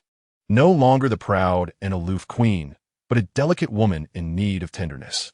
Jiang Xinyao gently leaned against his shoulder, a wave of warmth and safety flooding her heart. They remained like that for a long time, and before she knew it, she had drifted into a light slumber. Watching her exquisite face and listening to her soft breathing, Yang Yitian sat upright, motionless until the morning light. The rain had ceased outside, yet the sky remained overcast. Jiang Xinyao stirred, her eyelashes fluttering as she gradually opened her beautiful eyes. Upon seeing Yang Yitian's resolute profile, her gaze faltered, and she hurriedly distanced herself from him, her heart racing like a startled deer. "You're awake?" Yang Yitian said with a calm smile, stretching his body as the sound of cracking joints reached Jiang Xinyao's ears. "Did you not sleep at all last night?" Jiang Xinyao suppressed her panic, her brows knitting together as her demeanor regained its usual coldness, far removed from the previous night as fragility. "Between your snoring, teeth grinding, and drooling, how could I possibly sleep?" Yang Yitian teased, a smile playing on his lips. Jiang Xinyao's face flushed bright red at his remarks, and she shot him a glare, annoyed. "Are you looking for trouble?" "I was just joking, don't take it to heart." With that, Yang Yitian headed towards the bathroom, having held it in all night. After finishing up, as he zipped his pants, his gaze fell upon an object placed beneath the mirror, causing a flicker of confusion. Xiaoya was a woman. She shouldn't need such an item, and it didn't appear she was cohabiting with any men. So why was there a small razor? Suddenly, Yang Yitian seemed to grasp something, his expression turning a bit peculiar. At Fengjiang Mountain Villa, the most luxurious private villa in Ningjiang, a man wearing gold-rimmed glasses bent slightly towards a middle-aged man in white casual attire, reporting, "Mr. Li, the abduction of Jiang Xinyao last night failed. Aside from Mr. Yicheng's death, the others are all severely injured and under 24-hour surveillance. Aiken, you have been with me for over a decade, and I have always valued your intelligence. How could you fail to execute such a simple task after preparing for half a month?" The middle-aged man, dressed in white, continued brewing tea, his expression unchanging. but his deep voice made one's heart skip a beat. The man in glasses felt a chill run through him, trembling as he sweated profusely. I apologize, Mr. Lee. My arrangements were inadequate, leading to this failure. I thought sending in the Tiger Hall members, along with He Chung's invitation, would make retrieving Jiang Xinyao a simple matter. However, she is a powerful bodyguard. Not only did Mr. He die at the hands of this bodyguard, but all the Tiger Hall brothers were also severely injured by him. One person? The middle-aged man's steady demeanor shifted slightly, surprise flashing in his eyes. After a moment's contemplation, he spoke. I will have someone handle this matter. Also, the Zhao family has recently allied with Jiangyu. Until we are certain of our ability to absorb the Yang Yitian group, refrain from making any rash moves. Tell our brothers to keep a low profile during this time. Understood. The man in glasses exhaled in relief. You may leave now. Summon Fai Long. I have something to discuss with him. The middle-aged man waved his hand, and shortly after the glasses-wearing man left, a young man with a commanding presence and fierce eyes stepped into the pavilion with deliberate strides. Dad! Li Fai Long approached the middle-aged man, opting to stand respectfully rather than take a seat. The middle-aged man sipped his tea and set the cup down, regarding Li Fai Long. How is that batch of goods? Still in negotiations, but I've encountered some difficulties. The other party has raised their price by a third. Rest assured, I will resolve this promptly. Li Fai Long spoke in a low voice, a fierce killing intent fleeting in his eyes. This shipment will be handled by your second uncle. I have another matter for you. You're likely aware of last night's incident. Jiang Xinyao's bodyguard is formidable and may obstruct my plans, so I need you to contact Scorpion and cooperate with him. Li Shan paused midway, his hand slanting down at 30 degrees, forming a killing gesture. Chapter 0065. Xiao Ye's little secret what? You and Brother Tian are in my house. Xiao Ye's incredulous voice reached Jiang Xinyao's ears through the phone. Yes, there was a situation at the villa last night. So we stayed here for the night, Jiang Xinyao replied, her expression cold and composed. Oh my, Xinyao, are you serious? Please hurry to the bathroom and put that away. You mustn't let Brother Tian see it.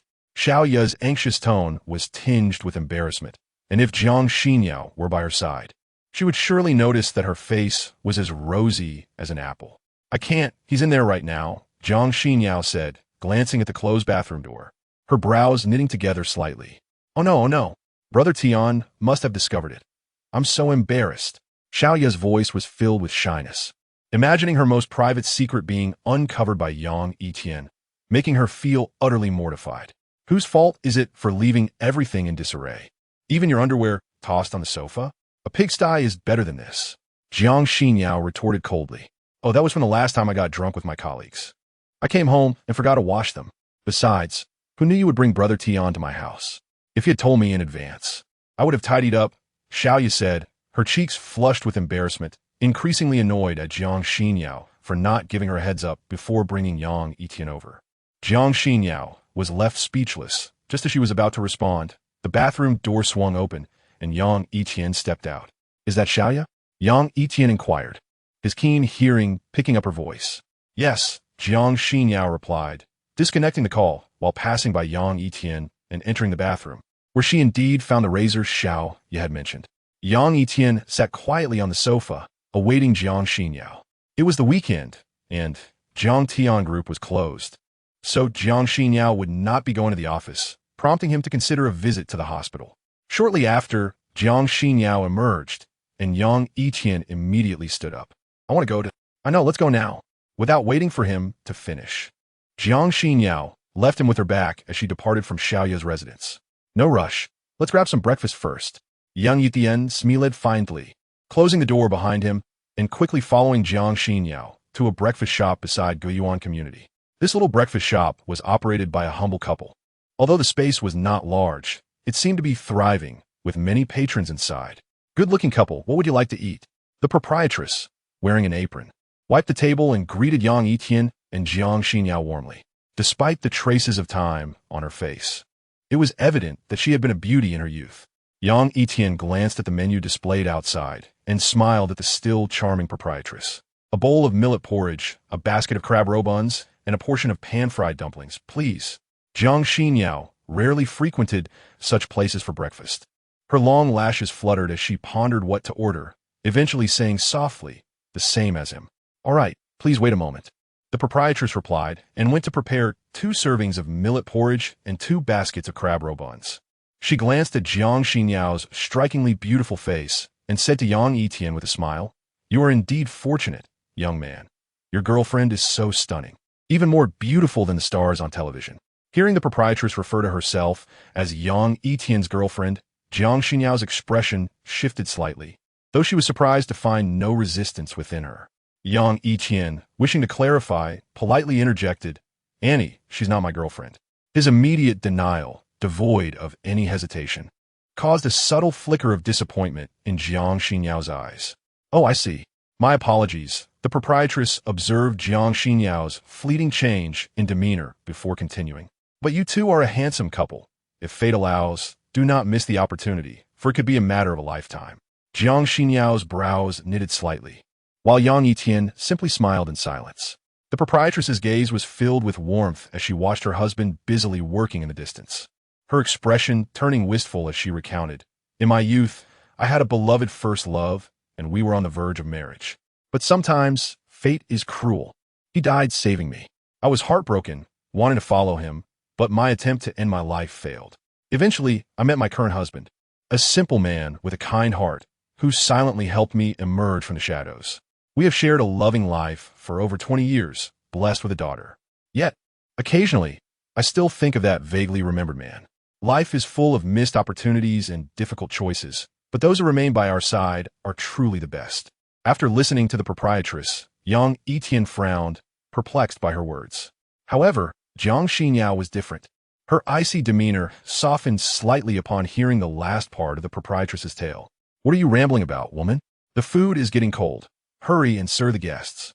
The simple husband, his face flushed, approached with 2 servings of pan-fried dumplings, shooting a reproachful glare at his wife.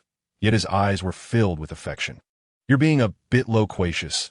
Don't mind her," the proprietress said meaningfully to Jiang Xinyao, her words intended for her. "It's all right," Jiang Xinyao replied softly. Her beautiful eyes lowered as she discreetly glanced at Yang Yitian, only to find his expression calm. After finishing breakfast, Yang Yitian settled the bill and drove Jiang Xinyao to the People's Hospital. "Why did you share those stories earlier, Hui Min? Aren't those memories the ones you least want to revisit?" After Yang Yitian and Jiang Xinyao left, the husband, while tidying the table, gently inquired of his wife, puzzled by her decision to recount her past to 2 strangers. "It's nothing. Our daughter has a school holiday today. She's visiting a classmate with leukemia at the hospital before heading home.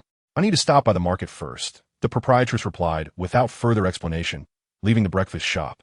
The reason she had shared so much was that she had glimpsed her own lost reflections in Jiang Xinyao's eyes. After all, women understand women, regardless of age, for everyone has once been young. Chapter 0066, Oddities and Anomalies. Ningjiang City, First People's Hospital. Almost half a month had passed since Yang Xian's successful surgery. New bone marrow had developed within her, and her white blood cell and platelet counts had returned to normal levels, allowing her transfer from the sterile ward to a regular room. At this moment, 3 peers of similar age stood in Yang Xian's hospital room. "Xiao Xian, congratulations. In a little while, you'll be back in college." A beautiful girl with long hair approached Yang Xian's bedside, gently taking her fair hand, her lips curving into a genuine smile. "Chen Yi, Xiao Man, Hao Ran, thank you all for coming to see me." Yang Xian's delicate and innocent visage no longer appeared pale and lifeless. Her cheeks were now adorned with a rosy hue, deepened by 2 charming dimples. The trio, consisting of 2 females and 1 male, were her university classmates. "You claim to be out of money. How then did you afford the surgery?" A discordant voice pierced the tranquility of the hospital room. A girl, dressed provocatively and heavily made up, scrutinized Yang Xian with a gaze devoid of any compassion, and instead furrowed her brows as she questioned her. Taken aback, Yang Xian bit her lip and lowered her head, responding despondently, "The surgery fee was borrowed from my brother." "Oh, so you have a brother? I was unaware. He must truly care for you to lend you over 500,000 for the surgery. Was it high-interest loans? I've heard that failing to repay such debts can lead to severe consequences," the heavily made-up girl remarked with a sardonic tone, her eyes fixed on Yang Xian. At the mention of high-interest loans, Yang Xian's petite frame trembled, an overwhelming sense of anxiety washing over her. Witnessing her alarm, the girl's lips curled into a mocking smile. Xiaoman, Yang Xian's surgery was a success. We should be celebrating her good fortune, not frightening her with such talk. A beautiful girl with long hair interjected, visibly annoyed, as did the male student beside her, who slightly furrowed his brow. I merely speak the truth. Besides, the last time Yang Xian was hospitalized, the funds were raised through donations we organized at school, barely accumulating several tens of thousands. Why would I not be happy for her? Lu Xiaoman crossed her arms, her red-nailed fingers tapping in irritation. Moreover, Chun Yi, it seems you Haven T visited the hospital since Yang Xian required a substantial amount for her surgery. Now that she has successfully undergone the procedure, you suddenly appear to put on a show. Lu Xiaoman, what nonsense are you spouting? I didn't tea.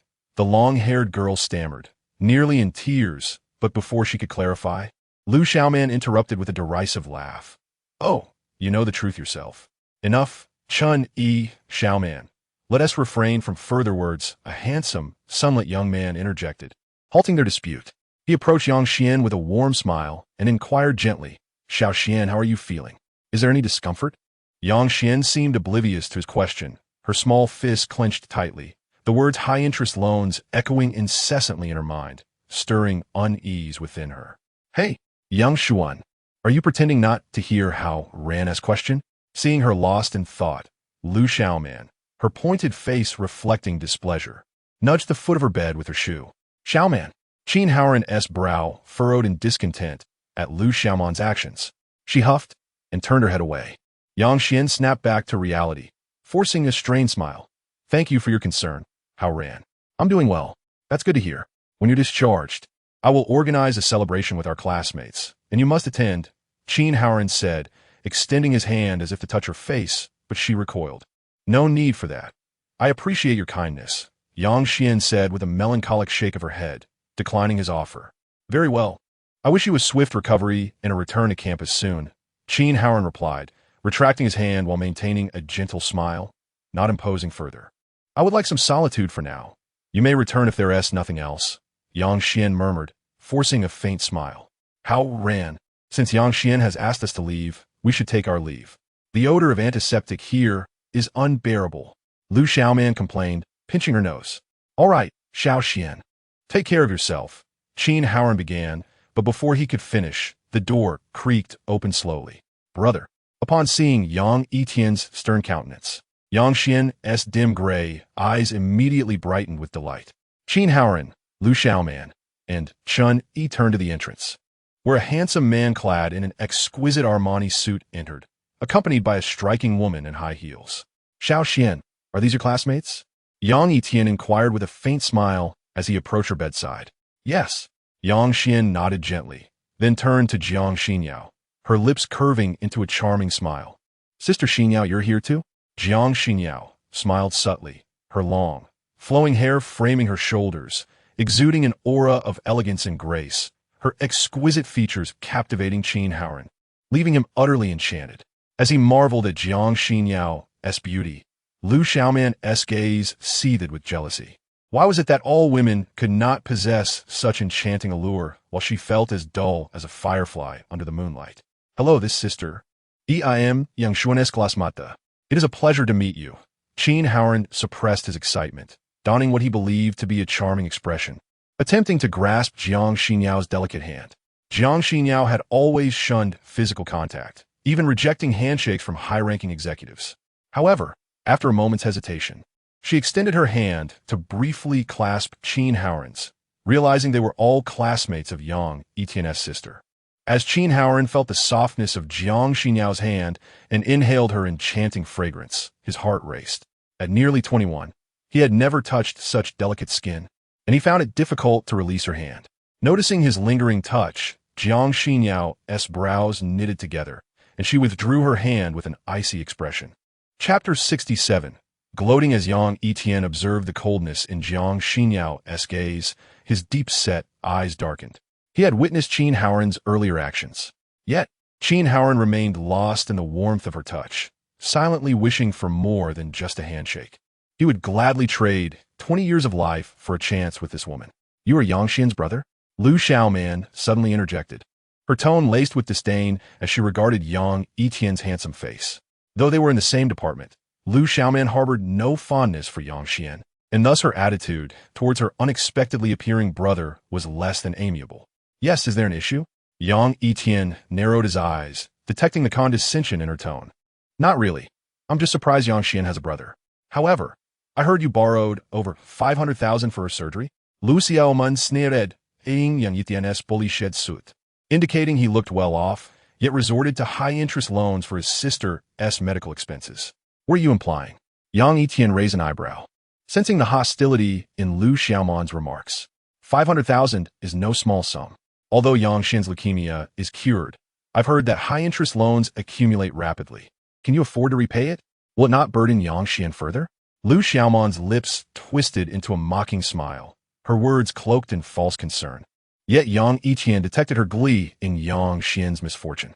High-interest loans? Yang Yitian chuckled, his expression calm.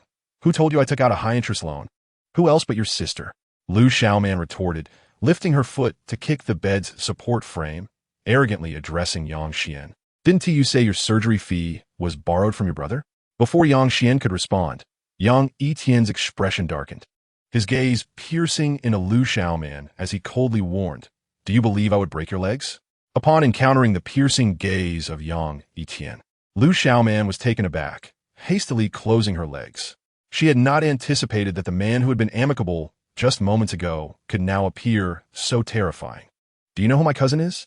Believe me, one phone call, and he will come over to deal with you, she threatened, striving to suppress the tremors of fear within her, though her voice quivered slightly. Xiaoman, please don't. My brother didn't mean it. Yang Xian interjected, her heart racing at the thought of Lu Xiaoman calling for help. Memories of a student at Ningjiang University who had crossed Lu Xiaoman's path flooded her mind.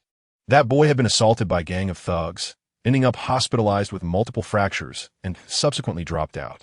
Yang Xian feared for her brother's safety. Xiaoman, my brother didn't intend any harm. Please don't take it to heart.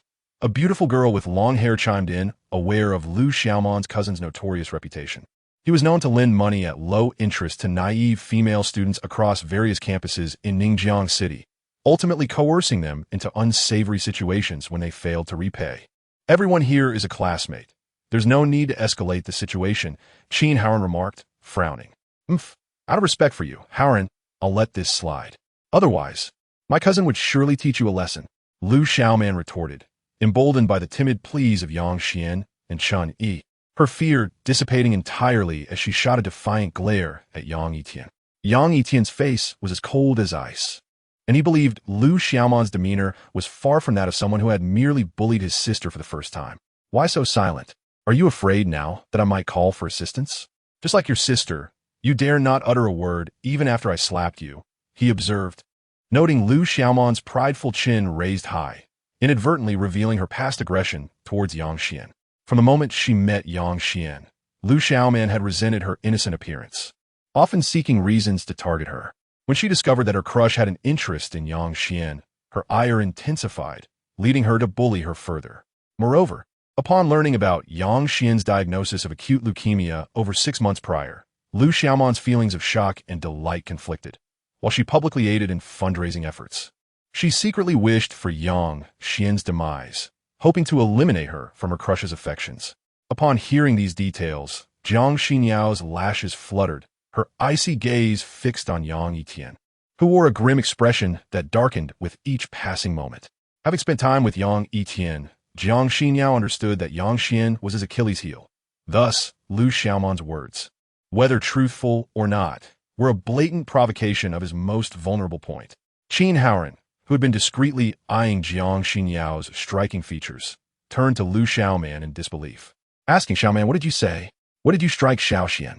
And no, I was just joking, Lu Xiaoman stammered, oblivious to the darkening expression on Yang Yitian's face. She cursed herself for letting slip her past actions, then coldly warned Yang Xian, you better explain to Haoran that I've never laid a hand on you, right? Brother. Yang Xian chose to ignore Lu Xiaoman, her attention drawn to her brother's increasingly furious countenance. How dare you disregard me? Yang Xian, are you deaf? Didn't you hear my question? Do you wish for your own demise? Lu Xiaoman shouted angrily. Suddenly, Yang Yitian's frigid voice echoed throughout the room, his dark eyes locking onto Lu Xiaoman's. The intensity of his gaze felt like a bottomless abyss, instilling a deep-seated fear of death within her. Feeling the oppressive aura emanating from Yang Yitian, Lu Xiaoman's heart raced, as if a demon had grasped her throat, rendering her breathless. Panic surged through her, and she retreated behind Qin Haoran, trembling as she stammered, "What do you want? Be careful, or I'll call my cousin to deal with you." Yang Yitian paid no heed to her threats, his eyes dark and resolute.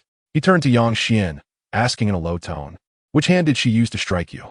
The atmosphere in the room grew heavy as Yang Xian hesitated, her eyes cast down. She didn't hit me." Yang Yitian's gaze hardened. He knew Yang Xian was not adept at lying. Her ambiguous demeanor only served to confirm that Lu Xiaoman had indeed struck her. And not just once. "Xiao Xian, you are the most important person to me in this world. Regardless of who she is, if she has harmed even a single hair on your head, I will ensure she pays in blood," Yang Yitian declared. His teeth clenched in fury as he directed a piercing glare at Lu Xiaoman, slowly advancing towards her. "Don't come any closer. I have people," Lu Xiaoman stammered, clutching Qin Haoran's arm in fear as her complexion paled. "Yang Xian's brother. This must be a misunderstanding. Xiaoman isn't that kind of person. When Yang Xian was hospitalized and the insurance ran out, she helped organize a fundraiser." Qin Haoran interjected, his scalp prickling with anxiety at Yang Yitian's icy demeanor. Upon hearing about the fundraising, Yang Yitian paused, his brow furrowing. This was indeed something Yang Xian had mentioned, while her classmates had not raised a substantial amount. They had provided considerable assistance. Otherwise, she might not have been able to afford her hospital stay. "Brother, let it go. It's all in the past," Yang Xian pleaded, staggering to her feet to grasp Yang Yitian's hand, shaking her head in a pitiful manner, hoping to prevent him from taking action against Lu Xiaoman. Yang Yitian inhaled deeply, having witnessed many who feigned kindness while harboring ulterior motives. While Qin Haoran and others may genuinely wish to help Yang Xian, Lu Xiaoman was far from benevolent. "If you dare to lay a finger on Xiao Xian again, I will make your life a living hell. Leave," Yang Yitian warned, his fist trembling with restrained rage. Seeing the plea in Yang Xian's eyes, he ultimately chose to spare Lu Xiaoman this time. As the saying goes, barking dogs seldom bite. Noticing that Yang Yitian would not resort to violence, Lu Xiaoman assumed he feared her cousin, regaining her audacity. "Fine, if you want to leave, then leave. Do you think I want to be here? If it weren't for us organizing the fundraiser, Yang Xian would have been thrown out of the hospital like a dog. You ungrateful trash. I'll remember this." She sneered, turning to Qin Haoran. "Come on, Haoran, let's go." Yang Yitian's forehead pulsed with anger, a fire igniting within him. Yang Xian sensed his fury, gripping his hand tightly, and softly urged Qin Haoran, "Haoran, you and Xiaoman should leave now. Thank you for visiting me in the hospital. I truly appreciate it. All right, we'll take our leave. I hope you recover swiftly," Qin Haoran replied, anxious for Lu Xiaoman's antics to not provoke Yang Yitian further. Hastily leading her and Chun Yi out of the room, casting one last glance at Jiang Xinyao's striking visage. "Xiaoman, I understand you have grievances against Yang Xian, but your behavior was quite excessive just now." Qin Haoran chastised her once they were outside the room, while Chun Yi remained silent. "Haoran, why are you blaming her too?" Lu Xiaoman pouted in displeasure, shaking her petite frame in a charming manner, which stirred Qin Haoran's heart. "Chun Yi, if you have nothing pressing, you may leave first. Xiaoman and I have some matters to discuss." Qin Haoran smiled at Chun Yi. "All right." Chun Yi nodded and departed. "My dear, I am not blaming you. I merely fear that Yang Xian's brother might resort to violence against you, and that thought pains me greatly." Once Chun Yi's figure faded from view, Qin Haoran's demeanor shifted entirely as he wrapped his arms around Lu Xiaoman's slender waist. "That is more like it. However, that scoundrel dared to intimidate me earlier. I shall certainly have my cousin teach him a lesson." Lu Xiaoman huffed in anger, recalling how she had been threatened by Yang Yitian, fueling her ire. "As long as you are happy, darling. I believe there's a hotel nearby where we can rest for a while. I also have some matters I wish to discuss with you." Qin Haoran grinned mischievously. "How annoying. Didn't we just talk last night? Are you going to?" Lu Xiaoman's cheeks flushed a delicate shade of red as she feigned shyness, playfully punching his chest with her small fist. "What? Do you not enjoy it?" Qin Haoran leaned closer to her, gently pinching her cheek. With a rosy glow on her face, Lu Xiaoman retorted, "You must not bully me like you did last night. Otherwise, I shall refuse to speak to you in the future." "Agreed." Qin Haoran chuckled softly.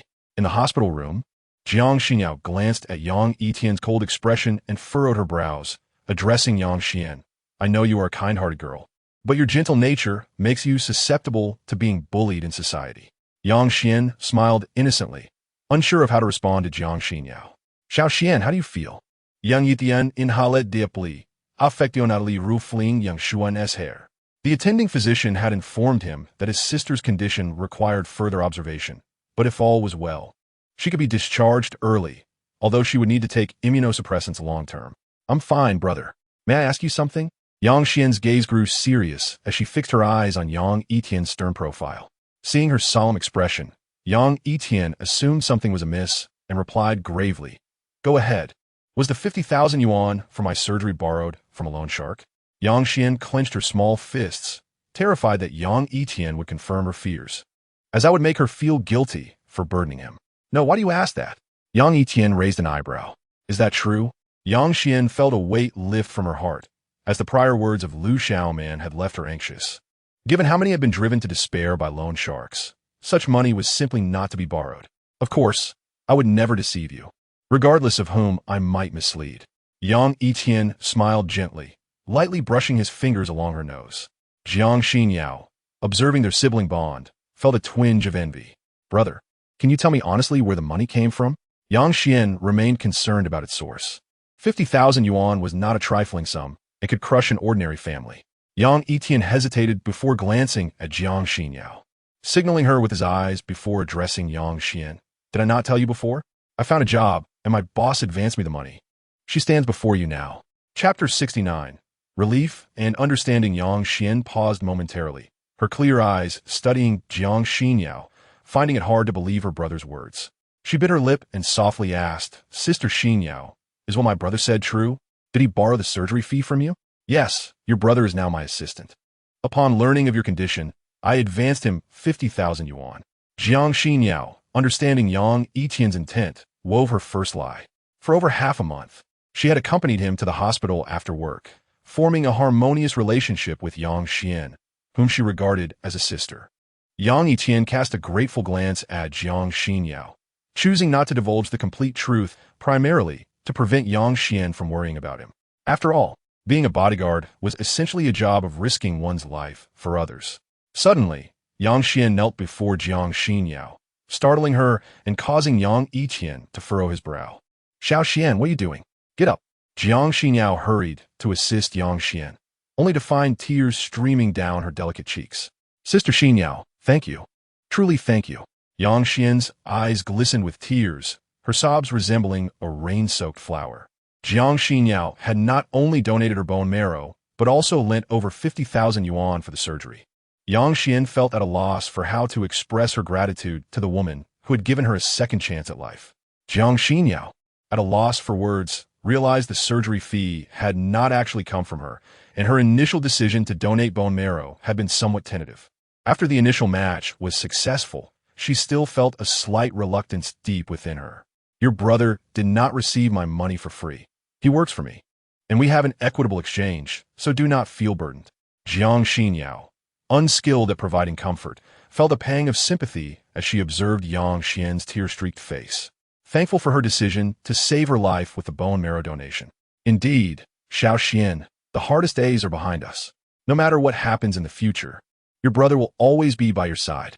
Yang Yitian reached out, wiping away Yang Xian's tears. She had endured a life of hardship, and he vowed never to let anyone bully her again. Yes.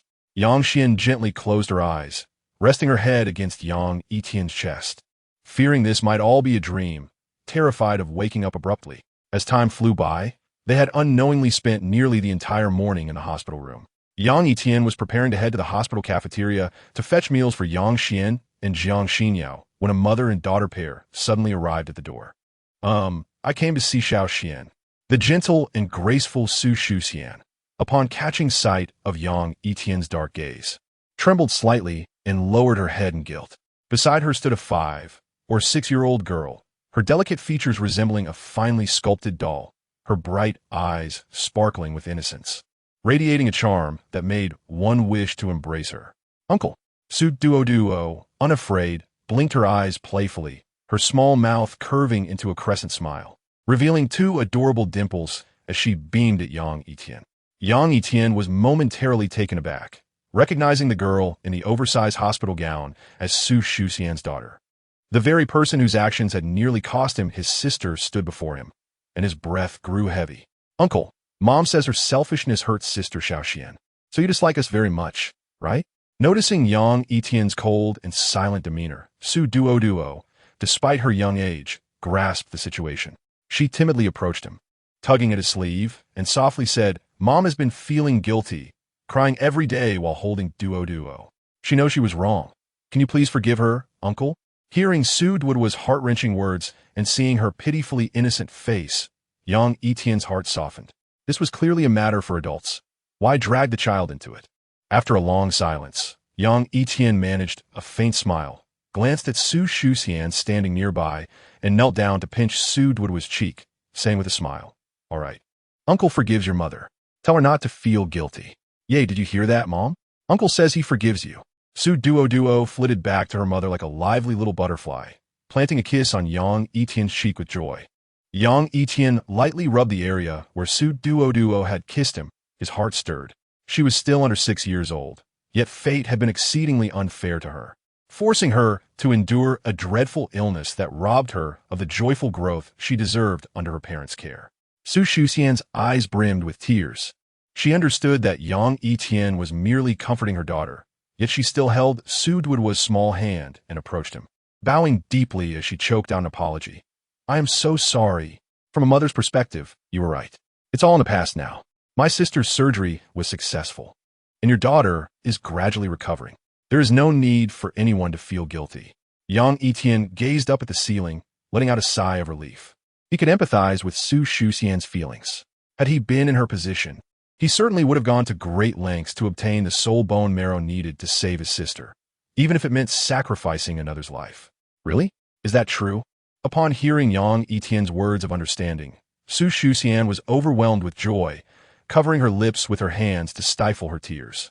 Although she had obtained Yang Xian's bone marrow with a guilty conscience, she felt an intense sense of remorse and a desire to atone. But she was at a loss as to how to begin. If Yang Xian had died, not only would Yang Yitian not forgive her, but she would also detest herself for living in an endless abyss of guilt. Mom, please don't cry. Uncle has already forgiven you, hasn't he? Seeing you cry makes Duo feel so sad. Su Duo tightly grasped her mother's hand, offering gentle comfort. Yes, Mommy won't cry anymore. Su Shuxian attempted to wipe away her overflowing tears, but they only seemed to multiply, leaving her face streaked with sorrow. Since her daughter's illness began, Su Shuxian felt as though she had plunged into a dark hell.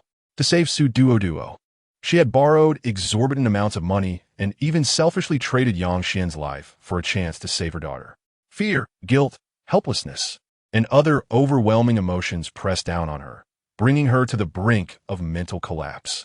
Now that her daughter's condition had improved, Yang Xian's surgery was a success, and Yang Yitian had finally agreed to forgive her. Su Shuxian felt a weight lifted, yet it all seemed surreal. Only the warm tears cascading from her eyes reminded her that it was indeed real. Brother, have you truly forgiven Shuxian? Yang Xian's gentle voice reached Yang Yitian's ears. There was something Yang Xian had kept from him. Su Shuxian and her daughter had been visiting her in the hospital whenever he was away. They came secretly because Su Shuxian feared her brother's wrath and dreaded facing him. Perhaps, Yang Yitian replied with a forced smile, his answer vague. When he had first learned that Yang Xian had given her bone marrow to Su Shuxian's daughter, he had been consumed by rage, contemplating violence. However, once he had calmed down, he realized that anger was futile. Hatred would only blind one's eyes, ensnaring them in a quagmire of despair, perpetuating a cycle of harm. This is the chicken soup I made for Xiaoxian. Su Shuxian wiped her tears and carefully handed the insulated container she had been holding to Yang Yitian. Each time she visited the hospital, she prepared 2 portions of fresh chicken soup, one for her daughter Su Duo and one for Yang Xian. Yang Yitian was momentarily taken aback as he accepted the soup, glancing at Yang Xian before murmuring a hoarse, "Thank you. Uncle, my mom's soup is really delicious." Su Duo chimed in with a cheerful smile, her innocent exuberance touching Yang Yitian's heart. Despite enduring excruciating pain, she remained sweet and understanding, reminiscent of Yang Xian's childhood. having braved life's adversities, yet maintaining a kind and cheerful spirit.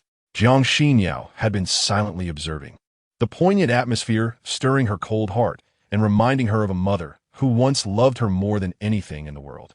Noticing Jiang Xinyao's unusual demeanor, Yang Yitian turned his gaze towards her, concern flickering in his eyes. "What's wrong?" Jiang Xinyao lifted her head, meeting Yang Yitian's gaze for a few seconds before gently shaking her head. Yang Yitian did not press further as he opened the container and personally fed Yang Xian the chicken soup. "Sister, you're so beautiful, just like the fairies on TV," Su Duo exclaimed, her sparkling eyes lighting up as she revealed two sweet dimples. "Thank you, you're very cute too," Jiang Xinyao responded with a charming smile, unable to resist the urge to pinch the tender little face before her. As Yang Xian sat up in her bed, a thought suddenly struck her. She looked earnestly at her brother, who was feeding her, and asked softly, "Brother, are you going back to work?" Jiang Xinyao's ears perked up, eager to hear Yang Yitian's response. Yang Yitian fell silent for a long moment before forcing a bitter smile and replying, "I have retired." Yang Xian noted the dimness in his eyes. She recalled making numerous calls to his workplace when she fell ill 6 months ago, always receiving responses that he was on duty. Now, it appeared the situation was more complicated than it seemed. "Well, don't overthink it. After 6 years of service, I grew somewhat weary of that lifestyle, which is why I chose to retire. From now on, I will always be by your side," Yang Yitian said, feigning a smile. Yang Xian pursed her lips, giving a slight nod. "By the way, is the demolition contract for the shanty town still around?" Yang Yitian's expression darkened as he spoke, his resolve to make those unscrupulous individuals at Longxing Real Estate pay for their transgressions crystallizing within him. "In the small apartment I rented, are you going to confront them, brother?" Yang Xian asked with concern. She had approached the staff at Longxing Real Estate many times, but they always deflected her inquiries, citing financial verifications that dragged on for over 2 years. "Yes." Yang Yitian bit down hard on his teeth, unable to forget what the security guard at the shantytown had said. The scoundrels at Longxing Real Estate were deliberately delaying the disbursement of demolition funds, hoping to avoid paying out after his sister's death, a truly despicable act. "Brother, they won't give it to us. Should we consider suing instead?" Yang Xian, though pure-hearted and kind, fully understood the treacherous nature of humanity. She knew that the people at Longxing Real Estate would never willingly part with the funds, and legal action was likely the only route to reclaim them. "No, I have a way to make them pay up," Yang Yitian declared grimly, his expression fierce, determined not only to ensure justice but to make Qin Baizhong suffer. Yang Xian hesitated, clenching her little fists, ultimately choosing silence, for she too wished to reclaim that money and return 50,000 yuan to Jiang Xinyao, keeping the remainder for her brother's future marriage.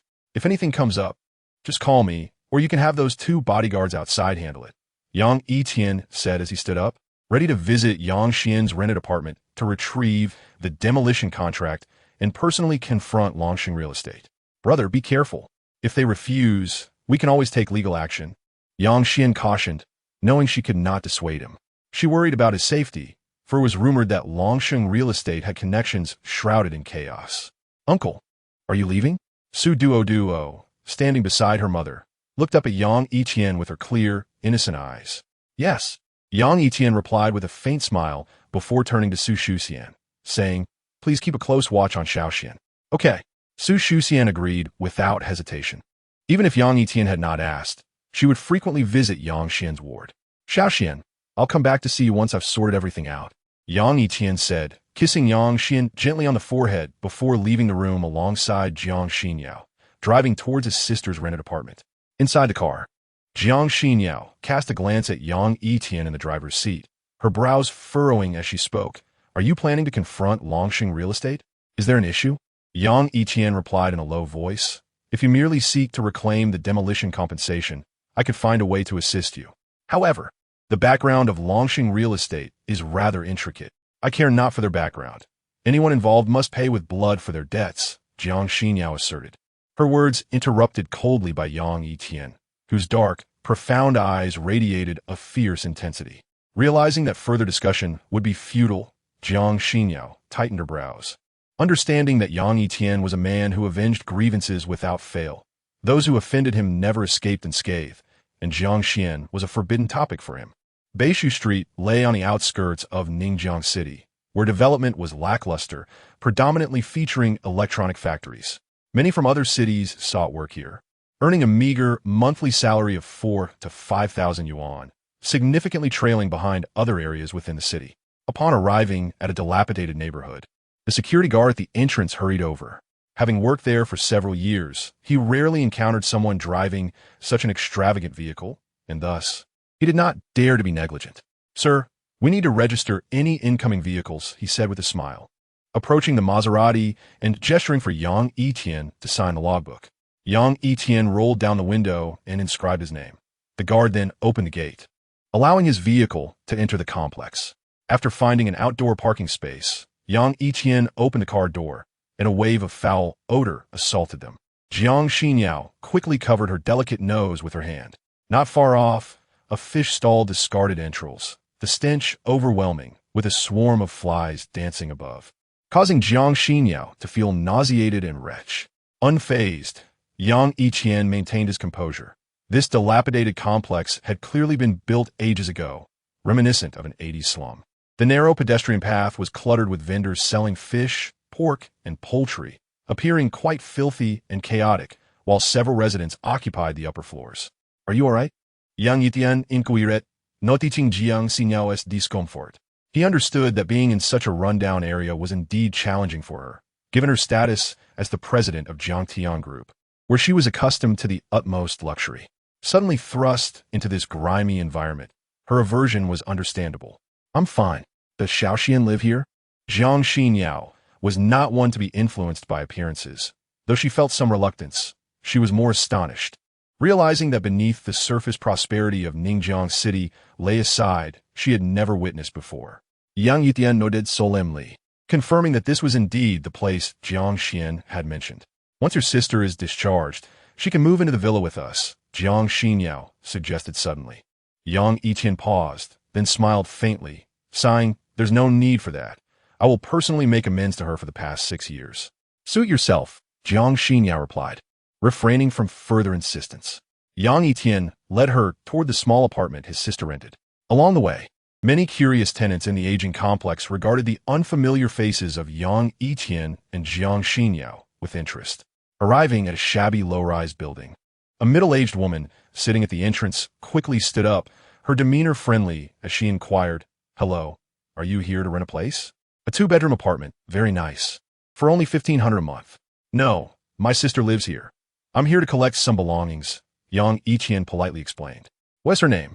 Upon learning that Yang Yitian was not there to rent, the woman's attitude shifted drastically, becoming dismissive. "Jiang Xian," he replied. The moment the name left his lips, the woman's demeanor transformed, her eyes widening as she exclaimed, "That little brat has a brother?"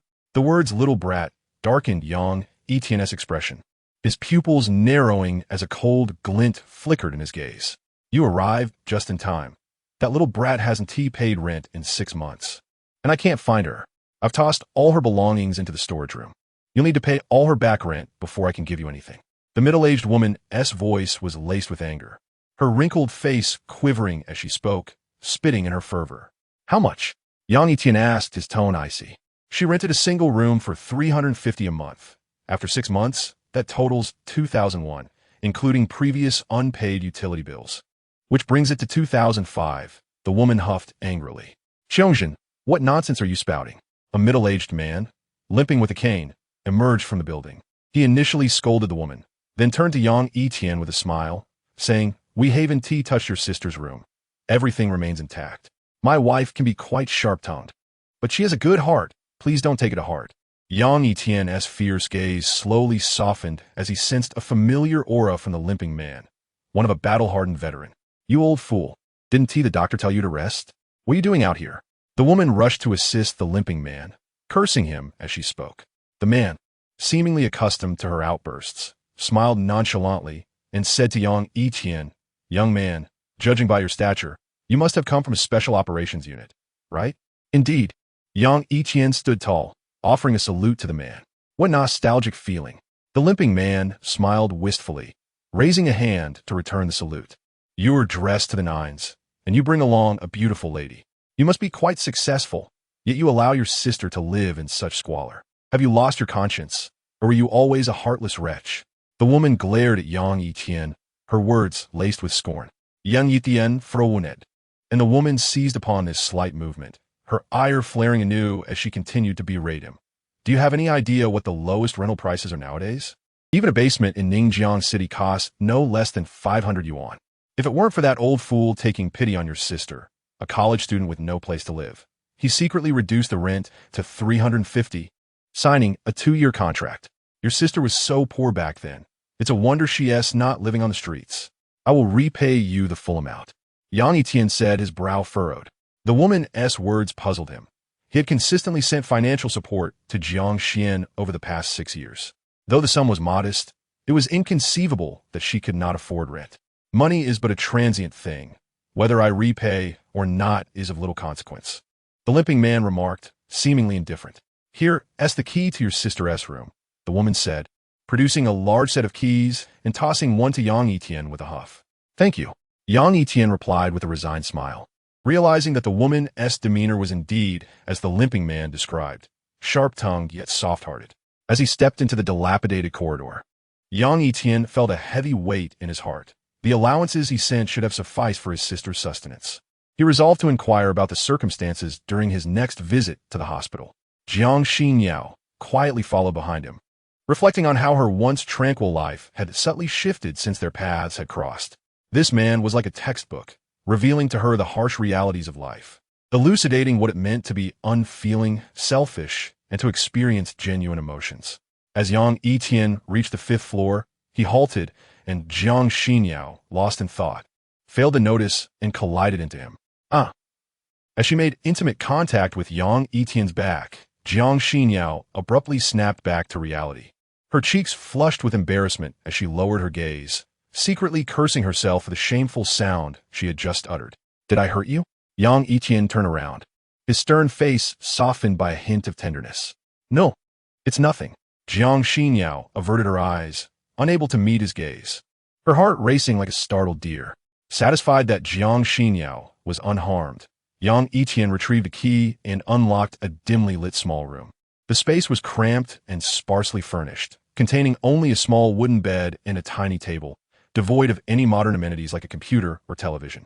Suddenly, Jiang Xinyao's beautiful eyes widened in astonishment as they fixated on a photograph resting on the table. The image appeared to have been taken outdoors, featuring a young man with a resolute face and an imposing presence, clad in a tight-fitting special ops uniform, donning a camouflage helmet and wielding a semi-automatic rifle, exuding an extraordinary allure. Chapter 0072.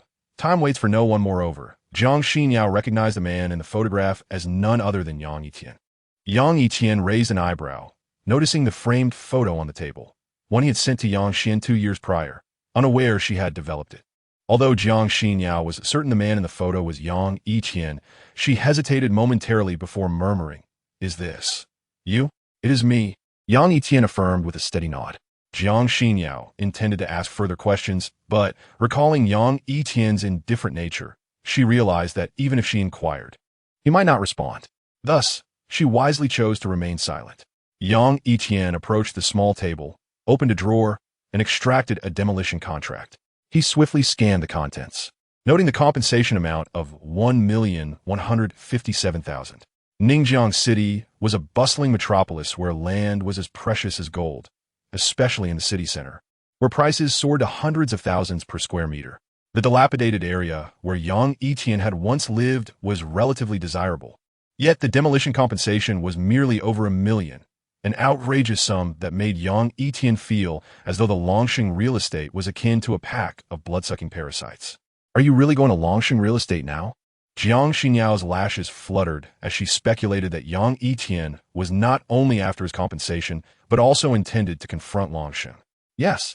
Yang Yitian's eyes darkened as he coldly replied, "I'm feeling a bit fatigued. Could you take me back?"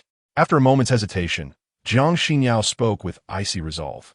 Through her father, Jiang Yu, she had gathered some understanding of Longsheng real estate's background, a major force in Ningjiang's real estate sector, with connections in both legal and illicit circles. Yang Yitian's visit could potentially stir trouble. Must you proceed in this manner? Jiang Xinyao's thoughts were transparent to Yang Yitian. Her choice to return was merely an attempt to deter him. I understand you wish to seek justice for Xian, but you must also devise a strategy instead of rushing in blindly. Even if you reclaim the compensation, what then? Will a confrontation truly resolve the issue? That would be the act of a fool. Jiang Xinyao's brows knitted with concern. A fool?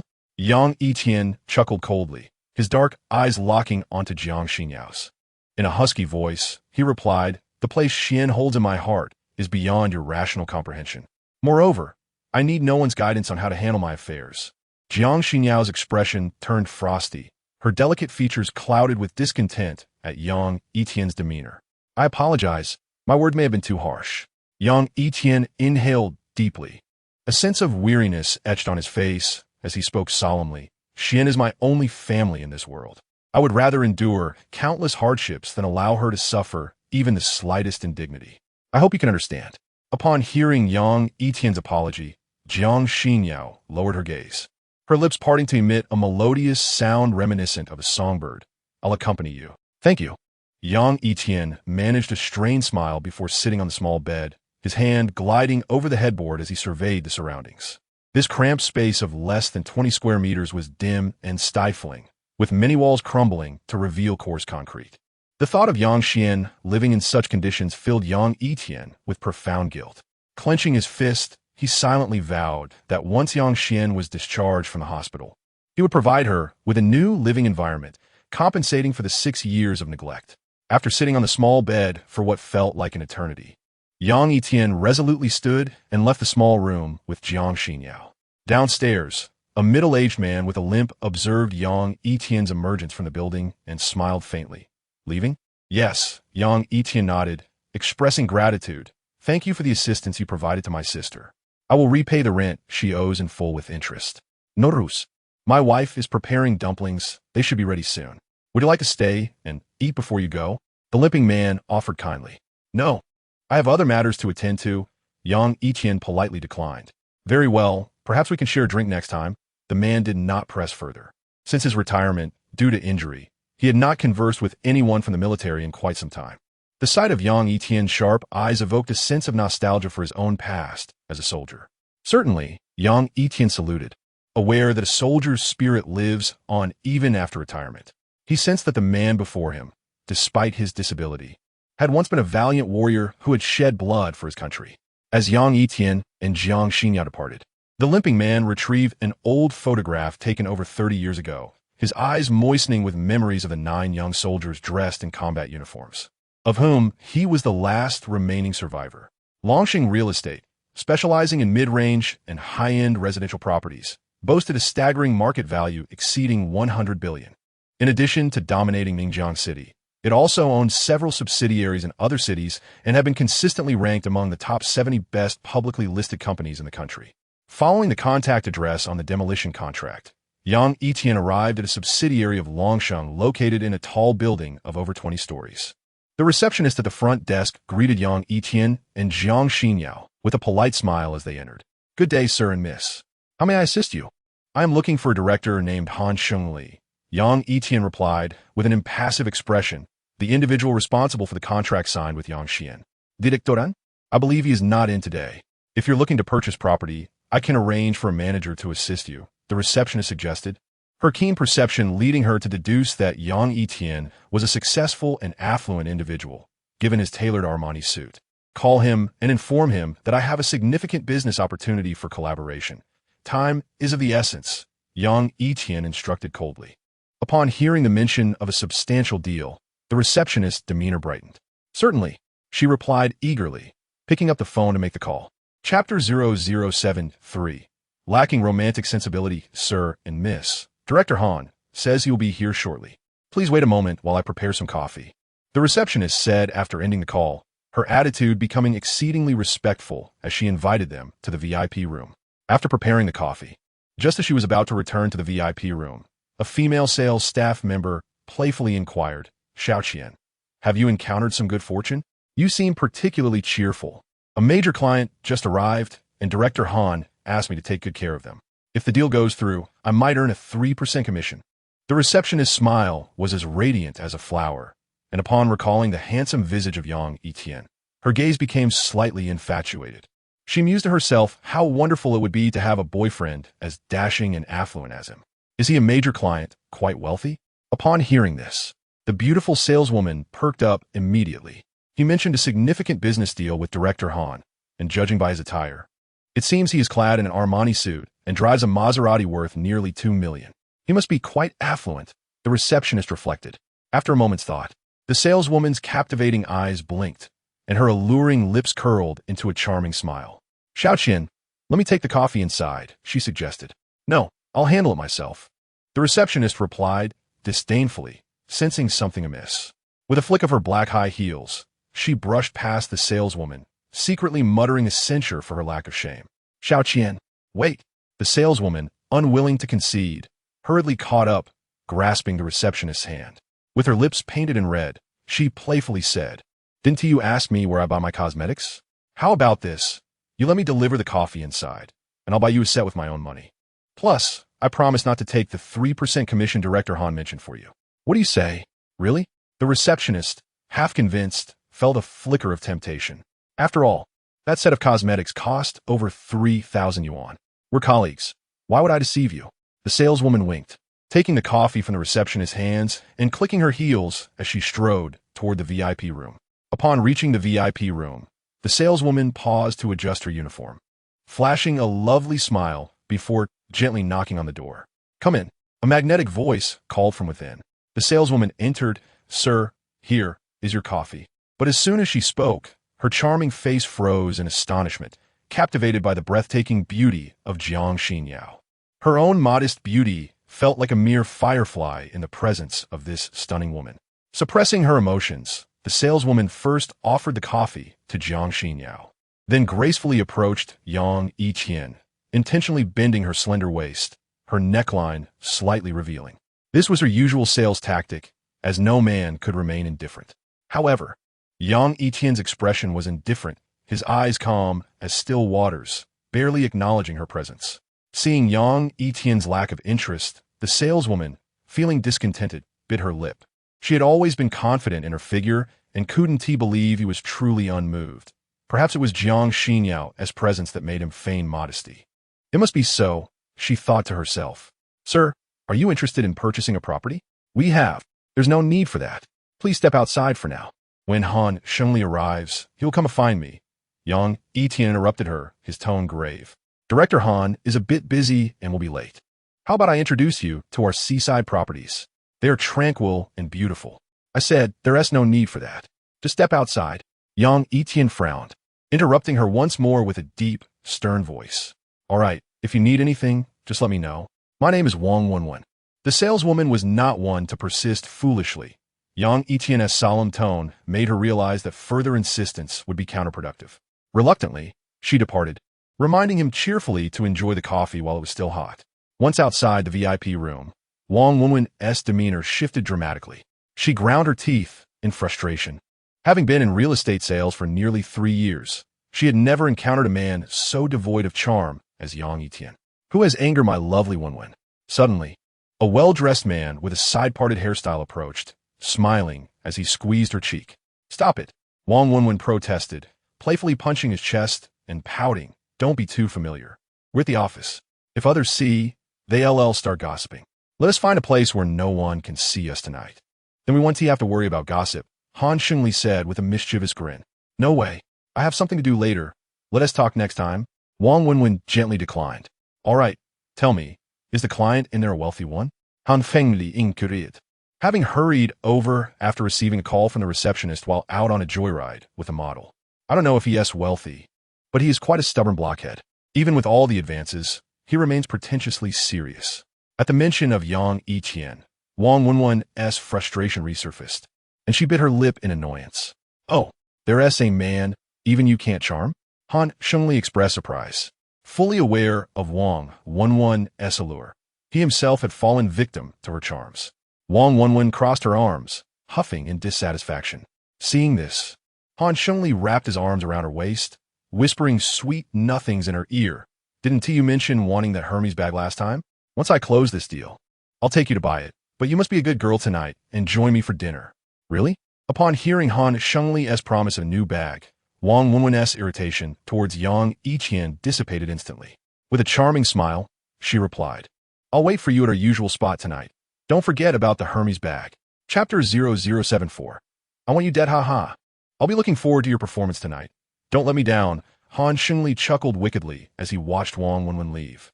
Straightening his suit, he pushed open the door to the VIP room. Upon entering, Han Shengli immediately spotted Yang Yitian and Jiang Xinyao. However, his gaze lingered on Jiang Xinyao,'s coldly beautiful face, momentarily entranced by her stunning beauty. Since becoming the regional director at Longsheng Real Estate, Han Shengli had encountered countless women, yet he was weary of the ordinary. Now, faced with Jiang Xinyao,'s exquisite features, his breath quickened and his blood surged. It was an extraordinary beauty.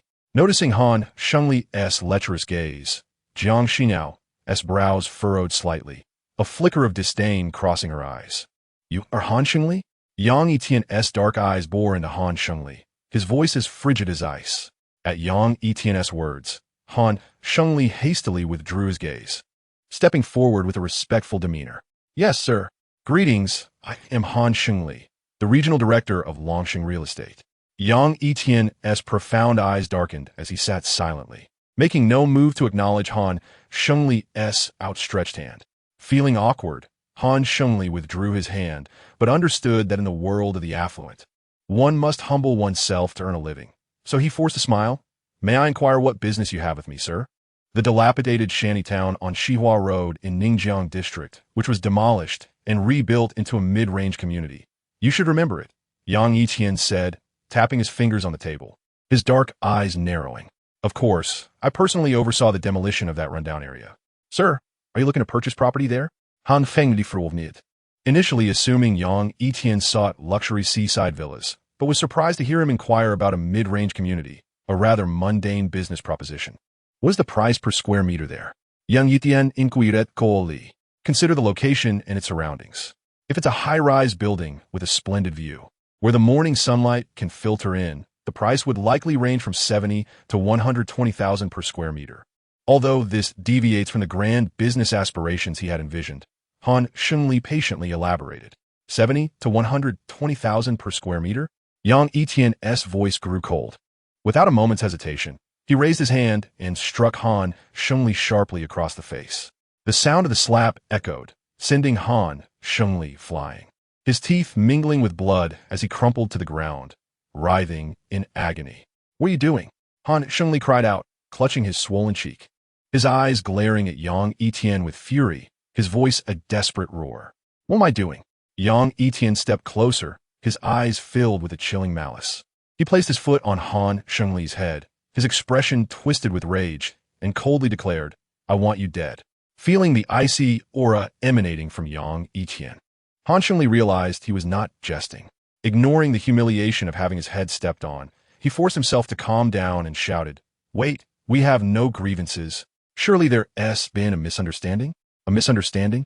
Yang Yitian sneered, pulling out a demolition contract and thrusting it before Han Shengli. His voice as cold as the depths of hell. Open your eyes and see clearly.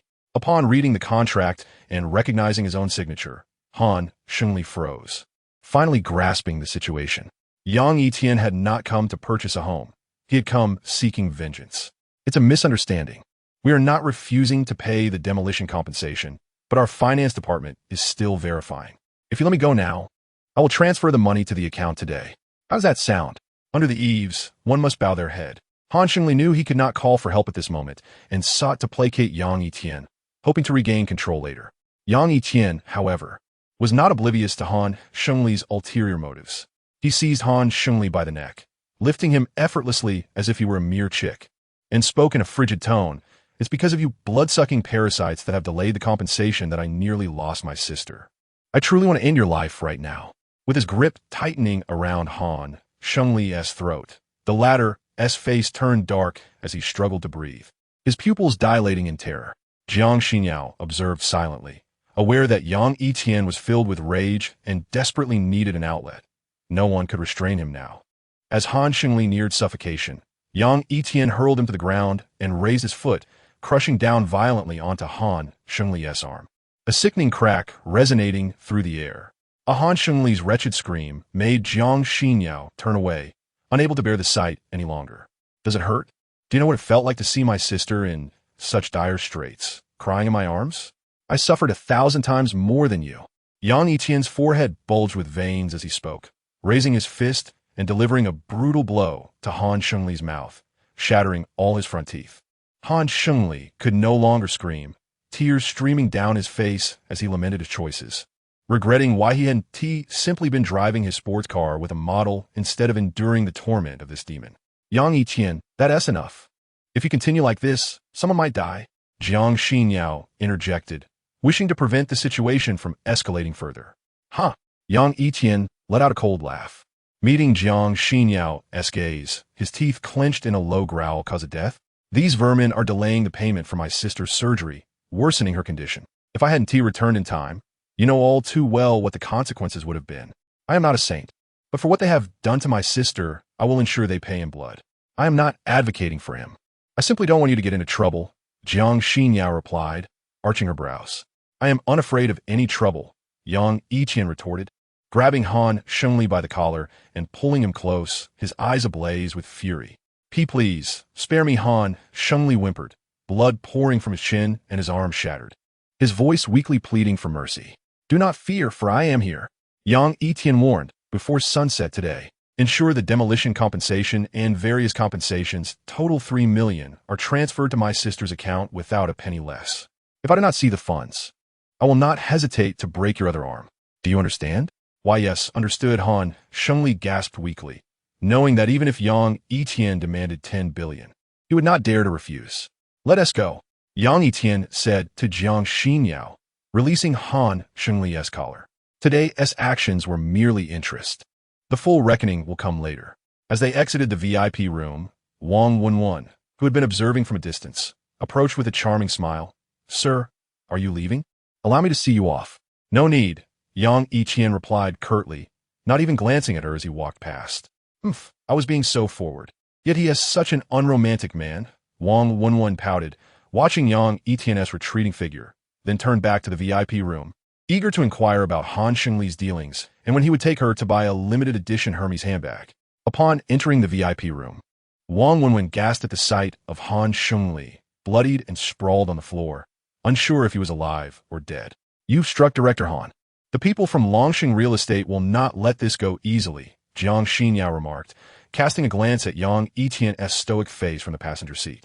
Yang Yitian remained silent, unperturbed by her words, for he had never regarded these insects with any seriousness. 2 years prior, he would have leveled the Longxing Real Estate headquarters with a tank without a second thought. Are you even listening to me? Jiang Xinyao's eyes narrowed in annoyance at Yang Yitian's indifference. Are you concerned for me? He replied with a faint smile. At his words, Jiang Xinyao felt a pang of guilt, quickly averting her gaze and explaining tersely, Who has concern for you? Merely what?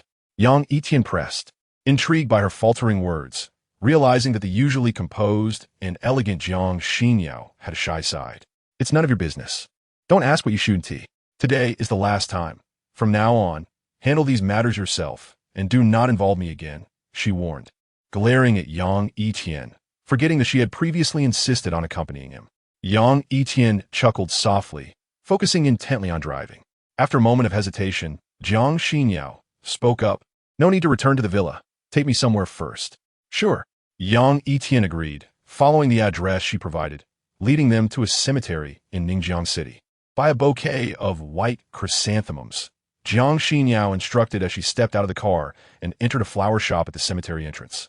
Yang Yitian followed her into the cemetery, arriving at a gravestone. Mother, I have come to see you. Jiang Xinyao placed the white chrysanthemums at the base of the gravestone, gently caressing a black and white photo displayed above. The woman in the photo appeared to be in her 30s, with exquisite features that bore a striking resemblance to Jiang Xinyao, revealing that she had been a beautiful woman in life. Bai Yitsue. Yang Yitian cast a glance at the inscription on the tombstone, which not only bore the name and date of birth, but also the time of death, marking the passing of 16 years. As she gazed at the black and white photograph of the woman, Jiang Xinyao felt her eyes welling up with tears, a single crystalline droplet cascading down her cheek. She could not forget that stormy night when her mother sacrificed herself to protect her. At that moment, a gentle breeze caressed Jiang Xinyao's cheek. Her long hair dancing in the wind as her thoughts drifted far away. Standing silently behind her, Yang Yitian chose not to intrude, offering her quiet companionship for what felt like an eternity. Suddenly, Jiang Xinyiao turned, her beautiful eyes meeting Yang Yitian's resolute visage. Her lips moved as if to speak. Yet she hesitated, ultimately uttering with a sense of loss, "Let's go." "All right." Yang Yitian nodded, and together they departed the cemetery. Upon returning to the seaside villa, the bloodstains on the lawn had been meticulously washed away by the authorities, and the remnants of the previous night's chaos had been cleared, as if nothing had transpired. As Jiang Xinyiao reached for the car door, Yang Yitian's expression turned grave as he halted her, his voice heavy with urgency. "Don't move." "What's wrong?" Jiang Xinyiao inquired, bewildered by his demeanor. Without explanation, Yang Yitian gripped the steering wheel tightly, his breathing growing labored. Time trickled by, the silence within the villa becoming eerily unsettling. Though Jiang Xinyiao did not comprehend Yang Yitian's intentions, she obediently remained still, quietly seated in the passenger seat. "I will count to 3, and you must lie down as quickly as possible. If you understand, blink twice but do not nod." Yang Yitian's voice was low, his gaze fixed intently in one direction. He was uncertain whether the sniper's aim was directed at him or Jiang Xinyiao. Realizing the gravity of the situation, Jiang Xinyiao blinked twice to indicate her understanding. 1, 2, 3, down. At Yang Yitian's roar, Jiang Xinyiao swiftly ducked. In an instant, a loud shatter echoed as the windshield cracked like spiderwebs from a bullet's impact. Yang Yitian's brow furrowed deeply as he slammed the accelerator and brake, causing the car to skid towards the villa's iron gate. However, before they could exit, the rear tires exploded with a deafening bang, bringing the vehicle to a halt. The TRG-42 sniper rifle, equipped with a silencer, had been employed with devastating precision, piquing Yang Yitian's interest. The sound of the tires bursting resonated in his ears, yet he remained composed, accurately deducing the weapon type. As a seasoned warrior accustomed to the chaos of gunfire, he knew that a skilled sniper would typically require at least 5 seconds to fire a shot. However, the 2 shots that shattered their tires had been fired in under 5 seconds, indicating that the adversary possessed marksmanship on par with elite special forces. Jiang Xinyiao, trembling with fear, crouched beneath the seat, comprehending for the first time why Yang Yitian appeared so tense. Someone was indeed aiming a gun at their vehicle. "Do not be afraid. I am here," Yang Yitian reassured her with a smile, attempting to quell her panic. If not for her presence, he would have swiftly eliminated the sniper lurking in the shadows, but now he had to split his focus to ensure her safety. Chapter 0076. The fatal question. Hearing Yang Yitian's comforting words and seeing his gentle yet steadfast expression, Jiang Xinyiao felt her fear begin to dissipate, her heart gradually calming. She clenched her fist, murmuring softly, "He is positioned at 7 o'clock on the villa's loft. Our current location is within his blind spot. Remain still and do not move." Yang Yitian instructed Jiang Xinyiao earnestly. A top-tier sniper, once their position was compromised, would typically seek to relocate or escape. Otherwise, they would find themselves in a perilous situation. Yet Yang Yitian sensed that the adversary remained hidden, biding their time for the next shot. Jiang Xinyiao exhibited unprecedented obedience, behaving like a docile kitten, adhering to Yang Yitian's instructions without hesitation. Yang Yitian's mind raced. He could not allow the sniper to escape. If he did, the next encounter would be akin to a venomous serpent lying in wait, poised to strike. Although he himself had danced on the edge of death countless times, he could not guarantee Jiang Xinyiao a safety every moment. After a few tense minutes, Yang Yitian utilized the rearview mirror's reflection to pinpoint the sniper's location. But his expression abruptly changed as he overlooked a critical detail. If he could see the sniper through the mirror, the sniper could likewise see him and Jiang Xinyiao. Sure enough, the sniper concealed in the loft smirked malevolently, aligning the crosshairs on Jiang Xinyiao's position before decisively pulling the trigger. The bullet's lethality could penetrate 5 millimeters of steel, let alone the car seat. With reflexes akin to a hunting cheetah, Yang Yitian lunged protectively over Jiang Xinyiao. The bullet grazing his neck, blood immediately spilling forth. Ignoring the pain, he kicked the car door open, rolling out with Jiang Xinyiao to use the vehicle as cover. "You're hurt." Jiang Xinyao, nestled in Yang Yitian's arms, stared in alarm at the blood oozing from his neck, her instinct urging her to cover the wound. It's just a minor injury, Yang Yitian dismissed, wiping away the blood while glancing towards the loft with a self-deprecating smirk. Did the sniper truly consider him a mere mouse to toy with? Stay here, he commanded, determined not to prolong the standoff. If not for Jiang Xinyao, he would have already snapped the sniper's neck, refusing to be toyed with any longer. What are you going to do? Jiang Xinyao urgently interjected, her voice laced with concern as she blocked his path. Do not worry. He cannot kill me, Yang Yitian replied with calm assurance, knowing that even exposed to the sniper's aim, hitting him would be nearly impossible. After all, he had faced death countless times on the battlefield. Just be careful. Jiang Xinyao grasped Yang Yitian's hand, her lips pressed together in worry. All right. Yang Yitian smiled before his expression turned serious, his figure darting like lightning towards the sniper's position. As Yang Yitian charged forward, the sniper, hidden in the shadows, momentarily froze, swiftly redirecting his gun to fire at him, the time from aiming to shooting barely exceeding 5 seconds. Bang, bang, bang. 3 bullets formed a deadly arc aimed at Yang Yitian's head, but the moment the sniper fired, Yang Yitian had already anticipated the attack, evading with a speed that left only an afterimage behind. The sniper, startled by the display, was caught off guard as a tall, imposing figure suddenly stood before him. Is a game of cat and mouse amusing? Yang Yitian's darkened gaze bore into the sniper, his leg raised to deliver a powerful kick. Unfazed, the sniper raised his rifle to block the blow, then executed a swift roll to distance himself. It's been a while since I've encountered someone so entertaining. I shall return. The pale-faced sniper grinned wickedly, discarding his rifle before leaping from aloft.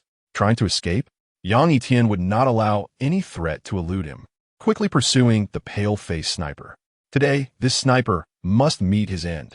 As the sniper glanced back at Yang Yitian, who was hot on his heels, he furrowed his brow and drew a handgun, unleashing a flurry of 7 shots until the magazine was empty. Yang Yitian skillfully evaded the incoming bullets, then propelled himself off the ground, leaping to shield the sniper. Who sent you? His dark, brooding eyes fixed on the pale-faced marksman, a palpable aura of menace surrounding him. Though you appear formidable, the dead have no right to ask so many questions. The sniper, with a ghastly smile, brandished a sharp dagger, revealing not only his marksmanship, but also his prowess in close combat. Is that so? Yang Yitian lowered his voice, opting for fewer words, knowing he possessed numerous cruel methods to make the sniper wish for death. With a swift motion, the sniper lunged forward, aiming the dagger at Yang Yitian's throat. Yang Yitian scoffed, slightly tilting his head to the right, effortlessly dodging the blade aimed at his neck, and then raised his knee to deliver a heavy blow to the sniper's chest. A sickening crack echoed as the sniper let out a pained scream, blood spewing forth as he staggered back several steps. A bit weak, Yang Yitian remarked nonchalantly, aware that his kick had likely broken several of the sniper's ribs. The sniper spat a mix of blood and saliva onto the ground, gritting his teeth in anger as he glared at Yang Yitian. You can fire my bullets and injure me with a single strike. Your strength is certainly not that of an unknown. Who exactly are you? Who am I? I am merely the one you sought to kill, Yang Yitian replied with a chilling smile, one that sent a shiver down the sniper's spine, a deep chill coursing from his toes to his scalp. From the very beginning, your target was indeed me, wasn't it? You aimed at Jiang Xinyao because you doubted your ability to hit me directly, anticipating I would shield her from your bullets. Am I correct? As he spoke, Yang Yitian stepped closer to the pale-faced sniper, a fierce glint flashing in his eyes. Chapter 0077, Jiang Xinyao's Disappearance. The sniper paused, realizing Yang Yitian's deductions were spot on. From a moment he pulled the trigger on his first shot, he knew he could not kill this man with mere skill, which is why he had aimed at Jiang Xinyao. You're correct, but so what? Do you think you've won? The sniper suddenly erupted in laughter, but the pain in his chest soon had him gasping for air, acutely aware of the fractures in his ribs. What do you mean? A trace of unease began to creep into Yang Yitian's heart. The sniper's words were laced with hidden implications. One no. The sniper, clutching his chest. Smiled sinisterly et Yang Yitian. Do not provoke my patience. Who sent you to kill me?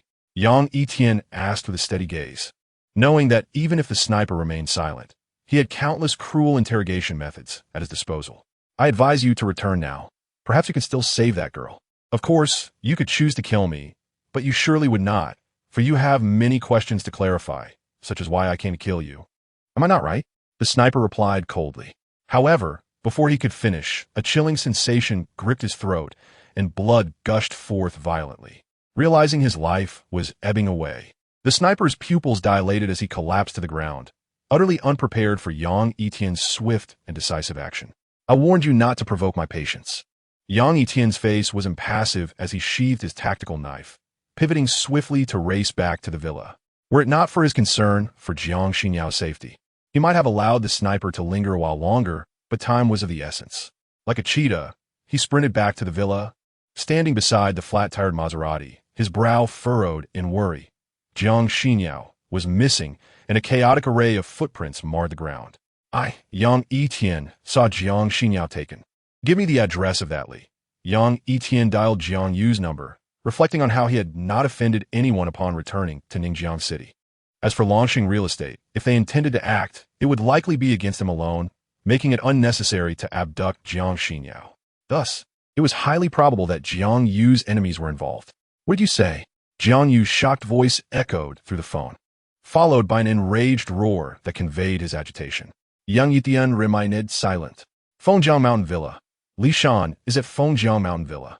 Yitian, Xinyao is my life. You must bring her back, I beg you. Jiang Yu's eyes were red, and had Yang Yitian been beside him, he would have noticed the years etched into Jiang Yu's face, his gaze filled with weariness. I will bring her back unharmed. Yang Yitian hung up, closing his eyes to take a deep breath, his expression chillingly serene.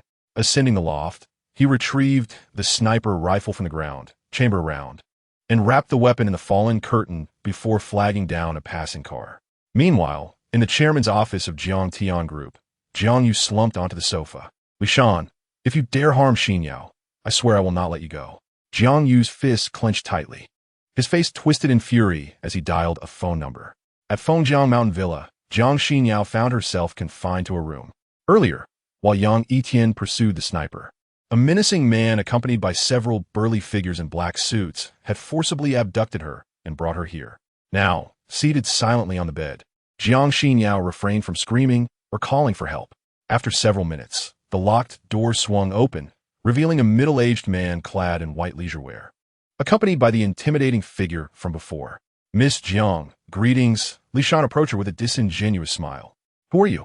Jiang Xinyao's enchanting gaze was frosty, her words laced with an icy chill. She understood these individuals had ulterior motives for her abduction. Li Shan did not directly answer her question, but rather stated, Who I am is inconsequential. What matters is that you are Jiang Xinyao, president of Jiang Tian Group, and Jiang Yu's daughter. Jiang Xinyao furrowed her brow, remaining silent. Rest assured, Miss Jiang, there is no need for fear. I merely intend to use you as leverage in exchange for something with Jiang Yu. I will not harm you. Of course, should your father prove obstinate, I would not hesitate to send him one of your fingers.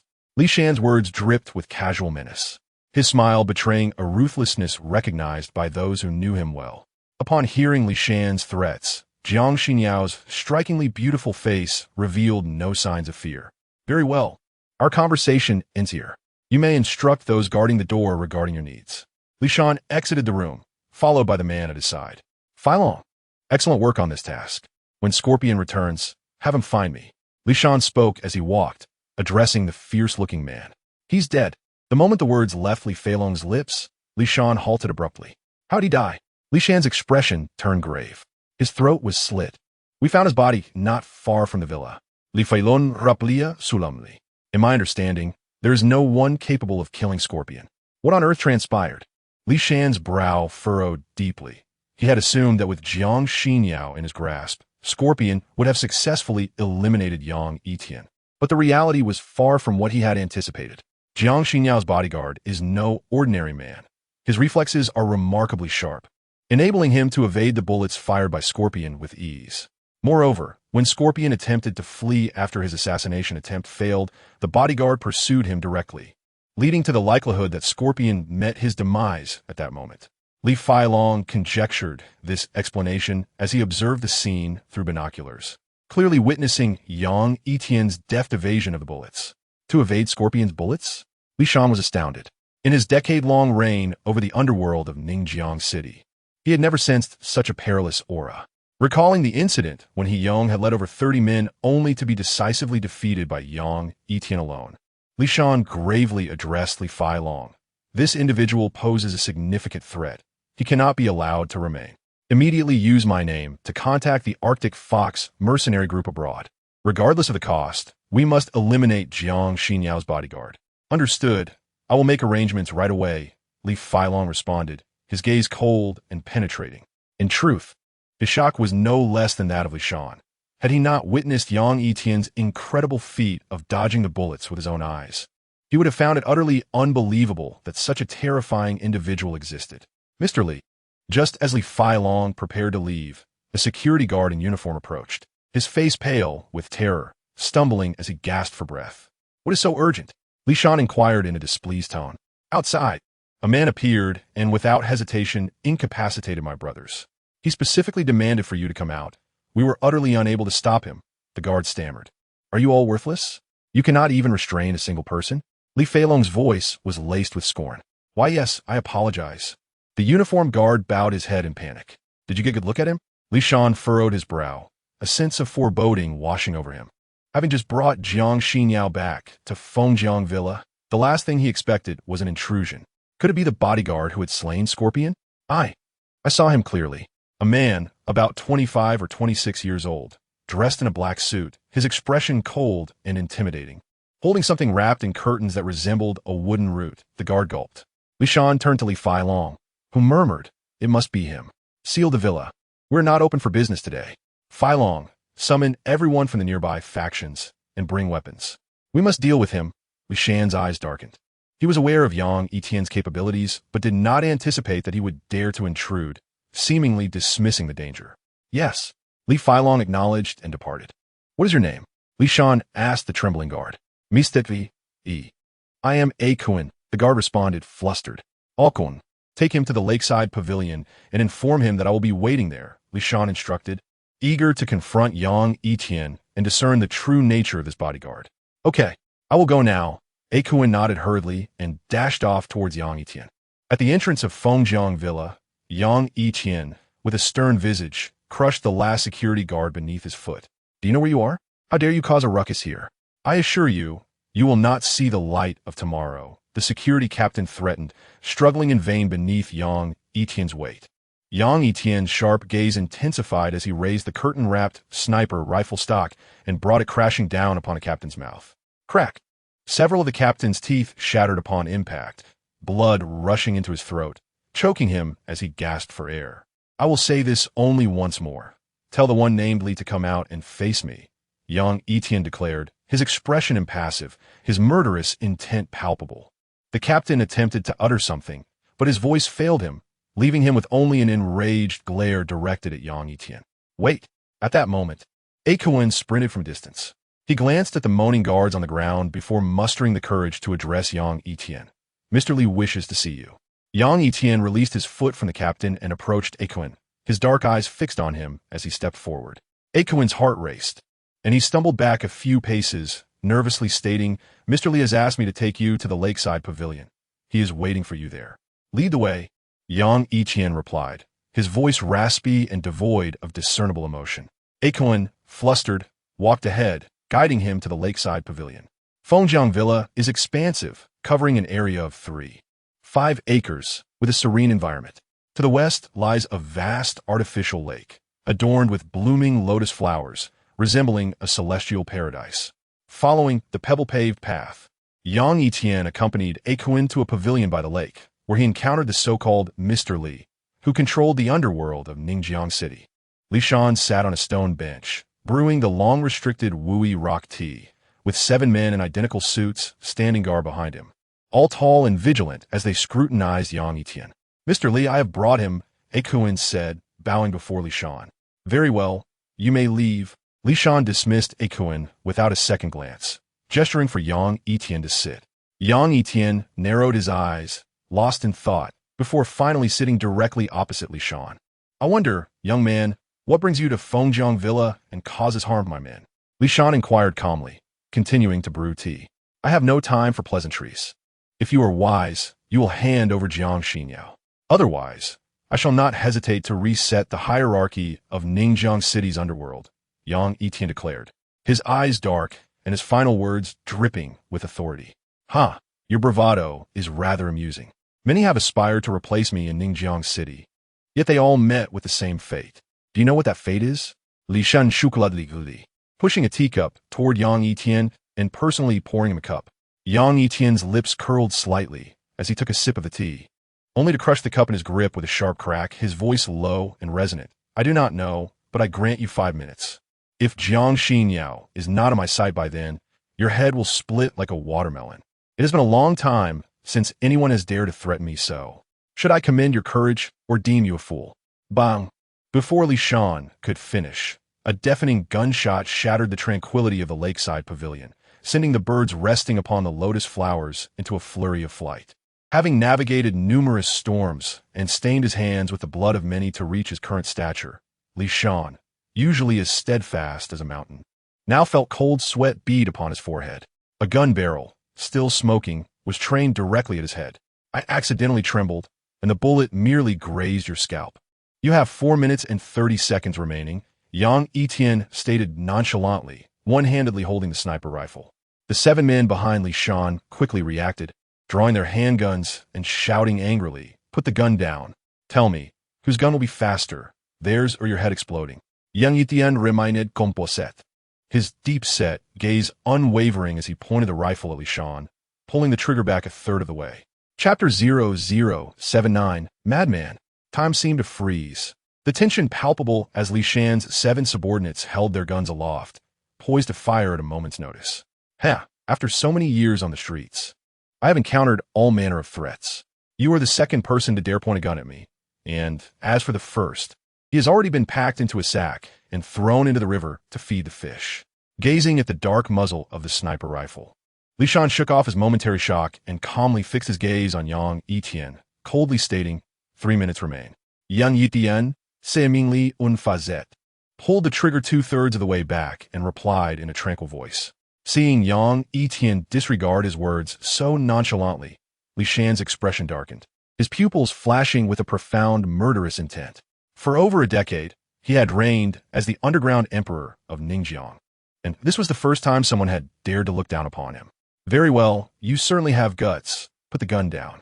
With a sullen face, Li Shan waved his hand, signaling his subordinates to retract their weapons, convinced that it wouldn't be long before Yang Yitian met a gruesome end. Upon hearing Li Shan's command, the 7 suited subordinates hesitated, exchanging glances before retracting their guns aimed at Yang Yitian. Bring Jiang Xinyao here, Li Shan instructed one of his men in a low voice. Understood. The subordinate nodded and departed. With arrangements made to fetch Jiang Xinyao, Li Shan no longer worried about Yang Yitian firing the weapon. He feigned calmness as he lifted a teacup, savoring a sip before inquiring, I recall this sniper rifle belongs to Scorpion. Did you kill him? Yang Yitian's expression remained impassive, and he did not respond. However, he had never spared those who sought to take his life. Li Shan understood that Yang Yitian's silence was an implicit acknowledgement. After a brief contemplation, he continued coldly, to have killed Scorpion, you are indeed formidable. No wonder you dare to point a gun at me. While Scorpion was a highly trained assassin, I invested considerable resources in training abroad. The value of a dead man pales in comparison to that of a living one. I can offer you a choice. Whatever Jiang Yu pays you, I will give you tenfold, ensuring you can thrive in Ningjiang, enjoying boundless power, beauty, and wealth. What do you say? Having risen from a mere street thug to the underground emperor, Li Shan relied not only on brute strength, but also on his sharp vision and intellect. He recognized Yang Yitian as an exceptional talent, both in strength and courage. If such a person were to join his ranks, it would undoubtedly bolster his future endeavors, potentially extending his influence beyond Ningjiang, unifying the power along the coastal provinces. Conversely, if such a dangerous individual could not be utilized, he would have to be eliminated. Yang Yitian smirked sleekly. Even the formidable powers of the dark world dared not breathe in his presence, let alone command him to work for them. To them, Li Shan was no different than a lowly street thug. You appear unwilling, Li Shan noted, observing the curve of Yang Yitian's lips, his own expression darkening. Not interested. Yang Yitian replied with a faint smile. If he wished, he could easily replace Li Shan, But he had endured too much and only desired to live a quiet life once his sister's illness was resolved, refusing a toast and opting for punishment. I hope you do not regret it. Li Shan's eyes darkened. Many in Ningjiang were eager to serve him, yet Yang Yitian had the audacity to reject his offer. 5 minutes have elapsed. I will collect some interest first. Yang Yitian's dark eyes grew increasingly frigid as he aimed the sniper rifle at Li Shan's arm and unhesitatingly pulled the trigger. Bang! The deafening gunshot rang out, and Li Shan barely had time to react before a horrific scream escaped his lips. A man who could summon storms in Ningjiang was now reduced to an ant. Slaughtered by Yang Yitian. The 6 subordinates standing behind Li Shan were left dumbfounded, utterly shocked by Yang Yitian's decisive action. Every minute, I will fire a shot until the last bullet is spent. Yang Yitian's voice was devoid of emotion. Li Shan's face contorted in agony. Clutching the bleeding wound on his arm, he screamed in desperate rage, "Kill him! Kill him!" In response, Li Shan's subordinates hurriedly attempted to draw their guns. But before they could act, another gunshot rang out, followed by a voice like a demon knocking on the door. Those who do not wish to die should stay aside. Gulp! Gazing at the massive bullet hole in the concrete pillar above, feeling the debris sting his face, the 6 subordinates nervously swallowed, beads of sweat forming in their palms. This madman had the audacity to fire upon Li Shan, the underground emperor of Ningjiang. Surely he would not hesitate to eliminate mere lackeys. They hastily raised their hands, for they were merely mercenaries, not loyal enough to sacrifice their lives for Li Shan. "You bastard! I will have your life." Li Shan's eyes turned blood red, his furious roar laced with unbearable pain. The intense agony from the sniper round felt like it would plunge him into unconsciousness, making him acutely aware of the phrase "better off dead." 1 minute is nearly up. Yang Yitian redirected his aim toward Li Shan's thigh, his expression sharp and cold. "No, please, my men will bring Jiang Xinyao immediately. Just wait a moment." Faced with Yang Yitian's frigid demeanor and the rifle aimed at his thigh, fear gripped Li Shan's nerves, and his resentment dissipated, desperately pleading for Yang Yitian to delay. If outsiders had witnessed this scene, they would have been utterly shocked, unable to believe that Li Shan, who controlled the underground forces of Ningjiang, was now being humiliated and trampled upon like a drowning dog by Yang Yitian. "I'm sorry, I am out of patience," Yang Yitian declared as he prepared to pull the trigger. However, Li Shan suddenly went mad, roaring at Yang Yitian. "Do you want us both to perish? If you have the guts, shoot me, and I will ensure they bring you Jiang Xinyao's cold corpse." Yang Yitian's gaze darkened. He hesitated to release his grip on the trigger, for Jiang Xinyao was still in their custody, and he had to consider the implications of his actions. Li Shan's eyes were bloodshot, and he spat as he gasped for breath, swearing that Yang Yitian would wish he were dead. Absolutely. After a long wait, Li Shan's subordinate returned, finally bringing a woman back to the lakeside pavilion. However, upon seeing Li Shan's bloodied arm, the man's face went pale in disbelief. Meanwhile, Jiang Xinyao gazed at Yang Yitian's resolute face, her lips gently pursed, feeling both astonished and deeply moved that he would risk everything for her, daring to intrude into Fengjiang Mountain Villa. Chapter 80. A cautious approach. "Are you all right?" Yang Yitian slightly averted his gaze, offering Jiang Xinyao a warm smile, utterly contrasting with the cold, merciless demeanor he had just displayed. I am fine," Jiang Xinyao replied, gently shaking her head, her beautiful eyes glancing at Li Shan's injured arm. She suspected that Yang Yitian was responsible for this, and while it seemed somewhat cruel, her heart was filled with warmth, knowing he did it all for her. "That's good, let us leave," confirming that Jiang Xinyao had not been harmed. Yang Yitian prepared to escort her away from Fengjiang Mountain Villa, hoping to avoid any unforeseen complications.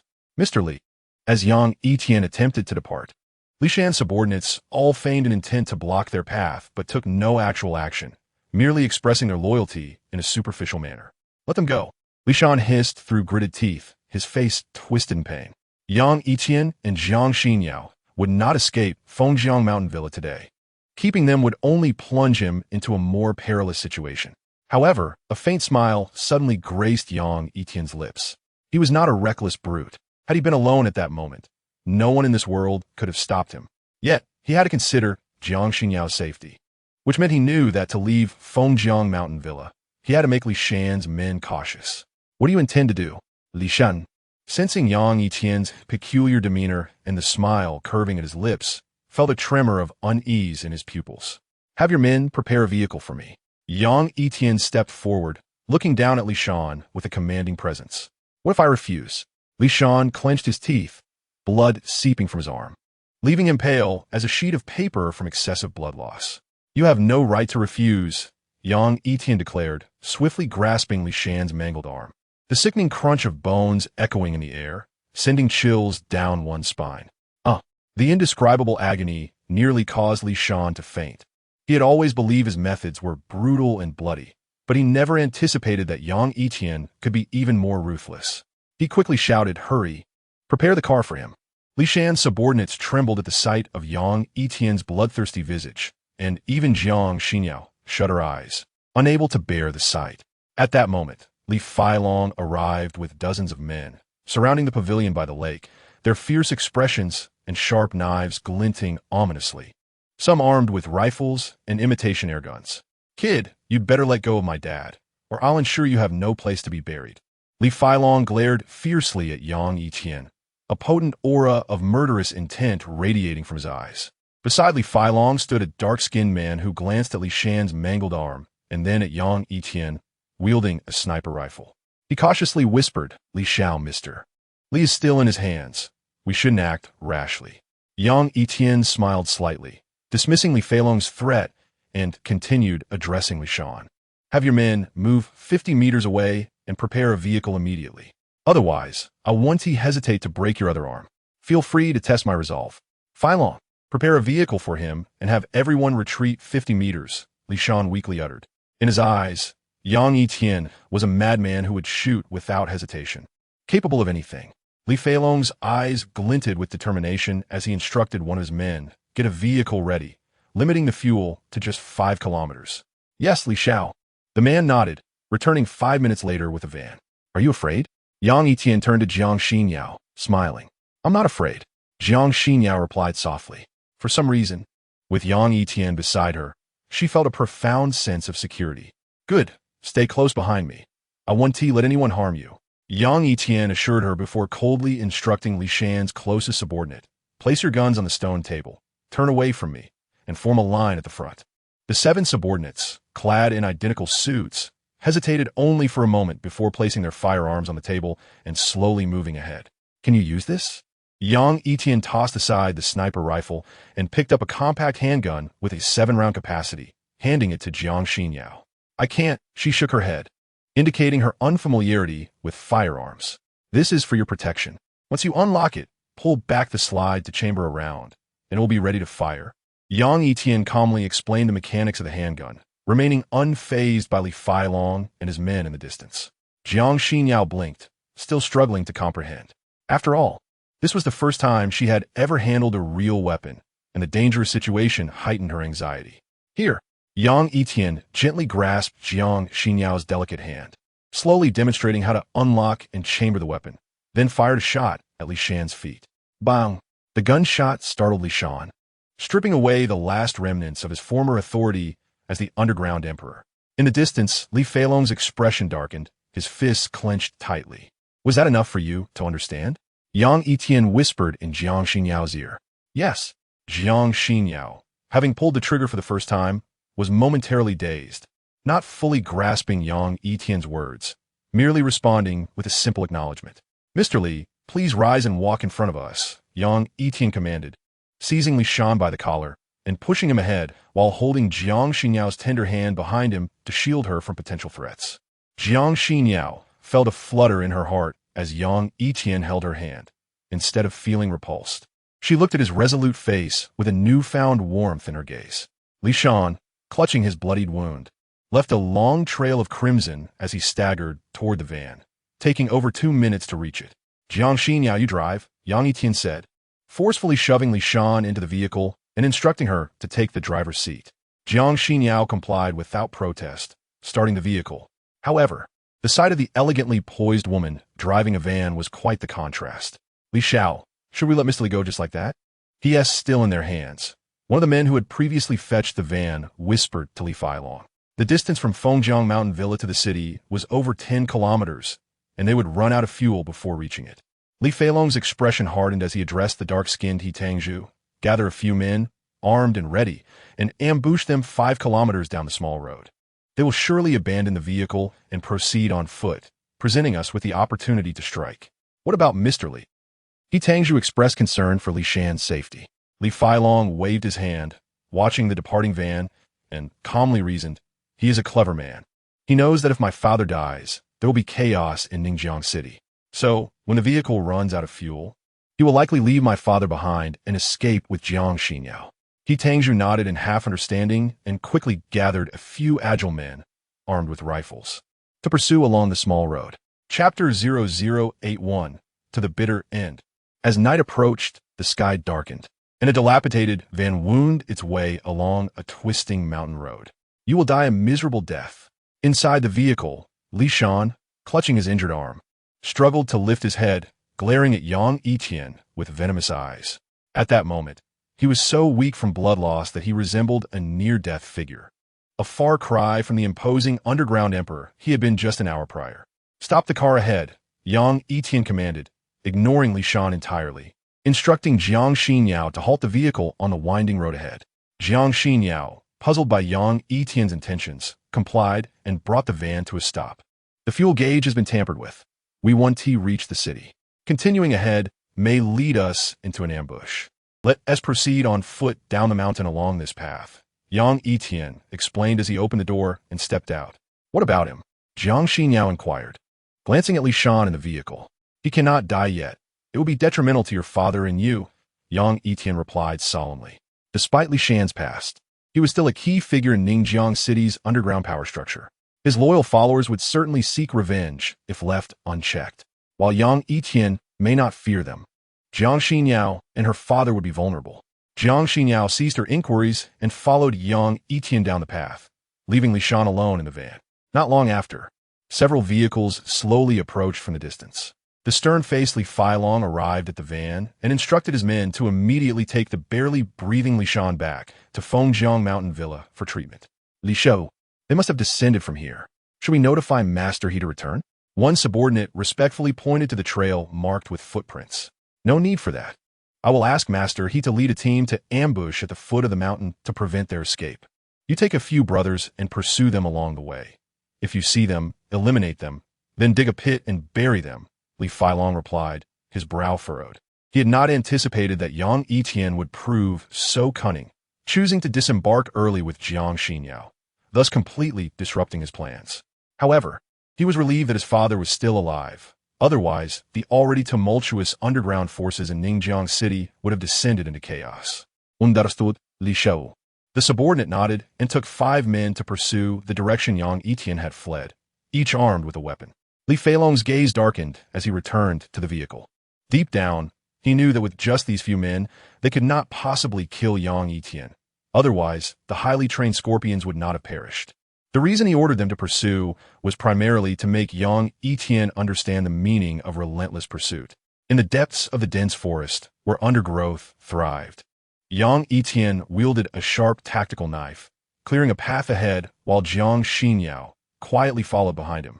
I apologize. Today I was careless. Such an incident will not occur again, Yang Yitian suddenly spoke. Taken aback by his apology, Jiang Xinyao gazed at his tall figure, her delicate lips parting softly. They were targeting me. Thank you for risking your safety to save me. It is my duty, Yang Yitian replied, his expression solemn as he continued to clear the obstructing weeds with his tactical knife. Jiang Xinyao hesitated to speak, but Yang Yitian gave her a serious look, signaling her to remain silent, his sharp, dark eyes scanning the path they had just traversed. Someone is following us. Stay here and do not move. I will deal with them and return shortly. His voice was cold as he vanished from Jiang Xinyao's sight, gripping his tactical knife tightly. Jiang Xinyao felt uneasy but complied, anxiously waiting in place. After about 5 minutes, Yang Yitian returned, and Jiang Xinyao noticed that his tactical knife was smeared with fresh blood, droplets falling to the ground. It's done. Let's go, he said flatly, his demeanor so composed that one could hardly discern that he had just taken 6 lives without a flicker of his eyes. Jiang Xinyao nodded gently, following Yang Yitian down the mountain, casting a furtive glance back but seeing nothing. In the distance behind them, The 6 men lay sprawled on the ground, lifeless, their necks bearing deep wounds. The sky grew darker, gradually shrouded in night, and the path ahead was non-existent, save for a narrow trail that Yang Yitian had carved through the underbrush. Suddenly, Jiang Xinyao lost her footing and fell into the muddy ground, her appearance disheveled. Yang Yitian quickly turned back, helping her up with a concerned tone. "Are you all right?" "I'm fine." Jiang Xinyao insisted stubbornly, but after taking a step, the pain in her heel made her gasp, almost causing her to fall again. Yang Yitian swiftly supported her. "You've sprained your ankle," he observed, crouching down to examine her foot. He realized that Jiang Xinyao had been wearing high-heeled shoes, and each step had sunk her heels into the mud, making the mountain path nearly impassable. The pain radiating from her heel caused Jiang Xinyao to frown. She, too, sensed that her foot was injured. "It might hurt a lot. Bear with it," Yang Yitian said, unceremoniously touching her ankle to reset the bones. His action caused Jiang Xinyao's elegant face to flush with embarrassment, and she instinctively tried to retract her foot. In the dim light of the moon, Yang Yitian noticed her discomfort and spoke apologetically. "I hope you can forgive me. Are you ready?" Jiang Xinyao averted her gaze, unable to meet his eyes, her delicate face resembling the blush of spring blossoms. With a gentle twist, Yang Yitian successfully reset her ankle. Jiang Xinyao let out a muffled groan, gripping Yang Yitian's shirt tightly. "All right, take off your high heels. I will carry you down the mountain," he said softly, concerned that the distance to the city was still 3 to 4 kilometers. And further injury to her already sprained ankle could lead to irreversible consequences. "No, it's unnecessary. I can walk myself." Jiang Xinyao's cheeks burned as she lowered her head, attempting to refuse. Yang Yitian's brows furrowed as he disregarded her protests, removing her high heels with a serious expression. "Not only have you damaged the soft tissue, but you have also injured the bones inside. I merely helped you reset them. That does not mean your foot is healed. If you continue to force yourself to walk, the bones may shift again, leading to more severe consequences. So, do not be stubborn. This will only harm you, not help." Hearing his words, Jiang Xinyao hesitated, biting her lip in contemplation. After a while, she lowered her beautiful eyes and gently nodded, leaning against Yang Yitian's warm, sturdy back. Unbeknownst to him, Jiang Xinyao's cold, elegant face was now tinted with a rosy hue, like peach blossoms in full bloom. "You can hold onto my neck and lean your weight against me," Yang Yitian said, supporting her with one arm while using his tactical knife to clear the obstacles ahead. Speaking tenderly, Jiang Xinyao's face was flushed, but she tentatively wrapped her delicate arms around his neck. "Your heart seems to be racing." Yang Yitian smiled faintly. Jiang Xinyao, with a shy flush on her face, murmured in response. Over the past 20 years, aside from shaking hands in business dealings, she had never had such close contact with any man, let alone being intimately carried by one now. "Do you remember when we first met?" Yang Yitian initiated a conversation as they traversed the overgrown forest, where a long path still lay ahead, the sky now completely darkened. The eerie silence surrounded them, and Yang Yitian worried that Jiang Xinyao might feel uneasy. Upon hearing his words, the scene at the train station flashed vividly in Jiang Xinyao's mind, causing her to feel both shy and angry. She shot him a fierce glare, haughtily retorting, "I remember. No teaching her fignet anger, Yang Yitian chocolate." "I think an explanation is in order. You suddenly halted on the train, and the people behind were pushing forward." "Don't say any more," Jiang Xinyao interjected, her face flushed with indignation, interrupting him. The cute, angry demeanor was a stark contrast to her usual elegance. "And what about the listening device in your shirt pocket?" "I don't know. By the way, you..." "Shut up. Inuk." Yang Yitian's words were repeatedly cut off by Jiang Xinyao's flustered interjections, her playful ire resembling that of a young girl, completely shedding her usual poised demeanor. "Why have you gone silent?" Jiang Xinyao noticed that after her reprimand, he had ceased speaking. All that could be heard was the sound of their breathing amidst the unnerving quiet. "Did you not tell me to be silent?" Yang Yitian said helplessly, carrying Jiang Xinyao on his back. Jiang Xinyao responded, "Why did you choose to retire?" It was her turn to initiate the conversation. Having reached such a rank at merely 25 or 26, Yang Yitian undoubtedly had a promising future in the military, and ascending to the rank of commander was simply a matter of time. She could hardly believe his claim to Yang Xian in the hospital that he was retiring simply because he was weary of military life. Yang Yitian fell silent, his mood dimming as he took a long time to respond to Jiang Xinyao. After a while, he sighed and bitterly smiled. There is no reason. Jiang Xinyao furrowed her brow, suspecting that something must have transpired in Yang Yitian's life, yet she refrained from probing further. We'll be down the mountain in about 10 minutes. They must have set up an ambush at the only exit. Are you afraid? Yang Yitian changed the subject. If it were just him, not even a fully armed enhanced squad could stop him, but with Jiang Xinyao by his side, he had to consider many factors. You will protect me, won't you? Jiang Xinyao murmured softly, her head resting against Yang Yitian's back. Over time, she had unconsciously grown accustomed to his presence, and her initial feelings of aversion and resistance had transformed into a sense of security around him. Yang Yitian was momentarily taken aback. He hadn't expected the usually aloof Jiang Xinyao to express such a sentiment. He nodded earnestly. As long as I am here, no one can harm you. Not even a hair. As they reached the foot of the mountain, Yang Yitian spotted several vehicles blocking the only exit. 8 or 9 stern-faced individuals stood guard, alert to their surroundings. Wait for me here. Remember not to show your head. I will return shortly. He set Jiang Xinyao down from his back. Rather than risk bringing her along into danger, it was more prudent to eliminate the threats himself. Be careful, Jiang Xinyao said, her beautiful eyes filled with deep concern. Yang Yitian acknowledged her worry with a calm smile before he departed. At the exit, He Xiong stood beside a crew-cut man with a fierce demeanor, who was smoking and grumbling, "Boss, we've been waiting all night. Not even a ghost has shown up. How much longer do we have to wait?" "Wait." He Xiong rubbed his temples, responding with just that single word. In truth, he too was growing impatient, but he had to obey Li Feilong's orders. The crew-cut man, now visibly restless, tossed his cigarette aside and said, "I need to take a leak," as he stepped into the secluded grass. He barely registered anything before a flash of cold light pierced through, blood splattering as he collapsed to the ground.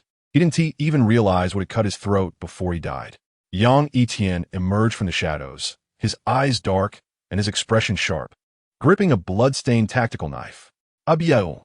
He Xiong noticed the commotion from a distance, his eyes filled with malice as he glared at the approaching Yang Yitian.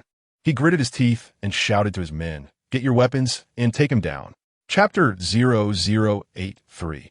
Reinforcements? Upon hearing He Xiong's taut roar, a subordinate hastily drew a gun, aiming it at Yang Yitian. However, before they could fire, a black BMW roared from the distance, crashing toward them with a dramatic drift through the crowd. Gunfire erupted as 3 men in black, exuding an air of menace, emerged from the car, firing silenced carbines at He Xiong and his men. The flames shot skyward, and before He Xiong's crew could react, they were hit multiple times, blood splattering against the night sky. Watching this shocking and terrifying scene, Yang Yitian remained calm, not even blinking. But He Xiong was paralyzed with fear. In less than a minute, the 3 black-clad figures had wiped out his men, leaving him trembling and alone. "Please don't kill me," He Xiong pleaded, discarding his toy gun as he knelt before them, trembling uncontrollably. The 3 men in black merely glanced at him with indifference before raising their weapons, ready to pull the trigger. "Enough," Yang Yitian's deep voice commanded.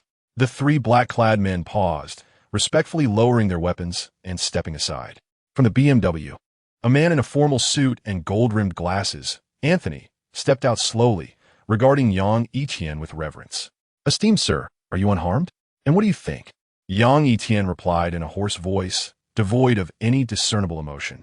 Anthony lowered his head in trepidation, mentally chiding himself for asking such a foolish question. In this world, aside from the top 3 on the Dark World's assassin list, who could possibly threaten this man? "Why are you here?" Yang Yitian scanned the 3 black-clad figures, noting their tattoos of gray skulls and a string of letters, distinctive marks of the holy sect. "Esteemed sir, I received news that Miss Jiang was abducted by Li Shan's men. I also heard that you entered Fengjiang Villa to rescue her on a severed Li Shan's arm.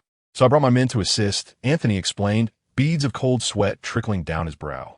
He knew well that Li Shan, this insignificant underground emperor, could never hold Yang Yitian back. His real motive was to impress and curry favor with him. "You seem well informed. I will remember this incident. But how did you acquire your weapons?" Yang Yitian's gaze darkened, emanating a chilling aura that caused Anthony's heart to race. We only have these three.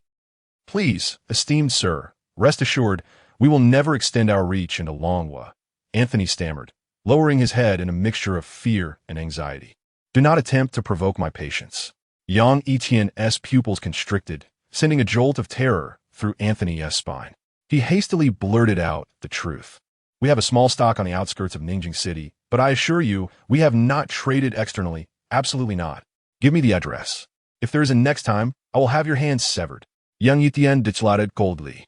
Regret flooded Anthony. He cursed himself for coming tonight, realizing he should have kept his distance, especially from firearms. Now, with the Godfather likely to be furious upon hearing this, he felt he might not escape unscathed. After receiving the precise address, Yang Yitian shot a cold glance at Anthony and approached the quaking He Xiong, looking down at him. Return and inform Li Shan that I will come to collect his life in due time. Do you understand? I understand. Please don't kill me. He Xiong frantically nodded, terrified, for he had no desire to die. Anthony's group were genuine, ruthless individuals, and they treated Yang Yitian with utmost respect. To refuse would be tantamount to seeking death. Yang Yitian turned and walked into the shadows, lifting Jiang Xinyao's body onto his back. He spoke coldly to Anthony. I will take your car. Anthony, despite his bravado, dared not defy him, forcing a strained smile as he hurried to open the BMW's door for him. As Yang Yitian drove away, Anthony finally breathed a sigh of relief, his heart a tumult of emotions, sorrow for the lost shipment, and joy that Yang Yitian would remember his assistance tonight. Go, break his legs. I want him to spend the rest of his life in a wheelchair, Anthony commanded, directing his gaze at the still kneeling He Xiong, addressing the three black-clad figures with a cold voice. Were it not for this group of inept individuals, I would not have lost the shipment I was preparing to send back. If it weren't for Yang Yitian allowing He Xiong to relay a message to Li Shan, I would not only have broken his legs tonight, but also taken his life. As for Li Shan, that insignificant underground emperor, Anthony is well aware that offending Yang Yitian would lead to a most dire fate. What? What do you want? Don't come any closer, I beg you. Upon seeing the three ominous figures clad in black approaching him, He Xiong, trembling in terror, pressed his hands to the ground, desperately trying to retreat. A heart-wrenching scream pierced the stillness of the night as He Xiong's legs were brutally crushed. Outside a dilapidated two-story building on the outskirts of Ningjing City, several vehicles surrounded the premises, led by the strikingly poised Zhao Jing, her sun-kissed skin and short hair adding to her commanding presence. Half an hour earlier, Zhao Jing had received a call indicating that weapons might be hidden here, prompting her to rush to the scene. Team leader Zhao, it seems there's no one inside. They must have received word and fled before we arrived. A fully armed soldier emerged from the building to report. Zhao Jing furrowed her brow and led her team inside, only to find the first and second floors eerily empty, until a colleague discovered a concealed basement. Upon reaching the basement, Zhao Jing was left speechless by the sight before her. 4 or 5 long wooden crates filled with various contraband, including high-precision sniper rifles.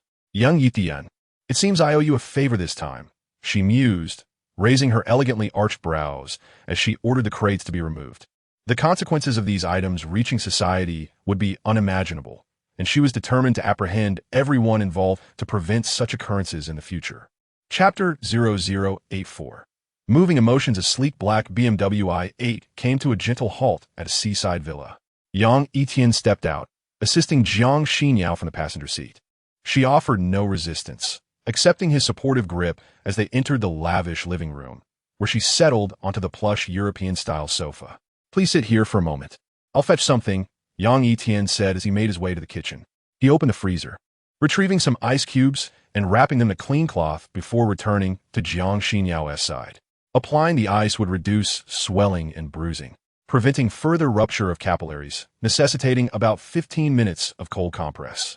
Yang Yitian lifted Jiang Xinyao's delicate foot, placing the cloth-wrapped ice on her injured ankle. Observing Yang Yitian's austere visage and his gentle ministrations stirred an unexpected warmth within Jiang Xinyao, dispelling any lingering distaste. Thank you, she finally uttered, her ethereal voice breaking the silence. Yang Yitian glanced up, offering a faint smile, but remaining silent. Who exactly are you, Yang Yitian? Jiang Xinyao suddenly inquired earnestly, her gaze fixed upon him. The events of the day had reshaped her perception. Regardless of the perilous circumstances, he remained composed and resolute. Yet, beneath his decisive and seemingly ruthless exterior, he had revealed a tender side when tending to her injury. Moreover, seeing Anthony cower before him spoke volumes of his stature. This was not a mere ordinary man. Even if her father had failed to finance her sister's surgery, surely Yang Yitian possessed the means to gather the funds. Why then did he willingly choose to be her protector? Yang Yitian remained silent, choosing not to divulge the truth of his past. I understand you dislike discussing your history, but please answer this one question, Jiang Xinyao pressed, her curiosity unrestrained. I am merely myself, an inconsequential individual in society, he replied, his eyes reflecting a world-weary calm. Understanding that further inquiry would yield no results, Jiang Xinyao refrained from pressing him further. As time passed, after approximately 15 minutes of applying the cold compress, Yang Yitian prepared to rise when a soft rumbling caught his ear. Are you hungry? He asked, noticing the slight flush on Jiang Xinyao's cheeks. She averted her gaze, feeling the pangs of hunger after nearly 10 hours without food, her tension easing. I recall you bought several items during our last trip to the supermarket. I can quickly prepare something, Yang Yitian offered as he stood and made his way to the kitchen, where he busied himself. Watching his tall figure, Jiang Xinyao's long eyelashes fluttered, memories of his tender care flooding her mind, warming her heart and bringing a rare smile to her lips. Just then, the sound of a car engine echoed outside, followed by the appearance of Jiang Yu, his face alight with excitement, accompanied by 2 bodyguards. Xinyao, he exclaimed, rushing toward her, tears glistening in his eyes, unable to articulate the depth of his emotions. A love as steadfast as a mountain. When Jiang Yu learned of his daughter's abduction by Li Shan, he was consumed by both worry and rage, prepared to take a life if necessary. I'm fine, Jiang Xinyao replied coldly, already anticipating the reason for her father's sudden arrival. Just glad you're safe, Jiang Yu responded, unfazed by her frigid demeanor, knowing her indifference stemmed from the loss of her mother. Where's Yitian? I need to speak with him, he inquired, scanning the surroundings for Yang Yitian. I'm here. Yang Yitian emerged from the kitchen, his acute hearing alerting him to Jiang Yu's arrival. Yitian, thank you. Without you, Xinyao would have fallen into that man's hands. Jiang Yu expressed his gratitude, stepping forward. Initially, he had harbored no hope, ready to compromise, knowing Li Shan's formidable reputation in Ningjiang City. Yet, over an hour ago, he received shocking news. Li Shan had been shot and was now a hostage, gravely injured. Jiang Yu instantly connected the dots, realizing that the one daring enough to confront Li Shan was none other than Yang Yitian, his daughter, as protector. I am Jiang Xinyao's bodyguard. This is my duty, Yang Yitian replied with a stern expression. Had it not been for the potential threats posed by Li Shan's underlings, he would have been far more ruthless. After all, Li Shan's demise would unleash a tumultuous power struggle, with Jiang Xinyao and her father becoming prime targets. Nevertheless, you saved my daughter, and I will remember this debt, Jiang Yu solemnly declared. Yang Yitian smiled silently, while Jiang Yu continued, Li Shan's hand was shot off by you, right? Although this matter has been tightly sealed, many have caught wind of it and are inquiring about your background. Yitian, I know you are not a reckless fool, but it is wise to remain cautious. The waters of Ningjiang City run deep. Aside from Li Shan, there are other formidable forces at play here. Chapter 0085. Jiang Xinyao's unusual behavior. Yang Yitian raised an eyebrow, not interrupting Jiang Yu as he continued. The fierce Tiger Hall has deep roots in Ningjiang City. They operate discreetly, safeguarding their territory and rarely engaging in disputes. However, their influence should not be underestimated. Even Li Shan dares not provoke them lightly. When he encounters Du Rong, he must respectfully address him as Ninth Master. Jiang Yu explained the power dynamics of Ningjiang City with great seriousness.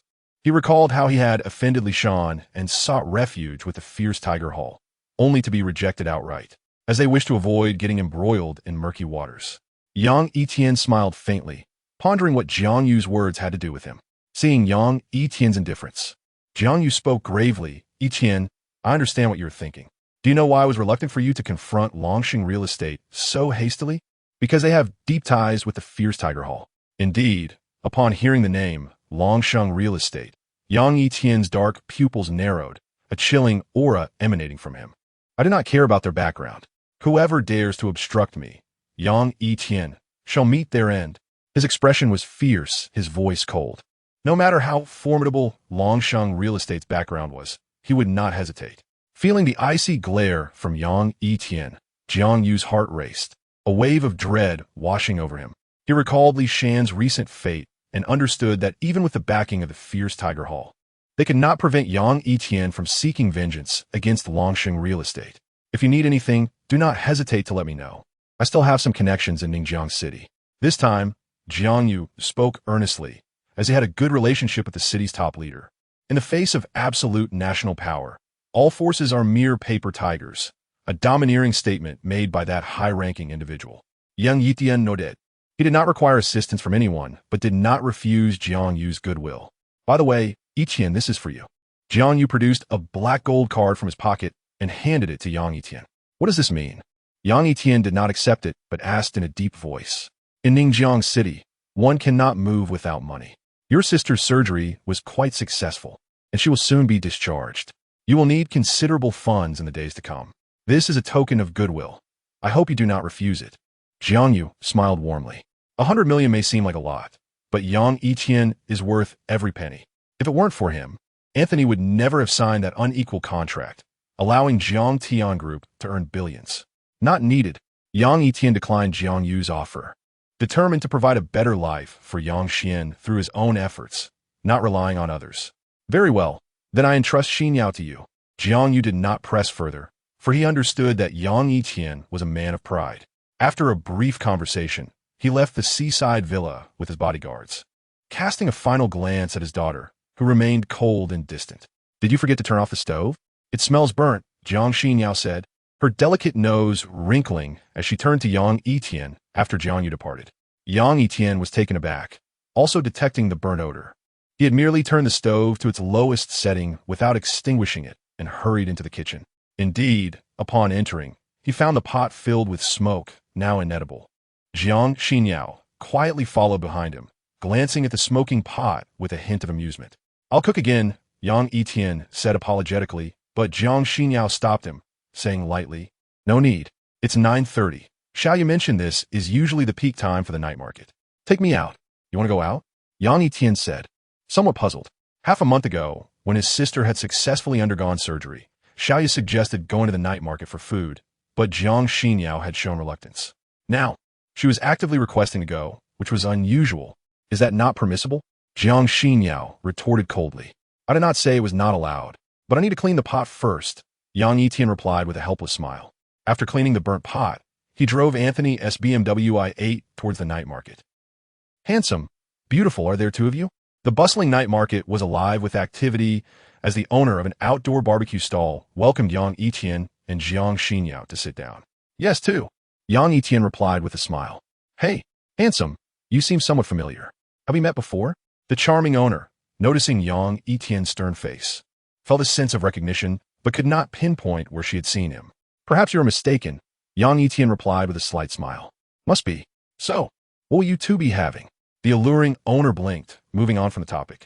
You order, Jiang Xinyao glanced at Yang Yitian, as it was only her second time in such a place, and she was still unfamiliar with many items.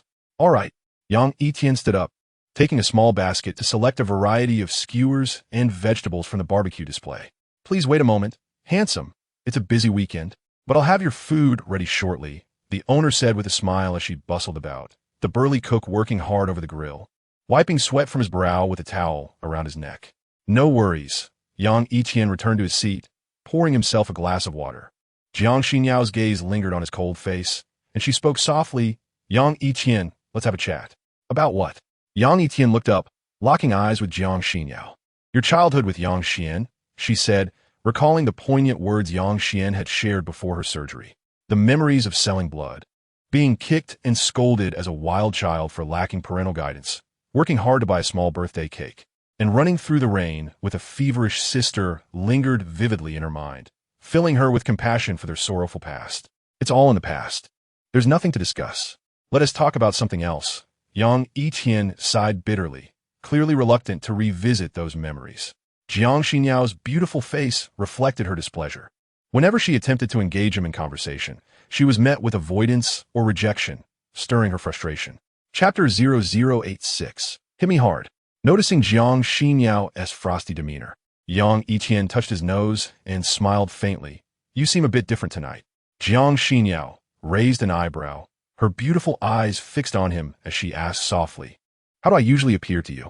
Yang Yitian pondered for a moment before responding with a smile, typically aloof, like ice. Anything else? Jiang Xinyao blinked her lovely eyes. None that I can think of, Yang Yitian replied lightly. Jiang Xinyao was not entirely satisfied with his answer and coldly remarked, Are you trying to change the subject? Yang Yitian neither confirmed nor denied it. Jiang Xinyao understood he was acquiescing but chose not to pursue the matter further. After a brief wait, the alluring owner brought over a small plate of skewers that Yang Yitian had ordered. Elegant figures, the remaining dishes are still being grilled. Kindly wait a moment longer. Would you care for a drink? I have Budweiser and Yin Jing here. The charming proprietress inquired with a smile beside Yang Yitian. Outdriven here tonight, so I'll pass. Yang Yitian politely declined, handing a skewer from a small plate to Jiang Xinyao. Jiang Xinyao consumed her food with grace, delicately biting and savoring each morsel, while Yang Yitian observed her in silence. What are you staring at? Sensing Yang Yitian's gaze, Jiang Xinyao's expression turned slightly awkward, her beautiful eyes playfully narrowing at him. You rarely indulge in grilled delicacies, do you? Is it to your liking? Yang Yitian's response was rather evasive. Jiang Xinyao's manner of eating was so refined that she transformed a mere few yuan skewer into a display of high-class dining etiquette. With a frosty glance, Jiang Xinyao remarked, It is. After finishing the skewers, it was already 11 o'clock at night. Jiang Xinyao took a tissue to wipe the grease from her lips, and Yang Yitian stood to settle the bill. However, upon returning, he found 3 shirtless men, their backs adorned with tattoos, occupying his previous seat and drunkenly teasing Jiang Xinyao. Why is such a beauty alone? Come have a drink with us. One man with long bangs leered, having never encountered such an exquisite woman. Drinking is rather dull. How about we take you out for some fun? Another man with a buzz cut licked his lips. Indeed, I have several questions I'd like to discuss with you. Beautiful. The last one leered with a lascivious grin. Jiang Xinyao's face turned icy as she listened to their repulsive remarks, her brows knitting together in disdain. Yang Yitian wore a cold expression, but before he could intervene, a group of ruffians suddenly emerged, wielding iron rods and launching a brutal assault on the 3 men who had been harassing Jiang Xinyao. How dare you cause trouble on my turf? After a few sips of cheap liquor, beat them senseless. The leader shouted furiously at his crew. The 3 men, now on the ground, curled up defensively, howling for mercy. Yang Yitian quickly stepped forward, shielding Jiang Xinyao behind him to prevent any accidental harm. After the merciless beating subsided, the leader turned to Yang Yitian with a sycophantic smile. Sir, I hope these lowlifes haven't ruined your mood. I'll have their teeth smashed in shortly. Yang Yitian squinted. The man before him was none other than the rat who had previously begged for mercy on his knees. However, he had thought Rat was captured by Zhao Jing. Given that fiery personality of that little pepper, he would have been imprisoned for at least 1.5 years. Yet here he was, released in less than half a month. It seemed Rat had some connections. Noticing Yang Yitian's silence, Rat hunched over, sweat dripping from his forehead. Earlier, he had heard reports of Yang Yitian's suspected presence at the night market and had hurriedly abandoned his task to confirm, but he dared not approach, fearful that this ruthless devil had come to settle the score with him. After lurking at a distance for about 10 minutes, Rat finally realized that Yang Yitian was merely there to enjoy barbecue and not to seek vengeance, allowing his heavy heart to ease.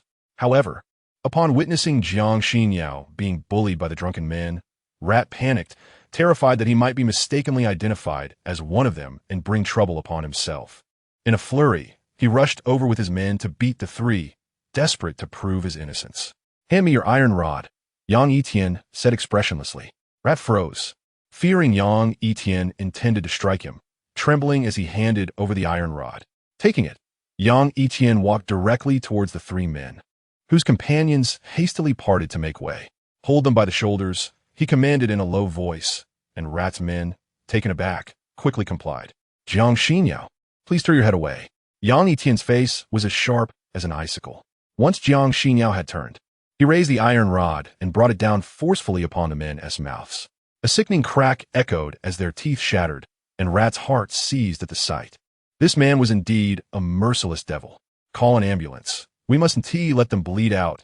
Yang Yitian nonchalantly tossed the bloodied rod aside, his tone eerily calm, which struck Rat as a harbinger of doom.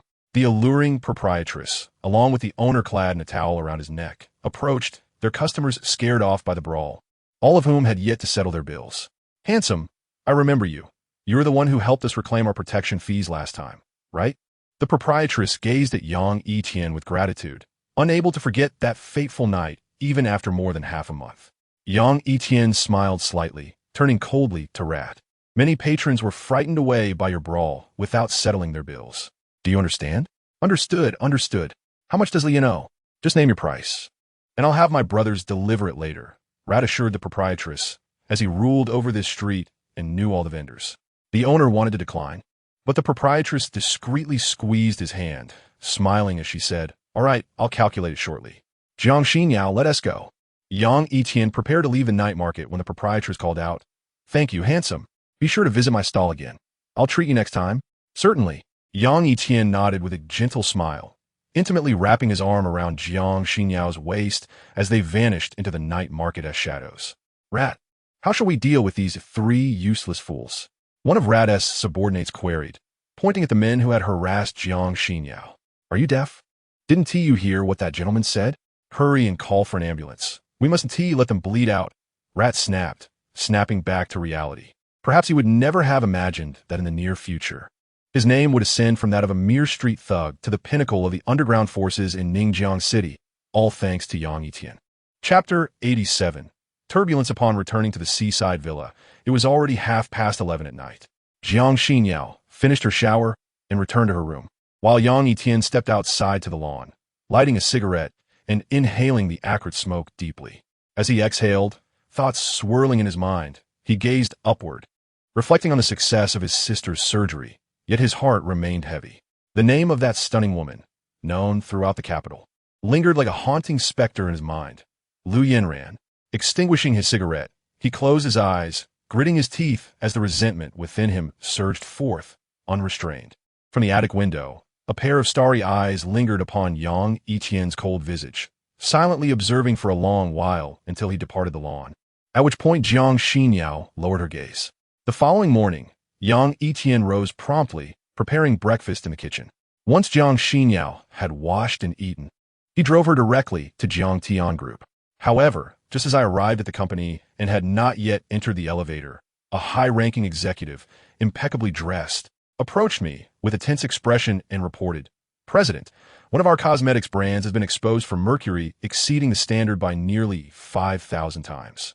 Major news outlets are sensationalizing the story, and the relevant authorities have ordered us to cease production and sales immediately while they conduct an investigation." Upon hearing this, Jiang Xinyao's expression turned cold, her brows furrowing tightly. She was acutely aware of the implications of mercury exceeding the limit. It could lead to severe skin lesions and, in extreme cases, pose a life-threatening risk. "Come to my office," Jiang Xinyao commanded icily. Mercury is a toxic heavy metal. Its presence in cosmetics is akin to poison. If this matter is not handled appropriately, the repercussions could be devastating. Once in the president's office, the executive responsible for cosmetics, visibly anxious, recounted the situation. It turned out that several days prior, a group of female clients had used a product from Jiang Yitian Group, resulting in their skin becoming red and developing cysts, with a few suffering severe facial ulcerations.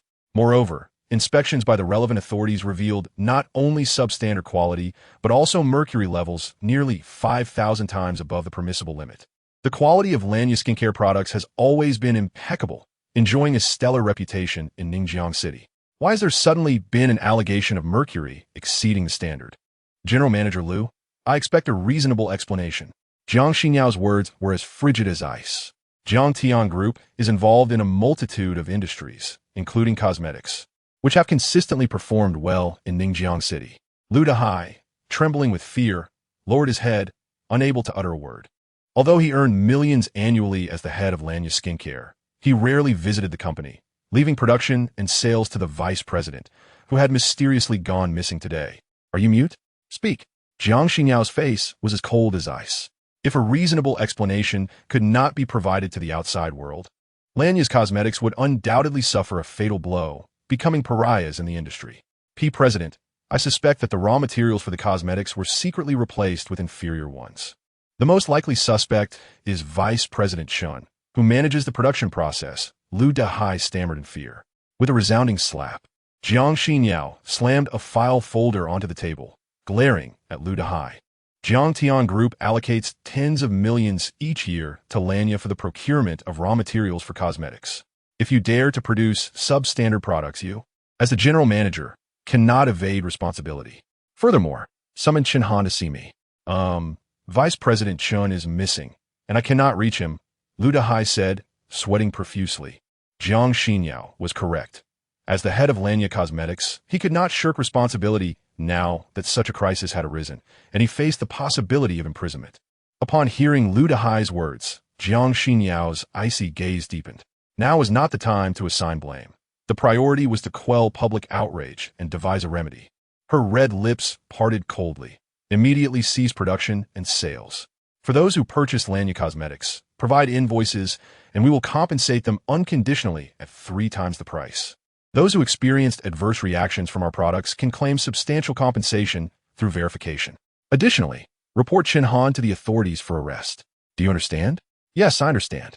I will take care of it immediately. Lu Dahai hurriedly nodded, feeling anxious as he exited Jiang Xinyao's office. Yang Yitian, take me to Lanya Cosmetics Company, Jiang Xinyao instructed. Lanya Cosmetics is a subsidiary of Yang Yitian Group, primarily producing whitening masks and various moisturizing skincare products, even hiring top-tier celebrities as brand ambassadors, which has garnered significant popularity among women in Ningjiang City. At this moment, a large crowd had gathered in front of Lanya Cosmetics Company, confronting security personnel with fervent outrage. Among the crowd was a long banner proclaiming, "Heartless Lanya, producing mercury-laden inferior cosmetics, defrauding consumers, return my beauty." Several journalists stood with cameras, microphones in hand, continuously reporting. I tell you, my wife used your cosmetics, and her face is swollen like a pig S. If you do not provide a reasonable explanation today, I will tear your company down. A man shouted, his face flushed with anger, pushing against the security guards. Yes, if you don't explain today, I will risk everything to destroy your company. Another voice echoed. Woe is me. My face is disfigured. How will I ever find a boyfriend now? Cried a girl, wearing a mask, tears streaming down her face. Yet, despite their angry shouts, no staff member emerged to placate them, intensifying their fury. Just as tensions were about to boil over, a sleek black BMW i8 pulled up in front of the Lanya building. Jiang Xinyao stepped out of the car and instantly perceived that the situation was worse than she had anticipated. At that moment, a heavily made-up woman in a tailored suit hurried over with several security guards, respectfully addressing Jiang Xinyao. President, you've arrived. Why has no one come out to calm them? Jiang Xinyao inquired coldly. It's like this, President. No matter what we say, they refuse to listen. They specifically demand General Manager Lu to address them. The woman in the suit explained, detailing the agitation of the crowd, which would have stormed the building were it not for the security personnel blocking their way. Chapter 0088. Indignant fury, I understand. Jiang Xinyao nodded slightly and stepped into the crowd, her stunning visage cutting through the tension. Everyone, please calm down. I am Jiang Xinyao, the president of Yang Yitian Group. You may not be familiar with me, but Lanya Cosmetics is a subsidiary of our group. Upon hearing her gentle voice and the mention of Yang Yitian Group, the crowd fell silent. While their impression of Jiang Xinyao was vague, they were well aware of Yang Yitian Group as formidable reputation. After all, this conglomerate, valued at hundreds of billions in the stock market, wields significant influence in Ningjiang City, even among the elderly and children. First, I wish to sincerely apologize to everyone for the internal issues that led to the production of inferior products, causing various injuries and losses. I'm truly sorry. I also appreciate that you chose Lanya among countless cosmetics. Jiang Xinyao slightly bowed her head in respect to the crowd and continued, to rectify our shortcomings. Anyone who has purchased Lanya Cosmetics can present their invoices to request a refund. We will repurchase the products sold at 3 times the price and then uniformly destroy them. As for those who experienced adverse reactions from our skincare products, we will provide substantial compensation through verification. We will not evade responsibility. If anyone has further grievances, please feel free to ask me, and I will ensure a reasonable answer. Bah, do you think that monetary compensation will resolve this? My wife used your skincare products. and her face is swollen like a pig. Do you have any idea how heartbroken I am? The previously irate man glared at Jiang Xinyao, his pent-up anger erupting. Exactly. Do you think money can solve everything? My sister's face is nearly ruined, and she has developed sores. She is contemplating suicide. Another voice chimed in, expressing similar outrage. You unscrupulous merchants, profiting from others' misfortunes, may you reap a bitter end. Observing the righteous indignation of the crowd, Jiang Xinyao understood that mere words and compensation would not quell their fury. Greetings, President Jiang. I am a reporter from Ningjiang Daily. May I inquire as to why the well-regarded and reputable brand, Lanya Cosmetics, has suddenly been revealed to have mercury levels exceeding 5,000 times the permissible limit? A tall and slender journalist pushed through the crowd to present her microphone to Jiang Xinyao. The internal executives have embezzled funds intended for purchasing raw materials, opting instead for substandard ingredients, which has led to this unfortunate incident. We have already filed a report with the authorities for further investigation. Jiang Xinyao did not shy away from the truth, candidly revealing the reasons behind the scandal. This not only clarifies that Lanya Cosmetics is not a malicious enterprise aiming to profit from shoddy products, but also serves to alleviate some of the company's responsibility. Which executive from Lanya Cosmetics is implicated? The reporter from Ningjiang Daily sensed a major scoop, realizing that if handled adeptly, this could bolster her chances in next year's leadership election. I apologize, but we will disclose that information once our investigation is complete, Jiang Xinyao replied. Her brow slightly furrowed as she refrained from further answering the reporter's queries and instead turned to soothe the agitated crowd. Please remain calm. I understand your concerns. As a woman myself, I know how much one's appearance means to us. However, the incident has occurred, and we must exert every effort to rectify this situation and provide you with a satisfactory resolution. Jiang Xinyao spoke sincerely to the crowd. Indeed, with adequate financial resources, we could effectively cleanse our public image, but Jiang Xinyao was not one to evade responsibility. Even in the face of accusations and substantial financial losses, she was determined to provide a response to the victims. Her heartfelt apology alleviated some of the crowd's anger. They had come seeking a reasonable explanation, and now the president of Yang Yitian Group had personally addressed them, offering apologies and compensation. What more could they desire? Although you're the president of Yang Yitian Group, and your words carry weight, we have recorded what you just said. If compensation is not promptly provided, do not blame us for being unyielding, someone declared to Jiang Xinyao. Rest assured, I will arrange for immediate assistance and appropriate compensation. It is quite sunny, so please feel free to take some water while you await further updates, Jiang Xinyao announced, instructing a female manager from Lanya to procure several cases of bottled water from a nearby supermarket, personally distributing them to each individual seeking an explanation. Yang Yitian observed Jiang Xinyao silently. Her method of handling the situation was not flawless, yet it proved effective. Her ascent to the presidency of Yang Yitian Group was not solely due to her father Jiang Yu's influence. She possessed her own capabilities. Once the crowd had dispersed, Jiang Xinyao entered the main building of Lanya with an icy demeanor, summoning all employees above the managerial level to the conference room. Who is the after-sales manager? Jiang Xinyao inquired, taking her place at the head of the table. It's me. A woman dressed in Lanya's uniform stood up, her face betraying her anxiety. Although she held a managerial title, she had never had the privilege of visiting headquarters, let alone meeting President Jiang Xinyao, and felt a twinge of trepidation. You are to remove all Lanya Cosmetics products from major shopping centers and specialty stores. Customers who have made purchases must be refunded upon presentation of their receipts, and all products should be returned to the warehouse for destruction, Jiang Xinyao commanded decisively. But President, if we remove everything from the shelves, we will incur significant losses. This is not your concern. Just execute my orders. Jiang Xinyao interrupted coldly before the after-sales manager could finish. Money can be earned again, but if the brand's reputation is tarnished, Lanya Cosmetics will face extinction. Understood. The after-sales manager nodded obediently. Who is the finance manager? Jiang Xinyao inquired with an icy beauty. Yang Yitian Group, including its subsidiaries, employed thousands, and she could not possibly know each one personally. It is I, a well-dressed man, rose respectfully and bowed slightly to Jiang Xinyao. Please prepare a detailed ledger of the purchases made for cosmetic raw materials. If there are any discrepancies, you may find yourself facing severe consequences. Jiang Xinyao's cold gaze pierced through him. The vice president of Lanya, Chen Han, could only resort to falsifying documents to siphon funds from Jiang Yitian Group, or collude with the finance department to embezzle. Understood, the finance manager responded calmly, unperturbed by Jiang Xinyao's scrutiny. Who is the procurement manager? Jiang Xinyao's tone turned cold. While the finance department was suspected of collusion, the procurement personnel could not escape culpability.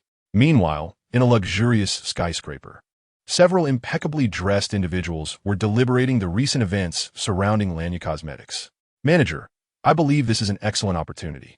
Lanya Cosmetics has monopolized a significant portion of the Ningjiang market, leveraging its affiliation with Jiang Yitian Group, which has adversely affected us at Shiko.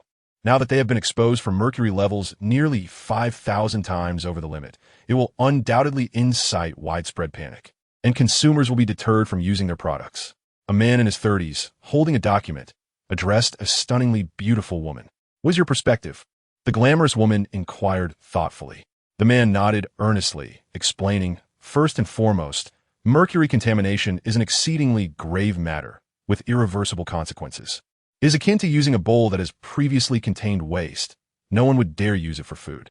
Following this revelation, Lanya Cosmetics will lose public trust and become a pariah, while relevant authorities will compel them to cease production and sales. If we seize this pivotal moment and stoke the flames of public discourse, we can deliver a catastrophic blow to Lanya. Your words may be blunt, but they hold merit. I concur with Manager Hao's assessment. Another manager remarked with a faint smile.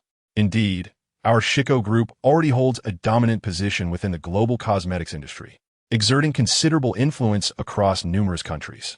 Yet, our sales in Ningjiang have been lackluster. With Lanya's predicament, they have effectively ensnared themselves in a web of their own making, presenting us with a splendid opportunity, the final young and handsome manager added.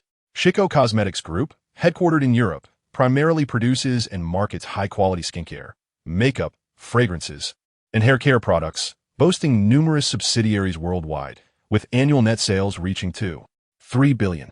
Additionally, Shiko has several subsidiaries in first and second-tier cities in Dragon Country. Yet Ningjiang remains the weakest in sales, often facing criticism at annual celebrations. The glamorous woman pondered for a moment before addressing Manager Hao. Please articulate your thoughts and actionable plans. I propose 3 strategies. First, we should collaborate with influential social media outlets to capture and disseminate images of the victims' disfigured faces, amplifying the narrative surrounding Lanya's mercury contamination to instill fear among domestic consumers. Second, we must ensure that relevant authorities remain fixated on the mercury issue, compelling Lanya to undergo thorough investigation and halting their production capabilities. Third, we should invest in a popular female celebrity to endorse our Shiko products, assuring consumers of our quality. In no time, we can replace Lanya and seize a significant share of the Ningjiang market. Manager Hao laid out his strategy. The other 2 proposals are feasible, but enlisting the cooperation of the authorities will not be straightforward. Do not forget that Lanya Cosmetics is backed by the formidable Jiang Yitian Group, the glamorous woman remarked, furrowing her brow. Having served as the general manager of Shiko's Ningjiang division for several years, she understood the nature of Jiang Yitian Group. The authorities' demand for Lanya to cease production was merely a fade. It would not be long before the matter faded away. Rest assured, General Manager, I shall take care of this matter. With my connections to several influential figures, I can certainly find a reason to delay the issue with Lanya. Manager Hao assured with a firm pat on his chest, proclaiming that there is nothing in this world that cannot be accomplished with sufficient funds. If something seems unachievable, it is merely a matter of inadequate compensation. Very well, I entrust these matters to you. If you succeed, there will be a vacancy for the position of deputy director. Due to consistently poor sales performance, the glamorous woman has faced considerable scrutiny from higher-ups. Now that an opportunity has finally presented itself, she must seize it. Moreover, if the market in Ningjiang opens up, the profits will not fall short of those in other first-tier cities branches. Understood, I shall act immediately. Manager Hao suppressed his excitement. He had long coveted the deputy director position, and this time, it was his for the taking. In the conference room of Lanya Cosmetics, Jiang Xinyao's beautiful eyes were icy as she surveyed the silent individuals before her. With her delicate, moist red lips, she coldly inquired, Who is the manager of the procurement department. The personnel manager hesitated momentarily before softly responding. President. Manager Zhang of the procurement department resigned yesterday and reportedly left Ningjiang on a late-night flight with his family. Upon hearing this, Jiang Xinyao's brows furrowed tightly. Her lips coldly uttered, "File a report and notify the bank to freeze all his bank cards. He cannot escape responsibility for this incident." Understood, the personnel manager replied obediently. Bowing her head, "Is there anything else you wish to say?" Jiang Xinyao asked. The several managers from Lanya Cosmetics exchanged glances, yet none spoke up. "If not, proceed with the tasks I have assigned." This meeting is adjourned. After concluding, Jiang Xinyao dismissed the managers and called Yang Yitian to sit beside her. "What are your thoughts?" she asked, her beautiful gaze fixed on him as she slightly parted her red lips. Yang Yitian narrowed his eyes and replied calmly, "The deputy director has exploited his position, colluding with individuals in the procurement department to embezzle funds for inferior materials. This indicates either a dire financial need or that they have been bribed by competing rivals aiming to deliver a fatal blow to your Lanya company." Jiang Xinao delicately fluttered her eyelashes, seemingly pondering. Yang Yitian's assessment was astute. If Chen Han, the deputy manager of Lanya, was not simply greedy for money, he must have been bought off by rival cosmetic companies. "I have considered your concern as well. If our adversaries have indeed infiltrated Lanya, they will act swiftly. What do you believe their approach will be?" Jiang Xinyao inquired, blinking her eyes. Yang Yitian pondered for a long while before asserting 2 avenues, through journalists and social media. They will relentlessly tarnish the reputation of Lanya Cosmetics, amplifying public outcry to the point where it becomes known nationwide that your products exceed mercury limits by nearly 5,000 times. The second avenue involves relevant authorities, which could lead to a temporary halt in production and sales, or, at worst, a total ban on all of Lanya's products. Either scenario will be detrimental to you. Is there any way to avert such a situation? Jiang Xinyao's alluring face grew grave. There is no remedy. Even if you identify the mastermind, it would be futile. You would have to accept responsibility, as the substandard, mercury-laden cosmetics are branded under Lanya. The only escape would be to relinquish the Ningjiang market and open sales channels abroad, selling your cosmetics overseas. Yang Yitian understood that even if Lanya Cosmetics resolved all issues perfectly, the brand would still suffer irreparable damage in Ningjiang and across the nation, leading to plummeting sales, as no one would dare use cosmetics previously linked to such severe mercury contamination. Is there truly no way out? Jiang Xinyao furrowed her brow, sensing that Yang Yitian had a strategy up his sleeve. His expression remained calm, his sharp gaze lingering on her as he spoke in a low voice. "There is a way, but it depends on your willingness. Speak." Jiang Xinyao's beautiful eyes grew solemn. Though she did not know Yang Yitian well, she recognized that his words often struck to the heart of the matter. You need to accomplish 3 tasks. First, swiftly dispose of all cosmetics exceeding mercury limits, and compensate the victims by the end of today. Additionally, you must firmly instruct them to refuse any interviews. Second, hire the most influential public relations firm in Ningjiang to whitewash the situation. They will know how to manage the process. Lastly, and most importantly, prepare 2 million in cash for me, only cash. Also, summon the general manager of Lanya, as I need to convey some instructions to him. Yang Yitian stared coldly. "Why do you need so much money?" Jiang Xinyao asked, puzzled and unable to grasp Yang Yitian's intentions. He did not elaborate, merely replying, "If you trust me, follow my instructions."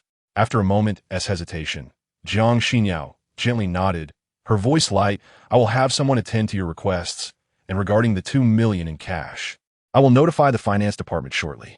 At 1:30 in the afternoon, the finance manager of Jiangtian Group arrived at the conference room of Lanya Cosmetics, accompanied by 2 security guards with a suitcase containing 2 million in cash.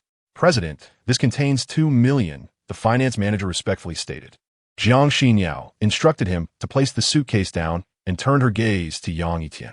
"The money you requested has arrived, and Lu Dahai will be here in 10 minutes.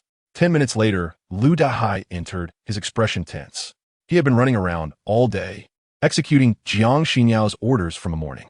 "President, you called for me?" he asked, his head bowed nervously. Jiang Xinyao remained silent, her eyes fixed on Yang Yitian's stern face. "I need to speak with him privately. Please wait outside for a moment," Yang Yitian said with a smile. Jiang Xinyao furrowed her brow slightly and gracefully exited the conference room. "You're Lu Dehai, correct?" Yang Yitian asked as he sat in the meeting chair, while Lu Dehai stood anxiously beside him, perspiration forming on his forehead. "Yes," he stammered. "Open that suitcase," Yang Yitian instructed, pointing to the black suitcase on the floor. Lu Dehai quickly knelt down, unfastened the suitcase, and was taken aback at the sight of neatly bundled cash inside. "Before 9 o'clock tonight, I need you to take this money to a specific location," Yang Yitian said with a slight smile. "Where to?" Lu Dehai asked in a panic, wondering who this man was and why the usually icy President Jiang Xinyao would heed his words so readily. "It's all written here. Once you read it, you will understand." Yang Yitian stood tall, patted Lu Dehai's shoulder, and stepped out of the conference room. Lu Dehai remained momentarily dazed until he noticed the note on the meeting table with 5 characters written on it, instantly comprehending Yang Yitian's intentions. Outside the conference room, Jiang Xinyao's beautiful eyes lingered on Yang Yitian's face. "Is everything arranged?" she asked coldly. "It should be nearly done. I would like to visit Shaoxian now." Yang Yitian replied with a light smile as he and Jiang Xinyao departed from Lanya Cosmetics, driving towards the People's Hospital. "Are you sure this will eliminate the negative publicity surrounding Lanya Cosmetics?" Jiang Xinyao questioned skeptically during the drive. "The allegations against Lanya Cosmetics are already well substantiated, and countless media eyes are watching. It will be difficult to clear our name solely through a public relations firm. This is the best solution we have. It should not pose a significant problem, as long as the funds are secured," Yang Yitian replied matter-of-factly while driving. Jiang Xinyao furrowed her brows, choosing to remain silent, for the results would soon become evident. In an office building in Ningjiang City, a rotund man clad in a tailored suit revealed a smirk and opened the document bag in his hand, stating, "The client is the much-discussed Lanya Cosmetics. The agency demands we conduct a damage control campaign. Any suggestions from you, my brothers? Lanya Cosmetics? This is a tricky situation. The mercury levels exceed the standard by nearly 5,000 times, and the product quality is reportedly inferior to a mere few dimes worth of face masks. The public outrage is more intense than that surrounding a celebrity scandal. It seems an arduous task to rehabilitate their image," commented a man with a Northwest accent, lounging in his chair. "Have you even entered the fray, and you're already retreating? Do you know their asking price?" The bespectacled man in the suit adjusted his glasses and raised 3 fingers. 300,000? The Northwest accented man asked, astonished, prompting the attention of 4 to 5 public relations personnel nearby. "TSK, TSK, TSK, poverty restricts your imagination," the formally dressed man scoffed, reveling in his knowledge. "It's 3 million. Really?" The Northwest accented man exclaimed, realizing he had overreacted, quickly composing himself and awkwardly clearing his throat. "We've encountered countless scandals on our journey. Isn't it just about cleaning up a cosmetics brand? I believe this task is quite simple. Trust us, we will make it cleaner than the clouds in the sky." "Oh, Chi Haonan, you're the most resourceful among us. Why don't you share your plan?" The rotund man settled into the sofa, crossing his legs and pouring himself a cup of tea. "Let me think." After a moment's contemplation, the Northwest accented man grinned and continued, as we usually do for celebrities. "We amplify their strengths to overshadow their weaknesses. I recall that Lanya Cosmetics had a stellar reputation and strong sales before today's scandal, capturing a significant market share in Ningjiang City and winning the affection of many beauty enthusiasts, including my girlfriend. Enough with the fluff. Get to the point." The man in the suit shot Chi Haonan an irritated glare, as if others were unaware of his relationship status. "All right, let me illustrate with an analogy. Consider a partially rotten apple. We simply conceal the decayed side, and it remains a good apple, right? First, we have our partnered media outlets highlight the positive aspects of Lanya Cosmetics, then suppress the negative commentary, while simultaneously leaking some explosive news to divert attention from the mercury contamination issue," Chi Haonan elaborated confidently. "Do I not know this? Must you instruct me? The crux of the issue is that this has reached the news, stating that Lanya Cosmetics mercury levels exceed the standard by nearly 5,000 times. Do you really think that 3 million is so easily obtainable?" The man in the suit retorted, dissatisfied. "Patience, my friend. If this approach doesn't work, I have another plan that will surely clear Lanya Cosmetics' name." Chi Haonan chuckled, leaning in to whisper his alternative strategy to the rotund man. Chapter 91. Obsession at the People's Hospital. Yang Yitian carried a small bag of mangoes as he and Jiang Xinyao arrived at Yang Xian's hospital room. Brother, Xinyao, you're here. Yang Xian, sitting up in bed, appeared rosy-cheeked, her complexion no longer pale. Her thin lips blossomed into a pure smile. The doctor said, I just need to be observed for another week. As long as there are no complications, I can be discharged. How do you feel? Yang Yitian sat beside her bed, smiling as he gently rubbed Yang Xian's head and peeled a mango for her. I'm great. Thank you, brother, Yang Xian responded, leaning into his embrace, feeling an overwhelming sense of joy and warmth. If only this moment could last forever. That's wonderful. Yang Yitian held the peeled mango to Yang Xian's lips. Jiang Xinyao, standing nearby, watched the siblings' intimate exchange. Her heart stirred. It seemed that only in the presence of his sister did this man smile from the depths of his heart. You twisted your ankle. It's not advisable to stand for too long. Please have a seat. Yang Yitian stood and motioned for Jiang Xinyao to sit next to Yang Xian, having been so focused on his sister that he overlooked her presence. It's all right. I can stand. Jiang Xinyao gently shook her head in refusal. But Yang Xian grasped her delicate hand, sweetly insisting, Xinyao, did you twist your ankle? You should sit down. Don't stand too long. Jiang Xinyao glunged at Yang Yitian, hesitating briefly before sitting down. Yang Xian initiated a conversation. Xinyao, I heard from Xiaoya that you graduated with a master's degree from Ningjiang University? Yes. Jiang Xinyao did not deny it. Her scores in the college entrance examination could have secured her admission to any prestigious 211 university in the country, and she had even received invitations from renowned institutions abroad, such as Cambridge. However, her father, Jiang Yu, had refused to let her study abroad, fearing she would be bullied in an unfamiliar environment. Xinyao, you are so impressive. Yang Xian, also a student at Ningjiang University and currently in her junior year, understood how challenging it was to pursue a master's degree. Unbeknownst to her, Jiang Xinyao had not only gained admission through merit, but was also on the list for guaranteed enrollment, ensuring that even if she did not pass the entrance exam, she would still be accepted. By the way, Xinyao, what do you do? My brother. Yang Xian hesitated, biting her lip, wanting to ask how long Yang Yitian would need to work to pay off her surgical expenses. What about your brother? Jiang Xinyao inquired, curious about the rest of Yang Xian's question. My brother. Yang Xian lowered her head, finally mustering the courage to ask. How long does my brother need to work to pay off the 50,000? Jiang Xinyao fell silent, unsure how to respond, as she too was unaware of how long Yang Yitian would protect her. All right, Xiao Xian, Yang Yitian interjected, aware of his sister's intentions. He knew she felt guilty about the surgical expenses, which had led to her feelings of being trapped. Have a mango as well.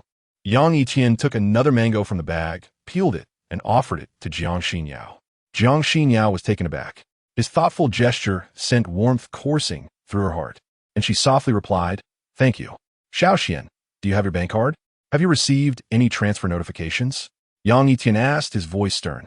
If Han Shengli dared to withhold the funds, he would ensure the man understood the meaning of suffering. Money? What money? Is it the demolition compensation from the shanty town? Yang Xian's thoughts momentarily blanked as she retrieved her phone from under her pillow, only to find no messages. Her bank account balance was a mere 353 yuan. Don't worry, it won't be long before they transfer the funds. Yang Yitian offered a gentle smile. But Jiang Xinyao caught a flicker of cold fury in his deep, dark eyes. Brother, it feels stifling in the hospital room. Can we go outside for a walk with Xinyao? Yang Xian's eyes sparkled like clear water. After a moment's hesitation, Yang Yitian agreed to her request. Once outside the hospital room, two tall bodyguards attempted to follow, but Yang Yitian dismissed them, instructing them to find a place to smoke. Brother, Xinyao, the air outside is so refreshing. Yang Xian stood on the lush green lawn, stretching her arms wide to breathe deeply. The gentle sunlight bathed her delicate face, and her smile radiated warmth akin to a spring breeze. As Yang Yitian watched his sister's cheerful demeanor, he felt a mix of joy and an indescribable pang of sorrow. For 6 long years, from the moment he enlisted until now, Yang Yitian had failed to fulfill even the slightest obligation of an older brother. Had he not miraculously escaped the clutches of death, his sister Yang Xian might have succumbed to illness. Her final moments spent yearning for a brother who had proven so irresponsible. The thought of it gnawed at him, and he clenched his teeth in frustration, attributing it all to that woman. Fortunately, Yang Xian had not faced any dire consequences. Otherwise, he would have descended into the depths of vengeance, seeking retribution against the Liu family. Are you all right? The delicate voice of Jiang Xinyao pulled him from his dark reverie. I'm fine, he replied with a strained smile. Suppressing a sigh, he was unsure of what troubled him. Whenever he recalled that woman's extraordinary beauty, his heart was instantly consumed by hatred. Jiang Xinyao raised an elegant brow, sensing that Yang Yitian harbored many secrets. He only smiled in the presence of Yang Xian, maintaining a stoic demeanor around her and Xiaoya. Brother, Sister Xinyao, what are you discussing? Yang Xian approached, linking her arm with Yang Yitian's. Since her successful bone marrow transplant, the weight of her sorrow had lifted, and she no longer wore the pained expression that had once caused others to ache for her. Little Xian, why not stay with us after your discharge? Jiang Xinyao proposed suddenly. Huh? Yang Xian was momentarily taken aback. Did this mean her brother and Jiang Xinyao were going to cohabitate? No need. I will rent an apartment near Ningjiang University. Yang Yitian interjected, his brow furrowed as he declined Jiang Xinyao's suggestion on behalf of his sister. I did not ask you. Jiang Xinyao retorted, casting a displeased glance at Yang Yitian. Yang Xian observed this exchange and smiled innocently, saying, Thank you for your kindness, Sister Xinyao, but I will follow my brother's arrangements. Wherever he says I should go, I will go. Jiang Xinyao nodded lightly, respecting Yang Xian's decision, not insisting further. Brother, I'm a bit thirsty. Could you buy me a bottle of water? Yang Xian asked with a gentle smile. Yang Yitian raised an eyebrow, scanning their surroundings to ensure no hidden dangers lurked before responding. All right, stay here and don't wander off until I return. Once Yang Yitian departed to fetch water, Yang Xian took Jiang Xinyao's hand and sat down on grass. Sister Xinyao, what do you think of my brother? She suddenly inquired, casting a glance at Jiang Xinyao's striking visage. A cool breeze swept by, and Jiang Xinyao's long hair fluttered in the wind. Her starry eyes gazed into the distance. And after a moment, she replied softly, He is a man of cold demeanor and composure, able to face any situation with unwavering calm. Overall, he possesses maturity, stability, strength, and a profound sense of responsibility. I can see that you hold a significant place in his heart, even more important than his own life. Yang Xian's smile turned bittersweet upon hearing Jiang Xinyao's assessment of her brother. Bowing her head in guilt, she murmured, Ever since our parents passed away, my brother has lived his life for me. He would rather endure countless hardships than allow me to suffer even a little. Even 6 years ago, when he enlisted, he sent every penny of his allowance back to me, while I felt like a burden, unable to give him anything in return. Sister Xinyao, do you think I'm a liability? Recalling the times Yang Yitian emerged from her hospital room with tear-streaked cheeks before her surgery, Jiang Xinyao gently comforted her. Little Xian, do not dwell on such thoughts. Your brother's love for you surpasses that of any other person in this world. If he were to learn of your guilt, it would only burden him further. I know, but Sister Xinyao, I owe him far too much, more than I could ever repay in this lifetime. He has cared for me since we were little, giving me everything he could, even secretly selling his blood for me. I remember when we were out of money, and I held his hand, telling him I was hungry. He smiled and told me to wait at home, then rushed out. He returned that night, dirty and holding a small bag filled with large steam buns and some dumplings made with yeast. After that, he would come home late every night, always bringing food. It took me a long time to learn that he worked at a dumpling shop, washing steamers in exchange for leftover dumplings. Sometimes, when business was good and everything sold out, the owner would generously give him some money, and he would buy cheap noodles to make for me. With tears welling in her eyes, Yang Xian recalled the painful past that often brought her to the brink of tears. Her words stirred deep emotions within Jiang Xinyao, revealing the tragic history of Yang Yitian, whose stoic exterior masked so much suffering. It was no wonder he avoided discussing his past whenever she inquired. Yang Xuan continued. I love mangoes. Before the slums were demolished, we had a mango tree. Every June, during the harvest season, my brother would sneak past the security guards to climb the tree and pick the fruit. Although he was caught and reprimanded several times, he still risked it for me. Once, after days of rain, he slipped and fell from the tree, injuring his chin and bleeding profusely. The guards took him to the infirmary for stitches, but he still held my hand and reassured me with a smile. I felt so guilty and heartbroken. Even now, there's a scar on his chin. My brother has lived his life for me, and I do not wish to become a burden in his later years. Sister Xinyao, Could you promise me something? Yang Xian's eyes shimmered with a fervent plea. Speak. If I can assist you in any way, I will, Jiang Xinyao replied. Having grown fond of Yang Xian during their time together, Yang Xian smiled gratefully, leaning close to Jiang Xinyao's ear, whispering softly. Jiang Xinyao's brow furrowed occasionally until Yang Yitian returned with several bottles of water, prompting Yang Xian to cease her whispers. As for what Yang Xian confided, perhaps only Jiang Xinyao would ever know. Little Xian, here's the water you requested. Yang Yitian unscrewed the cap of the distilled water and handed it to both Yang Xian and Jiang Xinyao. It's quite sunny now. Let's return after you finish your water, he said with steady assurance, aware that although Yang Xian's transplant had been successful, her body remained vulnerable to external infections. Okay. Yang Xian obediently followed Yang Yitian back to the hospital room. After spending nearly 20 more minutes there, Yang Yitian prepared to leave, as he had numerous matters concerning Lanya Cosmetics awaiting Jiang Xinyao's attention. Brother, if you have things to attend to, you may leave. Thank you, Sister Xinyao. I had a wonderful day, Yang Xian said, her innocent smile lighting up the room. Jiang Xinyao cast a lingering glance at Yang Xian, her thoughts swirling with complexity as she recalled their earlier conversation. Just as Yang Yitian and Jiang Xinyao reached the door, they encountered Su Shuxian approaching with a thermal container, presumably filled with chicken soup for Yang Xian. Upon seeing Yang Yitian's cold visage, Su Shuxian hesitated momentarily, then smiled gently. Are you leaving? Yang Yitian responded indifferently and walked past her without uttering another word. Watching his retreating figure, Su Shuxian bit her lip, acutely aware that this man still held many prejudices against her. After gathering her emotions, Su Shuxian forced a smile as she entered Yang Xian's hospital room, carrying the freshly prepared chicken soup. What did my sister say to you? Yang Yitian, seated in the driver's seat of a BMW, suddenly inquired. Nothing much, Jiang Xinyao replied, her beautiful gaze drifting toward the window, avoiding Yang Yitian's question. Are you certain? Yang Yitian furrowed his brow, having sensed the unusual atmosphere upon his return from buying water, but refrained from asking at the time. Do you have any questions? Jiang Xinyao's eyes turned icy, her delicate brows slightly furrowing, clearly reluctant to disclose her conversation with Yang Xian. Observing her evasion, Yang Yitian's expression tightened, and he chose not to press further. A few days later, news from the Ministry of Justice emerged. Chun Han, the deputy general manager of Lanya Cosmetics Company, had been apprehended at an overseas border. In response, Lanya Cosmetics recalled all products at a high price for destruction, and with the continuous efforts of the public relations firm to cleanse their image, the mercury contamination issue had largely faded from public consciousness.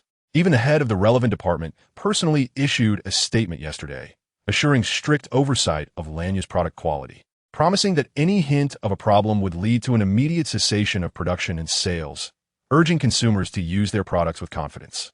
The message was clear. Lanya's cosmetics could continue to be produced and sold in the market. However, once bitten, twice shy.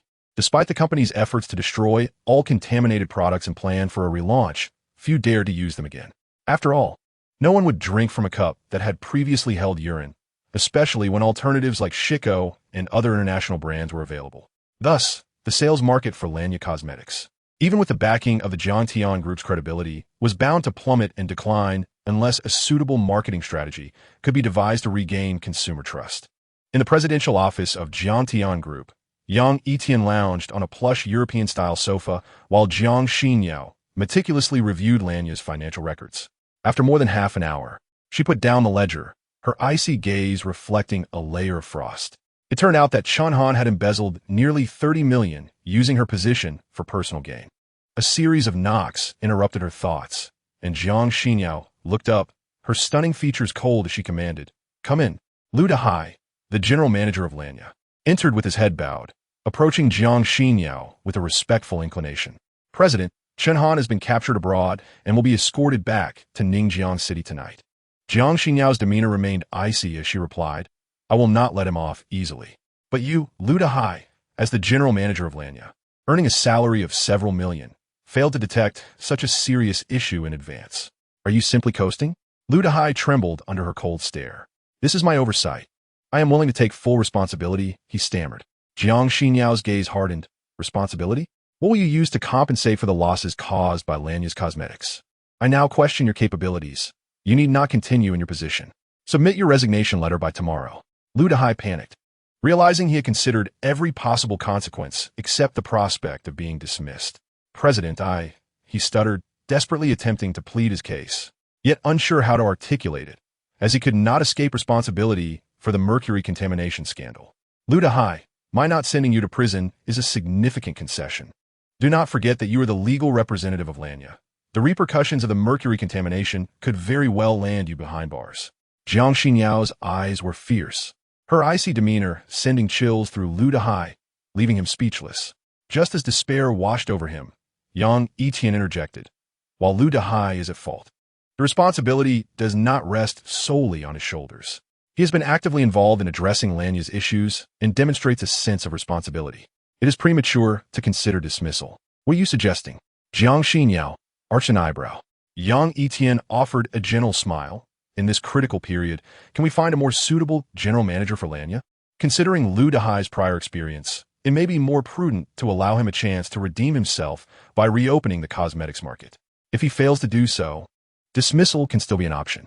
Lu Dahai was moved to the brink of tears, astonished that this seemingly unrelated individual would advocate for him.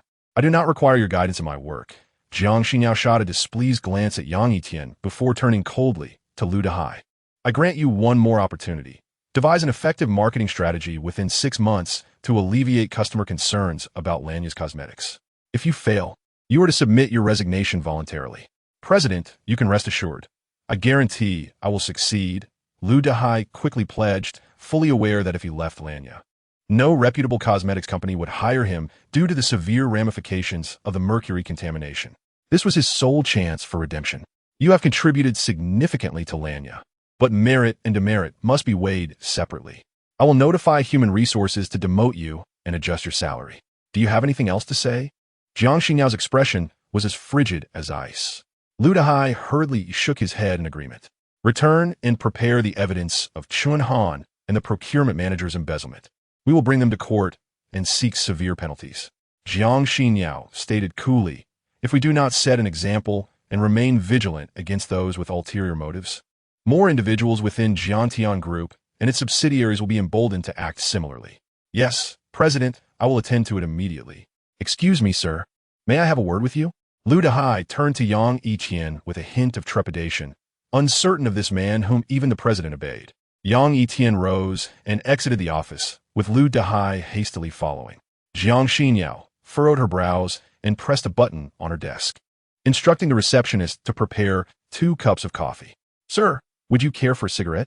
In the stairwell of the emergency exit, Lu Dahai offered Yang Yitian a cigarette from a pack of soft Zhonghua cigarettes. No, thank you. You delivered the 2 million to him, did you not?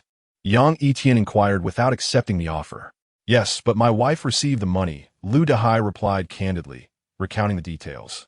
A few days prior, he had seen the note left by Yang Yitian and, that very evening, approached the individual named therein, presenting his conditions.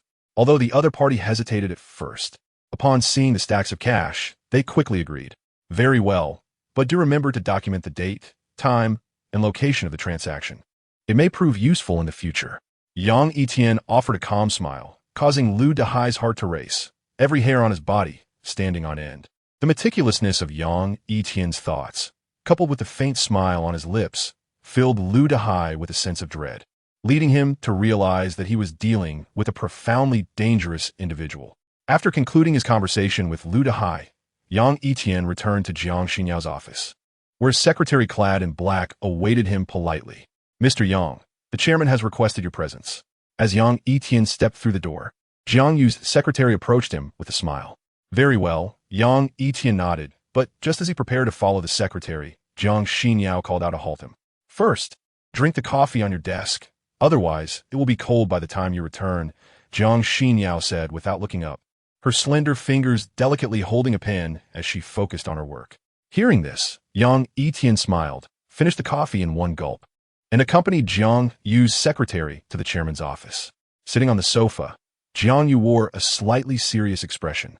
Upon seeing Yang Yitian enter, he quickly forced a smile and said, Yitian, you're here. Please take a seat. Once Yang Yitian sat down, Jiang Yu handed him an envelope, his tone grave as he said, take a look at this first. As Yang Yitian opened the envelope, his brow furrowed. Inside were 5 or 6 photographs copied from surveillance footage. Although the images appeared somewhat blurry, he could still clearly discern his own face. Where did you get these photos? Yang Yitian's dark eyes flashed with a hint of anger. The location of the images was at the People's Hospital, and the individual responsible had been clever enough to avoid detection by opting to copy the footage rather than using high-resolution cameras. Do you remember the last incident with the monkey? In Ningxiang, he was known as the all-knowing one, specializing in gathering information, Jiang Yu inquired. I remember. Yang Yitian replied coldly. The details about Chun Baizhong's attempt to kidnap his sister had come from that weaselly individual. These photos were brought to me today, and he mentioned that your life is worth 10 million. Many people in the underworld are itching to make a move on you, Jiang Yu said solemnly. 10 million was no trifling sum. It was enough to drive many desperate individuals to madness, seeking ways to eliminate Yang Yitian. Yang Yitian's eyes, as dark as an unfathomable abyss, reflected the gravity of the situation. To price his life at 10 million in Ningxiang, aside from Wishan, who harbored a deep-seated hatred for him after Yang Yitian had shot off one of his hands. Who else would dare commit such an act? Yitian, I know you are fearless, but please exercise caution. As for your sister, I will notify the security company to increase their personnel and remain vigilant to ensure her safety. Jiang Yu said apologetically. If he hadn't sought out Yang Yitian as a bodyguard for his daughter, the young man would never have been embroiled in this perilous situation. If you have something to say, please speak plainly. There is no need for circumlocution, Yang Yitian said, his expression unchanging. Jiang Yu's demeanor faltered. He indeed had something to convey, but was unsure how to articulate it. Yitian, I am sorry, but your current situation may be a bit precarious. Perhaps you do not care or feel concerned, but those lurking in the shadows intent on your demise are unpredictable. For Xin Yao's safety, I hope you can keep your distance from her for the time being. Struggling to voice these words, Jiang Yu's face reflected a complex array of emotions. This decision had been made after considerable contemplation, weighing the pros and cons thoroughly. The advantage lay in Yang Yitian's profound connections and formidable strength. Otherwise, during the West District incident, no one would have intervened on his behalf, and Anthony would not have shown such fear of him. Yang Yitian was undoubtedly the ideal protector for his daughter. The downside, however, was that Jiang Yu did not fully understand Yang Yitian. He had initially chosen him for his abilities alone. Now, the situation had escalated to a critical level. Not only had Yang Yitian made a mortal enemy of Longsheng real estate, which had ties to the Meng Hadong, but he had also compelled Li Shan to offer a high price for his life, effectively antagonizing the powerful figures within Ningxiang. Moreover, 10 million was an alluring sum for desperate individuals or semi-professional assassins, undoubtedly drawing many to lurk in the shadows, awaiting an opportunity to take Yang Yitian's life. Even if he could withstand these threats, his daughter would inevitably be drawn into danger. Thus, after much hesitation and countless considerations, Jiang Yu resolved to have Yang Yitian temporarily distance himself for the benefit of all. Furthermore, not long ago, Jiang Yu had established a connection with the top authority in Ningxiang, meaning Li Shan would no longer dare to act as recklessly as before. In the upcoming days, even without Yang Yitian's protection for his daughter, he would feel secure. Are you afraid? Yang Yitian scoffed. Jiang Yu did not deny it and nodded, replying, yes, I'm afraid. I value Xin Yao more than my own life. I would gamble everything, but she is my everything, and I do not wish for her to suffer any harm. Yitian, I hope you can understand. Understood. Yang Yitian did not refuse. After all, they were both intelligent individuals. Jiang Yu's request for him to leave undoubtedly had its reasons, and regarding Jiang Xinyao's safety, as her father, Jiang Yu would be even more concerned, relieving Yang Yitian of that burden. Yitian, thank you for your understanding. This bank card contains 10 million. After your sister is discharged, she will need immunosuppressants, which will incur substantial expenses. I hope you will not refuse it. Jiang Yu produced a bank card and gently placed it in front of Yang Yitian. That's unnecessary. Yang Yitian stood from the sofa, not taking Jiang Yu's card, and replied flatly, I will ensure Xiaoshuan's safety. You can dismiss the hospital's bodyguards. And please inform Jiang Xinyao that I will leave directly without visiting her office. All right. Jiang Yu sighed, troubled, uncertain whether his decision was right or wrong.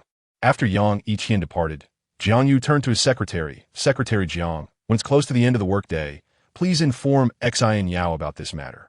Understood, Chairman. Jiang Winning nodded. Exiting the main building of Daxia, Yang Yitian inhaled deeply. He felt no sense of reluctance. On the contrary, the prospect of returning to Yang Xian's side lightened his mood considerably. Wait a moment. Suddenly, a soft voice halted Yang Yitian. The receptionist stepped forward. Her lips pursed as she approached him. Yang Yitian turned around, smiling slightly. Is there something you need? I'm sorry. Please forgive me. The receptionist bowed to Yang Yitian, leaving him momentarily bewildered. What are you doing? He quickly helped her up, confused by her intentions. I was wrong last time. I did not mean to ignore you. I am truly sorry, the receptionist said, regret evident on her face as she recalled her previous dismissive behavior towards Yang Yitian. Yang Yitian paused, realizing the context of her apology. During his first visit to Jiangtian Group to see Jiang Yu, the receptionist had looked down upon his humble attire and chose to disregard him. It's all right. It's all in the past.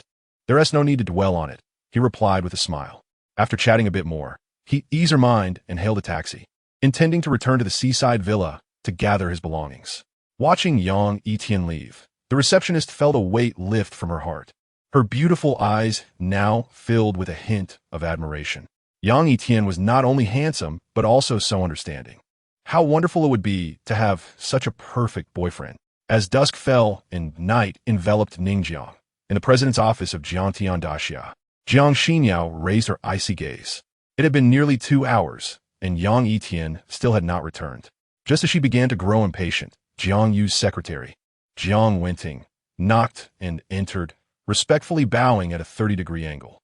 President, the chairman asked me to convey something to you. What is it?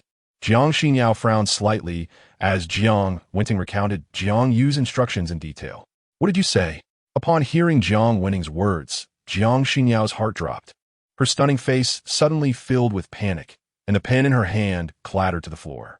Jiang Xinyao's panicked reaction astonished Jiang Wenting. She had never anticipated that her typically stoic president could exhibit such a lapse. Hesitantly, she reiterated, Mr. Yang left 2 hours ago. The chairman instructed me to inform you not to seek him out again. Silence enveloped the room, and Jiang Xinyao's beautiful eyes instantly turned cold, her expression cloaked in frost, exuding an aura that discouraged any approach.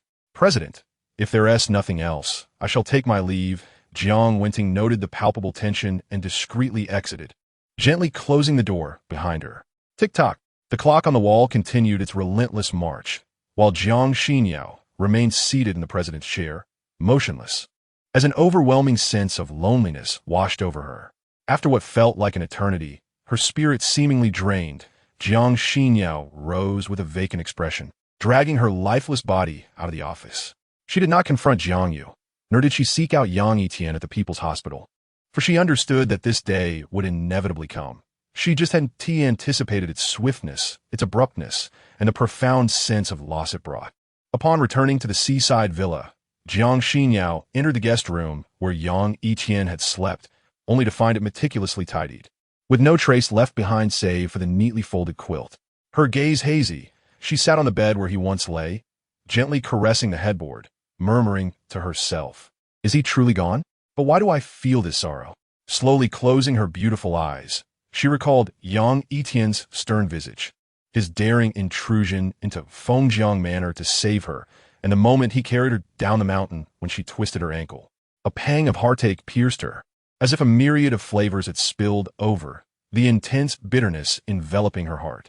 Each morning spent indulging in the breakfast he prepared, their shared commutes to the office, and their evenings spent together, though their conversations were sparse, had gradually woven him into the fabric of her life.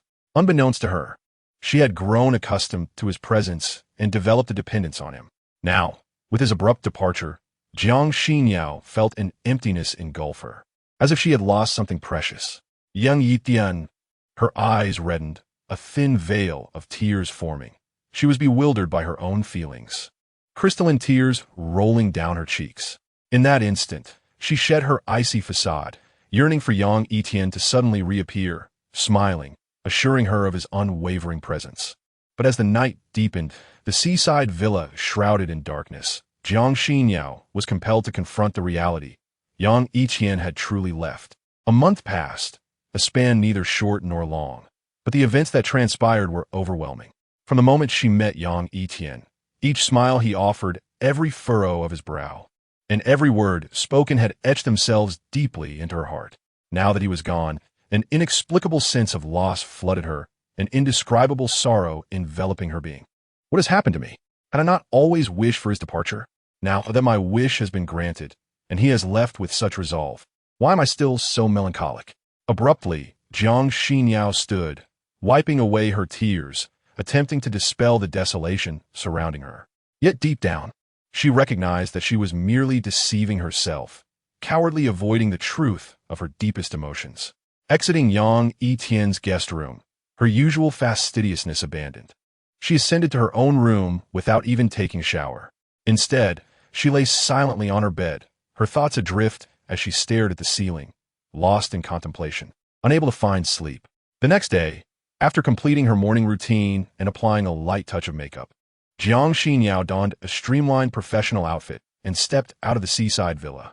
Outside, a group of tall bodyguards stood at attention, their demeanor as rigid as soldiers. Upon noticing her, they respectfully inquired, "President Jiang, are you headed to the office?" Surveying the guards, Jiang Xinyao's expression remained chillingly stoic. She uttered no words as she entered her sleek black BMW i8 and drove towards Yang Yitian Group, her demeanor exuding an air of elegance and nobility, completely masking the tears she had shed the previous night. "What are you all standing around for? Remember our duty. If anything were to happen to her, we would bear the consequences," the lead bodyguard gravely admonished, hastily leading the others to follow her. At the People's Hospital, Yang Yitian returned to Yang Xian's hospital room with 2 breakfast servings. "Brother, have you really quit your job?" Yang Xian inquired, still somewhat incredulous. "Indeed, I will be by your side until you graduate from university, after which you can marry and have a bunch of children who will follow me around, calling me uncle and asking for sweets," Yang Yitian teased with a smile. Hearing her brother's words, Yang Xian's cheeks flushed a rosy hue, and she hesitantly asked, "What about you, brother? When will you find a sister-in-law? You're already 25. Yang Yitian's expression shifted. The image of that striking woman from the capital resurfaced in his mind. After a long pause, he forced a smile and replied, "There's no rush. Brother, what do you think of Xinyao Jia?" Yang Xuan suddenly broke up Jiang Xinyao, catching Yang Yitian off guard. "She's quite lovely," he replied. "I want to tell you something. I sense that Xinyao Jia has feelings for you. The way she looks at you is filled with tenderness." Although Yang Xian had never experienced love herself and lacked understanding of such matters, she recognized that a person's gaze can reveal much. Jiang Xinyao's demeanor was typically cold, yet whenever her eyes lingered on her brother, a subtle change would manifest, almost as if her gaze were imbued with affection. "Enough of that. Enjoy your breakfast while it's warm, and please refrain from making such jokes." Yang Yitian's sharp gaze darkened as he interrupted the conversation.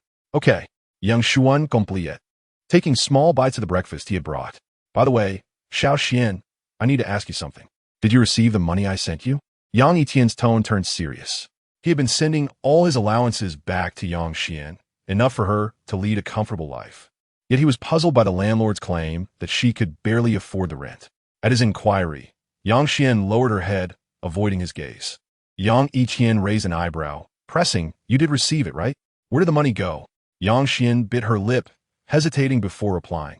"Do you remember Vice Dean Tang? The one who wanted to take us to the orphanage when we were young?" "Dean Tang?" Yang Yitian narrowed his eyes. He remembered the Vice Dean vividly. Soon after their parents' untimely passing, Tang had approached them, proposing to take them to an orphanage, contingent on selling their dilapidated home, promising that the money would be returned to them once they grew up. Though the offer sounded appealing, Yang Yitian was not naive. He had overheard Tang's conversation, realizing that he intended to claim the proceeds for himself. Ultimately, it was only through Yang Yitian's vehement opposition that the authorities denied Tang's request to take them away. "What does this have to do with him?" Yang Yitian asked sternly. "He contacted me 2 years ago, claiming that the orphanage was facing financial difficulties and asked me to donate money for clothing and food for the children." Yang Xian's voice was as delicate as that of a mosquito, for she was aware of her brother's disdain towards Vice Dean Tang. "You donated, and he shamelessly asks you for more money for the orphanage every month, with the amounts only increasing, until you've nothing left, right?" Yang Yitian let out a cold smile. He was not blaming Yang Xian, as he understood that his sister was soft-hearted and unable to refuse, which allowed Vice Dean Tang to become an insatiable black hole for funds. Yang Xian gently pressed her lips together, acknowledging Yang Yitian's words, as it was true that Vice Dean Tang had persistently solicited money from her each month. It was only after she was diagnosed with acute leukemia that he ceased to appear. You did well, Xiaoxian. I don't blame you. However, if he approaches you again, simply inquire directly about what the orphanage truly needs and personally procure the necessary supplies to deliver, for you will never know where that money truly goes.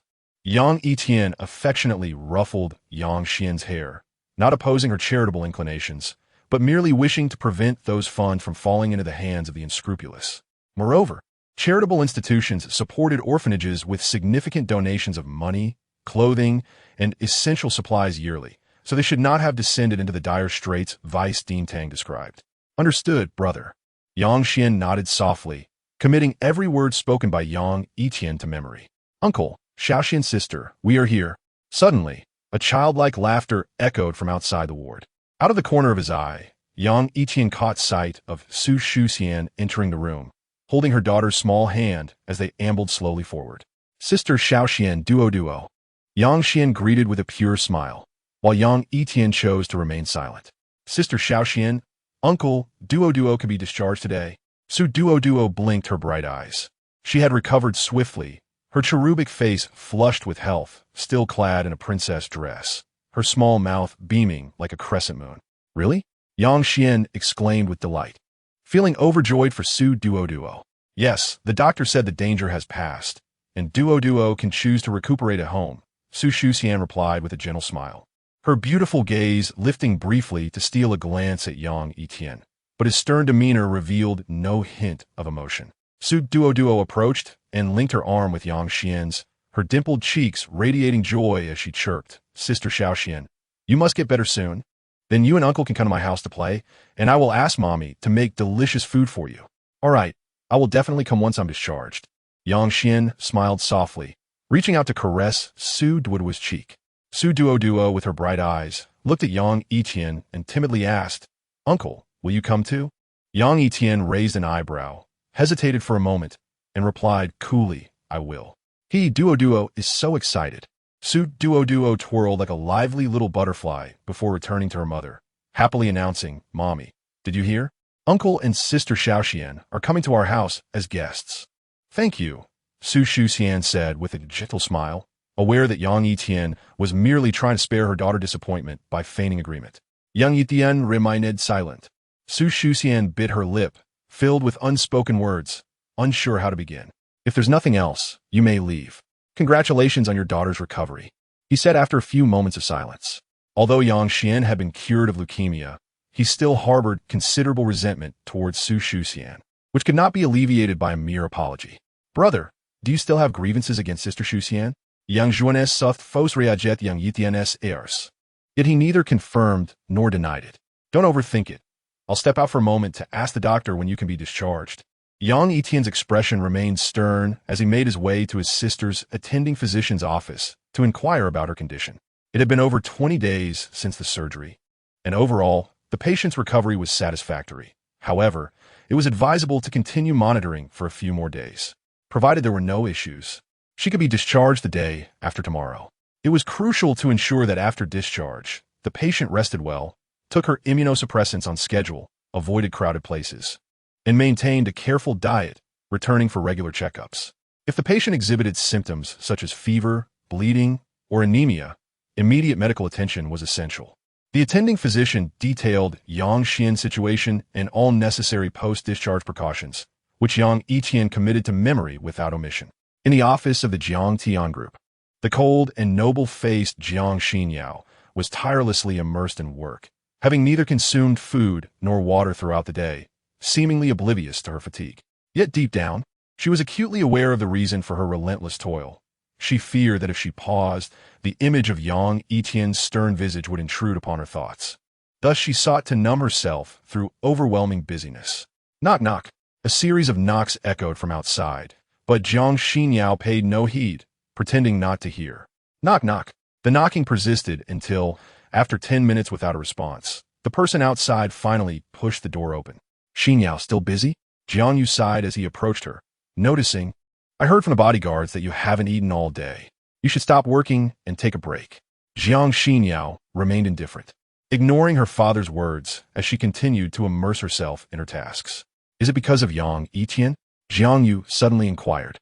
Jiang Xinyao's hand paused momentarily before she resumed her work, disregarding him. Jiang Yu observed every subtle shift in his daughter's demeanor, his expression tightening as he quietly said, It was indeed my fault to let Yang Yitian leave without consulting you. But Xinyao, you must understand that I did this all for your own good. Jiang Xinyao's brows furrowed, and she ceased her work, lifting her gaze to meet Jiang Yu's, her lips forming the words, icy and resolute. If there's nothing more, please leave. How can you speak to me like that? I am your father. Jiang Yu retorted angrily. Jiang Xinyao's cold eyes locked onto his, the atmosphere in the office growing tense. The corners of Jiang Yu's eyes twitched, and he finally averted his gaze, sighing, Xinyao, you are my daughter, and I understand your feelings. However, the situation has spiraled beyond my control. Asking Yang Yitian to leave temporarily was the best course of action. Do you think I genuinely wish to do this? Jiang Xinyao's delicate brows knitted tighter as she coldly asked, Are you finished? Fine, it won't be long before you understand my actions, Jiang Yu replied with a bittersweet smile, opting not to elaborate further.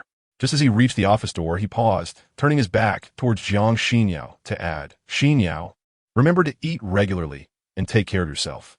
Do not overexert yourself, and during this time, refrain from seeking out Yang Yitian. With that, Jiang Yu closed the door behind him, instructing the bodyguard stationed outside to ensure his daughter's safety before he left, walking with a heavy heart. Inside the president's office, Jiang Xinyao reclined in her chair, her thoughts a chaotic whirl as she shut her eyes, an overwhelming sense of desolation enveloping her like the night. Her once icy heart now consumed by melancholy. Perhaps even Jiang Xinyao herself had not realized that, during the course of her more than a month spent with Yang Yitian, she had already become deeply ensnared in a quagmire. Chapter 0097. The lion's demand in the opulent, brightly lit interior of Fengjiang Mountain Villa. The sharp-eyed Li Feilong was engaged in conversation with a bloodthirsty individual possessing blonde hair and blue eyes. Mr. Hank, name your price. How much for his life? Li Feilong inquired solemnly. Not long ago, he had disseminated a rumor through his subordinates, promising a reward of 10 million for anyone who could eliminate Yang Yitian. However, he was acutely aware that mere foot soldiers would never achieve such a feat. Thus he had reached out to the foreign mercenary group, Arctic Fox, these ruthless mercenaries, who would accomplish any task for the right price. Yet Hank, the vice captain of Arctic Fox, wore a furrowed brow and did not respond to Li Feilong. He felt an inexplicable sense of unease regarding the man in the photographs. Where did you acquire these images? Hank finally asked after a prolonged silence, his English impeccable. They were extracted from hospital surveillance footage by my men. Is there an issue, Mr. Hank? Li Feilong replied with a faint smile. Despite his father's influence allowing him to stride through Ningjiang with ease, in the eyes of these mercenaries who treated life as expendable, he was merely an inconsequential figure. Days ago, your father, Li Shan, had his arm shot off. It was this man, wasn't it? Hank tapped his fingers against the table. The Arctic Fox mercenaries possessed a formidable intelligence network, and prior to entering Ningjiang, Hank had already received numerous reports. Indeed, it was him. Li Feilong did not deny it. Recounting the events of that day to Hank. I need to see the footage from that incident, Hank said, his brow furrowed. His instincts, honed from countless brushes with death, insisted that the individual who had severed Li Shan's arm was no ordinary foe. Li Feilong's pupils darkened, perplexed by what Hank, the vice captain of Arctic Fox, might be fearing. He murmured, I apologize, Mr. Hank, but we do not possess the footage, only these photographs.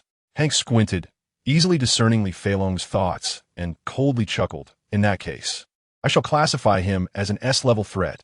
$50 million. $50 million? Li Feilong clenched his teeth, feeling as though Hank was demanding an exorbitant sum. He would rather take matters into his own hands than pay such a price. It appears you lack genuine intent to cooperate. Moreover, I must inform you that we are taking substantial risks entering the Dragon Kingdom. We will not return empty-handed, Hank retorted with a sneer. His mercenaries behind him radiating a lethal aura, their tactical knives at the ready. With a single word, they could eradicate everyone in the room, including Li Feilong. Do not forget, this is the Dragon Kingdom, My territory, Li Filong declared, bracing himself against the table, defiantly locking eyes with Hank. Your territory? Just a bunch of brawlers. Barely worth noting. Hank dismissed him with a scoff. Since joining Arctic Fox, he had lost count of the lives he had taken. In his eyes, Li Filong and Li Shan were merely insects he could crush at will. Veins bulged on Li Filong's temples, his eyes twitching with rage. Just then, Li Shan, missing an arm and accompanied by several men in black, weakly entered the room. Filong, do not be disrespectful. Li Shan admonisha Khabili. Li Filong was still too young, oblivious to the fact that mercenaries who had one foot in hell acted without compassion or hesitation. Should they feel slighted, they would kill without mercy. Yes. Li Filong retreated behind Li Shan, his clenched fists trembling slightly. Hank noted his discomfort with a smirk. I apologize, Mr. Hank. My son is still young and inexperienced. Please forgive him. Li Shan forced a smile, refraining from flaunting his influence in Ningjiang before Hank. Very well. I'm not one to quibble over minor details. Let's discuss business. $50 million, half as a deposit. Tonight, I will formulate an operational plan, and by sunset tomorrow at the latest, I will present you with his head, Hank said, drawing a long knife from his person, skillfully toying with it as he spoke to Li Shan. No problem. Li Shan agreed to Hank's terms without objection. Hank stood up, glancing at Li Filong with a smirk. Kid, remember, in this world, strength is the foundation of status and dignity. One wrong word, and you may not even realize how you met your end. You. Anger flared within Li Filong, but Li Shan's displeased expression halted him, signaling for silence. Once Hank and his men departed, Li Shan motioned for Li Filong to sit. Filong, you are still too impulsive. In future encounters such as this, you must force yourself to remain calm. Otherwise, you will easily attract trouble. Do not forget, these notorious mercenaries are seasoned outlaws who will not hesitate to act against us, even on our own turf. Understood. Li Filong lowered his head, his teeth grinding in frustration. Li Shan perceived his anger and sighed. Filong, there are many individuals in this world whom we cannot afford to offend. We may hold some influence in Ningjiang, but once we step outside, others will show us no respect. Remember this vital point. If a matter can be resolved with money, it is not a matter worth our concern. Do you understand? I understand, Li Filong affirmed, the fury within him gradually dissipating. Suddenly, Li Shan inadvertently moved his injured arm, causing a sharp pain that made him gasp. Li Filong quickly inquired, Father, are you all right? It's nothing serious. I just cannot rest easy until that bodyguard of Jiang Xinyao is eliminated. As long as he lives, my heart feels as heavy as lead. I hope Hank will handle it swiftly once I pay him, Li Shan said gravely. Each night, he was haunted by dreams of Yang Yitian severing his arm, casting a relentless shadow over him. Also, Filong, instruct our men to cease any further actions against Jiang and her father. The Zhao family is allied with them, which poses a significant threat to us. Notify your second uncle to be cautious with his smuggling operations. We must not leave any traces, Li Shan continued, his expression weary. Ever since encountering Yang Yitian, he had faced unprecedented setbacks. As long as that man lived, he would find no peace. Understood, Li Filong nudda. By the way, have you uncovered the identities of those men in black? Li Shan suddenly asked. A few days ago, He Xiong and his crew tried to ambush Yang Yitian at the foot of the mountain, but aside from him losing 2 legs, the rest were all killed. We are still investigating, Li Filong replied solemnly. He Xiong had returned utterly shattered, unable to provide any useful information. Uncover their identities swiftly to avoid unnecessary trouble. Li Shan instructed before leading his men out. Li Filong stood, his dark eyes glinting with intensity. Chapter 0098. Fear Vice Captain. Earning $50 million for a single kill is far simpler than fighting for others, laughed several members of Arctic Fox in a dimly lit room somewhere in Ningjiang. However, Hank's brow remained tightly knit, his piercing gaze fixed on the photographs in his hand. I have always felt a sense of familiarity with this individual. Black man, send the photograph to the intelligence department immediately. Let us see if we can ascertain his identity, spoke Vice Chief Hank, his countenance grave, as he tossed the photo to a burly African man. Yes, Vice Chief.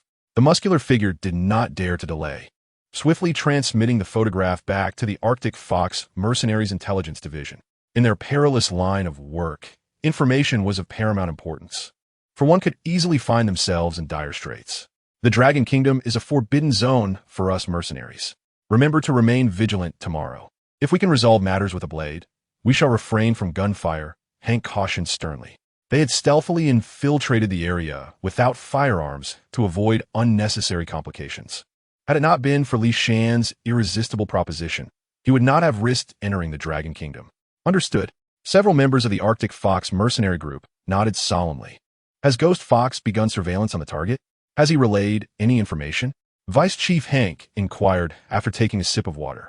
Ghost Fox was their Team S specialist in infiltration and assassination, known for his exceptional counter-surveillance and stealth capabilities. The last contact was an hour ago. He mentioned he had made contact with the target and was observing him discreetly, replied the African man who had previously transmitted the photograph. Inform Ghost Fox that if he is certain, he should proceed with the assassination, Hank whispered. He had brought only 4 individuals with him, as a larger group would attract the attention of the Dragon Kingdom's security forces. The sooner they eliminated the target, the less danger they would face. Yes. The muscular man quickly contacted Ghost Fox. However, to his astonishment, a strange, magnetic voice emerged from the Arctic Fox's communication device. Who are you? The African man's muscles tensed, a wave of unease washing over him. After signaling Vice Chief Hank, he activated the speaker. Am I not the one the Arctic Fox wishes to eliminate? Yang Yitian's voice was as frigid as an ice cellar, piercing the ears of those present. Startled by the adversary's precise identification, Vice Chief Hank stepped forward, his demeanor grave, asking, Where is Ghost Fox? Have you killed him? Ghost Fox? You mean that spineless wretch? He is clinging to half a life, Yang Yitian replied with a cold smile. State your terms. Vice Chief Hank's expression darkened. He realized that Yang Yitian had not killed his comrade, indicating there was room for negotiation. Quite simple. I merely desire your lives.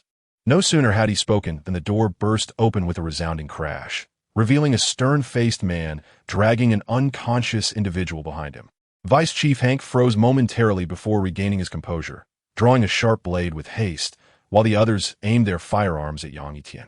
The atmosphere in the room became palpably tense as the impending confrontation loomed. Who are you?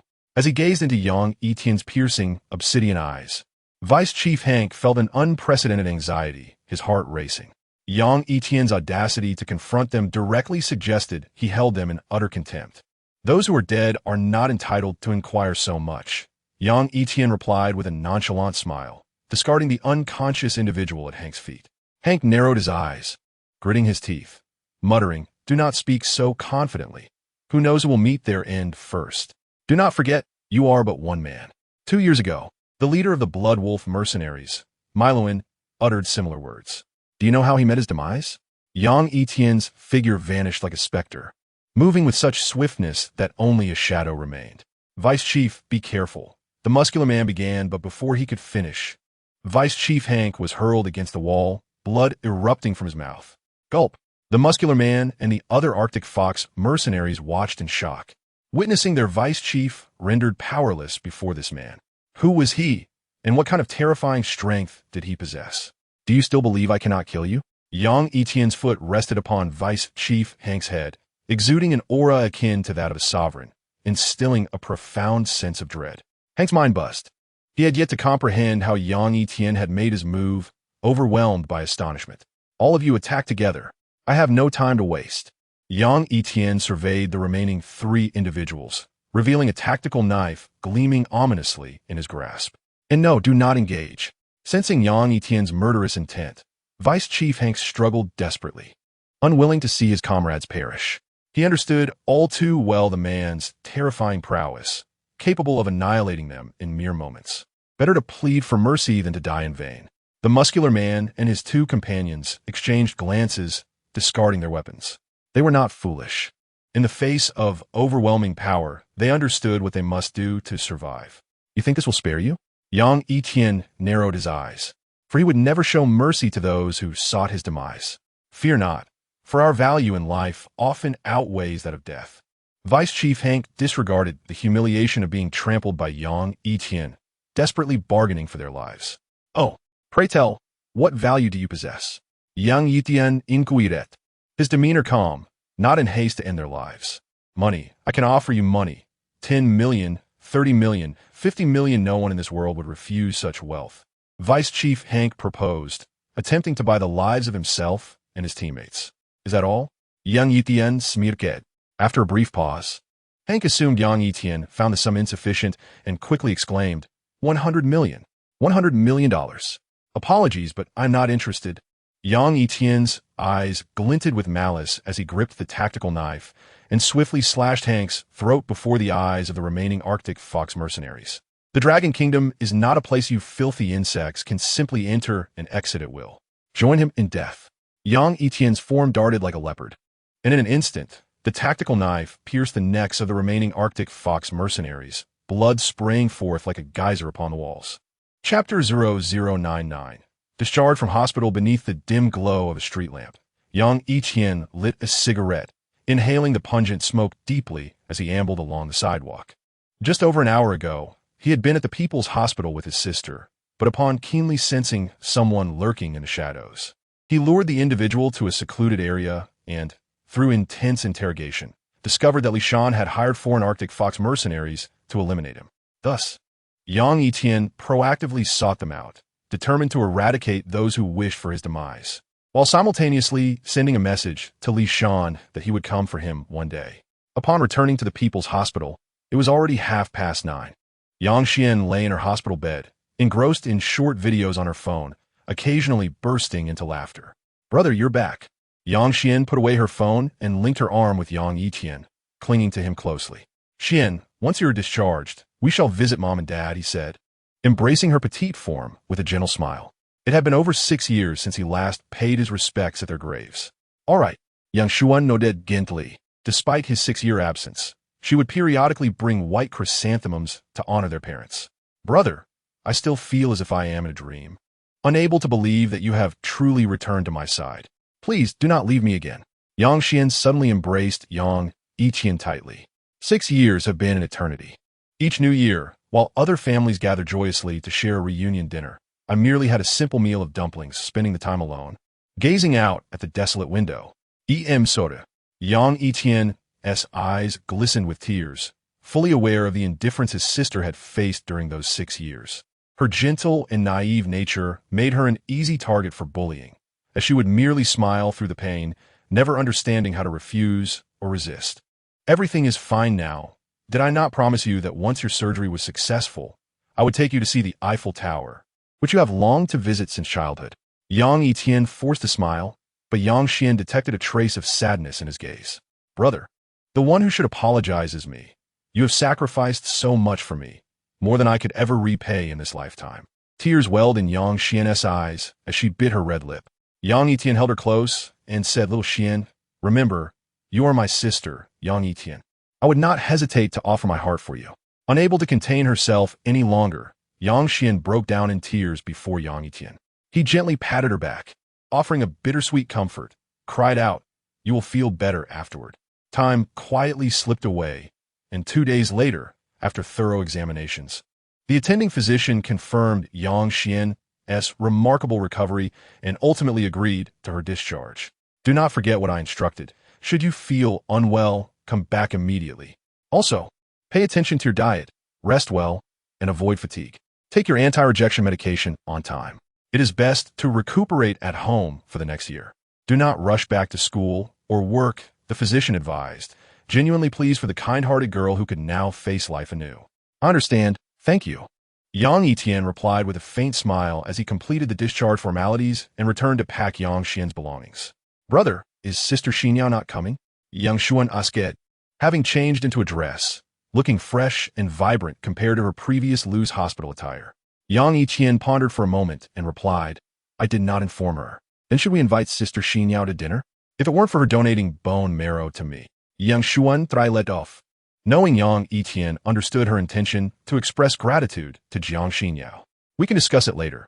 I found a nice place to live and will move in today. Yang Yitian replied as he packed her things. Okay, brother, I will follow your lead. Yang Xian took Yang Yitian's hand and stepped out of the sterile, medicinal-smelling hospital room. With that step, her heavy heart finally lightened, and her face blossomed with 2 cute dimples, smiling as if basking in the spring breeze. Outside the hospital, the sun shone brightly, and a gentle breeze wafted through the air, making Yang Yitian feel as though even the air was sweeter today. He hailed a taxi by the roadside, opened the door for Yang Yitian, placed their luggage in the trunk, and took the front seat, telling the driver, Jingshan Garden. Hey, did you buy a place at Jingshan Garden? I heard it costs over 100,000 per square meter. The taxi driver initiated a conversation. In the taxi industry, where they work long hours, engaging in small talk helps fend off fatigue. No, I am renting. It's a 3-bedroom unit for 6,300 a month, fully furnished. Yang Yitian replied, feeling unusually amiable and engaging with the driver. Upon arriving at Jingshan Garden, Yang Yitian handed the driver 100 yuan and exited the taxi with Yang Xian. What's wrong, little Xian? Noticing his sister's unnatural expression, he worriedly inquired if she felt unwell. Brother, is the rent really over 6,000 a month? She gazed at the luxurious complex, biting her lip and clenching her small fist. Yang Yitian, seeing her distress, smiled bitterly and reassured her, Little Xian, I know you are reluctant to spend this money, but it is necessary. Furthermore, do not worry about finances. I will find a way. Yang Xian pursed her lips as they entered Jingshan Garden, arriving at a sunny, 50-square-meter suite. The rent is 6,000, and the landlord provides the furniture, with an additional 300 for utilities. I signed a 6-month lease yesterday, so you need not feel burdened. Your only task is to recuperate, Yang Yitian explained while drawing back the curtains. The suite included a bed, wardrobe, sofa, coffee table, TV cabinet, and dining table, all supplied by the landlord. Yes, Yang Xian had never resided in such a pleasant environment, although it felt slightly unfamiliar. As long as she could live under the same roof as her brother, even a dark, stuffy basement would feel warm and blissful. What would you like to eat, little Xian? I will cook for you, Yang Yitian offered, having not prepared a meal for his sister in over 6 years. He would go to great lengths to fulfill her every wish. Unbeknownst to him, while he reveled in his sister's recovery, a perilous conspiracy was quietly approaching him from the shadows. Chapter 100. Fury at Ningjiang Orthopedic Hospital. Han Shengli, swathed in bandages like a zongzi, animatedly recounted his ordeal of being beaten to the senior executives of Longsheng Real Estate. However, upon learning the reason behind Han Shengli's beating, the executives, including the board member Chen Baizhong, frowned in displeasure. What was the total amount of the demolition compensation? Chen Baizhong inquired in a low tone. Han Shengli was his wife's cousin and held the position of sales director at a branch he had personally arranged. Over 1 million. Han Shengli dared not hide the truth, having embezzled Yang Xian's demolition funds to purchase a Porsche 911 and indulged in a lavish lifestyle with several gold diggers. Why have you withheld it from others?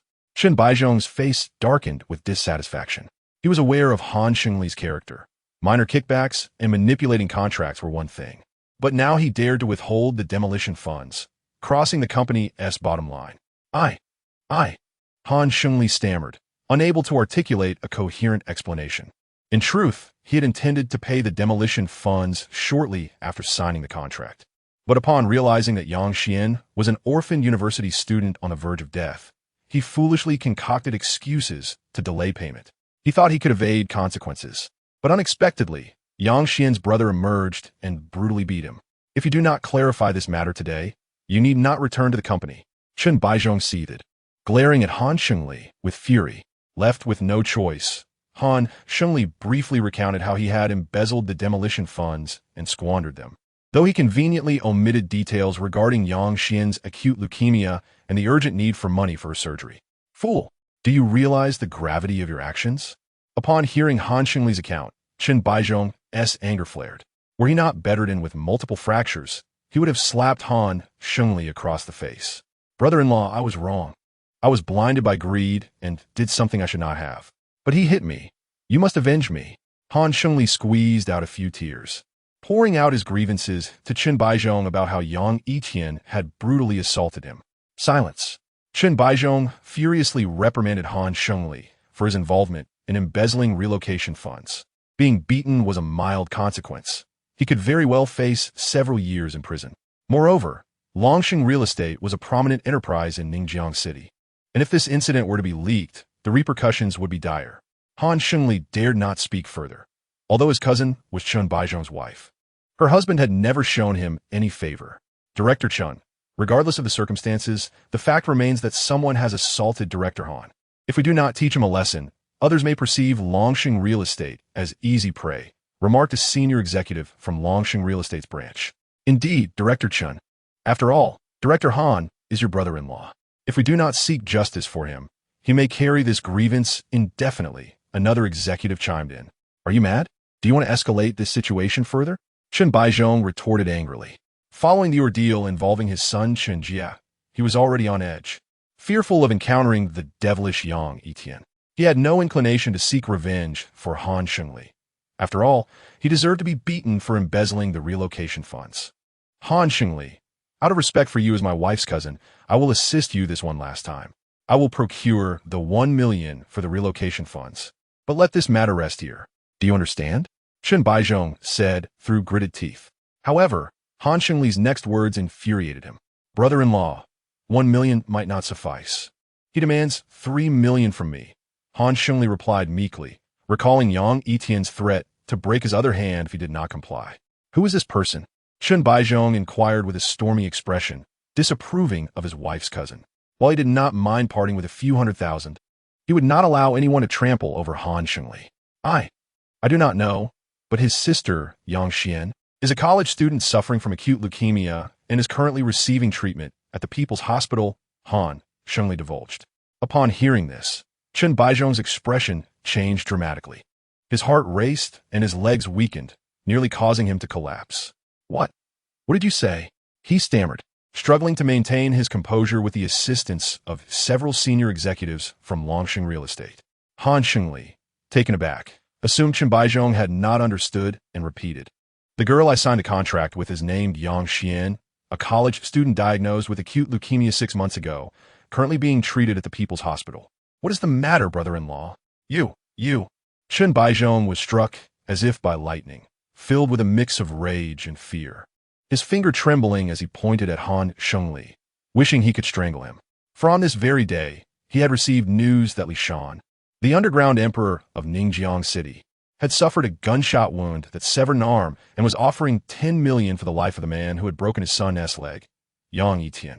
Initially relieved that someone was dealing with Yang Yitian, Chen Baizhong now found himself gripped by terror, his blood running cold, feeling as if he could not move.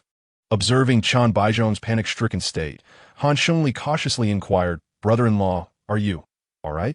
Han Shengli, if you wish to court death, do not drag me into it. Chen Baizhong erupted, his eyes blazing with fury, his demeanor utterly unhinged. Zhu Tao transferred the funds to him immediately. 3 million, no, 5 million. Send him 5 million. Chen Baizhong commanded, raking his hands through his hair in an effort to regain his composure before loudly addressing a senior executive at Longsheng Real Estate. The executive, named Zhu Tao, hesitated, but another urged him to comply without question. Very well, I will notify the finance department. Zhu Tao nodded, exiting to make a call. Han Fengli, I warn you, regardless of the means, even if you must kneel and beg for forgiveness, you must make amends with him. Otherwise, you will be permanently expelled from Longsheng Real Estate. Chen Baizhong gasped, understanding that despite Longsheng Real Estate's connections, Yang Yitian, a man with formidable backing who had already harmed Li Shan, could be capable of anything. Moreover, only the chairman of Longsheng Real Estate had ties to the Tiger Hall. He was but a mere figure in this grand scheme.